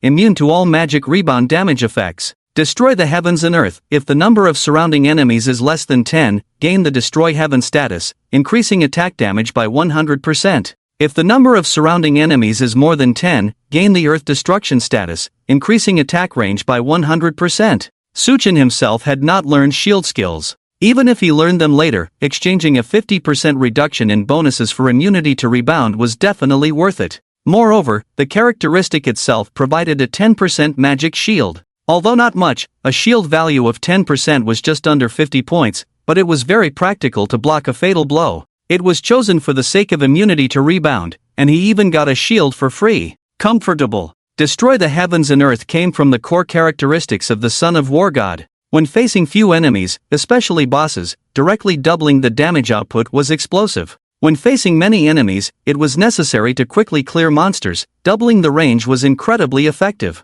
With 4 characteristics chosen, there was one last chance left, and Suchin hadn't considered it yet. Death Summon looked at Suchin, leisurely floating in the air. He wasn't in a hurry at all. Enjoying the opponent's despair was a rare delicacy for him. "Come on, what are you hesitating for? Last time, didn't you enjoy torturing me? Why isn't it moving this time? Come over here." Hee. Strange laughter echoed in the hall, scratching people's eardrums. The Death Summon was laughing wildly, not caring at all about the strange looks from his subordinates. What's wrong with being abused? Is it very embarrassing? Now I'm not being abused back, right? Not only do I want to abuse, I want to abuse back tenfold, 100-fold. Sai Suchin sighed and helplessly raised his hands, saying, "You all heard it, he asked me to do it." Before the words fell, Suchin suddenly moved forward, followed by a series of afterimages. "Be careful." Ling Ruoshua saw the situation and immediately covered her mouth in shock. Come on. If you have the guts, come and hit me, I promise not to fight back. You guys, stand still, don't move. Even if he is beaten to death, you can't move." The Death Summon screamed wildly, looking like a madman. Hiss. Suchen, who had been playing Eternal for 3 years, encountered such a request for the first time. In midair, he spun around, conjured a thunderball in his right hand, and slammed it into the chest of the Death Knight. Boom! Minus 52,003. Minus 122,000. Critical hit. Minus 57,000. 5 lightning flashes passed, still dealing over 100,000 critical damage under 50% resistance. Followed by his shadow. Boom! Boom! Minus 26,000. Minus 25,200. 10 hits followed, and the Death Knight had already lost a lot of health from the thunder waves just now. Now another 600,000 damage hit. The blood tank couldn't hold on. Ding, you have killed the legendary boss. Ding received 145,000 experience points. The Death Knight didn't even see the second stage damage of the Thunderball, and died on the spot. However, the Death Knight was indeed obedient, not moving a step until death, not moving at all. So dedicated, definitely deserves the title of Hell's model worker. Nearby, all the death bosses showed expressions of fear. What's going on? This damage? If we don't move, we'll die. Oh, forgot about the thunder waves, can't run away, still going to die. The next moment, dozens of thunderballs formed an electric snake shockwave in the hall. The death summon, however, remained calm. With a snap, in an instant, dozens of ghosts emerged from the ground, stacked in front of themselves, still madly screaming. Ha ha, die, go to hell. Don't worry, I will take good care of your soul, roast it first, then fry it, and finally. Before finishing the sentence, all the death thorns surrounding the Death Knight exploded. Like a hedgehog, hundreds of black steel needles, ignoring the thunder waves, pierced straight through, directly into Su Chen's chest. The death summon even had the soul imprisonment technique ready in his hand, licked his dry lips, and quietly awaited the arrival of the delicious meal. Ding! At the moment the thorn attack arrived, a thin layer of pale blue energy shield in front of Su Chen quickly solidified, extending into layers of hard barriers, layer by layer stacked. In the blink of an eye, a magnificent fortress appeared out of thin air. The thorn attack hit the city wall, with a crisp sound, but no effect. Then, ding ding ding, a series of impacts sounded. Impregnable, indestructible. The thorn attack looked like a desperate hedgehog trying to use its spines to attack a magnificent giant city. The result was self-evident. All the thorny black spines were broken, disappearing in the hall. Ah, this. The death summon was truly stunned. How is this possible? The great spirit of darkness told me. The ground mage has no way to resist the death thorns without the help of artifacts. Impossible. Is it an illusion? It must be a problem with the soul modulation technique from yesterday, causing the undead to have illusions after eating? The lightning shook, nowhere to hide in the hall. The nearby Death Knights were swept by the lightning first. Dozens of damages surged out simultaneously, forming a red pillar in their heads, soaring into the sky. The two death mages behind them didn't even move after appearing. The Death Knights at least had some effect, helping to withstand a wave of damage, but they couldn't resist the damage and didn't attack either. Under the wise leadership of the undead summoner, faced with the instant of lightning waves, they perished on the spot. Ding, you have slain the legendary boss. Ding obtained 146,000 experience points. 4 consecutive sounds. Except for one summon, the rest of the boss team was wiped out. The large number of ghosts summoned by the undead summoner in front was naturally useless, melting even faster than the holy light. Impossible, impossible. Go to hell. The undead summoner had gone mad, waving his hands continuously, and a large number of ghosts surged from the ground. Ding obtained 12,000 experience points. Ding obtained 11,400 experience points. The sound of experience prompts filled the air. Chen Duo watched as the experience bar soared like a rocket. Damn! Is this the leveling speed? Is this the man who wants to reach the second transformation in one go? Sob, but I haven't changed jobs yet. Chen Duo really cried. He hadn't changed jobs yet, and he was about to reach level 50 in transform. Isn't this ridiculous? After a brief moment of depression, Chen Duo quickly adjusted his mindset. It's just an accessory. What profession do you need? Is it meaningful? Ling Ruoxue is powerful, but isn't she just an accessory too? Do you really think that adding the word advanced in front of the accessory makes it really advanced? It's still just an accessory. Boss, do you have any artifacts on you? When you're not busy later, show your little brother. Chen Duo chuckled. I don't mean anything else, I just want to admire the elegance of the artifact. After all, Su Chen just said that without artifacts, this damage rebound can't be dealt with. Now that he's fine, the boss is wiped out. What else could it be if not having an artifact? An artifact in eternity. He hasn't seen it yet. Even if he can't own it, licking it would be great. Su Chen didn't have the mood to chat with Chen Duo. The ghosts in front had already withstood the shock of lightning, and their large numbers were sometimes really useful. The undead summoner kept summoning. With his subordinates all wiped out, the shield couldn't withstand the damage, and the death thorns were ineffective. With just one summon, besides summoning monsters, was there any other way? Good, very insightful. Su Chen secretly praised. When the number of ghosts increased, he sent out a thunderball. This time it was a long-range attack, with 15 lightning strikes spreading out to attack, small thunderstorms blooming in the hall one after another. No ghost that emerged had any space to dodge. Emerged and died. Oops, too fast. Su Chen felt uneasy. With too many monsters entering the extermination state, the range bonus doubled, and the speed of clearing monsters after the thunderstorm attack was too fast. The undead summoner couldn't keep up with replenishing. Boom! Several thunderballs passed through the ghosts, directly crushing the undead summoner. minus 126,200. Critical hit, minus 57,209, minus 112,003. Critical hit. Just 3 thunderballs passed, 2 critical hits. The undead summoner didn't even react, instantly dying in a critical hit. TSK, your luck is really bad. Suchin shook his head helplessly. With a 15% critical strike chance, you were crit twice, who can you blame? If he doesn't die, this specter can still give you a lot of experience points. Without the supplement of death summoning, the specter no longer appears, and the thunderballs gradually disappear after sweeping through the hall. Across from them, where the death summoning was, there were no bodies left like the other bosses. In midair, a cluster of black flame souls flickered from time to time. Suchen knew that this was the soul of the death summoning, but even the last time the little girl used her ultimate move, she didn't leave him behind. It wouldn't make much sense for him to try it himself. This guy is indeed a bit special. Although his strength is not great, his level in hell is definitely very high. After all, he can directly communicate with the gods. Normal hell creatures, after living 100,000 years of aimless existence, probably have never heard the voice of a god. The death summoning did indeed die, but it wasn't really dead. After all, his soul is his true self,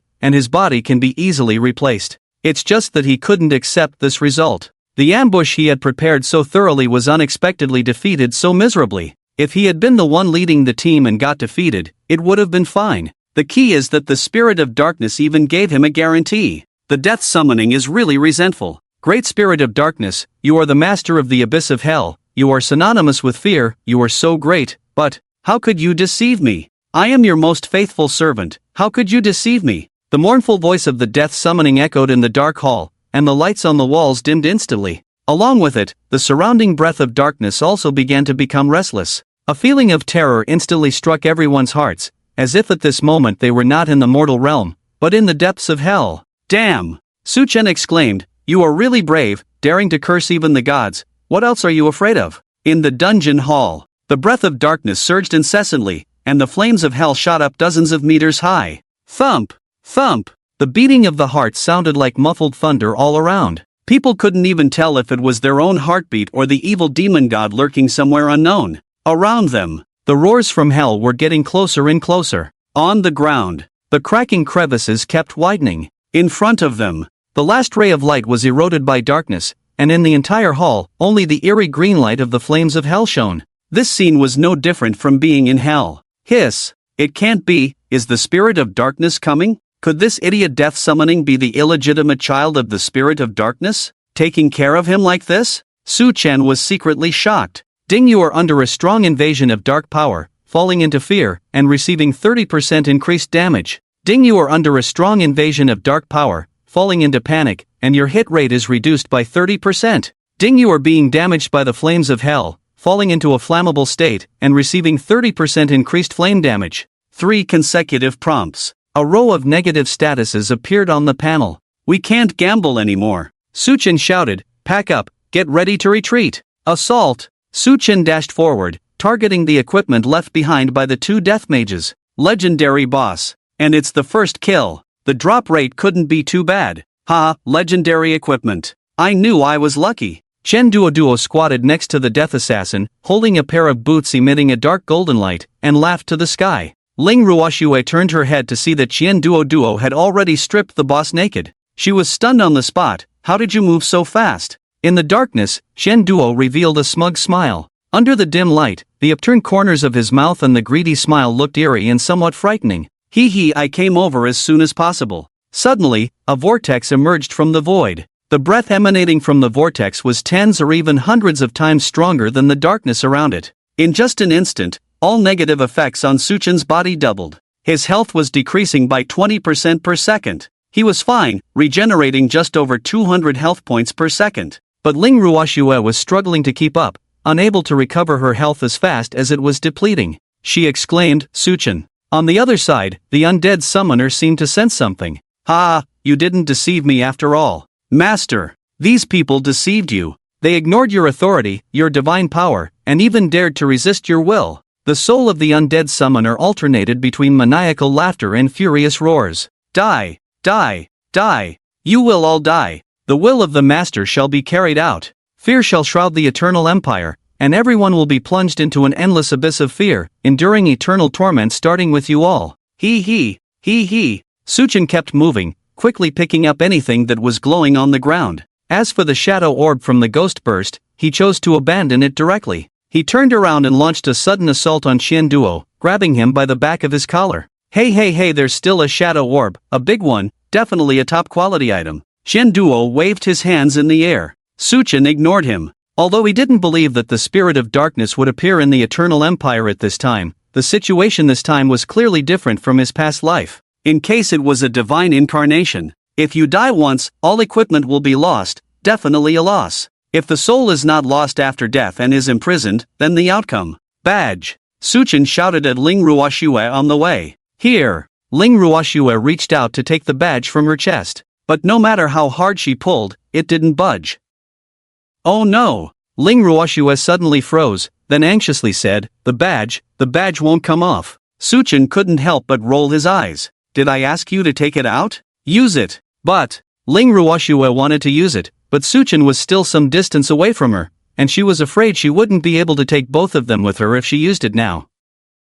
Suchin glanced at the direction Ling Ruoxue was holding. He took 2 steps forward. He slapped her on the chest. Snap! Cracked the badge and Ling Ruoxue's hand shattered. With a buzz, a sky blue energy shield surged out, slowly enveloping the 3 of them. The Bond Badge. It can break through barriers and teleport directly to another badge. The 2 badges complement each other and are made simultaneously. It can only be used once. If one side uses it, the other side's badge becomes ineffective. One of the best life-saving tools in the Eternal Empire. Of course, it's not without its drawbacks. The activation of the badge is a bit slow, at least 3 seconds. Phew! Suchin stood inside the energy shield, looking towards the daunting vortex. Princess Ling, this item is good. Can you sell me a few later? Qian Duo casually asked. Ling Ruoxue responded with a fierce eye roll. If it's not possible, it's not possible. Why be so harsh? Qian Duo naturally touched his cheek and turned to look at the undead summoner. Hands on hips, taking a step forward and raising his head. Suddenly, he pointed his finger across, beckoning with his index finger. Come over here. Suchin was stunned. Damn! Do you want to challenge him one-on-one? You can still jump off the car now. Puff! Qian Duo shrank in fright. The opposite necromancer went crazy. After finally calling his big brother over, the opponent wanted to run away. Can this be tolerated? What a mess! Leave it to me. The necromancer roared violently, but it couldn't do anything with just a soul. However, suddenly, there was a loud explosion in the vortex. The vortex, originally only as tall as a person, instantly expanded to the size of a wall. The terrifying aura intensified once again. This time, Qian Duo finally shut up. Just the aura alone made his legs tremble, his lips turn purple, and he couldn't speak. Although Suchin felt uncomfortable, he wasn't as serious as Qian Duo and Ling Ruoxue. He secretly calculated, 1 second. Just 1 second, and the badge can be activated. But it was this 1 second that passed by incredibly slowly. The vortex in front seemed to tear time apart even longer. The eerie feeling made people's heads feel heavy and dizzy. Buzz, buzz, buzz. The vortex began to rhythmically ripple outward, as if something was passing through it. The huge body seemed unable to withstand even the vortex several tens of meters wide. Boom! The vortex suddenly burst open, and an endless aura of darkness gushed out, with the figure of endless fear already faintly visible. Just outlined by black mist, the boundless pressure made everyone's hearts race. It felt like it could explode out of their chests at any moment. Go! Suchin timed it perfectly, and finally, 1 second passed. With a swish, the cyan energy shield instantly disappeared with the 3 of them in the dungeon. Ha! A slightly puzzled sigh came from the vortex. The next second, countless chains burst out of the void. Each chain was attached with 7-colored divine light, sharp as spears, instantly piercing the vortex and sealing it layer by layer. Boom! The terrifying figure in the void seemed to collide with the 7-colored divine chain's blockade. Endless darkness burst out of the vortex. The prison dungeon was instantly annihilated in a terrifying energy explosion, completely disappearing on the northern ice field. From the outside, the prison location had completely disappeared, leaving a huge vortex standing alone, with countless 7-colored divine chains still inserted into it. However, the divine chains seemed somewhat unstable in the impact. Creak, creak. The 7-colored divine chains emitted a low, buzzing sound. The figure in the void held a small soul fire in its hand, seemingly ready to leave. The strange sound from the divine chains attracted its attention. The next second, the figure in the void once again collided with the 7-colored divine chains. Boom! Boom! Boom! The terrifying impact and annihilating explosions spread across the ice field. The shockwave reached dozens of miles around. Even in the northern capital city of Badray, one could still clearly feel the shockwave and see the black energy from the explosion rising into the sky. Crack! The 7-colored divine chains finally couldn't withstand the continuous impacts. Crack, crack, crack. Several consecutive sounds, the divine chains shattered into powder. In midair, the blockade on the vortex seemed visibly weaker, no longer exuding the imposing aura from before. However, the figure in the void did not launch another attack. Both sides quieted down. The vortex gradually disappeared, and the 7-colored divine chains vanished with it. Except for the vast pitch-black abyss on the ground, it was as if nothing had happened. Imperial Capital. Temple Church. Little Lolita Liwena stared at the few people in front of her in a daze, looking quite displeased. This is just a few days. How could you use the badge? After speaking, the little Lolita glared at Su-chen again. It's you. It must be you who thinks you know it all, causing trouble everywhere, and still insisting on dragging my disciple along. Su-chen couldn't help but roll his eyes at the words. Some teachers don't take on disciples, and when others do, they end up causing trouble? The little girl was momentarily speechless, her cheeks immediately puffing up. I had something important to do. Ling Ruoshua and the others started bickering again, and quickly stepped forward to say, Teacher, this time I asked Su-chen to accompany me. And we can't do without the badge, the opponents are too strong. Too strong opponents? The little girl furrowed her brows slightly. Where did you guys go? Don't tell me you went to provoke those undead in the dungeon again? The guy I couldn't catch last time, can you handle him? Ling Ruoshua took a deep breath, shaking her head helplessly. No, we can't. That guy from last time, Su-chen can indeed handle. The problem is, something unknown came later, ridiculously strong. Just the pressure alone makes it hard to breathe. The little girl almost twisted her mouth, her face full of disbelief. You could handle that guy from last time? Are you kidding me? That guy, although trash, is of a high level. He might be an important pawn planted by the dark spirit in the Empire. If he causes trouble, the dark spirit might not be able to hold back. Do you know who you're dealing with? If he bypasses the seal, casually brings something over, he could easily take your life in minutes. Ling Ruoshua nodded beside her. Yes, it's the dark spirit. First, he threw a death thorn, then when you couldn't beat it, that guy from the dark spirit seemed like he was about to emerge from the vortex. Ha! The little girl was completely stunned. She didn't believe Ling Ruoshua's words, but they were so clear and detailed, they didn't seem fake. Wait. The little girl shook her head repeatedly. If you couldn't handle the death thorn, which reflects damage and specializes in countering magic, you're as good as dead. If the dark spirit really intervenes, even if you crush the badge, you might not be able to escape. However, if it really is the dark spirit, it will definitely shake the seal. The disturbance is so great that not only the entire empire can sense it, but professionals above the 4th rank can definitely feel it. Bang! Bang! Bang! In the depths of the darkness, there were sounds of impact in the space. Ling Ruoshua couldn't feel it. Su-chen only felt the ring in his hand tremble a few times. Liwena, on the other hand, suddenly widened her eyes, clearly hearing the impact sounds in the space. Is it true? After so many years, is the dark spirit starting to break through the seal again? At this moment, an old man in a coarse white robe, with a hemp rope around his waist and white hair, suddenly spoke up. Little Wena, go back and inform your teacher. It seems that the seal of the 7 gods has loosened, and the Empire must immediately prepare to deal with the invasion of the dark forces. Liwena was shocked that her disciple had actually seen the dark spirit. She hadn't carefully sensed the changes in space. Now, upon hearing this, her face suddenly changed. Archbishop Gurion, are you sure? I remember my teacher saying that since the records of the Empire, the seal of the 7 gods has never changed. Even in most of the historical dark invasions, it was mostly just struggles among their subordinates, and the dark spirit did not intervene much. Gurion sighed deeply. He was about to explain further. Suddenly, the bright emblem on the top of the temple's roof emitted golden light. Bathed in the golden light, everyone felt as if they were basking in warm sunlight, as if their bodies and souls were being purified. Ding, you have received the blessing of eternal light. All stats restored to full value. All abnormal statuses cleared. Hiss, all stats maxed out. Su-chen was secretly amazed. If this skill were to be given to players, wouldn't they be invincible? At the same time, all the temples in the Eternal Empire burst into light. In the Empire, whether commoners or nobles, Everyone looked towards the direction of the temple and worshipped devoutly. Gulian placed his hands on his chest, facing the emblem of light, and bowed respectfully, saying, "My lord above, your will shall be done. Eternal light, shining on the earth, darkness shall be expelled." The emblem symbolizing the sun disk, shining brightly, flickered slightly, as if in response. Wow, the great god of light actually responded? Although Livina was a devout follower of the god of light, she had never felt so close to God before. Even the high bishop beside her, the previous pope of the temple, probably wouldn't receive the will of God so easily. Gulian opened his arms and made a gesture of respect. Then he turned around, his expression serious, saying, "The great god of light is not responding to us,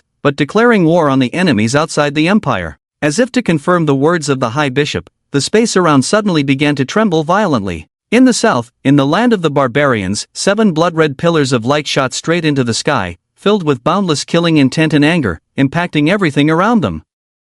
In the northern ice fields, 3 deep blue ice pillars reached the sky, spreading cold across the land, freezing the surrounding area in an instant. In the eastern mountains, a blazing sun slowly rose from the ground. Surprisingly, there was another sun shining in the sky. In the endless sea, towering waves roared incessantly, fierce winds raged, tornadoes surged, and lightning flashed in the dark clouds. This. The little girl felt the tremors in the space, completely stunned, her face full of fear. Is this the wrath of the gods? The wrath of the gods? Ling Ruoxue couldn't understand what the little girl was saying at all. Suchen furrowed his brows, feeling more shocked than Livina, because he knew what the wrath of the gods meant. The seal was loosening. The ancient gods were about to return, a plot that was supposed to happen a year later. Now, just after the server opened, it appeared. Not to mention that the players now couldn't handle the gods, not even the minions of the gods could. The players were not capable. The empire might be, but the empire definitely couldn't last long. Because the empire only had one deity, the Lord of Light. And the ancient gods? The barbarians alone had at least 7. Livina looked at Gulian beside her, her face solemn, and explained slowly, in the ancient times, there were many gods on the eternal continent. At that time, the gods walked the earth, with a wave of their hand, mountains were split, a step could cause earthquakes and tsunamis. Especially the gods of the barbarians, extremely brutal, feeding on all living beings. With one bite, tens of thousands of people would perish in their stomachs. Later, 7 gods rose among humans, joining forces to seal the gods, thus bringing peace and tranquility to the eternal continent today. Ling Ruoxue seemed to understand a bit. Now that the seal is loosening, will those gods slaughter the eternal continent again? Gulian looked solemn, his gaze compassionate. The great Lord of Light, the executor of justice, will certainly not allow such a situation to occur. Suchen couldn't help but sneer after hearing this. That's right. The entire eternal empire now belonged to the Lord of Light. If other gods came to grab a meal, it would be a miracle if he agreed. Suchen was not interested in the affairs of the gods right now. Improving himself was the top priority. The wrath of the gods was just the beginning. Breaking the seal of the 7 gods was not something that could be done in one go. The temple will organize a night order to set out to the south immediately to subdue the barbarians, Gulian said calmly. The barbarian gods have the largest number, the most ferocious believers, pose the greatest threat to the empire, and naturally pose the greatest threat to the Lord of Light. Young people, since you have come here by chance, perhaps it is the will of my lord, said Gulian, starting to sound a bit eccentric. I see that neither of you has chosen a profession yet. Why not join the holy temple and practice the ways of the light? Qianduodu was a bit puzzled and nudged Suchen. Boss, what does this mean? Change jobs, become a light priest, Suchen said, pausing for a moment. Most likely not an ordinary light priest. You should go, it should be hidden. Hidden. Qianduodu instantly smiled so much that his mouth couldn't close. Okay, I'll join now. Liwena, seeing Suchen's lack of response, became a bit unhappy and pouted. Why aren't you saying anything? Gulian, the archbishop, is the former pope of the Holy Temple, the only successor of the Holy Light ascetic in the empire. The nobles who want to apprentice to him in the empire are countless. Hiss. Suchen didn't know who Gulian was? He just didn't say anything. Holy Light ascetic. Indeed awesome. The eternal number 1 dad, how could he not be awesome? But the problem is, even if he can change jobs, he can't just become a dad, right? Ahem, Archbishop, I have already promised someone else, so I'm afraid I can't learn the ways of the Holy Light, Suchen explained. Qianduodu, on the other hand, became more excited. Boss, is this hidden thing amazing? How about comparing with Ling Ruoxue? She always bullies me. Can I regain some face this time? Suchen thought for a moment, his expression slightly stiff. It's hard to say. Gulian's status is too high. Even if his disciple has no title, theoretically he is on par with the Archbishop of the Holy Temple. Even if it's a count or duke in the empire, they still need to show respect to the Archbishop of the Holy Temple. Damn! Qianduodu's eyes turned red at these words. More awesome than a duke? It's one thing to have an awesome profession, but the status is also sky high. The future is promising. Chief of the Blue Star, what are you hesitating for? He immediately bowed. Hello, teacher, what strength does Gulian have? Full level, served as pope for decades. What kind of person hasn't he seen? He didn't see through Suchen at a glance, so he immediately wanted to coax this kid into the Holy Temple. But the result was the opposite. The person he wanted didn't come, and the person he didn't want came in. Since that's the case, I won't insist. Remember, the path of light will always be open to you. Only under the holy light can you find redemption. Yes, keep blowing. I just don't want to be a dad. Suchen patted Qianduodu's shoulder. The items have been traded over, so study well here. Items? What items? Qianduodu was stunned for a moment, then his mouth twitched. Boss, didn't you defeat several bosses over there? I only have 2 or 3 legendary items in my hand. Now that I changed jobs, it's not appropriate to have no assets for self-defense, right? I don't want them at cost price either. You name the price, and I'll pay. Legendary equipment. Where would Qianduodu be willing? Anyway, Suchen didn't need these few pieces, so he bought them. Suchen sighed. You were playing as an assassin, and you can't use these equipment. Focus on leveling up your healer, and I'll take you to boss fights in the future. Qianduodu also thought about it. Indeed, he couldn't use assassin equipment. Although reluctant, he still traded the equipment over. Suddenly, Qianduodu felt that something was off about what was said earlier. Level up the healer? What does that mean? Suchen smiled slightly. Holy Light Ascetic, the Empire's strongest dad, with abundant healing power, high sustainability, and explosive group healing, is definitely a top-tier profession. Good luck. Put. Qianduodu immediately sprayed out the water he was drinking. Dad, I've been playing games all my life, but I've never played as a milk dad. This is the last dignity of game otakus. Suchen's face changed, and he explained in a low voice, think it over, Gulian is the big shot behind the scenes of the temple. In the Empire, the Knights Templar number not 1,000, but 800. Not to mention the followers, from top to bottom, the entire Empire is. If you offend him, forget about going out, you could be drowned in the followers' spit even at home. Qianduodu was confused. What does that mean, no choice? Puchi Ling Ruoshua laughed as she listened from the side, a meaningful smile hanging on her lips, advising, it's fine, anyway, you're just an accessory.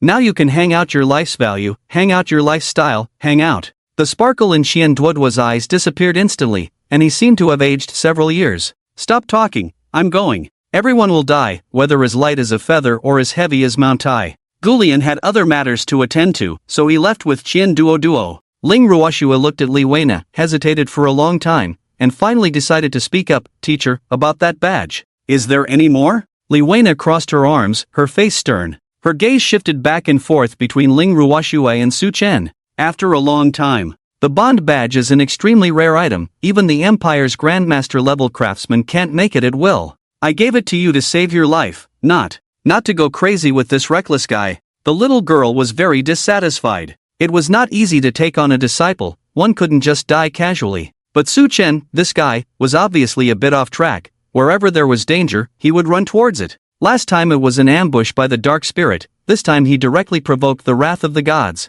What about next time? The existence of the empire would be uncertain. Letting her disciple follow him was too dangerous, too dangerous. It's okay, she can probably handle herself now, no need to follow me. Suchen still wanted to coax another Bond badge out of her. This thing was really useful in critical moments. Even if it was bound to his identity and couldn't be given to himself, it didn't matter. As long as there were dangerous tasks or dungeons, he could just drag Ling Ruoshua along, right?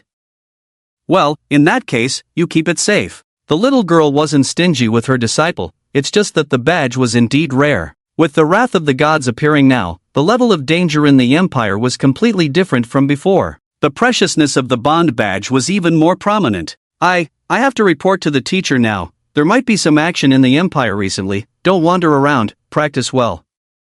The little girl reminded carefully. Remember, never go to the dungeon, never go to the territory of the southern barbarians, just stay near the imperial city. After Ling Ruoshua repeatedly assured her. This time, the little girl picked up her staff, floated in the air, and flew out of the temple. Su Chen, this badge cannot be traded. Ling Ruoxue wanted to give the item to Su Chen as soon as she received it. However, it was bound. You keep it, the badge is bound to the user. Once equipped, it cannot be removed or traded. Su Chen knew this. Ling Ruoxue nodded and handed the shadow pearl she had received earlier to Su Chen. What level are you now? Su Chen asked as he organized his things. Almost level 40. The experience from the last dungeon, the legendary boss, and the ghost were exaggerated. Ling Ruoxue had almost mastered all her skills, leveling up by 6 or 7 levels on the spot. Well, you can probably lead a team to run dungeons soon. Su Chen calculated in his mind. Ling Ruoxue's talent was already good, with the SSS level source of all laws, the ice-cold mage after changing jobs, decent area damage, and the ancient gem adding shooting attributes. Her early output was definitely explosive.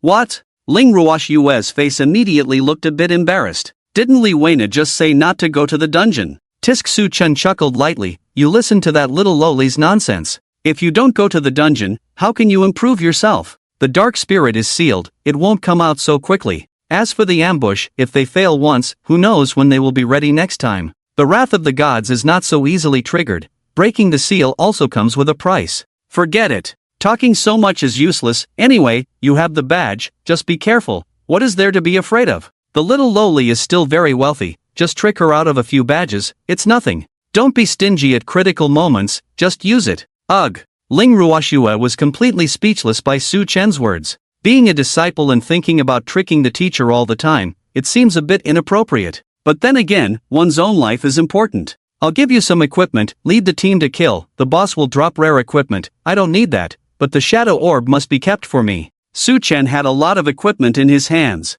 100 instances. Just the Dark Warden set was brushed more than 10 times. There were also dozens of other rare equipment pieces, all taken from the last round of legendary bosses. The legendary ones are definitely not for her. He put together a set of rare equipment that a mage could use for trade. This batch of equipment is high level. The cost price is 30 million each for you. Business is business. Although Ling Ruoxue went to help herself collect pearls, she still had to keep track of the money. Well, I'll go by myself then. Ling Ruoxue hesitated a bit as she spoke. She had never done a dungeon alone, and hadn't fought many monsters, so she was indeed lacking in confidence. It's okay, the dungeon bosses are very simple, just high damage and they'll be gone in seconds. Su Chen had just finished speaking when a prompt suddenly sounded in his ear. Ding, the barbarian tribe launches an attack on the Eternal Empire. Ding, the Eternal Empire officially declares war on the barbarian tribe. Ding, the Eternal Empire issues a conscription order. Players can join the Legion through the main city's military officer to obtain Legion equipment.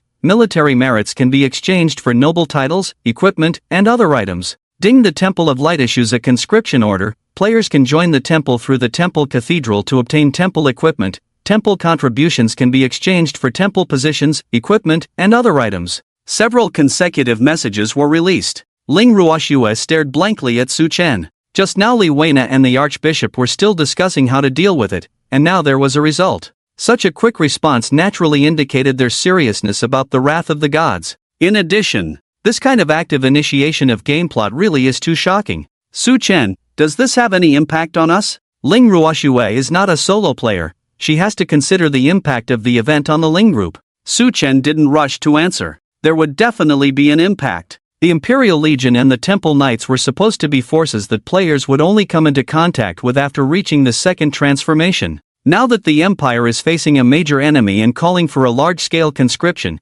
it's like a requirement for rewarded participation. Originally, the requirement was for the second transformation, but now it's probably for everyone. After joining the Legion, Knights would provide basic equipment. Of course, it won't be magical level, just ordinary stuff. Based on past life experience, once players massively join the Empire forces, the unprepared Empire will quickly deplete its reserves. After all, the number of players is there. No matter how much ordinary equipment the Empire has in reserve, it won't be enough to distribute. So they will need to purchase from the market, and then the profiteers will take advantage, and the prices of ordinary equipment will inevitably skyrocket. Su Chen was lucky to be fast. He had already spent 1 million gold coins. He bought a wave of goods, waiting for the price to rise. However, there is no need to tell Ling Ruoxue about this. Stockpiling goods. It's better to stockpile alone. It doesn't have much impact. Joining a faction can get you 2 common equipment pieces, and you have to complete faction tasks every day.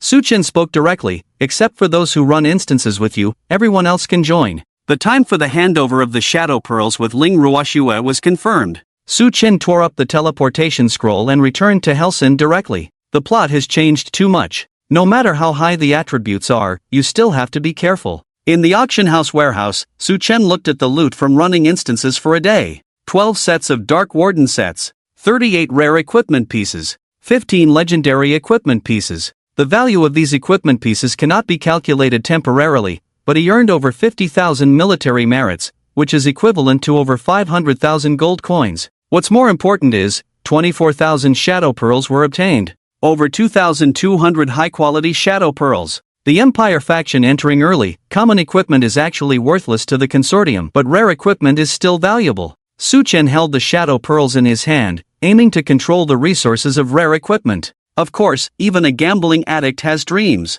With so many Shadow Pearls, can you give me a special equipment piece? My request isn't unreasonable, right? In the auction house warehouse, stacks of ordinary equipment worth tens of thousands of gold coins were everywhere. Suchen didn't even need to move his feet, he could just smash them in place. Ding, item used successfully. Ding, your item was destroyed by Shadow Pearls. 2 hours later. Phew, my hands are numb. Suchen shook his cramped arm. The intensity of this labor is more exaggerated than running 100 instances. Originally, Suchen didn't believe that anyone could spend money until their hands broke. Now he does. His previous imagination was indeed a bit lacking. When the quantity increases, the probability stabilizes. Counting the direct successes as secondary output, the output stabilizes at around 20%. 4,802 pieces of magical equipment. Continue. This time, Suchen switched to his left hand, as his right hand couldn't handle it anymore. Ding, item used successfully. Ding, your item was destroyed by Shadow Pearls. 708 rare equipment pieces. Phew! Suchen breathed a sigh of relief. If he wants to sell this batch of equipment, he can only go through the normal auction process. Without the premium effect of an auction house, a price of 50 million per piece should be acceptable. After all, each faction must equip their assault team with at least 2 sets of rare equipment, one for tanking and one for spellcasting. Even though rare equipment is expensive, they will still buy it. Once their assault team is well equipped, the prices of ordinary rare equipment will plummet significantly. There is no other reason, just pure consumption segmentation. Ordinary players cannot afford to buy, and if the consortium doesn't need it, the secondary guild factions won't spend millions on high-priced items. The high-end market has its limits. There's no need to ruin your own market. After thinking for a moment, Suchen made a decision directly.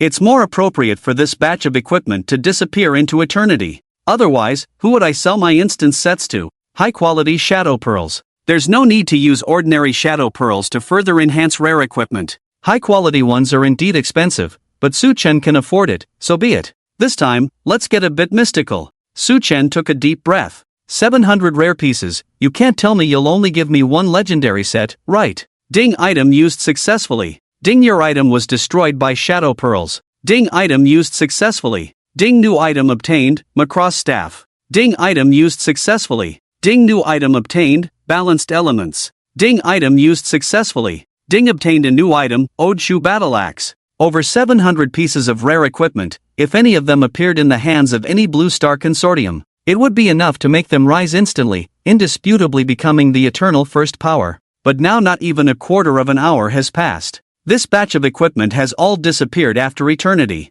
36 legendary pieces, including the 41 pieces just taken from the boss before. Suchen arranged all the legendary equipment. Balanced Elements, Macross Staff. The attributes are even better than those pulled from the boss before. The equipment of the Death Assassin is also good. It will definitely explode when combined with the shadow effect. Although the Death Mage is also a mage, the legendary equipment they wear still leans towards dark attributes. But the critical strike attribute of the Assassin's legendary equipment is too comfortable. Full set of legendaries. Awesome. Suchen couldn't help but smile. Smashed 20,000 times, my hands are almost broken, finally not in vain. Macross Staff, Legendary Staff, increases spell damage by 60%, elemental damage by 60%, reduces skill cooldown by 30%, and has a 50% chance to increase critical strike damage by 50% when critically striking. Shadowflow Cloud Mask, Legendary Helmet, increases movement speed by 30%, attack and casting speed by 30%,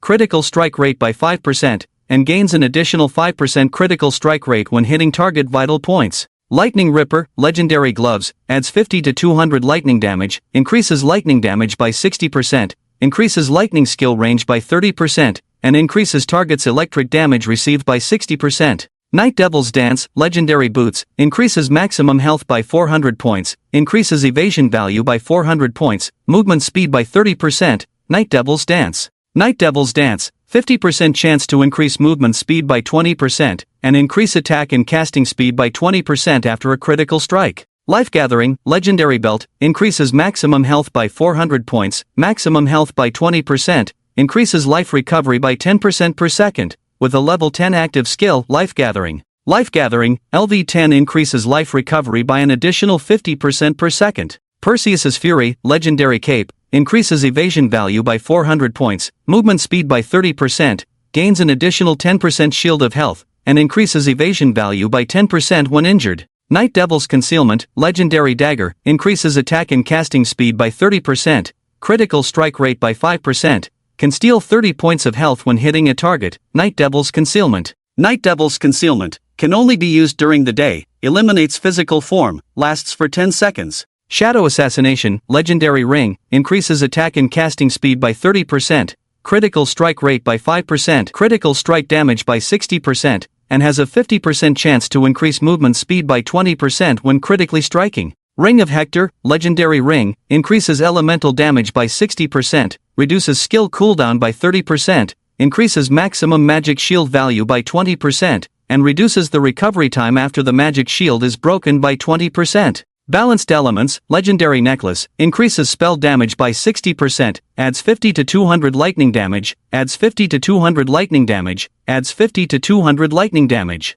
After wearing all the equipment, the panel attributes skyrocket in all aspects. Level, LV49 basic damage, 27729 comprehensive damage, 99826 total DPS calculation, estimated damage per second 383330 life, 1394 magic shield, 222 magic, 456 armor, 933 dodge, 2005 frost resistance, 72% fire resistance, 72% lightning resistance, 72% casting speed, 140% movement speed, 90% critical rate, 25% critical damage, 160% cooldown reduction, minus 60% life recovery per second, 319 magic recovery per second, 120 features, storm shaping, endless, infinite shot, war madman, anti-magic barrier.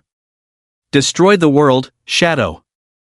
The movement speed has almost doubled, and the casting speed has greatly increased. Standing damage of 100,000, full state when going out, plus the output bonus of destroy the world to the boss. Tisk TSK. A critical hit of 3 to 500,000, isn't that easy? Su-Chen was very satisfied with this panel. It is indeed a bit difficult to replenish life. Without adding vitality, and not looking for vitality attributes on equipment, there is basically no significant increase in life value. But fortunately, there is a magic shield to make up for it. Normal magic classes before the second transformation, at most have 1000 health, but at least half of their attribute points are in vitality. The advantage of early wisdom attribute points is not apparent, as few people allocate all points to wisdom, because the basic bonus for magic classes is too low. 1 point of wisdom only gives 0.3 magic damage, which is ridiculously low. Compared to the 1-to-1 exchange damage ratio of physical classes, it is simply weak. However, as magic classes progress to the second, third, and fourth transformations,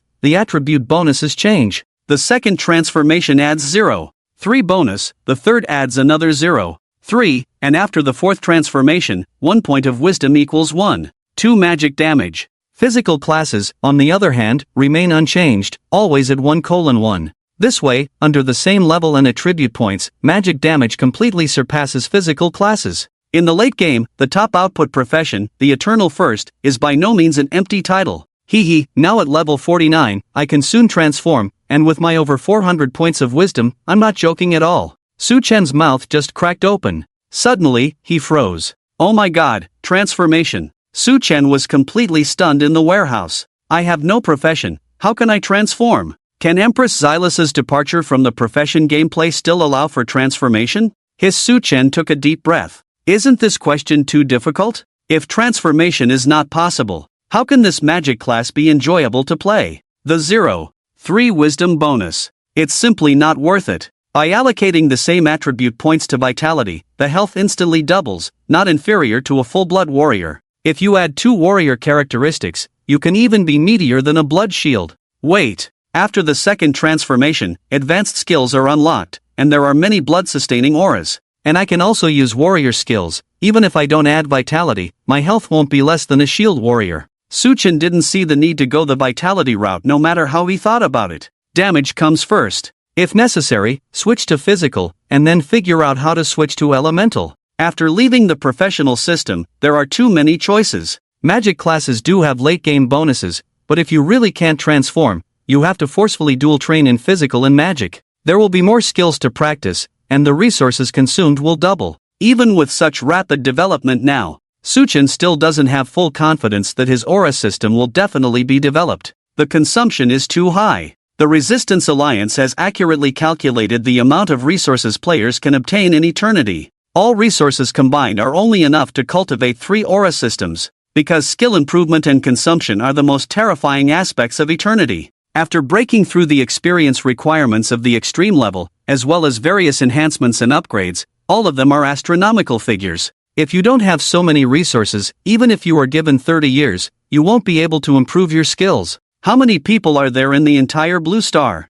Billions of players. All the resources that everyone has gathered in 3 years. Suchen alone will account for 33%. The difficulty itself is already extremely exaggerated. Moreover, after leaving the professional system, the number of skills has increased, and the resource consumption ratio may need to be close to 50% in order to have the opportunity to reach the peak. If you forcefully combine physical and magical practices, then no one on the Blue Star can expect to develop, just work for themselves. If you have the opportunity, you should consider changing professions. Su Chen frowned. As long as it's not to change to the Empress, everything else can be negotiated. After making up his mind, Su Chen was not as impatient as before, because this time is completely different from the previous life. The Wrath of the Gods was triggered a year early. With the support of the Eternal Empire in the early stages of the development of Blue Star players, the speed is definitely faster than last time. The faster the development, the more resources obtained naturally. Su Chen should also receive more resources when harvesting.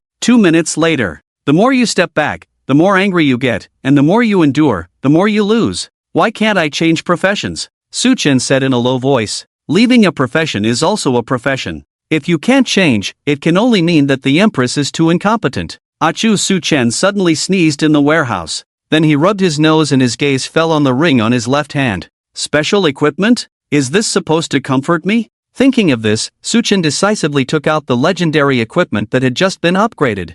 The Odeshu battle axe. He grabbed a special fate stone with his other hand. With a snap, he smashed it down. There is no way to lose, not in this lifetime. Where there is loss, there is where you have to rise. Ding item used successfully. Ding new item obtained, the Divine Crown of Hyras. Not bad. Suchen smirked, then immediately stopped. Just 1 piece, obviously not enough to heal my wounded soul. If you give me 2 more pieces, I will forgive you. The special fate stone was gone. High-quality shadow pearls directly smashed. Ding item used successfully. Ding your item has been destroyed by the shadow pearl. Ding item used successfully. Ding your item has been destroyed by the shadow pearl. Ding item used successfully. Ding your item has been destroyed by the shadow pearl. Hiss. Su Chen was about to make the 4th strike but immediately stopped. Impulsive. 3 legendary equipment pieces, all gone like this? Stop it, Azu. Su Chen is not yet wealthy enough to smash legendary items afterwards. These legendary equipment pieces are still waiting to be harvested for gold coins from the consortium.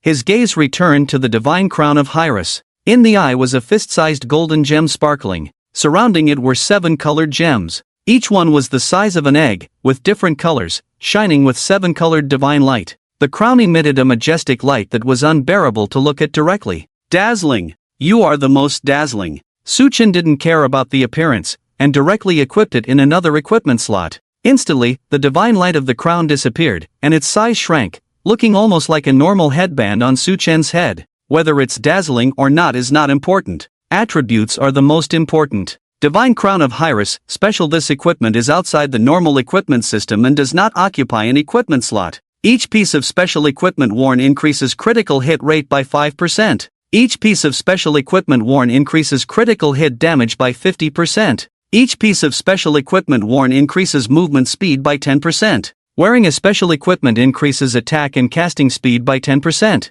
Wearing a special equipment increases the number of projectiles by 1. Wearing a special equipment increases the number of exclusive follower slots by 1. Hiss explosion. Suchen didn't pay attention to the attributes just now, thinking they were the same as the previous artifact. But when he put it on and checked, all the attributes were different. Different fireworks. Suchen sighed. The Empress is indeed extraordinary, even players can't understand it. Not to mention ordinary people. Even gods can't understand it. If other deities see these two pieces of equipment, they will probably explode their divinity and fall on the spot. Too abnormal. Most artifacts provide up to 2 additional projectiles, but for each piece, you give 1 more. If you complete the whole set, are you planning to have 10? A rain of flowers? Are you planning to throw thunderballs like a storm of pear blossoms? Impressive. It has to be you. Suchen indeed had to admit that his imagination was a bit lacking. 6 attributes. Just looking at the front is already incomprehensible.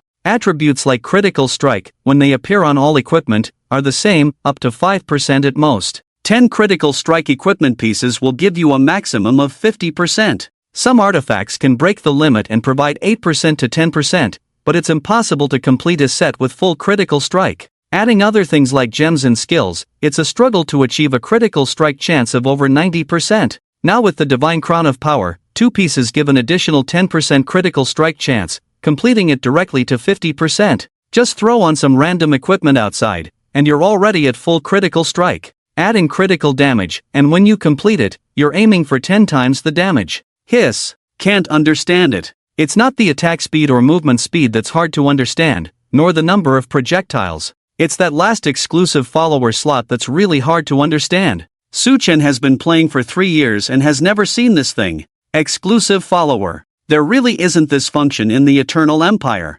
Suchen's memory is good. If he can't remember it, then it really doesn't exist. Check the panel again. In the second equipment slot, 2 special equipment pieces have been collected. After the second piece of equipment, all attributes of the previous piece are doubled. Physical and magical double damage increased by 100%, physical and magical double penetration by 10%, and all skill levels increased by 1 level again. Suchen didn't practice skills much when running dungeons, just slightly improving the low-level skills from before. Now all skills are at level 8. For players before the first promotion, this is definitely not low. Especially with so many skills, it's even harder. The key is, upgrading these skills only requires 30 levels of experience. Comfortable. Having all skills at level 8 is indeed the most enjoyable. Additionally, 1,000 slots are added to the inventory, and the remaining space is doubled, so you don't have to worry about not being able to pick up everything when going out. The attributes of the Divine Crown of Power also have the same double bonus.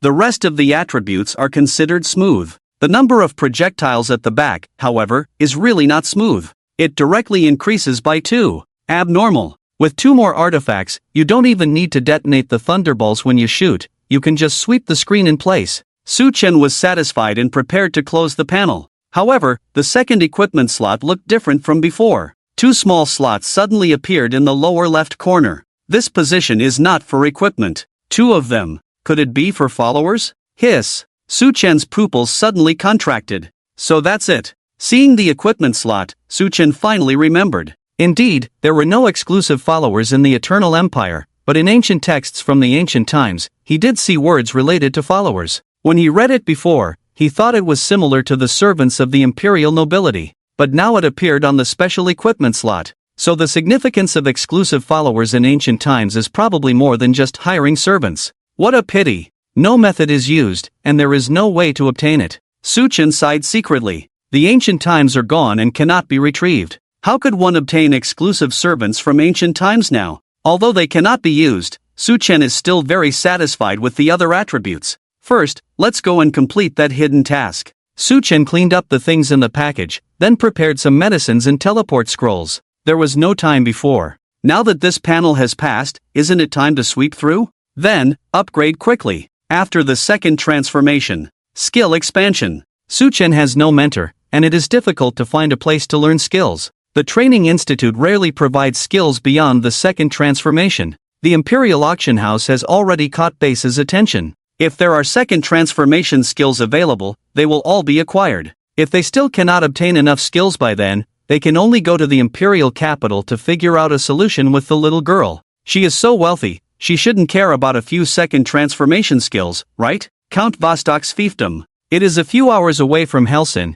and it takes about an hour to ride a fast horse. However, Suchen still hired a carriage, rest for a few hours on the way, and arrive at the destination just in time. On the other side, the main city of the empire in the west, Saint Medino. The headquarters of the Rec Group is located here. It is said to be the headquarters. In fact, it is just a dilapidated facade near the slums in the city. Lu Wuxin, are you sure this plan is feasible? Little Rec frowned with a few subordinates. Across from them, Shakai from the Proud World Guild replied heavily, Rec, rest assured, we have already studied the location of the dungeon instance and Ling Ruoshue's route thoroughly. We guarantee we can ambush her. Beside them, the president of the Proud World Guild, Lu Wuxin, looked confident. After seeing Suchen massacre the Rec Group on the forum last time, he felt the opportunity had come. Eternal is too costly a game. The funds of the Proud World Guild were enough in the early stages, but after being wiped out in one wave, they couldn't recover for a long time. As long as they find an investment,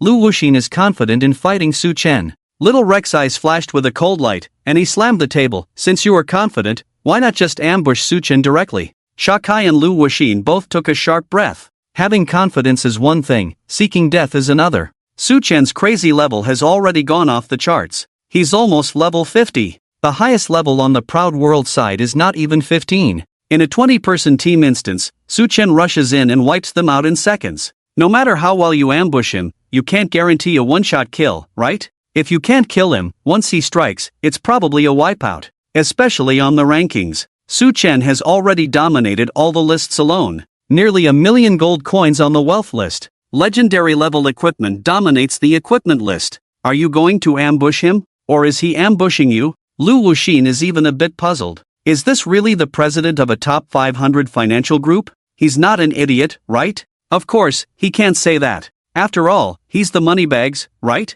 Ahem. Lu Wuxin cleared his throat twice and forced himself to calm down. Rec, don't worry. This is just the first step of the plan. That guy's instance clearing speed is too fast, and some instance locations are too far for him to bother with now. Instead, we'll leave it to Ling Ruoshue to clear. This is our chance. I've already got the information. Although Ling Ruoshue's efficiency is also very fast, her health, defense, and other attributes are definitely not much higher than an ordinary player. She may be tough with rare equipment, but as long as there are enough people and the attack density is high enough, we can definitely make a one-hit kill. As for the team's combat power next to us, there is currently no gap in levels. This is our best opportunity. The ancient gemstone at the auction house is on her. This is even better equipment than legendary equipment. The ranking of equipment is based on levels. Legendary equipment was thought to be able to rival ancient gemstones, but it did not. The gap between the two can be seen. Ancient gemstone. Xiao Leike remembered the gemstone on the leaderboard,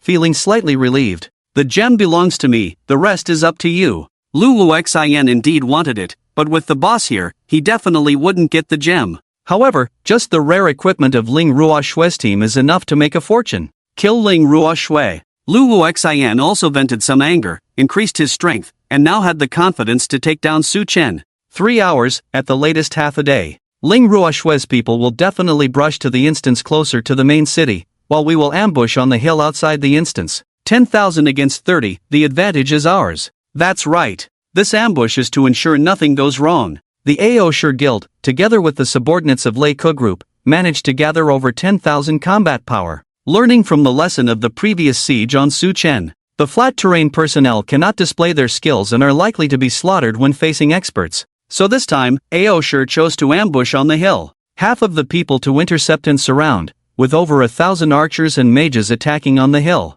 Even if each attack only drops 10 points of health, it is enough to instantly wipe out Ling Ruoshue's team. Several hours later, Suchen's carriage arrived near the town of Vostok. After getting off the carriage, Suchen did not rush directly to the Earl's territory, but stopped in the town to inquire with the local residents. The mission is to investigate. And both missions are about investigation, not about solving. Suchen asked people while silently pondering. Eternal missions are not randomly assigned. Since that's the case, it is probably believed that it is impossible to solve the problem. This is normal. After all, even the regular Imperial Legion couldn't solve it. How could an outsider easily handle it? That is a legion where all members are at least second tier, and the leader is at least second tier full level or third tier. The problem is, why can't they find the bodies after so long? Su Chen couldn't figure it out here. The location of the Earl's territory is far from the barbarians. If the barbarians rushed into the Empire's Helsen heartland, the Legion would definitely know.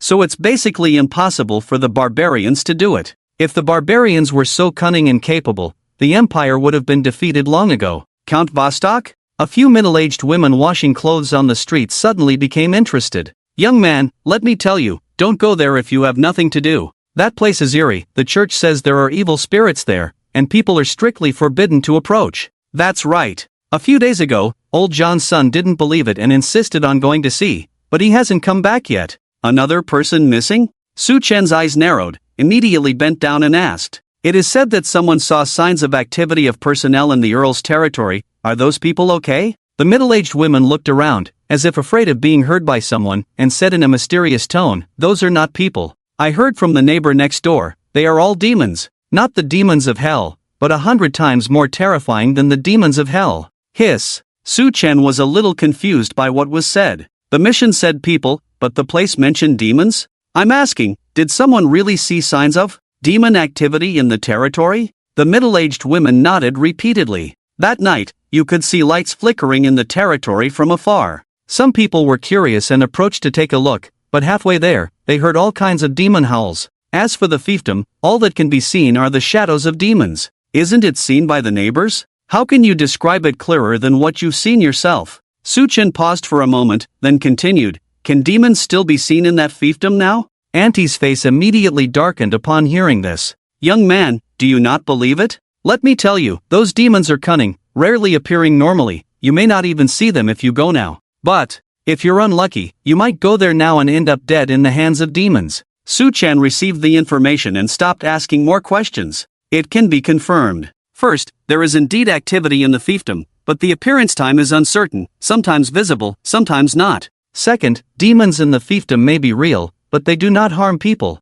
Because in Su Chen's understanding, demons, whether from hell or elsewhere, do not joke around with you. Demons are not like the alternative existence of necromancers. They are a general term for creatures that have lost their intelligence and are left with only madness. In this kind of town, it would be flattened in minutes in the hands of demons. As for the missing boy, it is not yet certain whether it is related to the fiefdom. After all, 3 years have passed, and no one else has been injured or disappeared. But recently one person has gone missing, which is not easy to directly link. Let's go and see first. Su Chen summoned the black cloud snow cover, determined the direction, and rushed out of the town. With the speed of the black cloud, he arrived at the outskirts of the fiefdom in just over 10 minutes. Counts like this nobleman can manage their own fiefdoms and rule over small towns. The town just now belonged to Count Vostok, and the fiefdom was a self-built family castle and estate. The sky gradually darkened. Under the setting sun, a distant old castle was tinted with a red glow. With no one caring for it for 3 years, the castle had long been overrun by vines. Surrounding it were dozens of neatly arranged houses. In the middle, a road led directly to the castle gate. Su Chen did not enter but found a high point outside the houses to look inside. Count Vostok's foundation is quite solid, repairing the moat around his own castle. He's wealthy. The moat's water next to the castle, left unattended for several years, had never dried up. The drawbridge was raised, and one had to figure out a way to enter the castle. After studying for a while, there was no movement. The sun set. The last ray of light disappeared on the plain. Su Chen was not someone who believed in superstitions, so the nightfall didn't bother him. He took out a torch from his pack and prepared to go in for investigation. Just then, a flicker of light caught Su Chen's eye. Ha! Su Chen still held the torch, and the light clearly came from the direction of the houses. Looking up, a faint fire burned in the middle of the road at the castle gate. Under the lamplight, a huge figure with sharp spikes was leaping back and forth. Roars and growls faintly drifted into his ears, sending chills down his spine. Is it real? Su Chen was also stunned. Judging from the figure and the growls, it was indeed a demon. At the second level of awakening, Su Chen thought to himself. This was the lowest level of demons, and as long as it was a demon, its strength could not be lower than the second level of awakening. For a normal player without the damage of a fully leveled second awakening, it would be best not to provoke such an entity. However, Su Chen was confident in his strength now. He was not at all flustered. Surprise attack. Suchen dashed forward. His speed was even faster than the Black Cloud's sprint. With 110% movement speed, coupled with the surprise attack, it was as if he had grown wings and was ready to take flight. In an instant, Suchen arrived in the midst of the houses. The scene before him did not become clearer due to the proximity. It still looked blurry. Even the flickering firelight seemed pixelated. The demon figures around him continued to leap back and forth, evading attacks. Suchen immediately looked up. In front of him, a castle ravaged by war appeared. The walls were covered in bloodstains, mottled everywhere. On top of the walls, faint figures were moving, attacking the demons outside. Suchen rubbed his eyes. Looking again, the castle still bore the scars of war. It was impossible to reconcile this with the scene of vines under the setting sun from before. Suchen launched another assault. The surrounding demons seemed oblivious to Suchen, letting him pass through their heavy blockade. At the gate, Suchen looked at the blurry surroundings and suddenly remembered a post from his past life. Time and Space Displacement, a detailed explanation of time spells in eternity. This post had a great impact at the time. Humans had never given up on studying time. Time spells existed in eternity and were certainly worth studying. However, the poster had used a special item that had disappeared in the Eternal Empire to perform the time and space displacement spell. The result was the reversal of time in a region, disappearing from the current timeline. From the outside, the region appeared unchanged, but everything and everyone within it had vanished forever. There was only one item that caused the time and space displacement, but the person who used it could not enter the displaced time and the servants sent with the item never returned. These were not the main points. The main point was the scene before him, which should be similar to the time and space displacement. The people in the Count's territory had disappeared, not dead, but had appeared in another time. The scene before him was a glitch that occurred after the time and space displacement, allowing people in the present to see events from another time. The Count's people were resisting the demon attack there, and the battle was fierce. Judging from the traces on the outer walls of the castle, they probably wouldn't last long. But Suchen was helpless. Time and space displacement required a special item. According to the post, the only master in the empire who could make this item had already died. The craft was lost. How the Count's territory entered another time was not important. The problem was that if there was no way to enter that time, then all they could do here was watch the movie. Little John, quickly go back. Suchen suddenly heard a shout in his ear. On the city wall, a blurry figure leaped down. Seeking death? Suchen frowned slightly. The castle couldn't be held. Facing the demons outside, it was impossible to break out, right? If they could, they would have done so already. As he pondered, a beam of light suddenly flashed from the figure in midair, green and mysterious. The light was soft yet infinitely distorted, like a vortex. The next moment, the vortex shattered. Crack! A young man in brown clothes fell in front of Suchen. Hiss! Suchen took a deep breath, then suddenly slapped the young man. Real person. Jumped back? Is time travel that simple? Just jump off a building. Little John raised his head, his face full of anxiousness. Without saying a word to Suchen, he turned and ran. Snap! Suchen reached out and grabbed the young man in midair. I'm talking to you, why are you running? Little John struggled a few times in midair, unable to break free, then turned around. Let me go. I have to save people. Ha! Suchen was surprised to hear this. You can still go in? There's no time, the castle is about to be breached. Let go. Little John didn't explain, his face flushed with urgency. Suchen was certain. He could really go in, come out, and even bring people out. Was the hidden task so easily completed? Where to? Show the way. Suchen summoned his warhorse and lifted the young man up. Go to the town. Little John didn't expect the other party to have warhorses, which were mounts that only noble lords could have, so he stopped struggling immediately. In no time, Little John brought Suchen to a simple courtyard on the edge of the town. In the courtyard, instead of the grain or farm tools stacked in other people's homes, there were some metal parts and strange mechanical devices. Uncle, Little John rushed in like crazy as soon as he entered the door. I found the castle, the Count and the young lady are still alive. Smack! A big hand slapped directly on Little John's face from inside the house. Bastard, who told you to steal the time key? If you want to die, please have a child before dying. I don't want the John family to end. An old man scolded angrily. Little John didn't care about his swollen cheek from being slapped, and said excitedly, Uncle, the time key works. I went into the castle and came out smoothly. As long as we get more keys, everyone in the castle can come out. On the other side, Little John's uncle finally showed emotion. The keys work? Was the process of crossing smooth? Smooth. Little John patted his chest and said, except for having to jump off a building to use it, everything else went smoothly. Beside them, Suchen listened to their conversation, feeling a huge wave in his heart. With an incredulous look, he looked at the old man and blurted out, Master of Space, Sphinx John. You're not dead? The person in front of him was none other than the Master of Space who had already died in his previous life, the only master in the Empire who could make spacetime tools. Upon hearing this, Sphinx realized there was another person in the room. Can you not talk? If you can't, then don't speak. The old man had quite a temper. But Suchen didn't mind at all. It was normal for a master to have a bit of a temper. A master who was already dead, it was normal no matter how he behaved. Master Sphinx, I was entrusted by the Imperial Professional Training Institute to find Count Vostok. Suchen presented his noble medal and certificate. Seeing the items, Sphinx calmed down from his angry expression. The time key is just an experimental model. Once I stabilize the device, you can go and rescue people. Little John shook his head quickly. No, the castle is surrounded by demons in that time and space, they can't hold on for a day.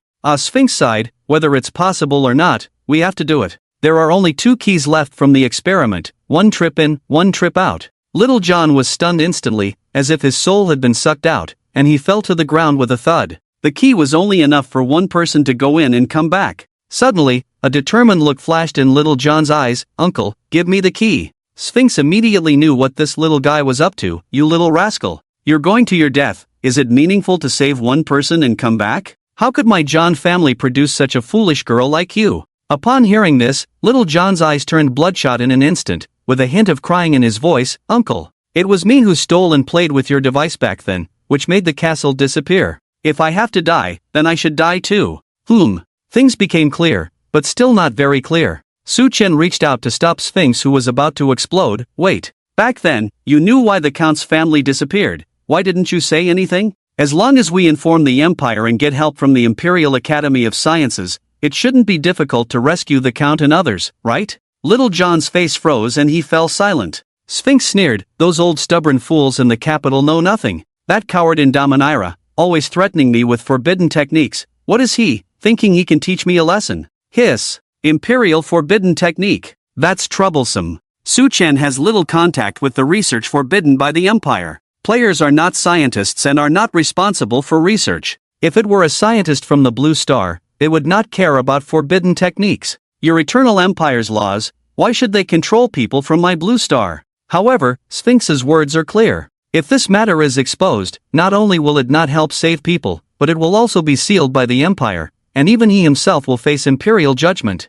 As for seeking help, he even looks down on Damanilla. Who else is qualified to help him? Sphinx looked at his nephew with a look of despair, sighed slightly, and said, forget it. After all, the trouble was caused by the study of time and space, and being forbidden is not unreasonable. This time, let me go. With your current strength, going there is just seeking death. When we get there, let's see if there is a way to pull the castle out entirely. Ha! But you are also walking into death. The past has proven that this old man will never return. Since Suchen has found this spatial master, he cannot let him die. The use of the spacetime device is extremely important, especially when facing the existence of the demon gods of various realms. Even if they cannot seal the opponent in a different timeline, they can find a way to conceal the coordinates of the Blue Star or seal the Blue Star in a different timeline for survival. Sphinx must stay alive. Master, since I'm here, it should be me who goes. I'm an expert in dealing with demons. I can guard the castle inside and wait for you to make the key before coming in to rescue people. Isn't that perfect?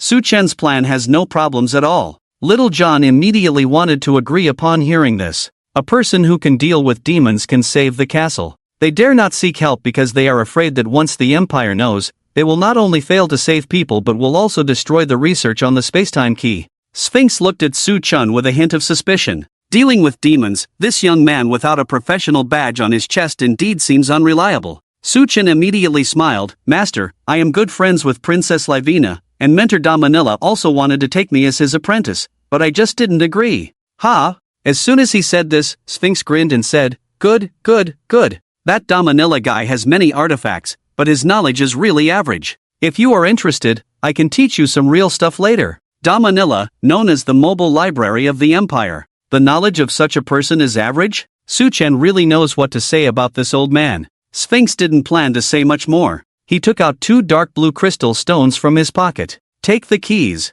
Use one when you go and the other when you come back. When using it, you need to maintain a high-speed state yourself. If you have no other way, jumping off a building is the safest method. Ding obtains special item, Spacetime Key X2. Remember, Sphinx said with a serious expression, this is an experimental model. If the location of use is not in a spacetime dislocation area, then it is possible for you to appear at any point in the spacetime. For spacetime, our world is not even comparable to a grain of sand in the sea. Therefore, without accurate coordinates, it's basically equivalent to suicide. After that, Sphinx continued, also, the situation of the castle is a bit special. Not only is there a spatial dislocation, but there is also a temporal dislocation. This doesn't mean the castle has traveled to the past, it just overlaps with a certain period in history. Of course, this will not affect history. The overlap in history within the dislocated space is just a phantom, just like the plays often performed in the Imperial City, all illusions. The other party is an illusion, but you are real, so if you die, it's real. Understand? Sphinx did not explain much further, but what he said indeed made it clear. First, the key must be used near the castle. Second, the demons in the castle are just historical shadows, but oneself is real. There is no need to fight desperately with the other party, the key is to survive. No problem, when can you guys get there? Su Chen asked. Sphinx thought for a moment, turned to look at his nephew. How long have you been inside? 2 hours? 3 hours? Can't stay any longer, Little John recalled. 3 hours, it took you 3 days to come back, the time difference is quite severe, Sphinx calculated, but for you, it's a good thing, 1 hour inside is equivalent to about a day outside, you can stay inside for about a day. What? 1 hour inside is equivalent to a day outside? A day is 24 hours. In other words, this old guy will take more than 20 days to get in? This task is important, rewards can be ignored. The main thing is to keep the Grand Master Sphinx alive. But Su Chen couldn't wait that long, just starting out, time is money now. It's too long, you can make a few keys first, rescue the key personnel, and then rescue them in batches. This also avoids accidents, in case it takes too long and none of them can be saved, it will be troublesome, Su Chen explained after some thought. Sphinx also thought it made sense and immediately agreed. Su Chen didn't waste any more time. He turned and rushed towards the castle. Sphinx said as long as the speed meets the standard, it can be used, but this thing is an experimental model. Su Chen couldn't help but feel unreliable. It's safer to jump off the wall like Little John. On the city wall. Su Chen looked down at the moat below. Come on, leap of faith. With a swoosh, he jumped out. In midair. Feeling the speed was about right, Su Chen then crushed the time-space key. The front view suddenly twisted into a vortex. The next second, Su Chen appeared in the sky above the battlefield. Roar! Roar! Roar! The demons found a new target and immediately roared in excitement. The people on the castle also noticed Su Chen, although they didn't recognize him, but anyone who came this way must be reinforcements. Be careful, you jumped to the wrong place. Su Chen glanced back and suddenly realized that he was getting further away from the castle and closer to the demons. Damn! Optical Little John. Little John jumped outwards, but he was returning. This time Su Chen came, he continued to jump outwards, heading straight for the demon horde. Turning around. The demons, with 2 sturdy hind legs, a black exoskeleton shimmering with metallic luster, distorted face, crimson eyes, 2 feet growing from the head, and 4 blade-like limbs protruding from the back. Fortunately, no wings, so it's not at the 3rd transformation level, Su Chen thought. If there was a 3rd-level demon leader with wings, the castle would probably not be able to hold it. But one should not underestimate these guys just because their level is not over 100. Demons are a special system of monsters. They have demon-specific attribute bonuses, completely different from ordinary monsters. If compared, any ordinary demon can rival rare-level monsters in the Empire. In other words, the hundreds of demons in front of them all have a level similar to a rare boss after the 2nd transformation in the Empire. It is certain that their health points exceed 1,000,000, defense armor is at least over 10,000, and they have a 70% reduction in physical damage. If they haven't been specially enhanced in a certain elemental resistance, all resistances should be above 50%. Ordinary monsters don't have particularly powerful skills. Rare bosses are the ones with area of effect skills. Demons are born with area of effect skills. Buzzing when the first dozen demons had opened their blood-filled mouths, a majestic blood-colored energy gathered in the air. Su Chen had just landed. Dozens of blood-red energy balls fell from the sky. Boom! A series of explosions rang out, followed by, dodge, dodge, evade, -802, click, the energy shield shattered. Dozens of blood orbs exploded, only dealing a single hit of damage, which was absorbed by the shield. The damage is not low, it has exceeded 5,000. Su Chen calculated silently. His resistance was full, reducing elemental damage by 75%, and it was nighttime. Under the shadow state, magic damage was halved. Being able to deal 800 points of damage in this situation, the demon's attack was indeed formidable, comparable to rare bosses at level 60 or 70. Thinking back now, Little John's luck was truly heaven-defying.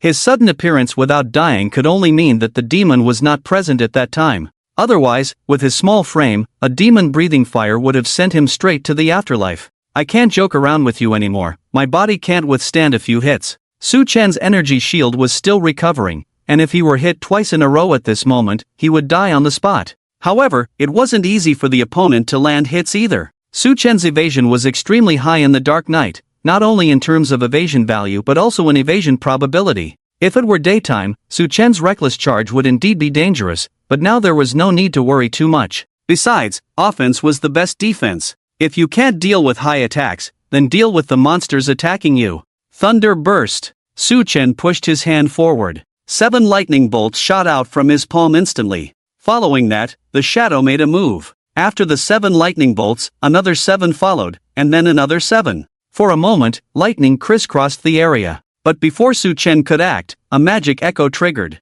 Another 7 lightning bolts shot out from his hand. 20% chance to replicate the skill. Without retracting the shadow's hand, it continued to push out lightning. In the blink of an eye, dozens of lightning bolts connected, forming a deep blue sea of thunder, crashing like waves. Even the night sky was dyed a deep blue. Where the lightning passed, everything was annihilated. Minus 452,000. Critical hit. Minus 461,000. Critical hit. Minus 125,600. Minus 255,000. Shadow. Critical hit. A multitude of damage numbers rose, none of them below 6 digits. The demon had 1,000,000 health points, but under the Sea of Thunder, there was no chance for even a moment's respite. Ding acquired 112,000 experience points. Ding acquired 128,000 experience points. Ding level up. LV 50. Acquired 7 free attribute points. Before Su Chen could look closely, a thunderous explosion sounded.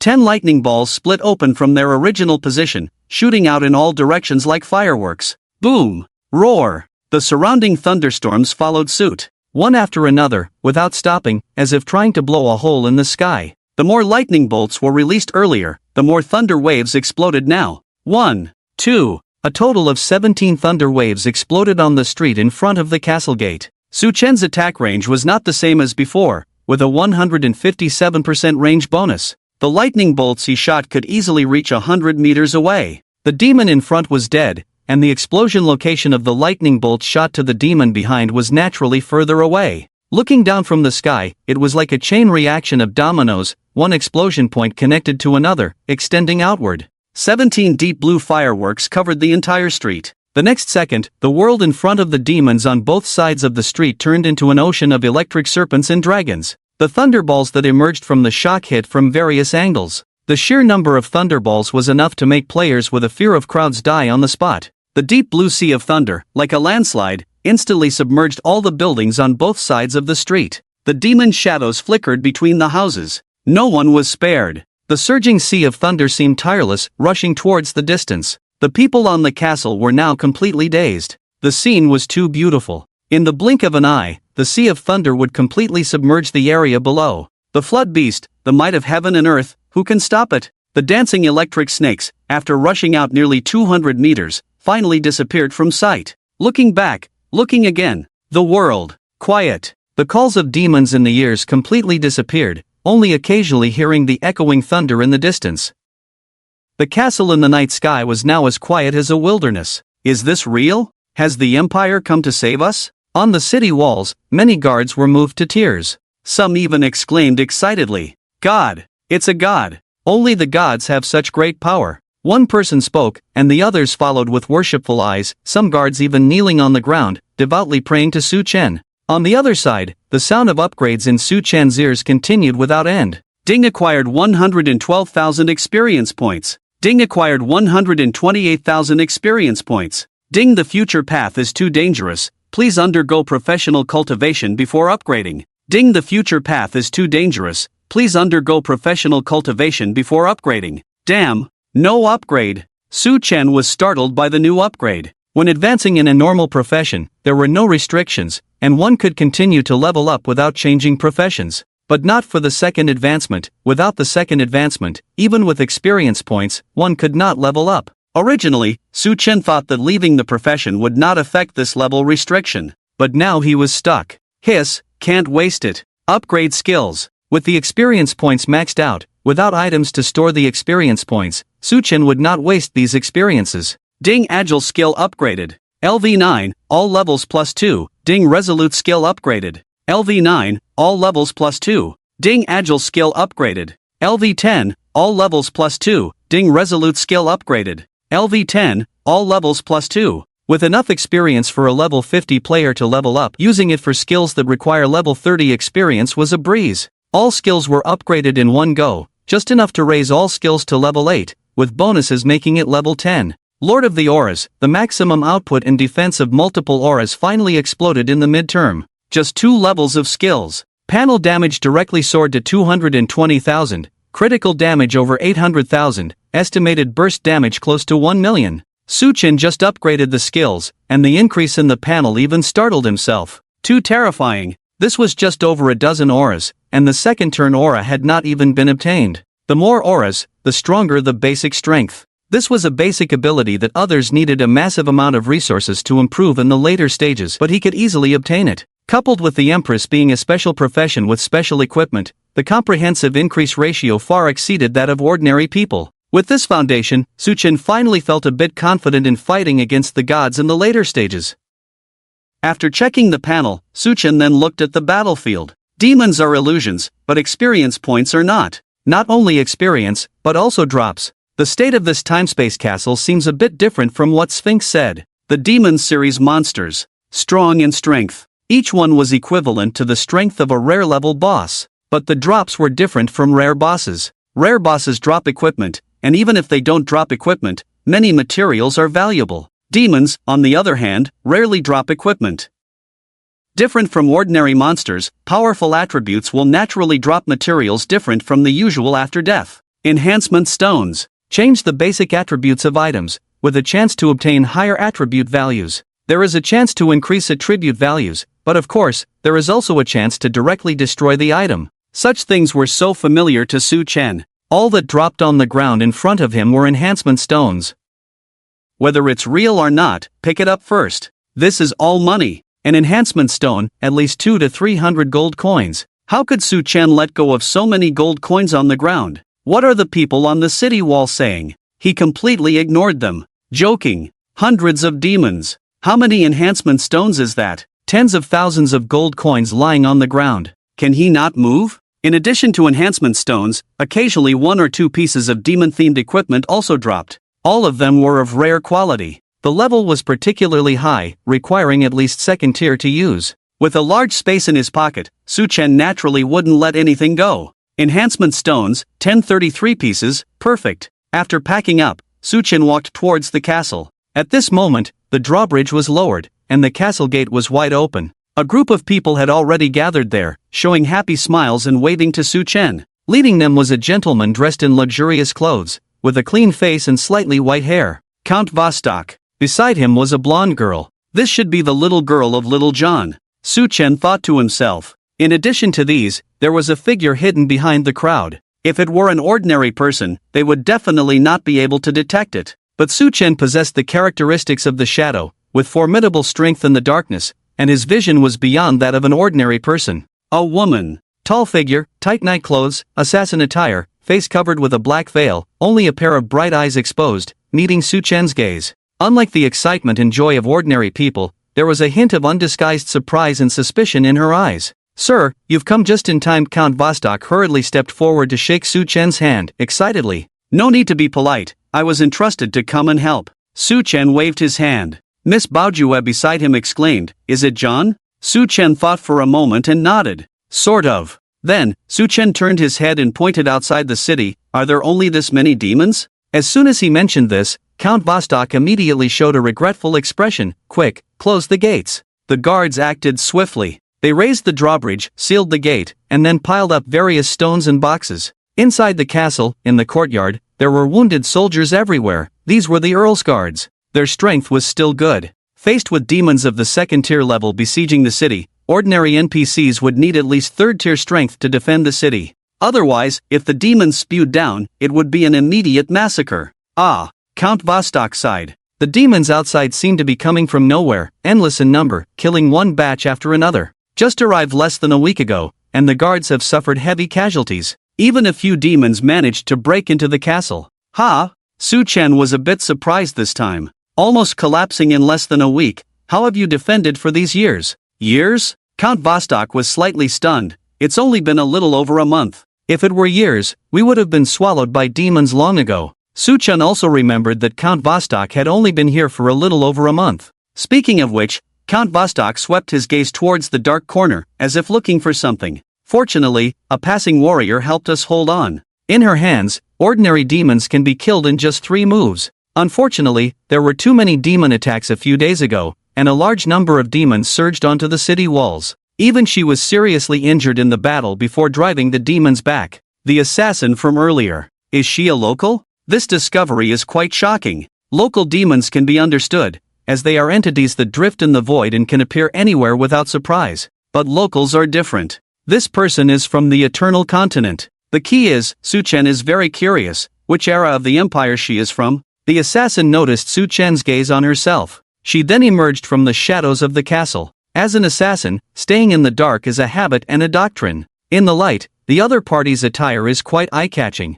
All that meets the eye is a white expanse, with a hidden weapon belt tied to the left thigh and bandages on the right, with a hint of fresh red seeping through. The upper body armor is a bit small for her, completely unable to contain those astonishing peaks. Su Chen took 2 steps forward. Hello, thank you for helping Count Vostok. If possible, could I know where in the empire you are from? The assassin did not react. Count Vostok quickly explained with a smile, this warrior seems to not like talking much. In fact, I still don't know the name of this warrior. Upon hearing this, Su Chen couldn't help but furrow her brows slightly. However, a few light and cold-toned voices came from the other side. Speaking, but with a slightly strange tone, different from talking to people from the empire. Because of the existence of the eternal crystal in her mind, the player could easily understand the other's meaning. Where I come from, there is no empire. Around them, Count Vostok and the others seemed unable to understand this statement, only able to explain with more awkward expressions.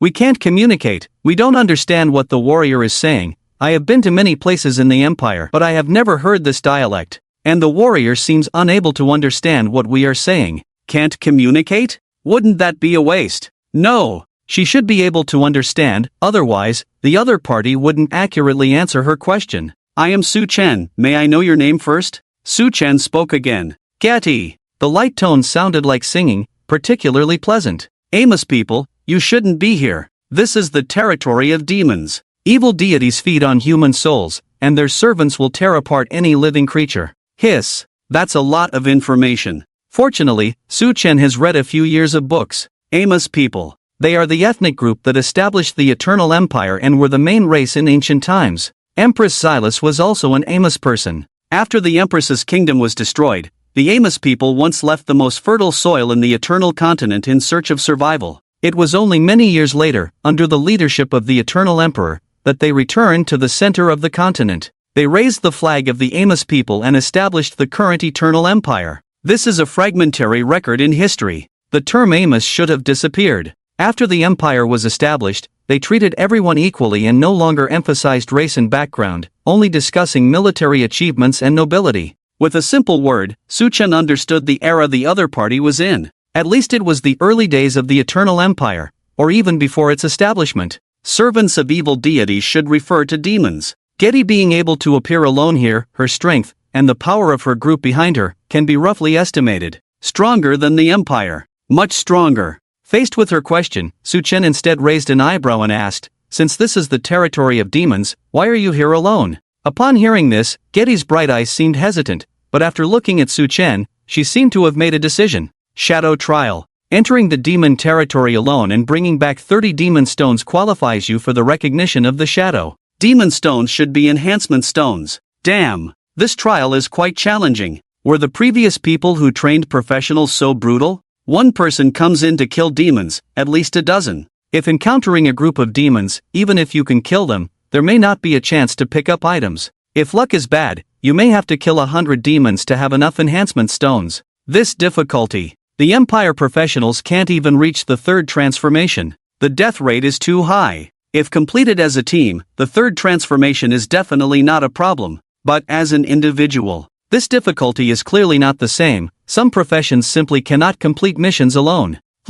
Not quite right. The Shadow is a professional title. She is an assassin. If it is for professions like assassins who engage in solo combat, then there should be a chance. The third transformation can be done alone, it should be possible. Several questions in a row are spoken by Su-chen. But Gotti can no longer bear the doubts in her heart and directly asks, Amos, how did you gain the recognition of the Shadow? Gotti's gaze stares directly at herself. Recognition of the Shadow? Su-chen wonders. Damn, I don't even know what the Shadow is. Just about to speak, Su-chen catches a glimpse of two shadows from Gotti's bright pupils. Shadow, is she concerned about this? Su-chen always thought the other party was looking at him, but he didn't expect her attention to be on the shadow behind him. Is this the recognition of the Shadow? Hiss. Su-chen couldn't help but take a deep breath. What shocked him was not knowing the meaning of the Shadow, but the era in which the Shadow existed was the era of the Empress's dominance. Ancient. The time span is so great, and this Gotti actually comes from ancient times.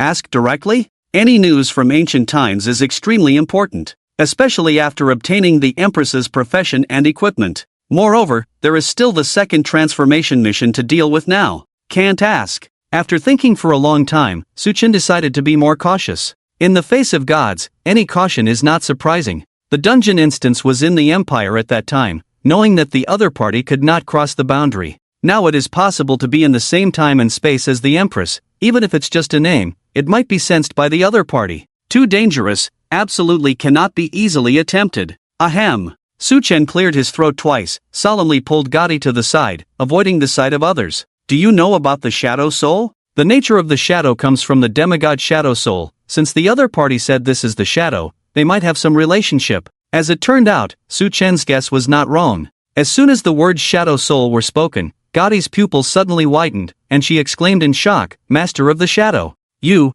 actually gained the recognition of the Master of the Shadow? Shadow Soul, an existence at the demigod level. It is quite normal to have a respectful title. But looking at her like this, it seems like the Master of the Shadow is not dead. Let's not worry about that for now. Even if demigods have a sense, it won't be as exaggerated as gods. And this characteristic does indeed come from the Shadow Soul, not fake. It's just that after the Empress, this middleman, killed the Shadow Soul, she comprehended it herself. Not bad. Su-chen responded in a deep voice. Gotti seemed to have been prepared for this answer. In her mind, without gaining recognition, how could she possibly obtain the Shadow? An Amos person, the rest of the clan members definitely do not have the authority to grant it. It can only be the great master of the Shadow. Snap. Gotti immediately knelt on one knee, pointing two fingers at her forehead, bowing respectfully. Shadow Clan. Dark Sting Team 7, Gotti, has seen the Shadow Prince. TSK, this Shadow Soul has quite a set of cultivating subordinates. Although the person's status is not great, there are quite a lot of rules. Please rise. Su-chen raised his hand casually and said, I have been focusing on cultivation and know very little about the outside world, so I don't blame you. Since they were going to act, they would go all out. At this moment, Gotti was already convinced that the acknowledgement of the Shadow and the name of the Lord were not something an outsider could obtain. Her strength was beyond doubt. To be able to unleash the power of the Shadow to such an extent was unprecedented in the clan. If Su-chen were to say that he was not the inheritor of the Shadow, she would be even more surprised. How is the situation within the Shadow clan now? Su-chen asked directly. Your Highness, everything within the clan is relatively stable. Since the last time the demon army was repelled by the Lord of Shadows, there hasn't been much activity in recent years. There are 2 or 3 barbarian tribes to the south whose strength has been growing rapidly, possibly with the support of a new god. Gotti spoke freely, in stark contrast to her previous reserved demeanor. It seemed that she just didn't want to chat with the Earl and his Amos people. If she had no Shadow, the other party would probably not even bother to speak. After some thought, Gotti continued, there is a prodigy among the Amos people, and it seems that several major kingdoms are preparing for war. They have been contacting us frequently, hoping to gain the support of the Shadow clan. Phew! Su-chen breathed a sigh of relief. The amount of information was quite substantial and needed to be sorted out. The shadow soul was not dead and could still clash with demons. The barbarians, supported by a new god, must have a god born among them who was currently alive. The Amos people were not united and existed as divided kingdoms. According to historical speculation, this state was likely manipulated by gods, with each kingdom having a god supporting them. Fighting each other. What era is this, for heaven's sake? Gods are everywhere, and demigods are as worthless as dogs. What's more, this time is even earlier than the Empress era. Once the Empress appeared, she swept across the eternal continent, making everyone kneel and submit, even suppressing the gods. If the Empress were here, such chaotic times would never have occurred. However, for Su Chen, the current situation was actually better. Chaos. Only then would there be opportunities. Su Chen had already begun to consider what skills he could learn from the Shadow Clan. The strength of Gotti had been praised by the Earl. 3 moves to defeat a demon in seconds. She didn't even have a shadow, so why was her power so exaggerated? Even if it was just single-target explosive damage, it was far more exaggerated than the assassins in the Empire. Should we directly ask her for guidance? TSK. She probably doesn't have the authority to teach skills at her level, right? Thinking about this, Su Chen furrowed his brow slightly and said, "This place is a chaotic flow in the space-time continuum, and once you arrive here, you can't discern the direction. Do you have a way to return to the Shadow Clan?" Upon hearing this, Gotti shook her head directly and said, "I don't know.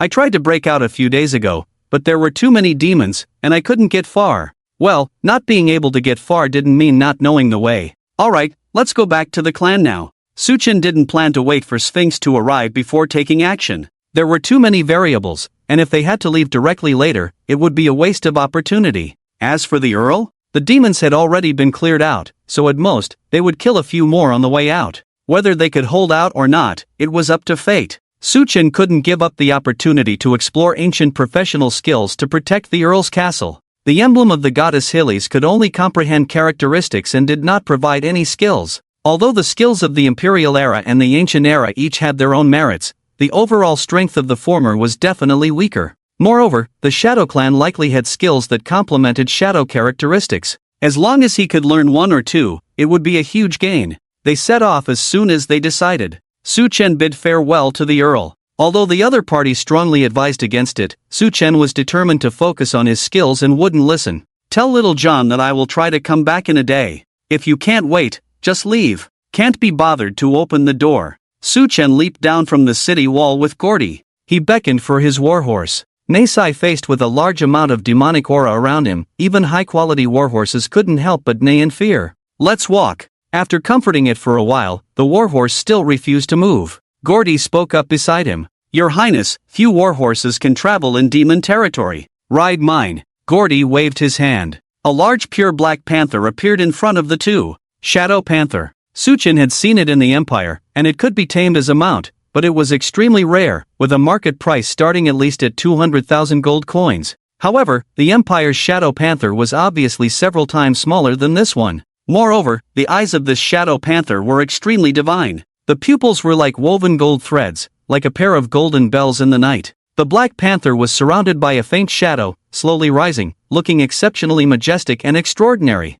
"Get it! I have to get this no matter what." Without waiting for Gordy to move first, Su Chen flipped over and sat on its back. "Who?" The Shadow Panther, realizing it wasn't its master, couldn't help but rev its engine. "Quiet." Su Chen didn't care about it, reaching out to pat the little guy's head and scolded. The V8 engine of the Shadow Panther instantly shut down and fell silent. "Ha!" Gordy, seeing this, was also stunned. This Shadow Panther was not an ordinary mount, it was the direct bloodline of the Shadow Panther King, and she had begged the tribal elders for a long time to get it. Even if she wanted to ride it, she had to have a few words with it. But as soon as Su Chen got on, this guy kept quiet. "Bullying, huh? Come up, you lead the way," Su Chen said lightly. Gordy first apologized in a low voice and said, "Your Highness, I'm coming up." "Damn. If you want to come up, just come up. Why sing a song on the way up?" Su Chen shook his head slightly and flicked the reins. The Shadow Panther arched its back, its 4 hooves on the ground, and with a leap, it shot out. This start was much faster than AV8. The acceleration to 100 km per hour was estimated to be at most 1 second, just slightly slower than Su Chen's sudden sprint. "The east side of the castle is where I came from," Gordy said behind Su Chen. The Shadow Panther raced madly with the two in the dark night. Suddenly, there was a commotion. It quickly attracted the attention of the surrounding demons. "Be careful. Ahead is a gathering point for demons, there are too many, I can't even sneak past. Gordy didn't finish her sentence. Su Chen raised his hand on the mount and cast a thunderstorm spell. Blue electric currents shot out. The Shadow Panther maneuvered through the lightning. For a moment, there was an illusion that it was catching up to the lightning. Boom! Rumble! Dozens of lightning bolts exploded in front. Shockwaves swept the area, clearing the road in an instant. Ding acquired 112,000 experience points. Ding acquired 128,000 experience points. Su Chen glanced at the enhancement stones around him. Forget it, let's go get the skills first, and come back to pick up the opportunity later. A stitch in time saves 9. Time is limited. Sphinx said that the key cannot be used outside of the temporal displacement. But others are not here. Who knows where the periphery is? What's even more difficult is, will there be any changes after taking the key out? All unknown. Su Chen was taking it step by step, and if there was any danger, with the speed of the Shadow Panther, it should be fine to retreat in time. There was certainly a risk. But without high risk, where would high returns come from? Crossing this demon area. In the distance, sparse vegetation could be seen, resembling a forest. No longer as silent as the demon territory. The shadow leopard is extremely fast, almost twice the speed of a warhorse. It seemed far away. In no time, it rushed closer. We're in the territory of the Shadow Clan, demons generally won't chase us here, Gotti pointed ahead. With a swish, the shadow leopard leaped onto a huge rock without command, swiftly darting into the air in the chilling night wind. The shadow leopard seemed to be returning home, landing agilely in a clearing in the forest, then leaping continuously in the forest surrounded by several people. Moving at such a pace, the speed was even faster than before. Excellent. If I ask directly, can Gotti give it to me? Su Chen calculated in his mind. Soon, several flickering lights appeared in front. The shadow leopard roared, leaped into the air, and stood at the entrance of the village. Screech! Instant break! The village in front was not large. The defense was also very rudimentary, just a row of wooden walls made of sturdy tree trunks. Gotti? The lookout above the wooden wall recognized the mount. It's me! Gotti just caught her breath from the sudden stop, turned her head and replied. Creak! The gate opened. Gotti stepped down first and led the way in. The people in the village seemed not to be resting, coming out to watch. A man dressed in assassin's attire, with a mask covering his face, stepped forward. Gotti, have you completed your trial? I have. Gotti had killed so many demons in the castle, the trial was definitely not a problem. The man nodded slightly, looking at Su Chen. Amos man, now is not the time to talk business, come back tomorrow. With just a glance, the man recognized Su Chen's identity. The difference in appearance was too great. The surrounding Shadow Clan members were all dressed as assassins, wearing masks. Su Chen scanned around, at least half of the people had shadows behind them. The number varied. From 1 shadow to 4 shadows. As expected. This is the inheritance ground of the Shadow Soul. Suddenly, a member of the Shadow Clan next to them exclaimed. Shadow Phantom. Moro, look behind him. The shadow behind Su Chen was particularly clear under the light. This is indeed a Shadow Phantom. How is this possible? Isn't he an Amos man? But, why isn't he wearing a mask? The people discussed in surprise in low voices. Gotti turned around and explained, this is Su Chen, personally selected by the Lord of Shadows as the inheritor. Hiss! Dozens of people in the village showed shocked expressions again. Shadow heir? Moro's figure with a hint of doubt emerged. But why is it an Amos man? Moreover, he's not even an assassin. Gotti also noticed the others' doubts and continued, we came back directly from the demon territory. Even a large group of demons couldn't stop Lord Shadow's move. Moro couldn't help but step forward, staring at Gotti and questioning, really? A large group of demons, numbering over 100, how could they be defeated with just one move? If Gotti hadn't seen it with her own eyes, she probably wouldn't believe it. But that was the fact. The Shadow Clan always focused on single-target killing skills, never having any group damage. Su Chen's attacks were beyond her comprehension. But she was greatly impressed. Gotti, full of confidence, declared loudly, of course it's true. I can swear on behalf of the Shadow Clan. The people in the village hesitated one after another. The inheritor of the Shadow Phantom. Shadow heir. Among the Shadow Clan, this status was second only to the Lord of Shadows. In 100 years, there was only one. Once appeared, it was almost a predetermined next clan leader. If it were someone from the Shadow Clan, they should kneel and bow immediately. But the other party is from the Amos tribe, and they have never met before. Moro is not like Gotti, a little girl who can't make decisions easily, but he can't directly refuse either. If it is really His Highness the Shadow Prince, he cannot bear this responsibility. Gotti, His Highness the Shadow Prince is noble and cannot be received here. Come with me back to the tribe.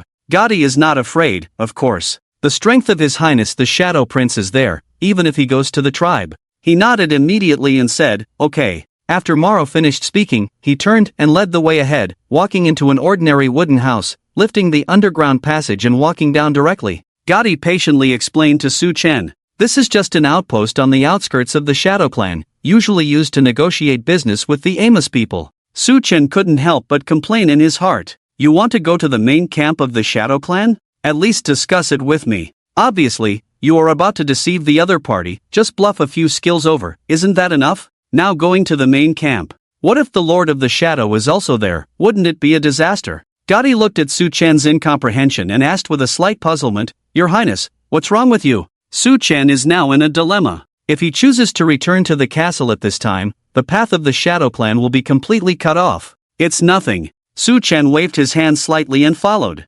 Gotti followed behind, asking, Your Highness, have you always been practicing at the Shadow Temple? Su Chen nodded. Then you haven't been to the tribe yet, right? The living place of the Shadow Clan group has never received outsiders. Gotti has never seen him, naturally assuming that Su Chen has been practicing with the Lord of the Shadow all the time. Su Chen continued to nod. Your Highness, have you seen the Lord of the Shadow? There was a touch of envy and admiration in Gotti's eyes. The existence of the Lord of the Shadow is not something that can be seen casually, even for me. Su Chen couldn't say he had seen him, of course, he couldn't say he hadn't. Since he had already deceived, he might as well continue to deceive. But Gotti found a way out for herself. The temple where the Lord of the Shadow is located should not be the same place as the ancestral land of the Shadow Clan. For Su Chen, the safety factor has increased linearly. As long as the Lord of the Shadow does not show up, who dares to say that they are imposters? The passage seems to be walking in the mountain. Moro and Gotti are both assassins, very fast.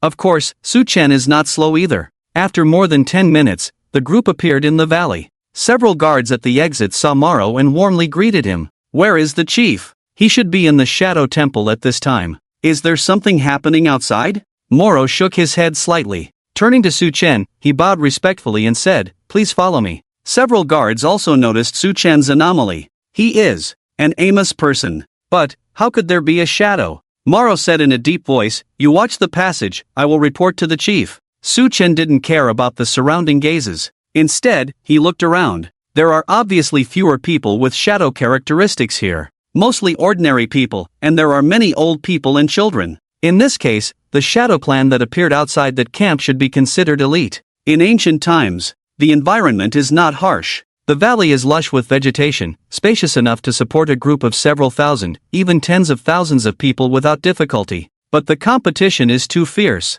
Too close to the territory of demons. According to what Gotti said, they are probably not too far from the territory of the barbarians. At the same time, they border the kingdom of the Amos people, and the gods behind the kingdom will certainly not allow the Shadow Clan to develop on their side. Fortunately, the Shadow Clan has some strength to survive in the cracks. Su Chen quickly deduced the living environment and surrounding forces of the Shadow Clan in ancient times based on a bit of information. As they were contemplating, the group had already arrived at the entrance of the Shadow Temple. The temple was built against the mountain, with black pillars standing at the entrance, engraved with some unreadable words and patterns. 2 guards were posted next to the pillars, their bodies painted with various patterns, almost blending in with the pillars. Reporting to the clan leader, Dark Sting Team 7 requests an audience with Moro. After a moment of hesitation, come in. An old voice came from inside the Shadow Temple. Su Chen followed, entering the spacious hall of the temple, with murals on both sides. The technique of the murals was very rough,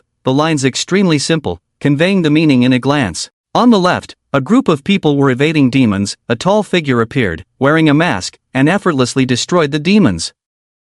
On the right, people were multiplying in the valley, erecting stone pillars, building temples, everyone kneeling on the ground, offering unwavering loyalty to that tall figure. The crowd is the Shadow Clan, and that figure is the Lord of Shadows. So to speak, the Lord of Shadows is not a member of the Shadow Clan, but an outsider. Just as Su Chen finished looking at the murals, his gaze fell on the tall statue representing the Lord of Shadows in the depths of the hall. Wearing the same mask, the attire on the statue was somewhat similar to an assassin's outfit. Various inscriptions and patterns were also engraved on it. The only difference was that this statue was emitting a divine might, displaying his majesty to the world. But this divine might seems a bit weak. Su Chen had used divine artifacts before and was very clear in identifying divine might. The divine might emanating from the statue was obviously not very strong. If an ordinary person entered, they might even think it was just the grandeur of the temple architecture. But Su Chen could feel it very clearly. Not only could he feel it clearly, but he also deduced an astonishing fact from the divine might.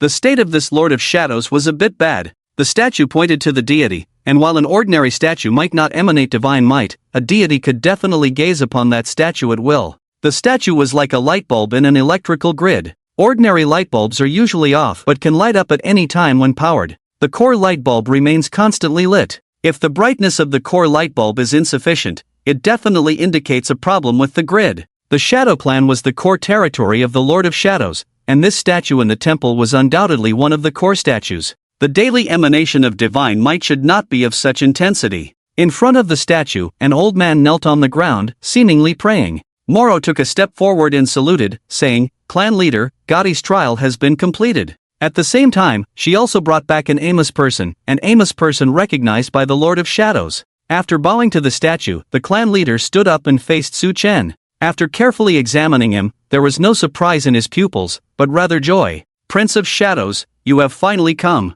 As he spoke, the clan leader's eyes seemed a bit moist. He forcibly suppressed his excitement, kneeling down on one knee, pressing 2 fingers to his forehead. "Shadow Clan, 41st generation Shadow Bearer, Gurue. Greetings, Prince of Shadows." Moro never expected the clan leader to confirm Su Chen's identity without even asking, but since the clan leader said so, it must be correct. As for Gotti, she had already recognized Su Chen's identity and was not surprised at this moment. The two of them immediately knelt down and saluted. "What's going on?" Su Chen looked at the 3 people in front of him and felt a bit confused himself. Is this a coincidence? Could this guy have mistaken someone else for me? However, for him, whether it was a mistake or not was not important. The key was to be able to deceive and obtain what he wanted. "Please get up first." The Galay people stood up when they heard the words. "Moro, you go down first and inform the clansmen." After saying that, facing Su Chen, "Your Highness Changying, the handover ceremony can be held later."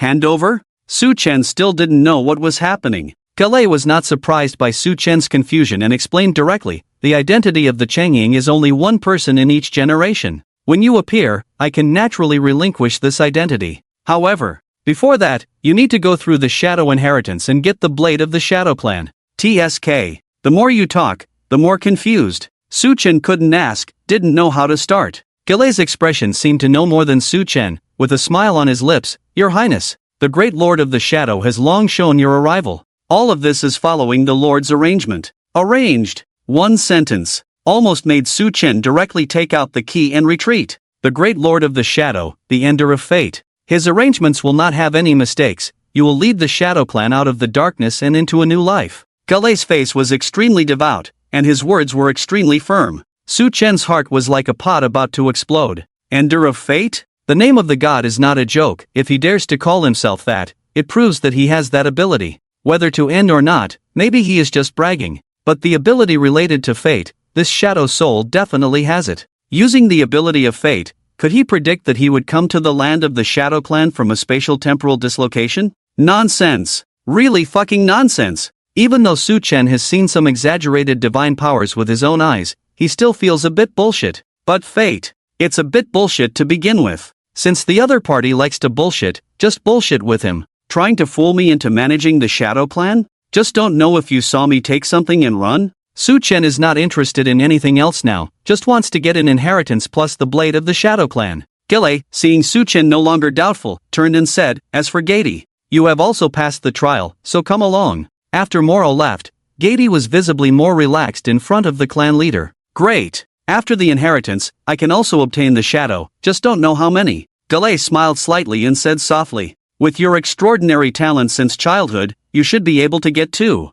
Speaking of which," Gilei led the way, and the group bypassed the statue and entered the depths of the temple. In the long corridor, there was no light, and no lighting was provided. This is the lair of the assassins. Who doesn't have night vision abilities? If you can't even pass through this passage, then your abilities are really lacking. After a moment, Gilei turned the mechanism, and a stone door engraved with runes slowly opened. "Your Highness, This is the place of inheritance of the Shadow Clan. Only newborn children and the people of the Shadow Clan who have passed the trial can enter. Of course, you don't need to undergo the trial. Su Chen glanced inside the door. In the spacious hall, there was no furnishings, except for runes on the walls. There were only 4 statues. The appearance was the same as seen outside. Only by passing the trial can you receive the inheritance? This is professional cultivation. Su Chen's understanding of eternity is not comparable to ordinary people. Professional cultivation is a term given in the previous hints, which in the Empire's explanation is equivalent to changing professions.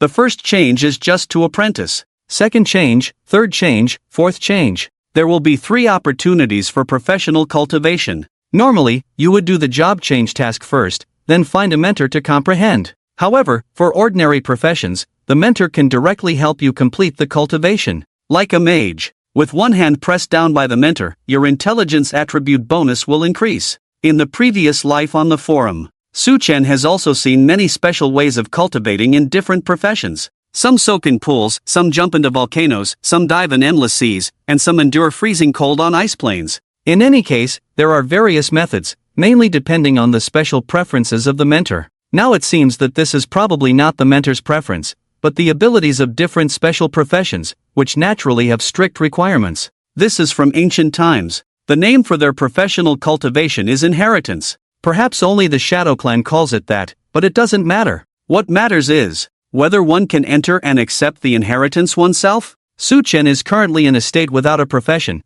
having left the professional system in one turn, not an assassin at all. Does Garai not know this? Or does the Lord of Shadows not know this? Or is it that Hyrusa's professionless gameplay allows for freely choosing various professions for cultivation? Damn! If that's the case, can I change professions? Su Chen is restricted to the second turn, unable to even increase his level now. In this situation, what profession to cultivate in the second turn is no longer important. As long as he can change, Su Chen will not hesitate. Moreover, he already possesses the characteristics of the Shadow Soul, so taking the assassin route in the second turn is not a waste at all. Your Highness, please. At this point, Su Chen is no longer polite with him. He strides in. Squeak! The stone door behind him closes. The room is pitch black. However, the statues around emit a faint divine aura. The light from the statues is crystal clear, almost tangible. Instead of dispelling the darkness around them, they seem to absorb it like a pen absorbing ink. The room suddenly shines brightly. All the runes on the walls glow simultaneously. The divine radiance on the 4 statues becomes even more crystal clear after absorbing the darkness, and the light becomes more intense. Boom! The 4 statues simultaneously shoot out a black light beam. It's black, yet it's a beam of light. The crystal clear divine aura envelopes the dark energy at its core. Without giving Su Chen any reaction time, it directly hits him. In an instant, Su Chen faints. When he regains consciousness, Su Chen finds himself in a black space. He can't open his eyes because he can't even feel his own body now. Only his consciousness has been dragged into this black space. The next moment, figures begin to condense in the black space, repeatedly practicing skills. Hiss, the Shadow Clan's inheritance relies on learning skills like this? Of course, Su Chen won't waste this opportunity. Regardless of whether he can use them, he'll learn them first and figure it out later. Ding, skill learning successful. Shadow Stab, LV1, active skill, attack a target 3 times in a row, dealing 100% physical and magical damage.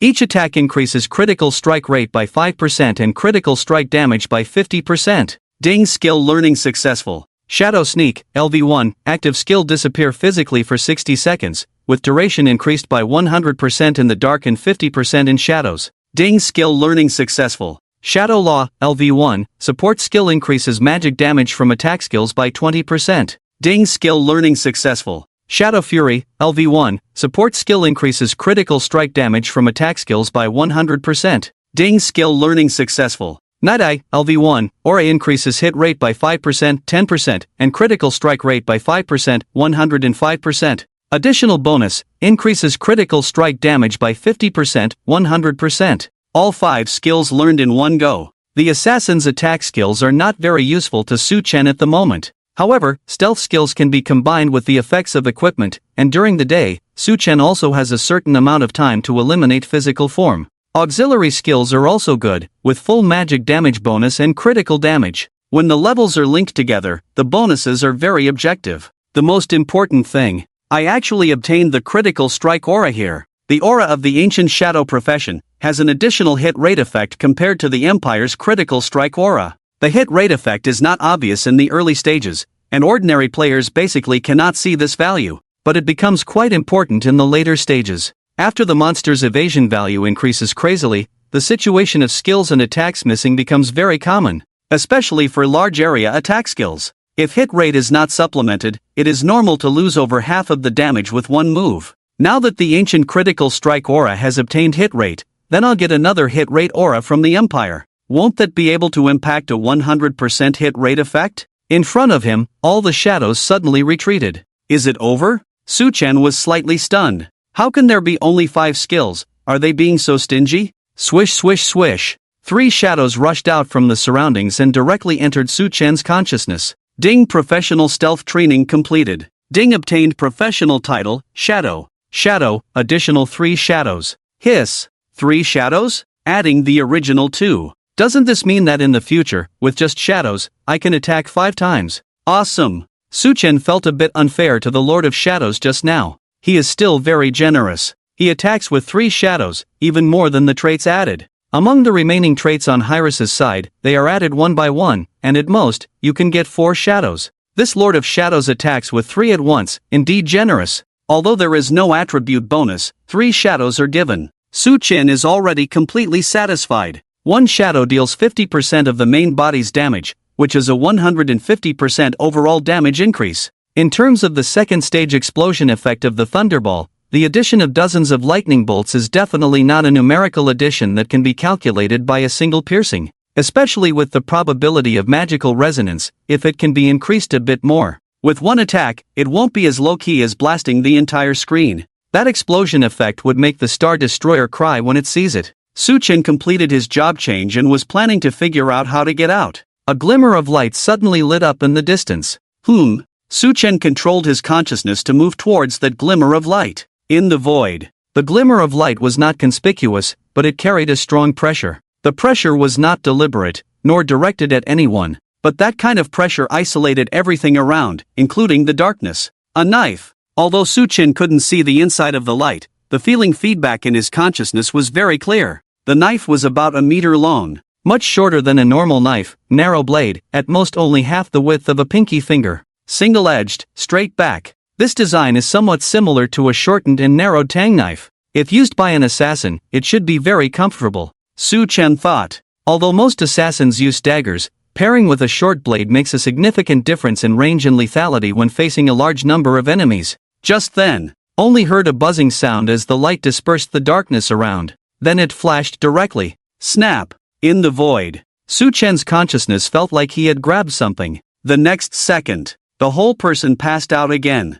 Ding obtained a new item, Blade of the Shadow Clan. The prompt woke Su-Chen up. Opening his eyes, he saw a short knife emitting a faint night light in his hand. Over the blade, a cold light flashed from time to time. The blade was intimidating, chilling. It felt as if just getting close to this knife would make people subconsciously touch their necks to see if it was intact. Really cool, no words to describe. Su-Chen exclaimed, then looked at the attributes. Shadow Clan Blade, Myth physical damage increase proportion is equal to character level. Spell damage increase proportion is equal to character level. Critical damage increase proportion is equal to character level. Attack casting speed increase proportion is equal to character level. Attack skill range increase proportion is equal to character level. Exclusive weapon of the Shadow Clan. The wearer automatically acquires the title King of Assassins. Title King of Assassins. In dark or shadow environments, the first attack is guaranteed to be a critical hit. In dark or shadow environments, there is a chance for critical damage to trigger Fate's End. Mythical level, it's almost a semi-divine artifact. When that old guy Garina mentioned this name, Su-Chen knew that this thing's level was definitely not low. The ancient times were indeed the era of myths. The racial weapons that existed in the era of myths, if they don't even reach the mythical level, that would be strange. However, although Su-Chen guessed that this weapon was likely of mythical level, who could have thought that it was actually a weapon that could grow? 5 attribute affixes. Physical damage, spell damage, attack speed, critical damage, range. Although these are all common attributes, the key is that the way they are enhanced is uncommon. All enhancement proportions are equal to the character's level. Su-Chen is currently at level 50, so that means all enhancements are at 50%. If the level reaches 100, then all enhancements will be at 100%. After reaching the maximum level, all enhancements will be at 200%. This attribute, even if a better replacement is found for the main hand in the future, as an offhand, the Shadow Clan blade is enough to use until old age. The accompanying title. The first strike is guaranteed to be a critical hit, making it an absolute damage-increasing weapon. As for triggering Fate's End with a critical hit, this should be a unique attribute of a semi-divine artifact. To be honest, Suchen has never seen this attribute before. But this term is somewhat related to the Lord of Shadows and the authority of Fate's End. The specific effect is unknown. It is probably not a simple special effect. After all, this effect likely comes from the authority of a god. Gods are not idiots. Why would they like to give themselves some rubbish attributes for no reason? Things that even gods would fight over, how could they be rubbish? That's impossible. Suchen directly replaced the dagger on his body, put the staff on his back, and equipped the Shadow Clan blade in his main hand. Creak, the stone door slowly opened. Garina, who was in the lead, caught a glimpse of the Shadow Clan blade at Suchen's waist and immediately burst into tears, prostrating himself on the ground. Shadow Clan, Garina, pay respects to the King of Assassins. The Shadow Clan. The Shadow Bearer is chosen by the Lord of Shadows as the manager. But not every generation of Shadow Bearers can obtain the Shadow Clan blade.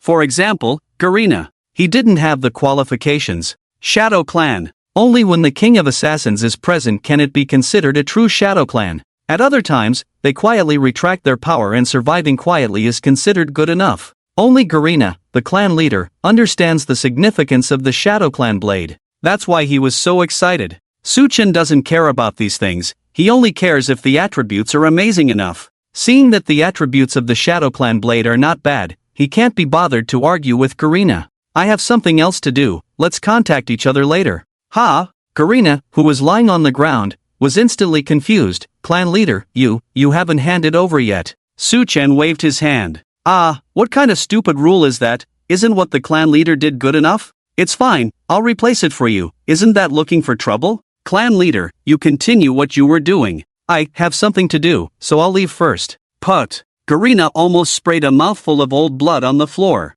The Shadow Clan had finally waited for a new generation of the King of Assassins, the great Lord of Shadows with the will of fate, guiding the future of the Shadow Clan. But now, the person is about to leave. Isn't this asking for his life? With a snap, Jerry hugged Suchen's thigh, crying and wailing, Chief, you can't leave. The Shadow Clan is in turmoil right now. The barbarian tribe is on the verge of attacking at any moment, and several kingdoms of Amos have already started fighting each other. Recently, the major kingdoms have been exerting pressure. If we don't choose one soon, they will turn around and destroy the Shadow Clan first. Even the Lord of Shadows, ever since the last prophecy, has not responded to our prayers for a long time. If you leave the Shadow Clan might be doomed. Eternal Empire. Outside a prison in the northwest of Saint Medino, Ling Ruoxue and the members of the assault team were resting by the roadside. In the distance, dozens of players were advancing on the road. Suddenly, a warhorse galloped and swiftly arrived in front of Ling Ruoxue's team.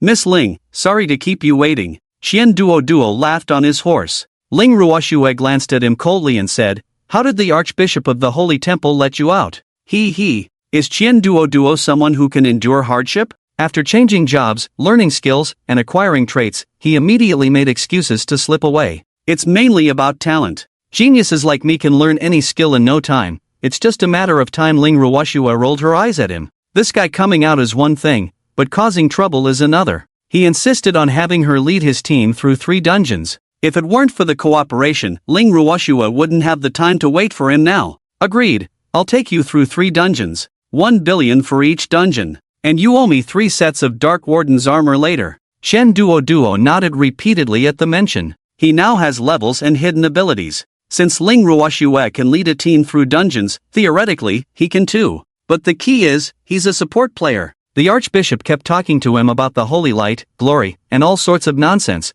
but never taught him any offensive skills. So if he wants to run dungeons, he still needs to lead a team of damage dealers. With him around, the rest of the team is basically invincible. It's just that the team's level is too low, and the damage output is insufficient, so Ling Ruoxue had to lead them through a few dungeons to level up. No problem. It's a small matter. It's just the Dark Warden's armor. Can you help me get a set later? Ling Ruoxue gave him a stern look. I still haven't completed 2 sets of Dark Warden's armor until now. Sigh. Qian Duo was a bit troubled. With the equipment shortage and insufficient damage output, running dungeons would be tough. Then at least sell me a few rare weapons for now. I'll pay you back double when I get them later. Ling Ruoxue shook her head helplessly. At most 5, no more. Ling Ruoxue didn't want to hear Qian Duo's chatter anymore. Hurry up, the prison dungeon is just beyond that rocky mountain ahead. Thousands of meters away from Ling Ruoxue's group, outside the Rocky Mountain, Xiao Lei, Lu Wuxin, and others gathered together. Shaky received a message and reported, President, Chen Duo's team has joined forces with Ling Ruoxue. It seems they are planning to team up for the dungeon. Lu Wuxin gritted her teeth and said, on the leaderboard, Chen Duo's level is higher than Ling Ruoxue's. He suddenly changed jobs to a holy light ascetic today, probably a hidden class too. This guy probably has some agreement with Su Chen. Oof. Xiao Lei sneered, that's perfect, let's kill them together, everything will be mine. Shaky looked at the president with some difficulty. It's one thing to deal with Ling Ruoxue, who is close to the second job advancement and is a mage. But now there's another one. The Holy Light Penitent. Looking at the name, you can't tell what profession it is. Everything is unknown. Lu Wuxin turned his head and looked at the thousands of players lurking around, suddenly shouted, the plan remains unchanged, kill. Ling Ruoxue didn't ride a horse, the team couldn't afford it, and her speed alone was meaningless. Qian Duo couldn't wait to stick his butt on the horse's back. Miss Ling, don't let your team members in later. The Archbishop of the Holy Light is here, I guarantee you can pass safely alone. Ah. Ling Ruoxue had seen Qian Duo before, but never thought this guy would be like this when playing games. If not for the need for cooperation, she really wanted to cut ties with this kind of guy. Ling Ruoxue couldn't be bothered to talk nonsense with Qian Duo, turned her head to look at the nearby mountain. Suddenly, several reflections lit up on the mountain. This is. Ling Ruoxue immediately frowned and looked carefully. Behind the reflection, there were obviously man-made objects that did not belong to the mountaintop, as well as some faint figures. It's archers. Ling Ruoxue saw it clearly and decisively shouted. Qian Duo was stunned at the words. He turned his head to look at the rocky mountain. Since the members of the Proud World Guild and the Wreck Group were discovered, they would naturally not hide anymore. Kill! A burst of killing shouts resounded through the sky, shaking the mountain, and gravel falling. Damn! Another ambush? Qian Duo was shocked, but years of gaming were not in vain. Holy Light Protection. Holy Light Shield. Holy Light Baptism. Click click click, a series of holy light buffs were cast on himself and Ling Ruoxue. Warriors charge forward, mages and assassins retreat. Miss Ling, let's retreat too. Chen Duo's commanding experience was quite rich, and he immediately arranged everything. The number of opponents was too large, even with high levels, they should not stubbornly resist in a situation where nothing was clear. Buzz buzz buzz, waves of arrows rained down from the sky. Following closely were hail-like magical energy balls. Thousands of archers, thousands of mages. Such a large-scale attack easily covered the surrounding tens of meters where Qian Duo and others were. So ruthless. Qian Duo looked at the attacks all over the sky, instantly shocked. After playing games for so many years, he had fought in 100-player teams and participated in 1,000-player PK battles. But the battle of tens of thousands of people in front of him. This kind of momentum was truly awe-inspiring. It was completely different from before, sitting behind a computer, unable to move while watching a full-screen battle. Even with Qian Duo's command, the people of the Ling family were also slow to react, and although Qian Duo's team had a bit more experience, they were still stunned in place. Boom boom boom. The first wave of arrow rain fell. -53, -102, -6.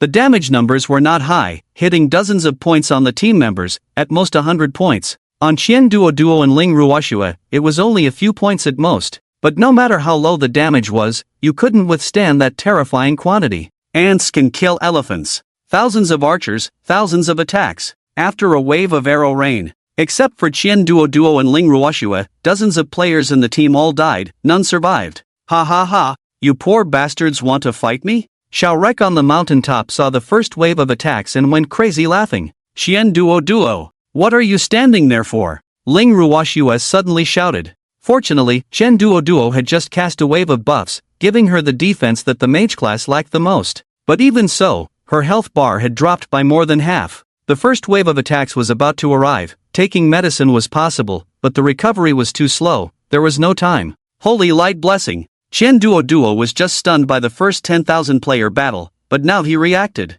Immediately give yourself and Ling Ruoxue a blood boost. 999,200,200. Under 2 blessings of holy light, the blood bars are full, and there is a 5-second healing state afterwards. Boom! The second wave of mage energy balls came crashing down. The scene was comparable to Doomsday. Bigger than a fist, the number of energy balls resembling small watermelons was uncountable. May the holy light shine upon us. Chen Duo sat on the warhorse, raised the holy light cross in his hand, and shouted loudly. With a buzz, a golden light flashed in the sky, instantly dragging Chen Duo into a golden kingdom. In a daze, one could see several majestic palaces in the sky, shining with golden light, standing in the clouds, exuding a divine aura. -8, -7, -11, dodge, -5, -3, dodge, -7, -7, -7. The second wave of attacks clearly narrowed the range with a plan. The first wave was a wide-range kill. The second wave was all aimed at the central area.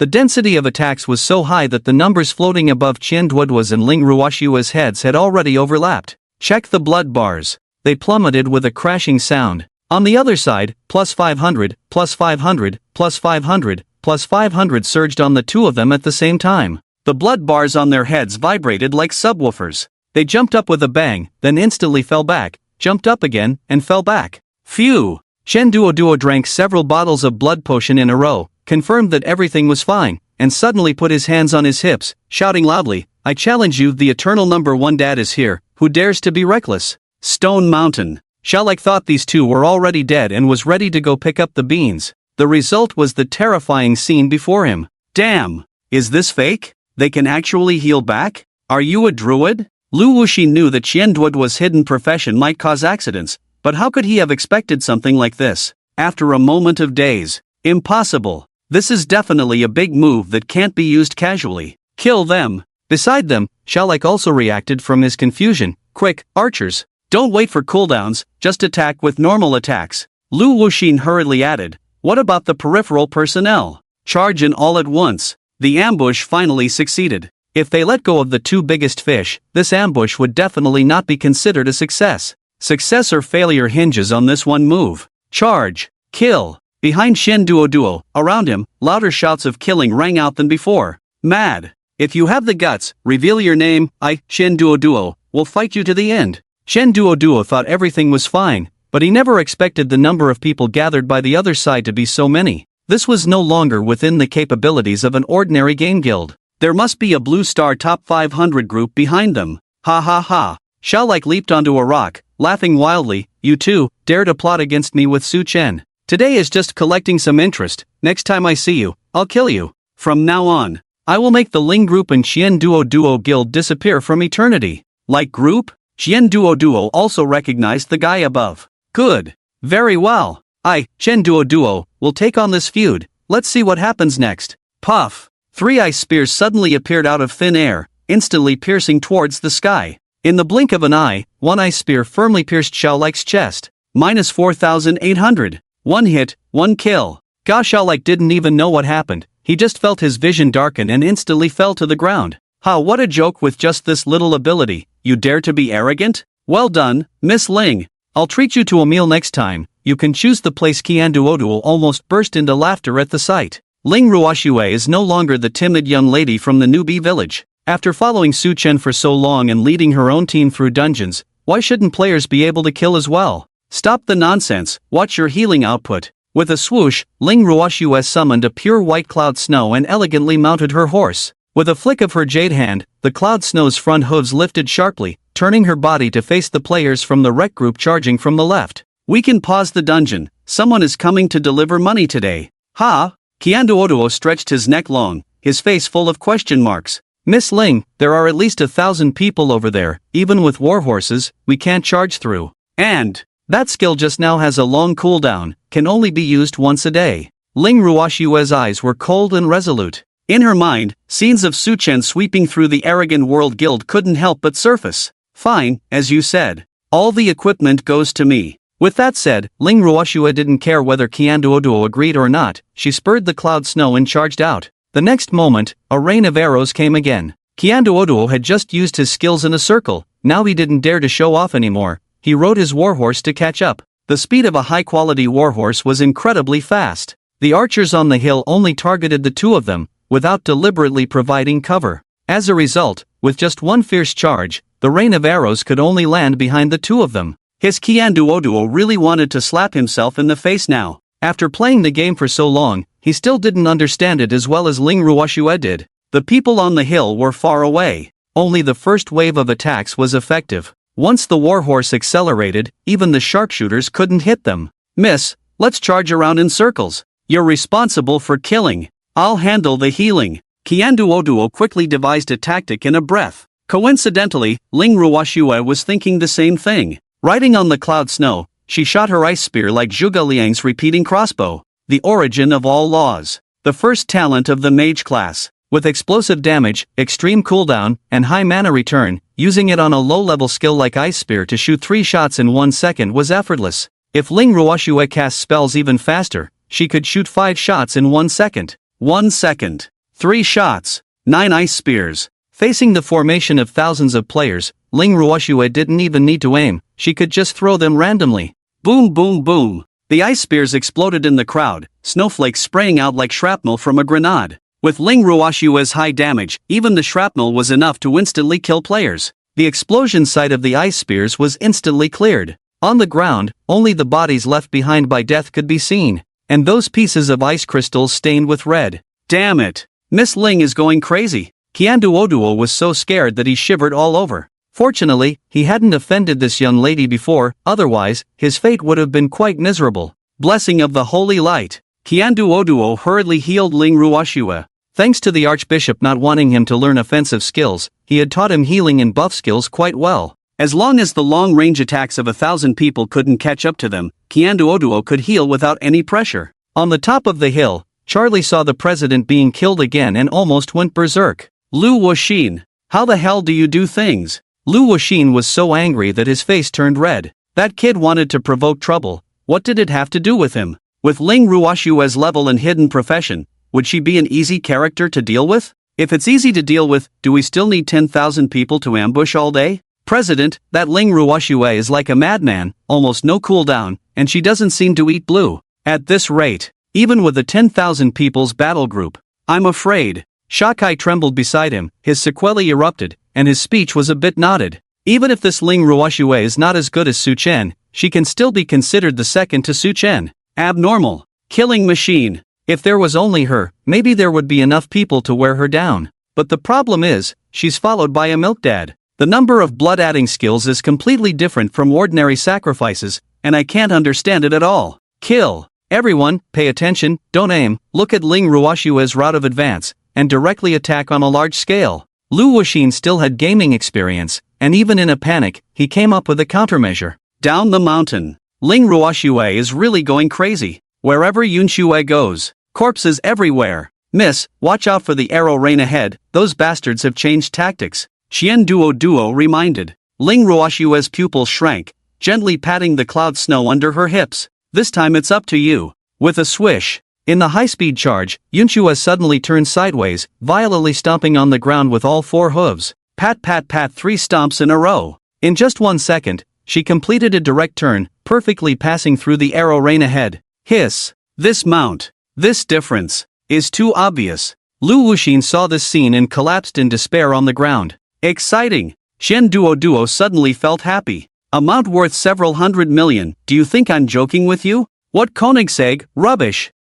Miss Ling, how much gold coins do you think we can get after looting the equipment of these tens of thousands of people? Ling Ruoxue replied without hesitation. Su Chen killed over 100 people last time, earning over 10,000 gold coins. Damn. Duo instantly lost his composure. Although the equipment of these 10,000 people is not complete, as long as they can gather the equipment of 1,000 people, it is still worth tens of thousands of gold coins.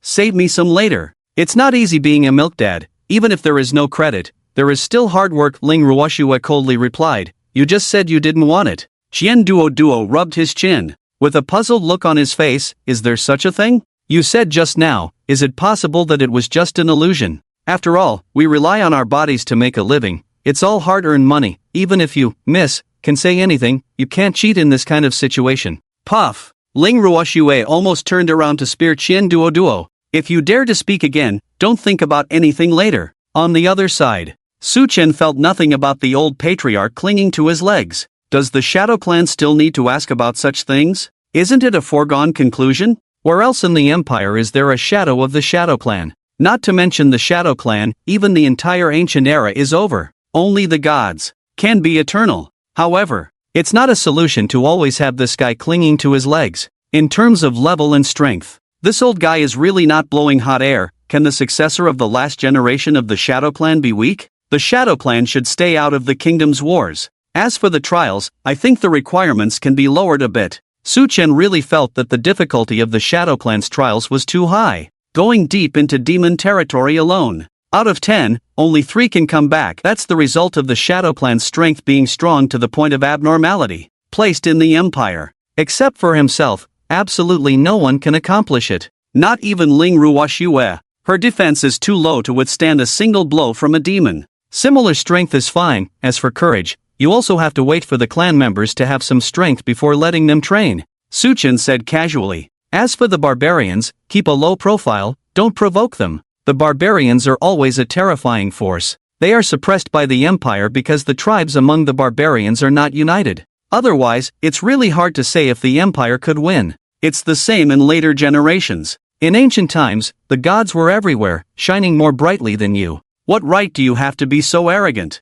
You don't have the capital to be arrogant. Yes, I will obey the order. The wrinkles on Go Rue's old face unfolded, revealing a smile. You see, should we hand over first, and then arrange the development plan for the Shadow Clan? Development? Su Chen immediately became angry. What development? Just stay put. All the outposts outside have been withdrawn, all roads blocked. Stay safe here in the valley, maybe you can survive. Even if Su Chen didn't understand ancient history, just based on one point. The Empress is about to rise, which is enough to judge the fate of others. The Shadow Clan shrinks in the valley. If they don't meddle, there is still a chance to survive. As for getting involved in the kingdom's affairs, any move means death. Completely retreat. This. Go Rue was stunned. The Shadow Clan's blade appears, the return of the Assassin King. He thought it was the Shadow Clan's opportunity, but he never expected that Su Chen would pour cold water on him. Not only no development, but even lower profile than before. Whether you listen or not is up to you, I have said all I need to. Su Chen didn't think this would change anything. It was already a misplaced time and space, just a projected historical shadow in Sphinx's eyes. The Lord of Shadows may have arranged some plan while sleeping. But this protection has nothing to do with Su Chen. He just wants to grab something and hurry back. Time here is very precious. An hour is a day. If he spends a day playing with the Shadow Clan, a month in the Empire will pass. The arrival of the demonic gods from various realms is only 3 years away. 3 years, only 36 months. If Su Chen is stuck here for a month, the blue star will explode. He can't afford to play. Su Chen strides out of the Shadow Temple. Outside, the old and young of the Shadow Clan, all the clan members have gathered. The Shadow Temple is a place of worship. It is also where all major decisions of the Shadow Clan are made. Look, 5 shadows. Someone exclaimed. Is it the Shadow Prince? It's true. It's really him. Is it the Shadow Clan's blade? My goodness. Is it really the Shadow Clan's blade? The Assassin King. He's back. Ha ha ha, the spring of the Shadow Clan has come, damn demon. Prepare to face the wrath of the Assassin King. A group of people cheered excitedly. Ah, where is the Shadow Prince going? What about the old clan chief? No handover? In the extremely excited and emotional expressions of the crowd, Su Chen walked straight to the small house where the secret passage was. Go Rue was stunned inside. It was only at this moment that he stumbled out. Chief, please wait for me at the door of the small house. Go Rue caught up with Su Chen. Behind him, Goody followed like a shadow. She didn't understand big events. But the new clan chief that the Shadow Clan had been waiting for, the Shadow Bearer, the Assassin King, couldn't just leave like this. Your Highness, are you really going to abandon the Shadow Clan? As she spoke, Goody's voice was already tinged with tears. Sigh. Su Chen shook his head helplessly. For the Shadow Clan, only by staying in the valley is there a chance of survival. In this situation, whether I am here or not, does it make a difference? Go Rue had intended to continue persuading, but upon hearing this sentence, he suddenly knelt down in fear and said, "Is this the guidance of the great Lord of Shadows on the fate of the Shadow Clan?" Su Chen originally didn't want to act like this. Coming out as a god to deceive others will definitely attract the attention of the gods. However, the Lord of Shadows is in a bad state now. If he doesn't deceive, he probably won't be able to escape. Then he said solemnly, "You can understand it this way." Hiss. Go Rue took a deep breath. showing a respectful expression as he faced the direction of the Shadow Temple. The will of the gods will be carried out. The Shadow Clan will definitely follow the guidance of the Lord of Shadows. Then he turned around. Chief, the Shadow Clan will wait here for your return. Su Chen nodded silently. Whether he could come back next time was still uncertain. The skills of the Shadow Clan should be obtained through inheritance. After taking the assassin route in the second transformation, he definitely couldn't continue as an assassin in the third transformation. Only when other routes are blocked will he consider it. In addition, after Sphinx arrives, it is still unknown how the temporal displacement will be handled. Your Highness, even if you want to leave, you can't go alone, Goody said anxiously. Gurue next to him suddenly realized, right, after the valley is sealed, the Shadow Clan doesn't need to protect the fighting power. You definitely can't go alone outside. Select some warriors from the clan to accompany you. Take them away? Su Chen was slightly stunned. To be honest, if he could take them away, he really wanted to. The Shadow Clan Assassins. The inheritance of the Lord of Shadows, the assassin ability is top-notch not only in the Empire but also in history. Just take a team out randomly, compared to the Empire's elite army, they would be a strong force. The only problem is whether Sphinx can bring back the Shadow Clan members in the temporal displacement. Try it out. You won't know if it works until you try. Okay, hurry and call a team over. Su Chen nodded. You don't need to mobilize all the elites, you still need to reserve some strength, just one team will do. This group of Shadow Clan members held nothing back. Even if Su Chen prioritized profits and everything, he couldn't really treat them as mere shadows. Gurue looked at Goody next to him with an expectant look in his eyes. He said firmly, the members of the Dark Dagger 7 team are all outside. I'll call Morrow over, you go out with the chief. After hearing this, Goody's bright eyes immediately showed a joyful expression. After hugging the old clan leader, she whispered, Grandpa, Goody is leaving. Go on, remember to protect the chief's safety. Yes, as long as Goody is alive, no one can harm your highness. Outside the outpost. Morrow, greetings to your highness. Dark Dagger 7th team, greetings to your highness. Morrow and the 13 members of the squad behind him knelt down on one knee, respectfully saluting. Su Chen nodded slightly. There was no need to verify the strength of this squad for now. They were responsible for guarding the outpost near the demon territory, facing demons every day. Their strength didn't need to be proven. These 13 people were the main combatants of the Dark Dagger 7th team, and there was no need to bring along other Shadow Clan members who were responsible for miscellaneous tasks. Most importantly, Su Chen was worried that they wouldn't be able to go to the Empire, so it was useless to know too much. Let's go. Set off now. With a swish, the members of the Dark Dagger 7th team summoned their Black Panthers and mounted them neatly.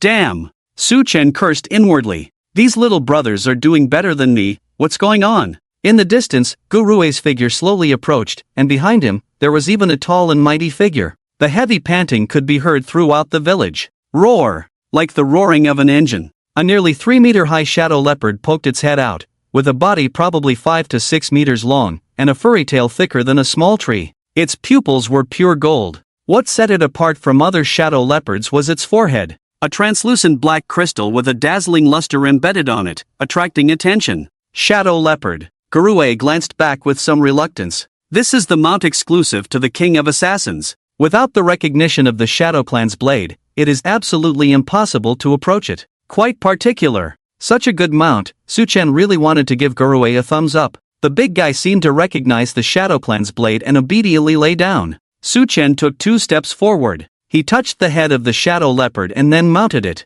Let's go! Boom! The shadow leopard beneath him stomped the ground like an explosion, and the 7 to 8 meters high wall at the door was nothing more than a fence in its eyes. The huge figure gracefully leaped in mid-air, easily arrived outside the village, accelerating again. It was even faster than Su Chen's sudden attack. Ha, slow down, wait for the others. Su Chen laughed. Such a good mount, he had never ridden before. The Imperial Warhorse had accompanied Su Chen for more than 2 years, but he couldn't afford a rare mount. Too expensive. The Empire's shadow leopards cost tens of thousands of gold coins. As for this shadow leopard, it should be a legendary level mount. Even if you have 1,000,000 gold coins, you shouldn't even think about it. It's simply not something you can buy with gold coins. Hearing Su Chen's words, the shadow leopard slightly slowed down. Gertie also caught up. When her leopard approached, it seemed particularly affectionate towards the shadow leopard. It would occasionally rub against the shadow leopard. Hee, this little guy just weaned, and it's still craving milk, Gertie explained.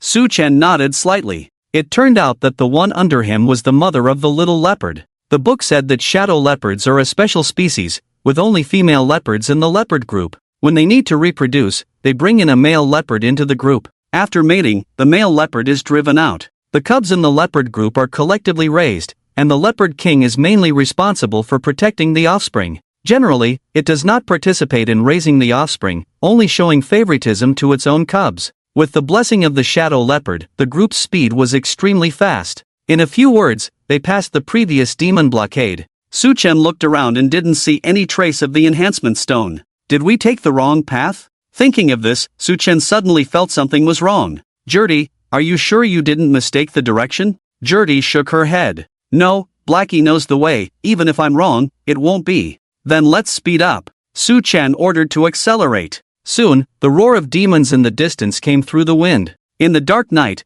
the tip of the castle tower could be vaguely seen. How long has it been? The demons are launching another attack? As they rushed, the group quickly approached the castle. The demons on the periphery soon noticed them and turned to surround them. Kill! Moro gave the order. All members of the Dark Sting team retracted their mounts at the same time, and the moment they landed, their figures disappeared, blending into the darkness. At the same time, black shadows streaked past Su-chen's eyes and directly rushed towards the group of demons. Damn! Trying to steal my experience? Su-chen's face instantly darkened. Moro took the lead, followed by 4 shadows trailing behind him, holding a dagger in a reverse grip. He flashed and was immediately behind a demon, and the gleam on the dagger finally bloomed. 15700021. Critical hit. The demon's head only showed 1 damage, and the health bar disappeared smoothly. The remaining attacks and shadows didn't have a chance to strike. 1-hit kill. The captain of the Dark Sting team was almost stronger than a third-turn assassin of the Empire. Ding experience gained 50,210. Experience? Su-chen was slightly stunned. Although it's much less than what I kill myself, at least I don't have to do it myself. Although Su-chen could endure hardship, he could withstand long periods of monster grinding. But people are not machines, there are times when they get tired. Even if you only rest for 3 to 5 hours a day, those 3 to 5 hours are inexperienced and bring no benefits. If this squad can bring them back, then Su-chen's efficiency in gaining experience will increase significantly. Gotti. After inheriting, there were also 2 shadows hanging behind. When Su-chen found her in the chaos of battle, she had already killed the demon in front of her with 1 stroke. Okay, with 2 more shadows, we can directly kill the demons. Su-chen is very clear about the increase in strength that shadows provide. The most comfortable enhancement for ranged attacks is shooting objects, while the most comfortable enhancement for melee attacks is shadows. There are similar characteristics in the Empire, but the effects and abilities are several levels lower than shadows. While thinking, Moro had already led a group of demons on the periphery. They were used to dealing with demons all year round, and today they were the elite of the squad. They struck to kill. No demon could withstand their backstabbing attacks. Moro, come back first. Su-chen shouted loudly. Just let them perform for a while. Does he really want to rush and steal all the experience for himself? Moro glanced at the demons ahead and led the team back without hesitation. They are assassins, but also warriors. Obeying orders on the battlefield is the first creed of the Shadow Clan assassins. Any behavior that violates superior orders will be met with the most severe punishment. The reason why the Shadow Clan can survive in this land is based on this creed. Roar! Just as Moro returned to the team, a heart-wrenching roar sounded from among the demons. Moro's face suddenly changed. Your Highness, be careful, this is the Demon Lord. On the other side, a humanoid demon with a huge and bizarre head. Standing over a meter tall, its head is also over a meter tall. Covered in hair on its face, with bulging eyes and 2 red demon horns on its forehead. With a clang, Moro drew his dagger, his expression serious. Protect your Highness and retreat, leave this to me. Ha! Su-chen was still pondering which type of boss this demon lord was. Gotti and the others gathered around, leading the shadow leopard to retreat to the rear. Damn! Just a demon boss, why make such a fuss? Su-chen sneered. Your Highness, what is a demon boss? This is the demon lord. Gotti was somewhat puzzled on the side. Demons are cruel, and demon lords are a combination of cruelty and madness. In this disgusting territory, the abilities of each demon lord are extremely unpredictable. So, one must not underestimate any demon lord. Ha! Su-chen's brow furrowed slightly. From Gotti's explanation, there was a very surprising change. In ancient times, the attributes and skills of demon bosses were not fixed. Demons themselves come in many types. Su-chen couldn't immediately determine which type of boss this was. If you add the ability to be unpredictable as Gotti said, it is indeed enough to cause harm to any level of the Shadow Clan. Because the Shadow Clan is a single race, only assassins. Although physical and magical abilities can be enhanced, the melee attack mode cannot be changed. When facing monsters, some demons will definitely be very effective against them. As they spoke, Moro had already stealthily approached behind the demon lord. Shadow 5 consecutive stabs. Swish swish swish. The dagger stabbed 5 times in the blink of an eye, while the shadow also acted, repeating this skill 4 times in a row. -19023332. Critical hit. -872,300. -15023332. Critical hit. -560,000. Millions of critical hit damage, tens of thousands of slashing damage. Moro's strength completely erupted at this moment. He would definitely not hold back against the demon lord. But in Su Chen's eyes, a series of injuries erupted, yet the blood bar of the demon lord was nowhere to be found. The Moro dagger flashed continuously. The demon lord in front of him was quickly cut into pieces. Dead? Moro was somewhat puzzled, as it was the first time he had seen a demon lord being killed so easily. Flipping the dagger. Retreat. Boom. The demon lords that were cut open suddenly exploded, turning into a pool of blood red on the ground. Boom boom boom. Dozens of demons around also exploded simultaneously, creating a dark red drifting downpour. Raindrops fell to the ground, scorching it like sulfur, emitting white smoke. Retreat. Moro saw the situation becoming somewhat tricky and immediately commanded the team to fall back. Su Chen was still pondering. This type of thing is indeed quite peculiar. Su Chen had read many books, but they were all from the Empire, and even the Empire itself was confused about the ancient times. How could there be a detailed explanation of ancient times? The group retreated about 100 meters. The blood-red raindrops had already formed a shallow lake. Thump thump thump thump. A sound like a heartbeat resonated from the lake, causing the surface to tremble. Then, one by one, large heads grew out of the lake, resembling lotus leaves. However, the fruits that grew out were these strange heads with dense hair. The heads were connected together, like grapes, but in an instant, they formed a huge humanoid monster. All bodies were constructed of these hairy heads. TSK, this territory is indeed a bit disgusting. Su Chen couldn't help but shake his head at the sight. Even he had seen many inhumane and abusive gods. In terms of disgust level alone, the demon lord in front of him was definitely top-notch. Can't be killed, yet resurrects. A sudden flash in Su Chen's mind. Demon rebirth? Demon rebirth. Hearing this, Moro beside him suddenly showed a pensive look. I seem to have heard the old clan leader mention that there are indeed beings among the demon lords that can be reborn. But we haven't encountered one in almost 100 years. TSK. Not encountering one is normal. This is a super rare species. Su Chen's mouth curved up, pulling out the Shadow Clan blade. Everyone step back. This boss must be mine. Yes. Su Chen finally remembered this ancient legacy species. Demons that had long been extinct in the Empire. Your Highness, this. Moro looked shocked. The old clan leader said that the number of times a demon lord can be reborn is not certain, and each time is stronger than the last. Even if it can be easily killed in the early stages, with too many resurrections, with our strength, I'm afraid we won't be able to protect your safety. Su Chen put away the shadow leopard, smiling. Rebirth is good, the more times the better.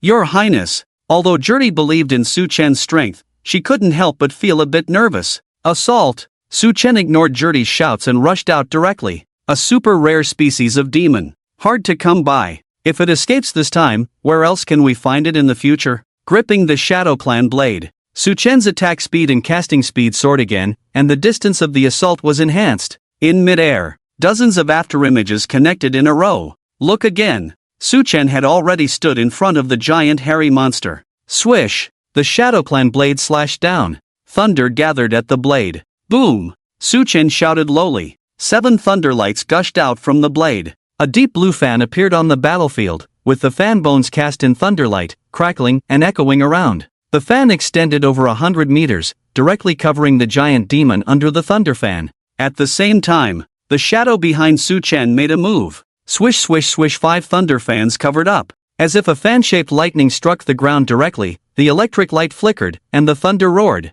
The entire sky was dyed with lightning. In the pupils of everyone, blue electric light emerged. Such power. Everyone present stood still on the plain like wooden stakes. This is His Highness's strength? Moro and others were completely bewildered. Among the Shadow Clan, when has such attack power appeared? Even the legendary Assassin King, passed down by word of mouth. With the bonus of mythical stories, it was still too exaggerated to say. Too exaggerated. On the other side, the Demon Lord finally reacted a bit, with arms made of long hairy heads almost 10 meters long, reaching directly towards Su Chen. But its speed. Before it could grab halfway, the lightning fan struck its face. -1320200. Critical hit. -1407600. Critical hit. -1395200. Critical hit. The title effect of the Assassin King, the first attack in the Dark Knight, is bound to be a critical hit. 5 shadows. 6 lightning fans.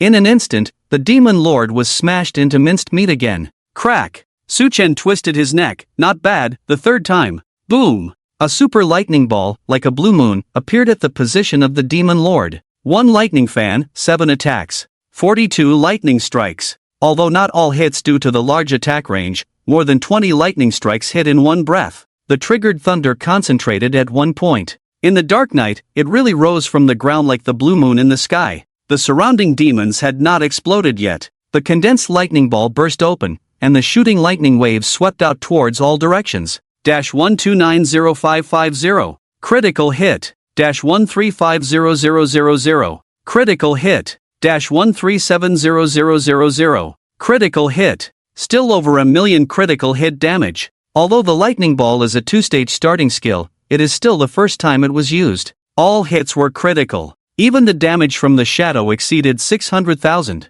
Sweep. Clear the field. Like a nuclear explosion of thunder and lightning, the scene rose in the night sky. Where the lightning passed, everything was annihilated. Ding experience gained 120,210. Ding experience gained 115,400. The prompt sound of experience points rang in Su Chen's ears, almost cramping. Comfortable. It's most comfortable to bomb monsters. Su Chen nodded in satisfaction. Ding level up. Current LV 55. 1 move. Jumped 5 levels directly. This experience, this monster grinding efficiency. It's definitely explosive. The shockwave of lightning swept from the battlefield all the way to the castle outside. Skill range bonus, 209%. Between Su Chen and the castle, all demons were cleared at the same time. Even the demons around were completely swept away. The battlefield swept by lightning appeared particularly clear under the moonlight. Gu, Getty. This is what you said. His Highness is very strong. Morrow's mouth was twitching, feeling extremely difficult to speak. His Getty also looked confused, not knowing how to answer. In her impression, Su Chen was super strong. But now, after inheriting and obtaining the Shadow Clan blade, Su Chen had become so powerful that it exceeded her imagination limit. Great Lord of Shadows. Really? If I didn't know His Highness's identity as the Shadow Bearer, I would really think this is the Lord of Shadows descending. The teammates beside them showed extremely shocked expressions. Morrow also nodded repeatedly at the words. That's right. I remember the records in the Shadow Temple. With a wave of the Lord of Shadows, all demons are annihilated. Your Highness, truly worthy of being the Shadow Lord's personally chosen Shadow Bearer. The future of the Shadow Clan, the hope of the Shadow Clan. Across. The people on the castle had already prepared to evacuate. It was an evacuation, not a fight to the death. Because Sphinx, with Little John, had already appeared in the castle a while ago. If not for waiting for Su Chen, Sphinx would have already taken the entire castle back to the Empire. In the clear night sky, Su Chen, from a distance, also saw Sphinx's figure and greeted him with a smile. What a coincidence, you're here too. Wait a moment. I'll come over after I defeat this boss. Little John, where did you find this guy? Sphinx stared blankly at the empty plain, murmuring to himself, Damanira still wants to take him as an apprentice? That old man, is he worthy? Little John looked innocent, not knowing how to respond. Thump thump thump, a more intense heartbeat than before. Like a giant drum beating, the ground was trembling. Strewn everywhere were enhancement stones dancing to the rhythm of the heartbeat. Damn, too many enhancements at once. Su Chen knew that this thing needed to absorb the surrounding demon energy to be reborn. But without paying attention, he instantly killed all the demons around him. The energy that should have gathered after several rebirths was now all absorbed by the Demon Lord in one breath. Very good, the prey is getting more and more delicious. The voice came from the ground, reaching the minds of everyone. Sounded in everyone's ears. Not good. Morrow suddenly showed a look of horror. Your Highness, this is a high-level Demon Lord. Eternal Empire. The Wreck Group, the Proud World Guild, mobilized over 10,000 players. In less than an hour, they were slaughtered by Ling Ruoxue. Seeing the situation was not good, Lu Wuxin had already led the proud world archers and mages on the mountain to retreat safely. Down the mountain. The Ling group, with many people and horses, had also rushed from the main city and were now cleaning up the battlefield. Miss Ling, can I take 30% of these equipment? Qian Duoduo looked at the countless equipment left on both sides of the road, his eyes almost shining with greed. However, he was very tactful, only asking for 30%. After all, Ling Ruoshua killed all those people, he was just a healer, his hands were clean, not a drop of blood stained. What do you need so much equipment for? To open an auction house? But you can't open one. Ling Ruoshua rubbed her arms were a bit cramped from continuous spear swinging, thinking about how Suchen could fight for a day and night. It's simply abnormal. These are all gold coins, big sister. No, big sister. Qian Duoduo quickly corrected his mistake, pouting. You don't know yet. The second eternal auction house has been established, the Dragon Soaring Auction House. It is said to have official background. The leader of the Dragon Soaring Guild seems to have come from the military. This time, they are probably completely leaning towards the military. Think about that million-strong army, how terrifying is their strength. Ha! Ling Ruoshue also raised her eyebrows. The military has entered eternal. This kind of official force, a violent machine, with a large number of personnel, and rich combat experience. Do you think, if this time we are ambushed by the military, do we have a chance to fight back? Qian Duoduo didn't even think about it, shaking his head very affirmatively. Impossible, absolutely impossible. Even if we don't need supplies, they have all sorts of ways to wear you out until you drop dead. Indeed. Ling Ruoshua also felt little hope. In a battle of tens of thousands, the gap in experience between the guild and the military was too great. Just now, the opponent had no camp or organization. They were easily pierced through. If it's the military, such a situation would never occur. However, there shouldn't be any conflict between us and the military, right? Ling Ruoshua felt that the chances of winning were not great, but she wasn't too worried. TSK Qian Duoduo smirked. Miss, we didn't have competition before. Now everyone is in eternity, all are part of the union, all need to develop. Where there is competition, there is conflict. In eternity, there are no rules to speak of, why should others follow your rules? Moreover, even if the Dragon Kingdom military can negotiate, what about the other countries? The United States behind the Rec Group, can they be trusted? Will they follow your rules? Qian Duoduo thought very clearly, with a solemn expression. A tall tree catches the wind. The boss is now the first in eternity, with many eyes watching, you should be able to see that, right? This ambush won't work this time, they will definitely have a next time. If you don't strengthen your power quickly, by then, not to mention following the boss to rise, you won't even know how you died. Ling Ruoshua looked at Qian Duoduo with some surprise. This guy has always been a playboy in the circle, but unexpectedly, he has some foresight. At least on this point. Ling Ruoshua indeed didn't think as much as he did. Alright, let's go with 30%. The seriousness on Qian Duoduo's face disappeared in an instant, and he chuckled. Guys, pick 30% to put in your pockets: armor, shoes, jewelry, make sure to pick the good ones. Ling Ruoshua beside couldn't help but darken her face. Is this Qian Duoduo trying to trick me? Or ask Su Chen. Deep communication failed. Communication failed? Offline? Ling Ruoshua's eyes suddenly narrowed. Qian Duoduo, I remember that after adding a friend in eternity, even if the person is on Blue Star, we should still be able to contact them, right? Yes, what's the matter? Qian Duoduo directed his subordinates to select the spoils on the side. Su Chen. Can't be reached. Ling Ruoshua said in a deep voice. Gulp.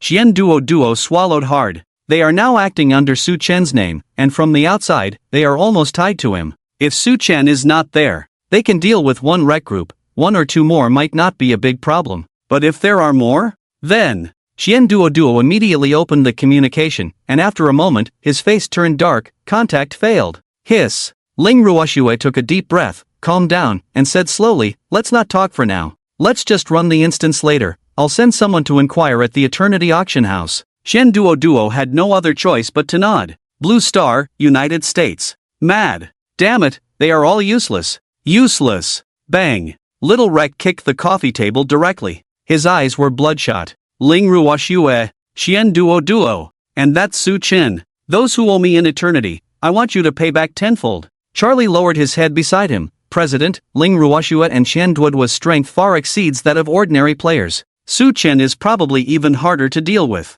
We should focus on development now. Once the average level of players rises, I believe we can defeat them in one go. Little Rex's eyes, filled with bloodshot, turned fierce. What do you mean? You want me to wait?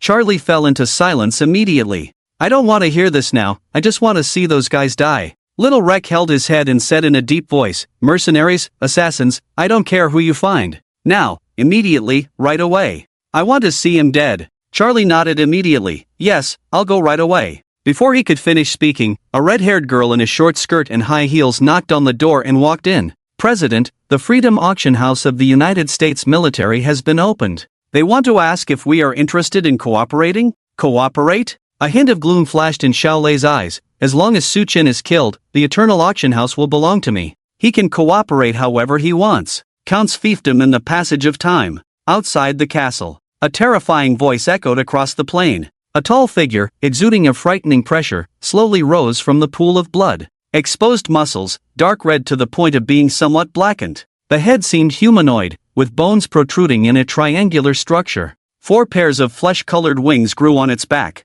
The bones of the arms all protruded like thorns, forming bone knives. The ribs in the chest protruded from the lower back, resembling bone wings. Demon Lord. A boss that was already legendary. High-ranking Demon Lord. An existence at the mythological level. The wings behind him indicated that he was at least above the 3rd rank. Speaking human language. Among the demon clans who were so insane that they lacked reason, this was an extremely rare species. Your Highness. Moro and a few others hurried to Su Chen's side and said anxiously, high-ranking Demon Lord, under the Demon God, rarely appears on the battlefield. But once it appears, it definitely means the start of a major battle. Seeing Su Chen unmoved, Gotti said, Your Highness, high-ranking demon lords never act alone. Even if the old patriarch comes, he will make us retreat first. Su Chen looked around. For now, it's just him, don't panic. Let's give it a try first. High-ranking demon lord. Su Chen had killed one before, just a subordinate of a demon god. During the Resistance Alliance, even the demon god had to face him head-on.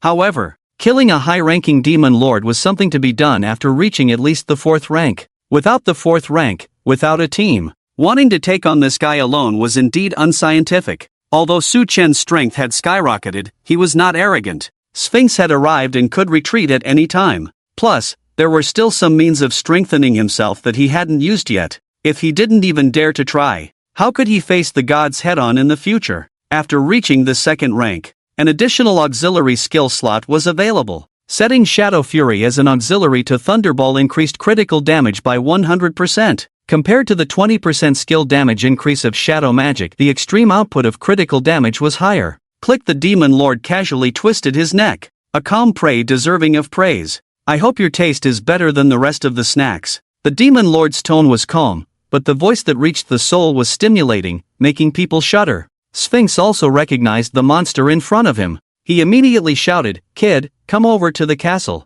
Your level is too low, now is not the time to confront it. Sphinx was not a master of combat. Although he despised Dominilla's research from the bottom of his heart, in terms of fighting ability, that old man was still commendable, but he couldn't do it. Faced with a high-ranking demon lord, he had no chance of winning. There was no certainty of winning, but running away, he was confident. Su Chen waved his hand. Dark Sting Team, move to the castle. Moro directly flashed to Su Chen's side. Gotti, you take his highness and go first. Before Gotti could react. Smack! Su Chen slapped Moro on the back of his head. I told you to go first. Moro did not resist, nor did he speak, his body unmoving. Gotti, what are you still standing there for? Gotti directly knelt on one knee, with a firm gaze. Your Highness, you are the future of the Shadow Clan, our duty is to protect you. Even if you don't leave, even if Dark Sting is wiped out, we won't take a step. Damn! This is outrageous. Su Chen's eyes were twitching with anger. The blade of the Shadow Clan in his hand was directly pressed against Moro's neck from behind. Don't want to leave? Want to give this guy a head? Then you might as well give it to me. When dealing with the Resistance Alliance, Su Chen was most annoyed by disobedient team members. The battle began. Regardless of the reason, the captain's words were always absolute. No rush, before the main meal, I can have some snacks first. As the voice fell, the Demon Lord's body did not move. He appeared directly in front of Moro, with 5 fingers sharper than 5 billy blades, like 5 war knives slashing directly. Bang! Su Chen kicked Moro away, flipped his wrist, and went straight up. Thunder burst. 7 tears of light gathered on the blade without being released, and the shadow's movements repeated. Swish! Swish! With each shadow's replication, the brightness of the thunder light would increase by 1 level. In the dark night, the dazzling thunder directly collided with the demon lord's attack. Boom! A deafening explosion erupted on the plain. Rumble, the sky slowed down for a moment, then echoed like thunder. The center of the explosion. The terrifying thunder light covered Su Chen and the demon lord's giant hand completely. -1130000. Critical hit. -524,000. Dodge. Dodge. -121000. Critical hit. -580,200. Dozens of damages emerged from the demon lord's head. The health bars were displayed simultaneously. No movement. The health bars remained unchanged, at least no visible reduction. Terrifying. Resistance at maximum. After Su Chen's damage boost, the estimated full critical hit damage was around 1.8 million. The demon lord still had a chance to magically dodge. With over 40 attacks, at most 30 would hit. Calculating with 30 damages, this exceeded 10 million, approaching 20 million in damage. And the result? The demon lord's health bar didn't budge. Clang, a crisp impact. The demon lord's claws directly pushed aside the Shadow Clan's blade. 5 bone knives pierced through Su Chen's body. Your Highness! Gotti saw this scene from behind the thunder light, screaming in horror. The next second. Dodge! Dodge! Dodge! Dodge! Dodge! 5 dodges appeared above Su Chen's head. Damn, are you crying at my grave? I'm not dead yet. Su Chen's voice came through. Immediately after, his body flashed out of the thunder light. The explosion of the second stage thunderball. Su Chen didn't even want to look. It seemed impossible to defeat this guy. Too abnormal. A boss above the third transformation, with an estimated health bar of over 10 billion. This guy was an ancient demon boss, possibly aiming for 100 billion in health. Unkillable. Unkillable. This guy was truly unkillable. Retreat. Su Chen grabbed Gotti by the back of the neck, running while giving orders. Moro led the Dark Sting team, advancing and rushing towards the castle. Look at what you've done. Su Chen scolded with a calm voice. I told you to retreat earlier, now you don't have to be a burden. Insist on pretending. If you pretend again next time, I'll really chop you to death. Su Chen's tone was no joke. Such a thing was fatal at once. He would never speak up next time, and would kill such a person first to avoid trouble in battle. Yes, I admit my mistake. Moro's eyes were full of regret. He actually needed the protection of His Highness to survive. This was simply a shame for the Shadow Clan. High-level demon lord. Besides the demon god, the most terrifying existence on this land. He definitely couldn't withstand a single blow from the opponent. Su Chen could. That was the difference. Besides sending him to his death, he couldn't buy time. On the other side, the demon lord's head tilted slightly to one side. Confused. In his eyes. This kind of low-level prey should have been torn to shreds. But there was not a bit of pleasure in the fight in hand.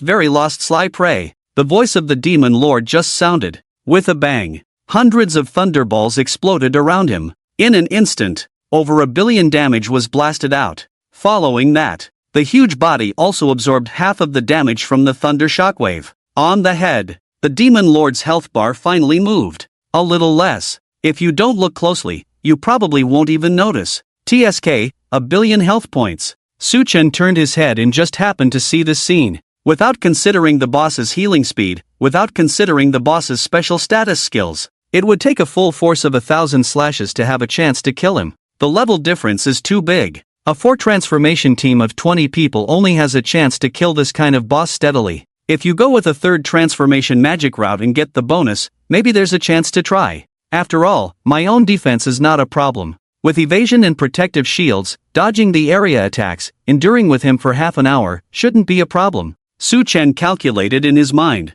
Just then, Su Chen's vision suddenly blurred. The people who had already run hundreds of meters away were suddenly overshadowed by a huge figure. Teleportation? Doesn't it need to cool down? The demon lord condensed a blood-red energy ball in his hand. It was almost the size of a room. It smashed down in an instant. Su Chen was about to launch a surprise attack and escape, only to see a dark blue vortex suddenly explode above the demon lord's head. The next second, a terrifying explosion came from behind. The blood-red energy directly covered a range of tens of meters around. A deep pit several meters deep appeared on the plain.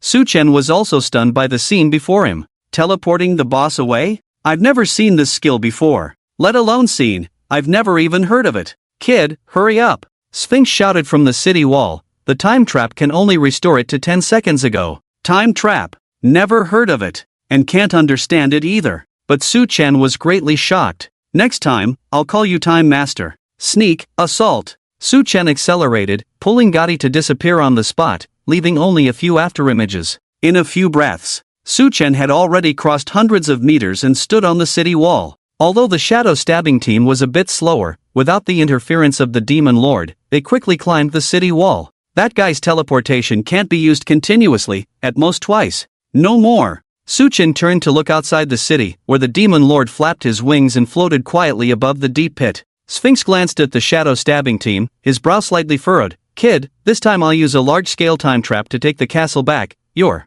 friends probably can't be taken away. Ah. Although Su Chen was somewhat prepared for this, he had no other choice. He sighed softly. What about the time key? Is there any hope? Sphinx rubbed his chin, somewhat uncertain. Not sure. The space of this time dislocation is a bit strange. We need to study it to know. Little John was anxious. Uncle, we don't have time now. Indeed. The Demon Lord outside was still there. If that guy used a big move, whether the castle could be held was a problem. Your Highness? Gotti could understand, showing a puzzled expression. You guys can't come with me, go back. Su Chen said so, but leaving these people behind. With the Demon Lord in front of them, can they escape? The probability is extremely low. Morrow heard this and immediately knelt down on one knee. We swear to follow your highness to the death. Thump Gotti led the 7 members of the Dark Thorn team to kneel on the ground simultaneously, saying in a resounding voice, we swear to follow your highness to the death. Su Chen looked at these people and said coldly, following me is meaningless, you will die. Leave now, the castle will attract attention, you still have a chance to survive. Pa! Morrow pounded the ground with a fist, gritting his teeth, your highness, it's not a battle now, please forgive me for not being able to obey, even if it means death. The Dark Thorn team must also die by your highness's side. TSK. Stubborn. Su Chen was about to kick them out when a prompt suddenly sounded in his ear. Ding, exclusive attendant conditions met, do you want to collect? What the heck? There's this too? Su Chen suddenly froze. It is indeed impossible to collect exclusive attendants with special equipment in the Empire. It was possible in ancient times, but Su Chen had no clues to collect. Unexpectedly, it was completed now. However, there are only 2 positions for exclusive attendants. Collect. Morrow, Gotti. Everyone in the Dark Thorn team was on the selection list. Su Chen could only choose 2. Sphinx patted Su Chen's shoulder, little guy, don't be too concerned about things in time and space, it's all just an illusion after all.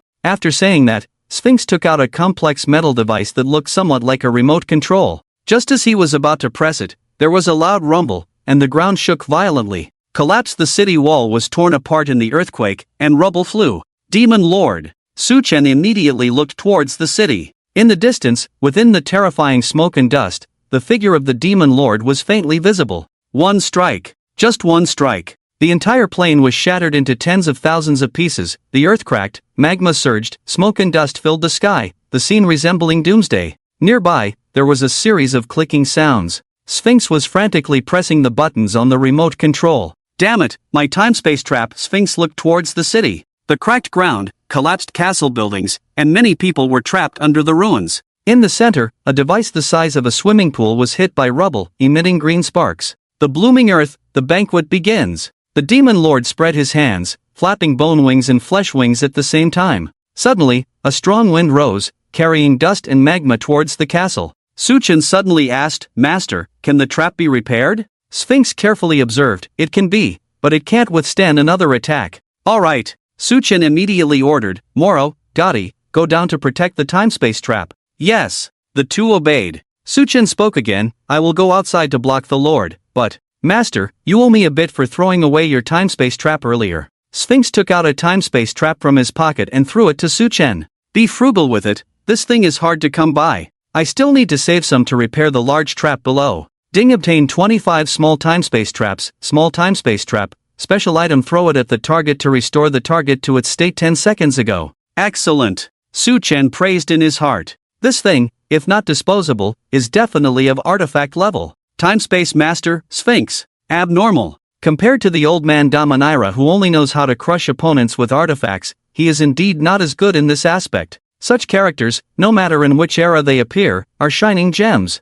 Click. Su Chen flexed his wrist slightly, his mouth curved upwards, and he calmly leaped off the city wall. The Demon Lord. His health is a bit intimidating, and that continuous teleportation is a bit outrageous. Of course, his ultimate move is indeed powerful, but not fatal. Judging from his inaction just now, it seems that the ultimate move still needs some time to charge up. Pay attention to your position and control the distance. 2 flashes. The first flash is not needed to maintain the assault, the second flash is used as a backup for the assault, and the time-space trap is used at critical moments. Su Chen's experience is so rich, he has already formulated tactics in an instant. Then, with one hand raised, he lightly beckoned with his index finger towards the opposite side. Don't underestimate the professionalism of a professional gua sha practitioner. Today, I will show you that gua sha is also an art. After saying that, Su Chen pushed off the ground with his feet and sprinted towards the distance. The Demon Lord's moves have too wide a range. Being too close to the castle is too dangerous for the large-scale time-space trap. That is the means for everyone to return. Sphinx can come so quickly, and bring something that can move the castle. The time-space key is definitely not something that can be done. Su Chen can leave with the key, but this spatial master probably can't leave. Roar! Roar! Roar! The Demon Lord roared 3 times in a row. Even the air was shaken by the roar. Shockwaves raged on the plain. Cunning prey, you will pay for your provocation. The next second, the Demon Lord had already flashed in front of Su Chen. With a clang, the Shadow Clan's blade was unsheathed. Thunder burst. Su Chen deliberately provoked, wanting to force this guy to flash first. He hadn't moved for at least 1 minute just now, so it is reasonable to speculate that his second flash needs at least 30 seconds to cool down. Force out the flash first. There will be 30 seconds of output time afterwards. In midair, Su Chen forcibly spun around with the thunderstorm from drawing the sword, pushed off the ground with both feet, and moved away from the Demon Lord. Following closely, several shadows passed through the lightning. Unfortunately, only a few shadows following Su Chen were left to pierce through. Flash again. The Demon Lord's move missed, and he directly flashed to follow up. Assault. Su Chen could already grasp some details from the Demon Lord's actions. He released the assault almost simultaneously. The Demon Lord's bone blade once again missed. Damn! If I don't move, do you think I can't? Su Chen smirked. With a turn of his hand, a thunderstorm fan struck out. The damage from the previous thunderstorm appeared on the Demon Lord's head. -2510000. Critical hit. -2450000. Critical hit. Dodge. -2570000. Critical hit. Dodge. -2460000. Critical hit. Agility. Strength. Night Demon Dance. Devastation. Title. All triggered. Although the attack range of the thunderstorm fan formed by the lightning narrowed, the damage doubled and increased dramatically. The first strike, all critical hits. Total damage exceeded 3 billion. This time, the Demon Lord's health bar finally visibly moved. Following that, the second thunderstorm struck again. Another billion damage burst out. Swish swish swish. Su Chen, in a dominant position, swung the Shadow Clan's blade, leaving behind a trail of afterimages. 180% base attack speed. After all states were stacked, exceeding the limit attack speed of 200%. 5 strikes in 1 second. The damage numbers on the Demon Lord's head were already indistinguishable, but the health bar was visibly shrinking. Behind him, a shout suddenly came from the castle. "Your Highness, the master said it will take 3 minutes to repair. It will be activated directly at that time." Understood. Must return in 3 minutes. Su Chen calculated in his heart. 5 billion damage per second. Just 200 seconds to stand and beat him. However, if we consider positioning and area skills, it probably won't be settled in less than 500 seconds. Time is running out. What a pity. Su Chen pursed his lips as he sprinted. Not enough time today. Next time, I'll come back for your life. After hearing this, the Demon Lord's head couldn't help but tilt to one side. A hint of confusion appeared on the exposed face of Bones. Today's prey. Why does it feel more crazy than his own subordinates? And without reason. Is this kind of talk reasonable? Spoken from a snack's mouth, is this reasonable? Roar! The dignity of the demon cannot be trampled upon. The Demon Lord was just playing around, but now he's a bit angry. Both hands draw the bow at the same time. 2 energy balls, almost catching up to his huge body, instantly condense. Hiss! Su Chen looked at the opponent's condensed attack. It seems impossible to expect him to make a mistake. The sudden attack is also cooling down. A small-scale temporal trap. Suchen took out the trap from the package, hid it behind his back, and then suddenly threw it out in an attacking posture. The attack speed of this thing is very slow. The route is clear. Not concealing anything, it's easy to be dodged by the opponent. Gaga, the demon lord suddenly exploded with a sly smile. The strange feeling just now was the first time he had encountered it. The condensed energy attack is meant to force Suchen to make the first move. Among demons, lower demons are crazy and foolish, but higher demons are completely opposite, calm and intelligent. They understand entertainment, teasing their prey. In any case, they cannot be creatures without intelligence. He was already prepared to dodge. At least by flapping his wings slightly, that small attack should have been avoided. However, the demon lord did not move. The flames flickering in his hollow eye sockets also showed a hint of stagnation. What's going on? Why throw 5 in one go? This kind of attack, which he had never seen or heard of in the realm of the demon god, can still be thrown around so casually? Even his head finds it very unreasonable. On the other side, Suchen was slightly stunned, then sighed. Reasonable. It's damn reasonable. Throwing. Of course, it's also a form of shooting. Special shooting items +2, artifact shooting items +2. Just throw 5 at once. Why is it unreasonable? If it weren't for the inability to use auxiliary skills, throwing 7 at once would be normal. 5 small temporal traps thrown in a row. Where can the demon lord hide? Bang! One of them hit him right in the forehead. A vortex appeared. His huge body disappeared in midair. Reappeared. Still in the deep pit from before. Boom! The 2 long condensed blood-red energies burst instantly, affecting an area of over 100 meters, terrifying blood-red energy soaring into the sky. Like 2 blood columns supporting the sky, a volcanic eruption. The plain earth suffered heavy damage once again.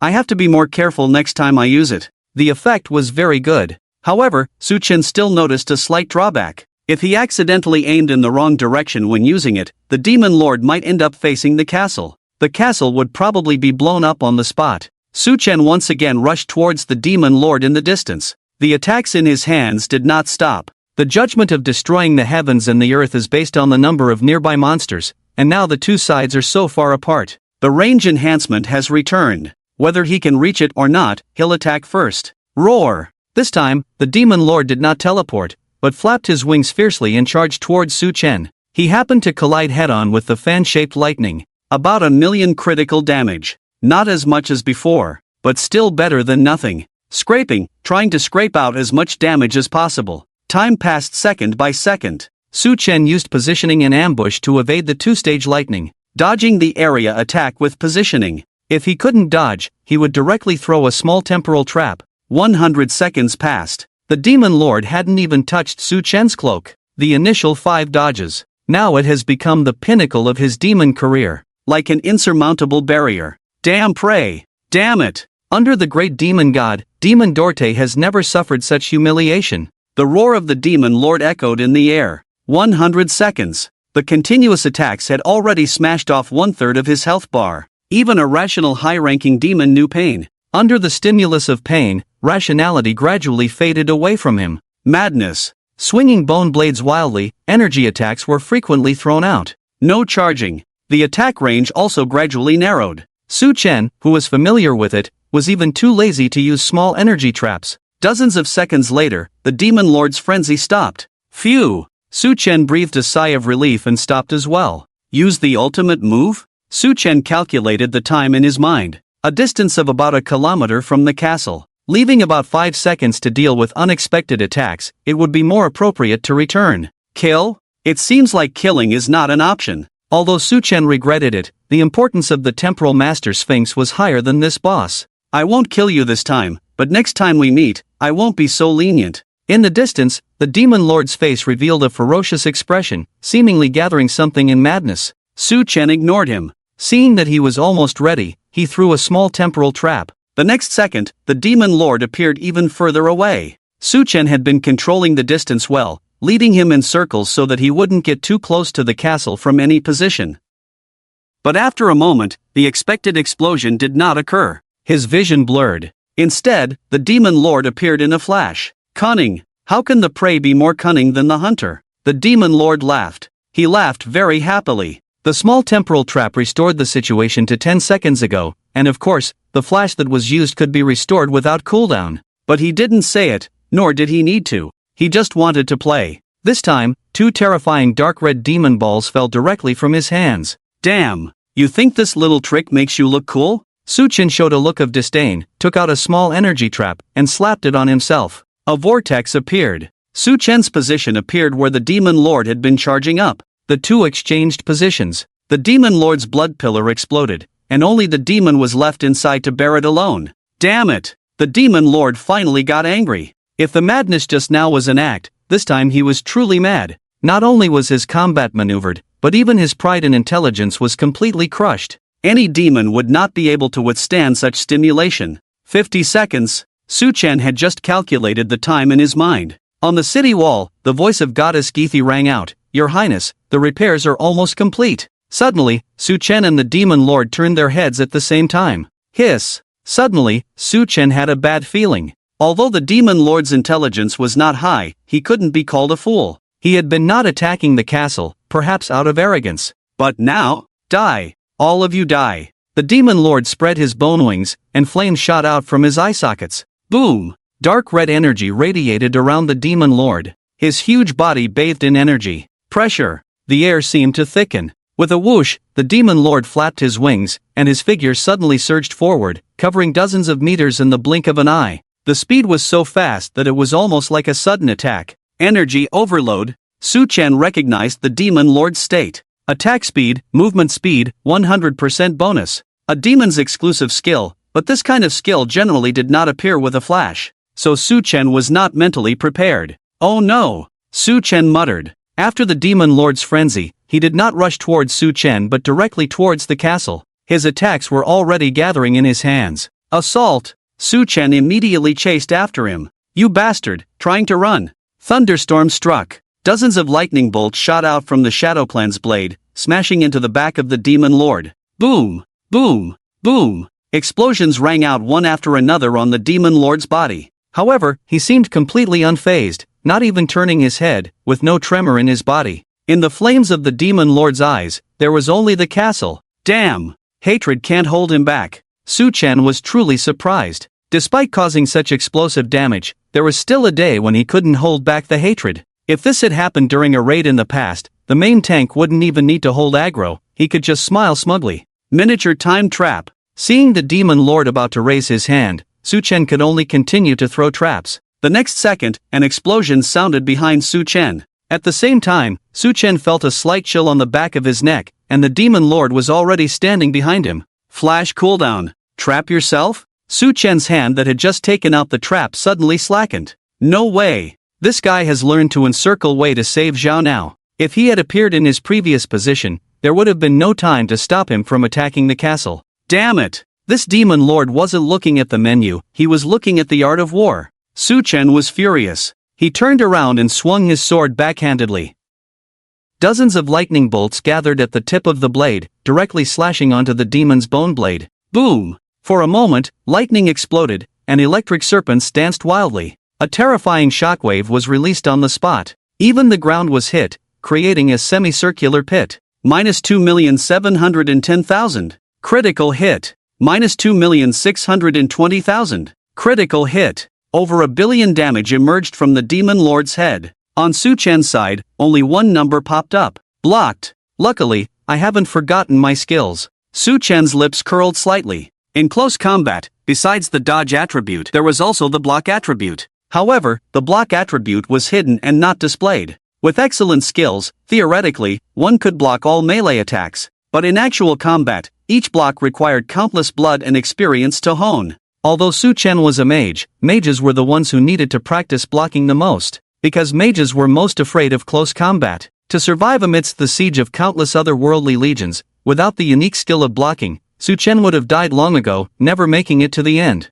Run! Why aren't you running? With the Demon Lord's roar, his bone blades struck simultaneously. Suchen stood still with a sword in hand. Lightning gathered on the Shadow Clan's blade. With a casual wave. Clang! A crisp metal clash sounded on the plain. Suchen remained motionless, but the lightning exploded on the Demon Lord. Ah! The Demon Lord was a bit confused. Being blocked twice in a row, was it a bit too much? Impossible. Today, I will tear you apart for my amusement. Tisk Suchun chuckled lightly, and the Shadow Clan's blade elegantly formed a blade flower. With just you probably need to practice for tens of thousands of years. Really? Su Chen wasn't bragging at all. His level of skill was not at all inferior to that of the commander of the otherworldly legion. Su Chen could even block attacks from the underlings of the otherworldly demon gods. Now that his attack speed was up to par, how could he not block his attacks? On the city wall, Gotti's warning was stuck in his throat, his face turning red. He silently calculated in his heart,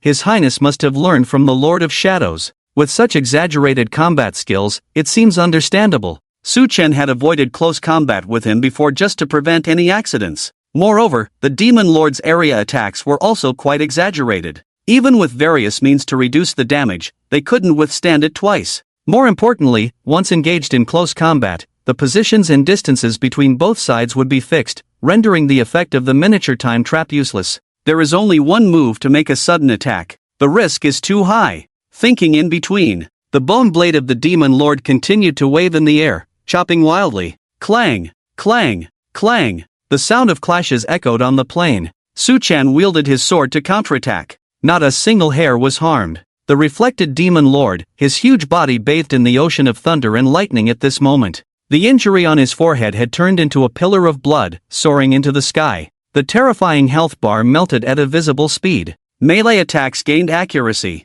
The thunder and lightning did not miss. The echoes of magic triggered one after another. Thunder and lightning purgatory. The Demon Lord was burned in the purgatory. And Su Chen. At this moment, he was like the Thunder King, the Lord of Storms. Amidst a leisurely stroll, there were flashes of lightning and thunder.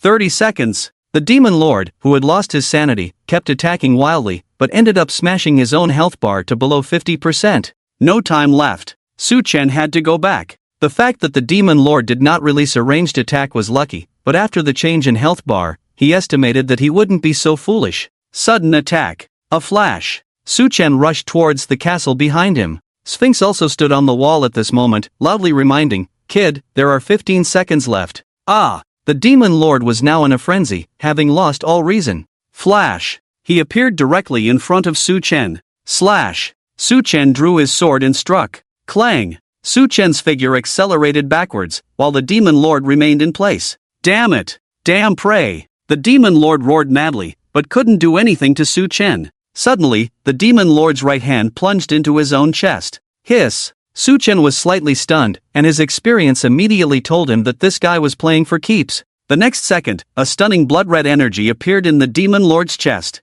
Thump! Thump! The beating of the demon's heart sounded like muffled thunder. The ground, the castle, even the sky seemed to tremble with the heartbeat. At the same time, the Demon Lord's health bar instantly dropped by 30%. The frenzy of self-harm brought about a frenzied attack. This blow, the fate that would be instantly annihilated within a kilometer. Flash! Su Chen directly threw out a trap. The Demon Lord returned to his previous position, but Su Chen was still within the range of his ultimate move. Both sides pursued, not far from each other. Flash! The Demon Lord appeared again. Can't escape the attack range. Su Chen really felt helpless this time. Only 10 seconds left. The Demon Lord's ultimate move also needs 10 seconds. Now it's a race to see who's faster. Su Chen didn't waste the trap anymore. He reached out, drew his sword, and struck at the Demon Lord. "Master, can the trap be activated in advance? You guys go first." Sphinx immediately shouted, "Kid, stop showing off. A large-scale time trap will tear this space apart completely. You have no chance to go back."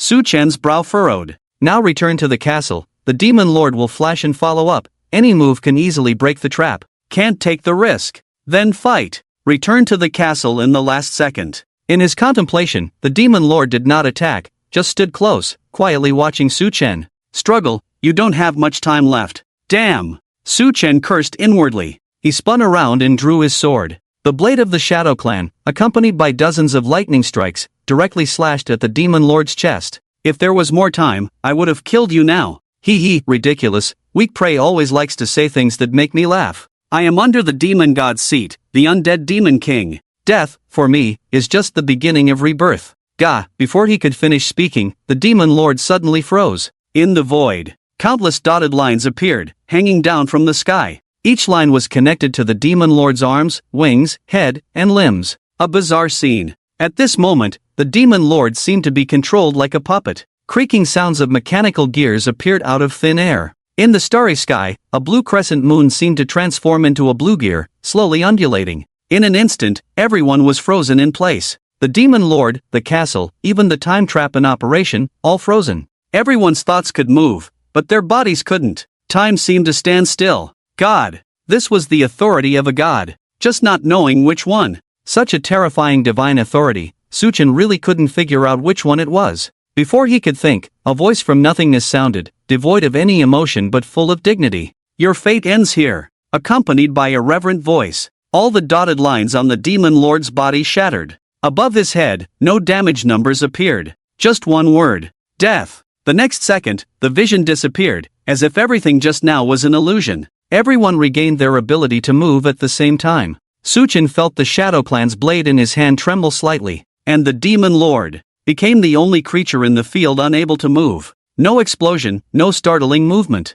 A gust of wind passed by. The massive body of the demon lord dispersed like burning ashes, carried away by the wind. Ding, you have killed the mythical boss, the undead demon king. Ding, gain 168,000 experience points. Ding, you have gained 1 mythical talent point. Did I kill him? Suchin was a bit slow to react, but his actions were still very fast. In the blink of an eye, he rushed to the undead demon king's position, reaching out to grab everything on the ground tightly. Assault! Suchin spun in midair and charged straight towards the castle. Time. He still remembered. In a breath, Suchin stood on the city wall. Members of the Gaudy, Moro, and Darkthorn teams all knelt on both knees, facing the starry sky, their foreheads touching the ground. Great Lord of Shadows, the Terminator of Fate. The Shadow Clan will be your most loyal servants until the end of fate. Hiss. The prayers of Gaudy and the others instantly awakened Suchin. Terminator of Fate. The title of the Assassin King. In dark or shadowy environments, there was a chance for a critical hit to trigger the Terminator of Fate. Termination.